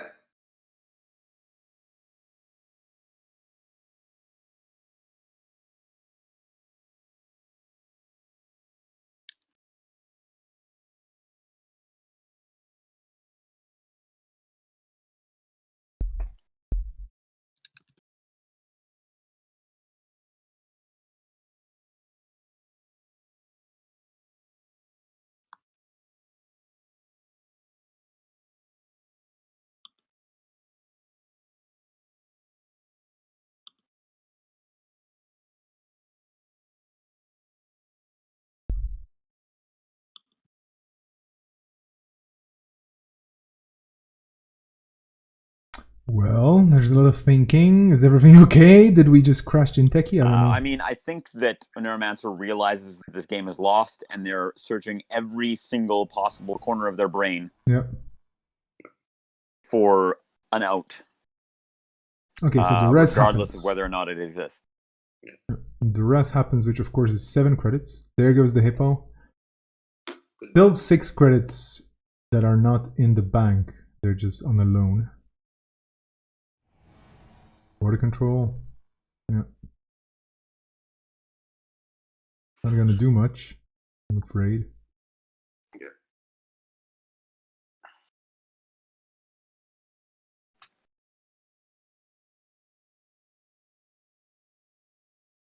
By the way, I'll try to get both of the finalists, or I mean, whoever wants to join us, if they want to join us in the room later on for a quick chat, if they, of course, are interested. Maybe they're just tired and burnt out, which I can totally understand. Because this has been a tough tournament, even though it's only 4 rounds of Swiss and top 4 cut. But I think the meta is really pushing people, the different meta is pushing people into calculations left and right. So if you want to hang around for that. Very interesting. Yeah, it's fun.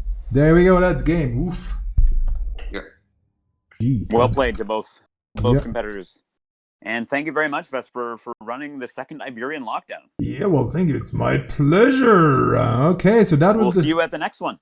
Yeah, definitely going to make it happen sooner or later. But let's now see with the finalists if they want to join us. This was a final with 129 credits gained by the runner, including, of course, Stim hack credits and everything else. Super, weird amounts of money and very, very intense game. Really happy that we could pull it off one more time. I'm just gonna see if they're in for a chat. Let's just see if that's gonna happen. Let me just go into Vesper. It's getting quite late where I am, so I might I'll bow up for.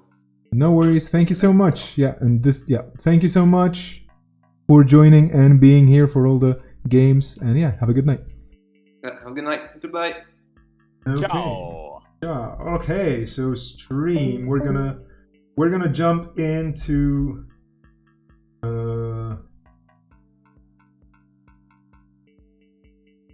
Wow! What just happened here? What just happened here?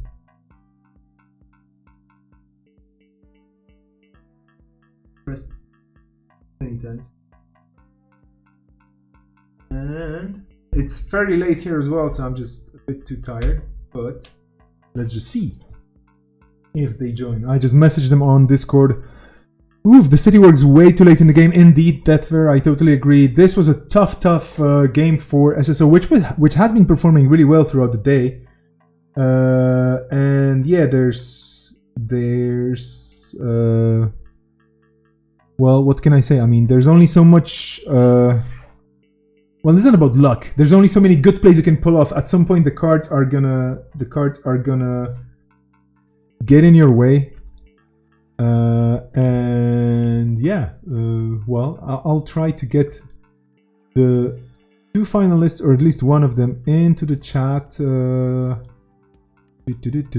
Okay, so let's just message them.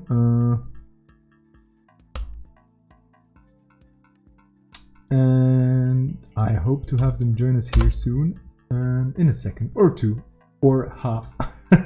Let's not count time. But yeah, I hope they can just jump in. This must be fairly... Okay, here we go. Hey, Josh. Hey, how's it going? Hey, thank you for joining. Well, I mean, first quick question, because I should ask this because this is an international tournament. What time is it for you right now, more or less? It is 5:51 p.m. Okay, so you're still at the comfortable time of the day where your brain is still firing, and you're like, okay, yeah, I mean, fair enough. It's almost midnight here. I'm curious to hear actually from Ruben. I think he's in the same time zone, so it's probably around midnight for Ruben as well. What a day! I mean, thank you so much for playing.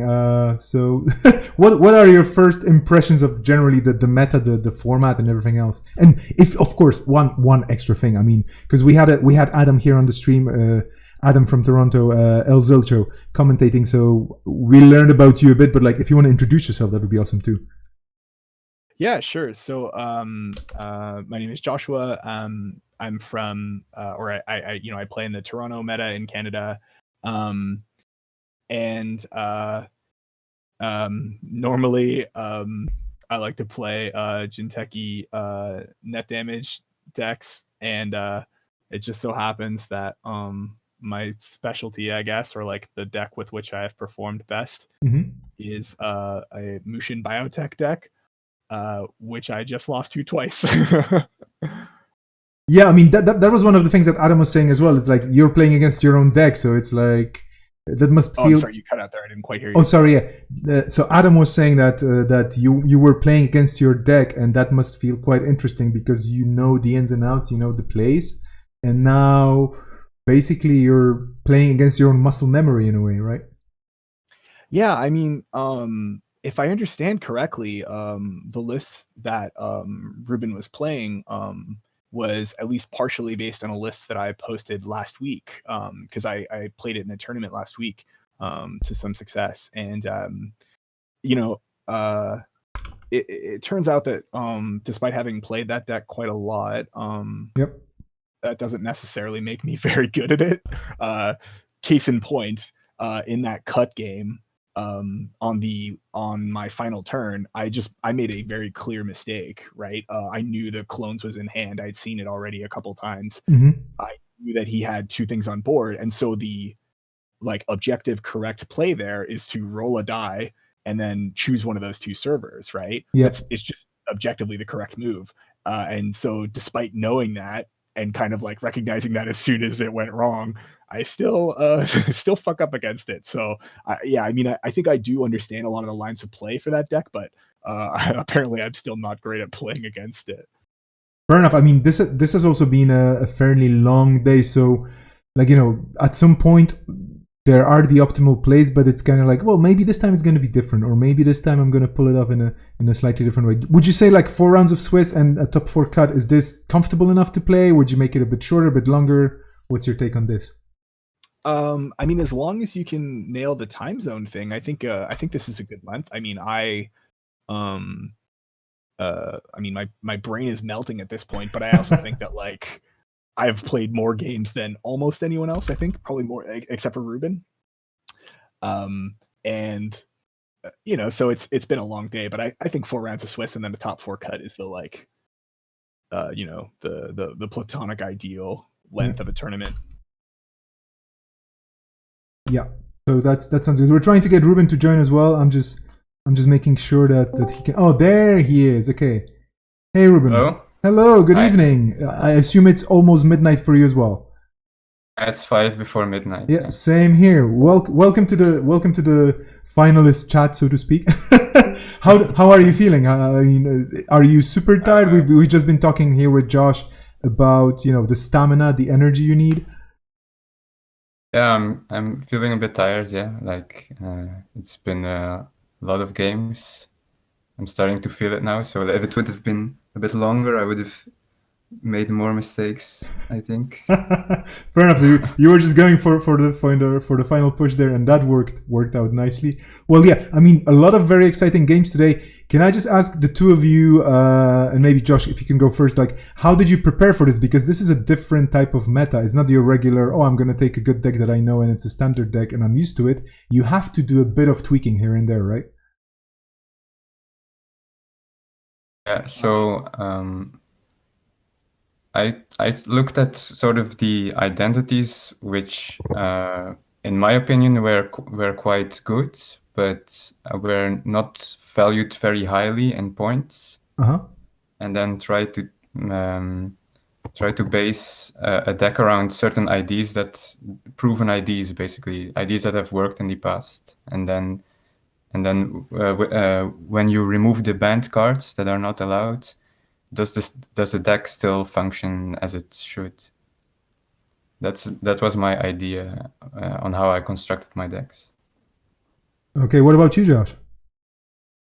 I think I had a similar line of thought. What are the identities that are sort of broadly undervalued? And I mean, originally my plan was to just play my standard decks and then cram them into identities that were lower in the value range. So I was going to take my Stealth Leela deck and stick it into Gabe, and I was just going to play my Biotech deck and take the Kakugos out. But then what ended up happening was we were talking about it in my local metas Discord, and there's a player in our meta named Steve who just in general does really well with Reyna, and he had a strong Reyna list that had won a tournament recently. So what ended up happening was we were all kind of talking about playing Reyna, and then Adam, aka El Zolcho, ended up fooling around with the list a little bit to make it compliant with this format. So I ended up taking the Rena list that he made, and my SSO list. It was just a deck that I'd already been playing for a while because we sort of became a little bit fascinated with SSO in our meta recently, and the list that I already had, the only thing I had to change was to take the wall to wall out. So it made it I think it made it easy to play these decks. And I mean, the Reyna deck I think was actually I can't take any credit for it. I didn't create it at all, right? But it did actually do quite well despite the format. So yeah. Okay, cool. Yeah, so there are good ways to prepare for this. And actually, I'm asking you this. This is a lead-in question. I'm not gonna hold you much longer because I don't want to make you even more tired.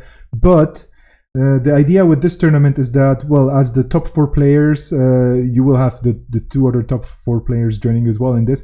You will be creating the meta for the next one. And one thing that was coming now and again up in the comments was basically we should be probably banning currents for the next one in general, as a blanket rule. So just no currents in the next tournament. But you will also have the choice of 2 cards for the corp and 2 cards for the runner each. So, well, I know that it may be a bit, well, too recent in a way to think about it already, but if you were to just name maybe one for the run, one for the corp that you're considering banning from the next one, what would it be? I'm curious.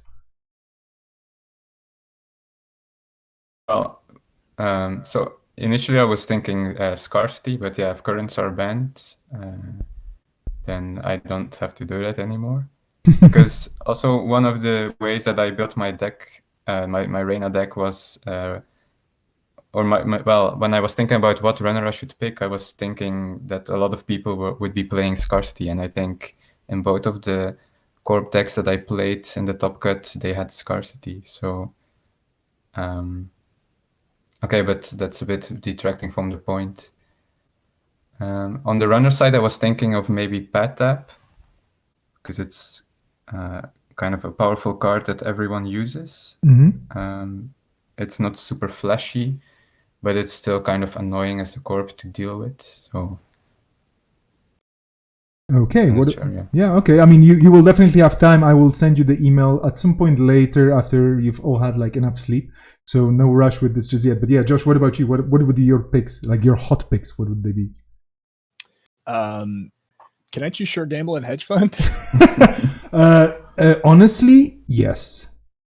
I think it would make for a very weird meta, but yeah, I mean, yeah, sure. Would you though? Or is it just, are you trying to be controversial here? Well, so kind of both. I kind of like the idea of doing it and forcing a sort of a creative deck building challenge, but it also perhaps it would just make for slower or more boring games. So barring that, let's say I don't do that controversial decision. Yeah. I think banning Black Orchestra could be fun. It's, Anarch typically dominates a lot of tournaments, and I think knocking out one of their breakers would be a good way to kind of even the playing field a little bit. Mm-hmm.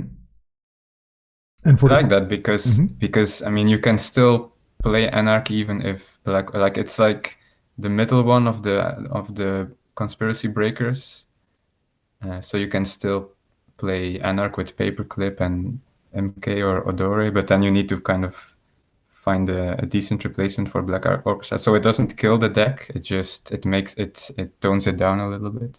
Yeah, it's it feels like it would at least just force Anarch players to be, and I include myself in that, to be a little bit more creative or sort of resourceful, right? And it forces a different strategy because then, if you're removing Black Orchestra, then do you really want the other 2 conspiracy breakers? It forces you to rethink the things a bit, yeah. Mm-hmm.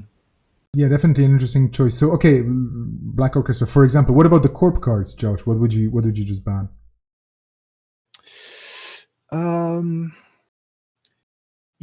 I'd probably choose something yellow. So maybe IP block. I find that maybe slot machine, but probably IP block. I really hate certain types of yellow decks.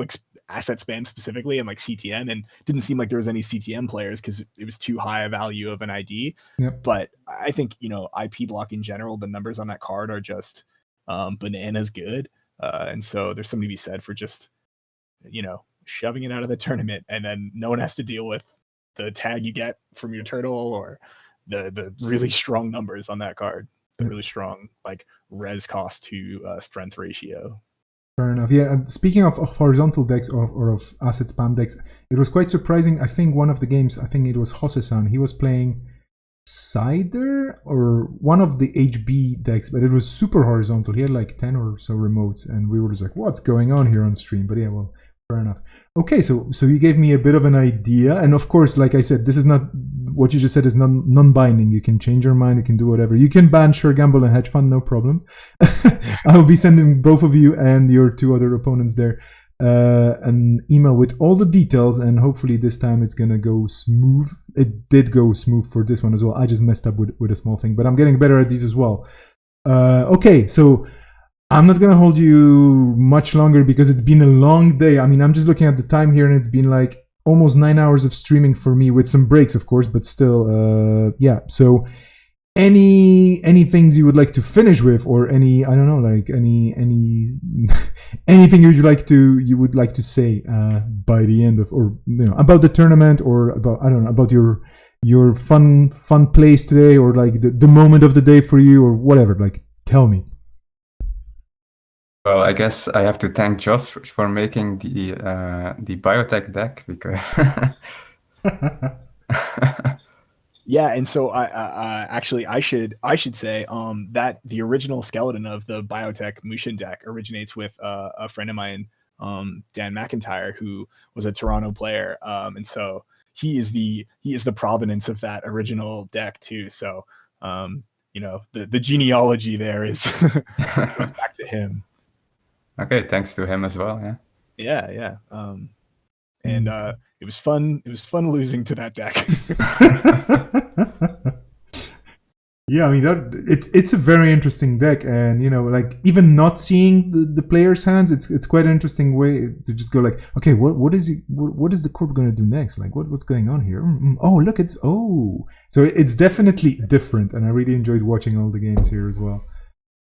Okay, well then, thank you so much, Ruben and Josh, for joining us and playing the whole day, more or less. It was a lot of fun to organize as well. I will be sending you some messages soon about this, and the prizes as well. I really hope that all the quarantine and the lockdown and everything else is gonna be working out for you one way or another. So stay healthy and stay safe. And yeah, thanks to everybody who was watching today. Thanks to everybody participating today. It was an absolute blast to have this. The next one will be coming in maximum 2 weeks time, because we have Easter weekend next week. So I don't know if I'm going to organize an Easter weekend tournament, you know, just to let people rest maybe a bit and just chill. But that's going to be it. Okay, so once more, thank you so much for playing, and yeah, have a good night, have a good evening. Yeah. Rest up and get ready for the next one, because maybe you're going to be competing there as well. I hope so. Thank you very much. Bye-bye. Thanks. Bye.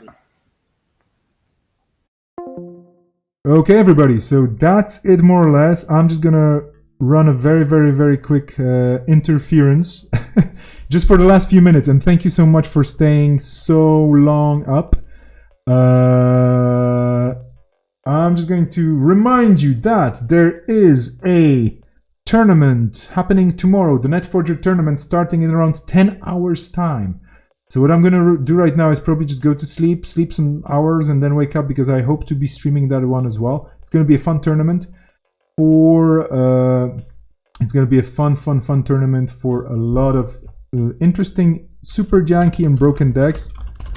And do join if you want to see absolutely broken decks that don't make any sense whatsoever. They're not balanced, they're not legal in any format, but the plays will be epic. I'm pretty sure we'll be guessing what the hell could the script actually could have put into that deck for the runners and the corps tomorrow.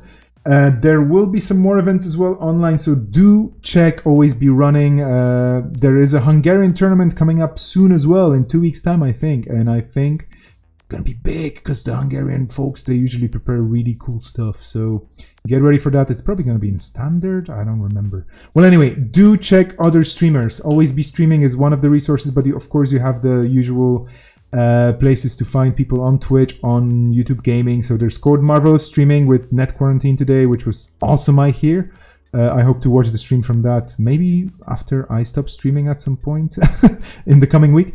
And there's Metropole Grid. There are more and more people streaming on a personal level, on kind of I'm going to make something bigger out of this level. Anything goes. Use the time you have right now. Just go for it. Play, and stream and enjoy and stay safe. Always be running, obviously. Sometimes be streaming if you feel like it. And yeah, safety first, people. Thank you so much for tonight and the whole day. And oh yes, and there's a Yeg Runner on Wednesday as well. Thank you, Knuckle Guy, for mentioning this. And I mean, basically, Always Be Running has all the links. Just go there. And events will be popping up left, right, and center. And join, enjoy, organize, participate, support each other, because we make the game now. We are the game, and if there are no players, if there are no organizers, not much is gonna happen. Take it easy. Have a good night, and I'm going to sleep because it's 10 past midnight here. Woof. Cheerios.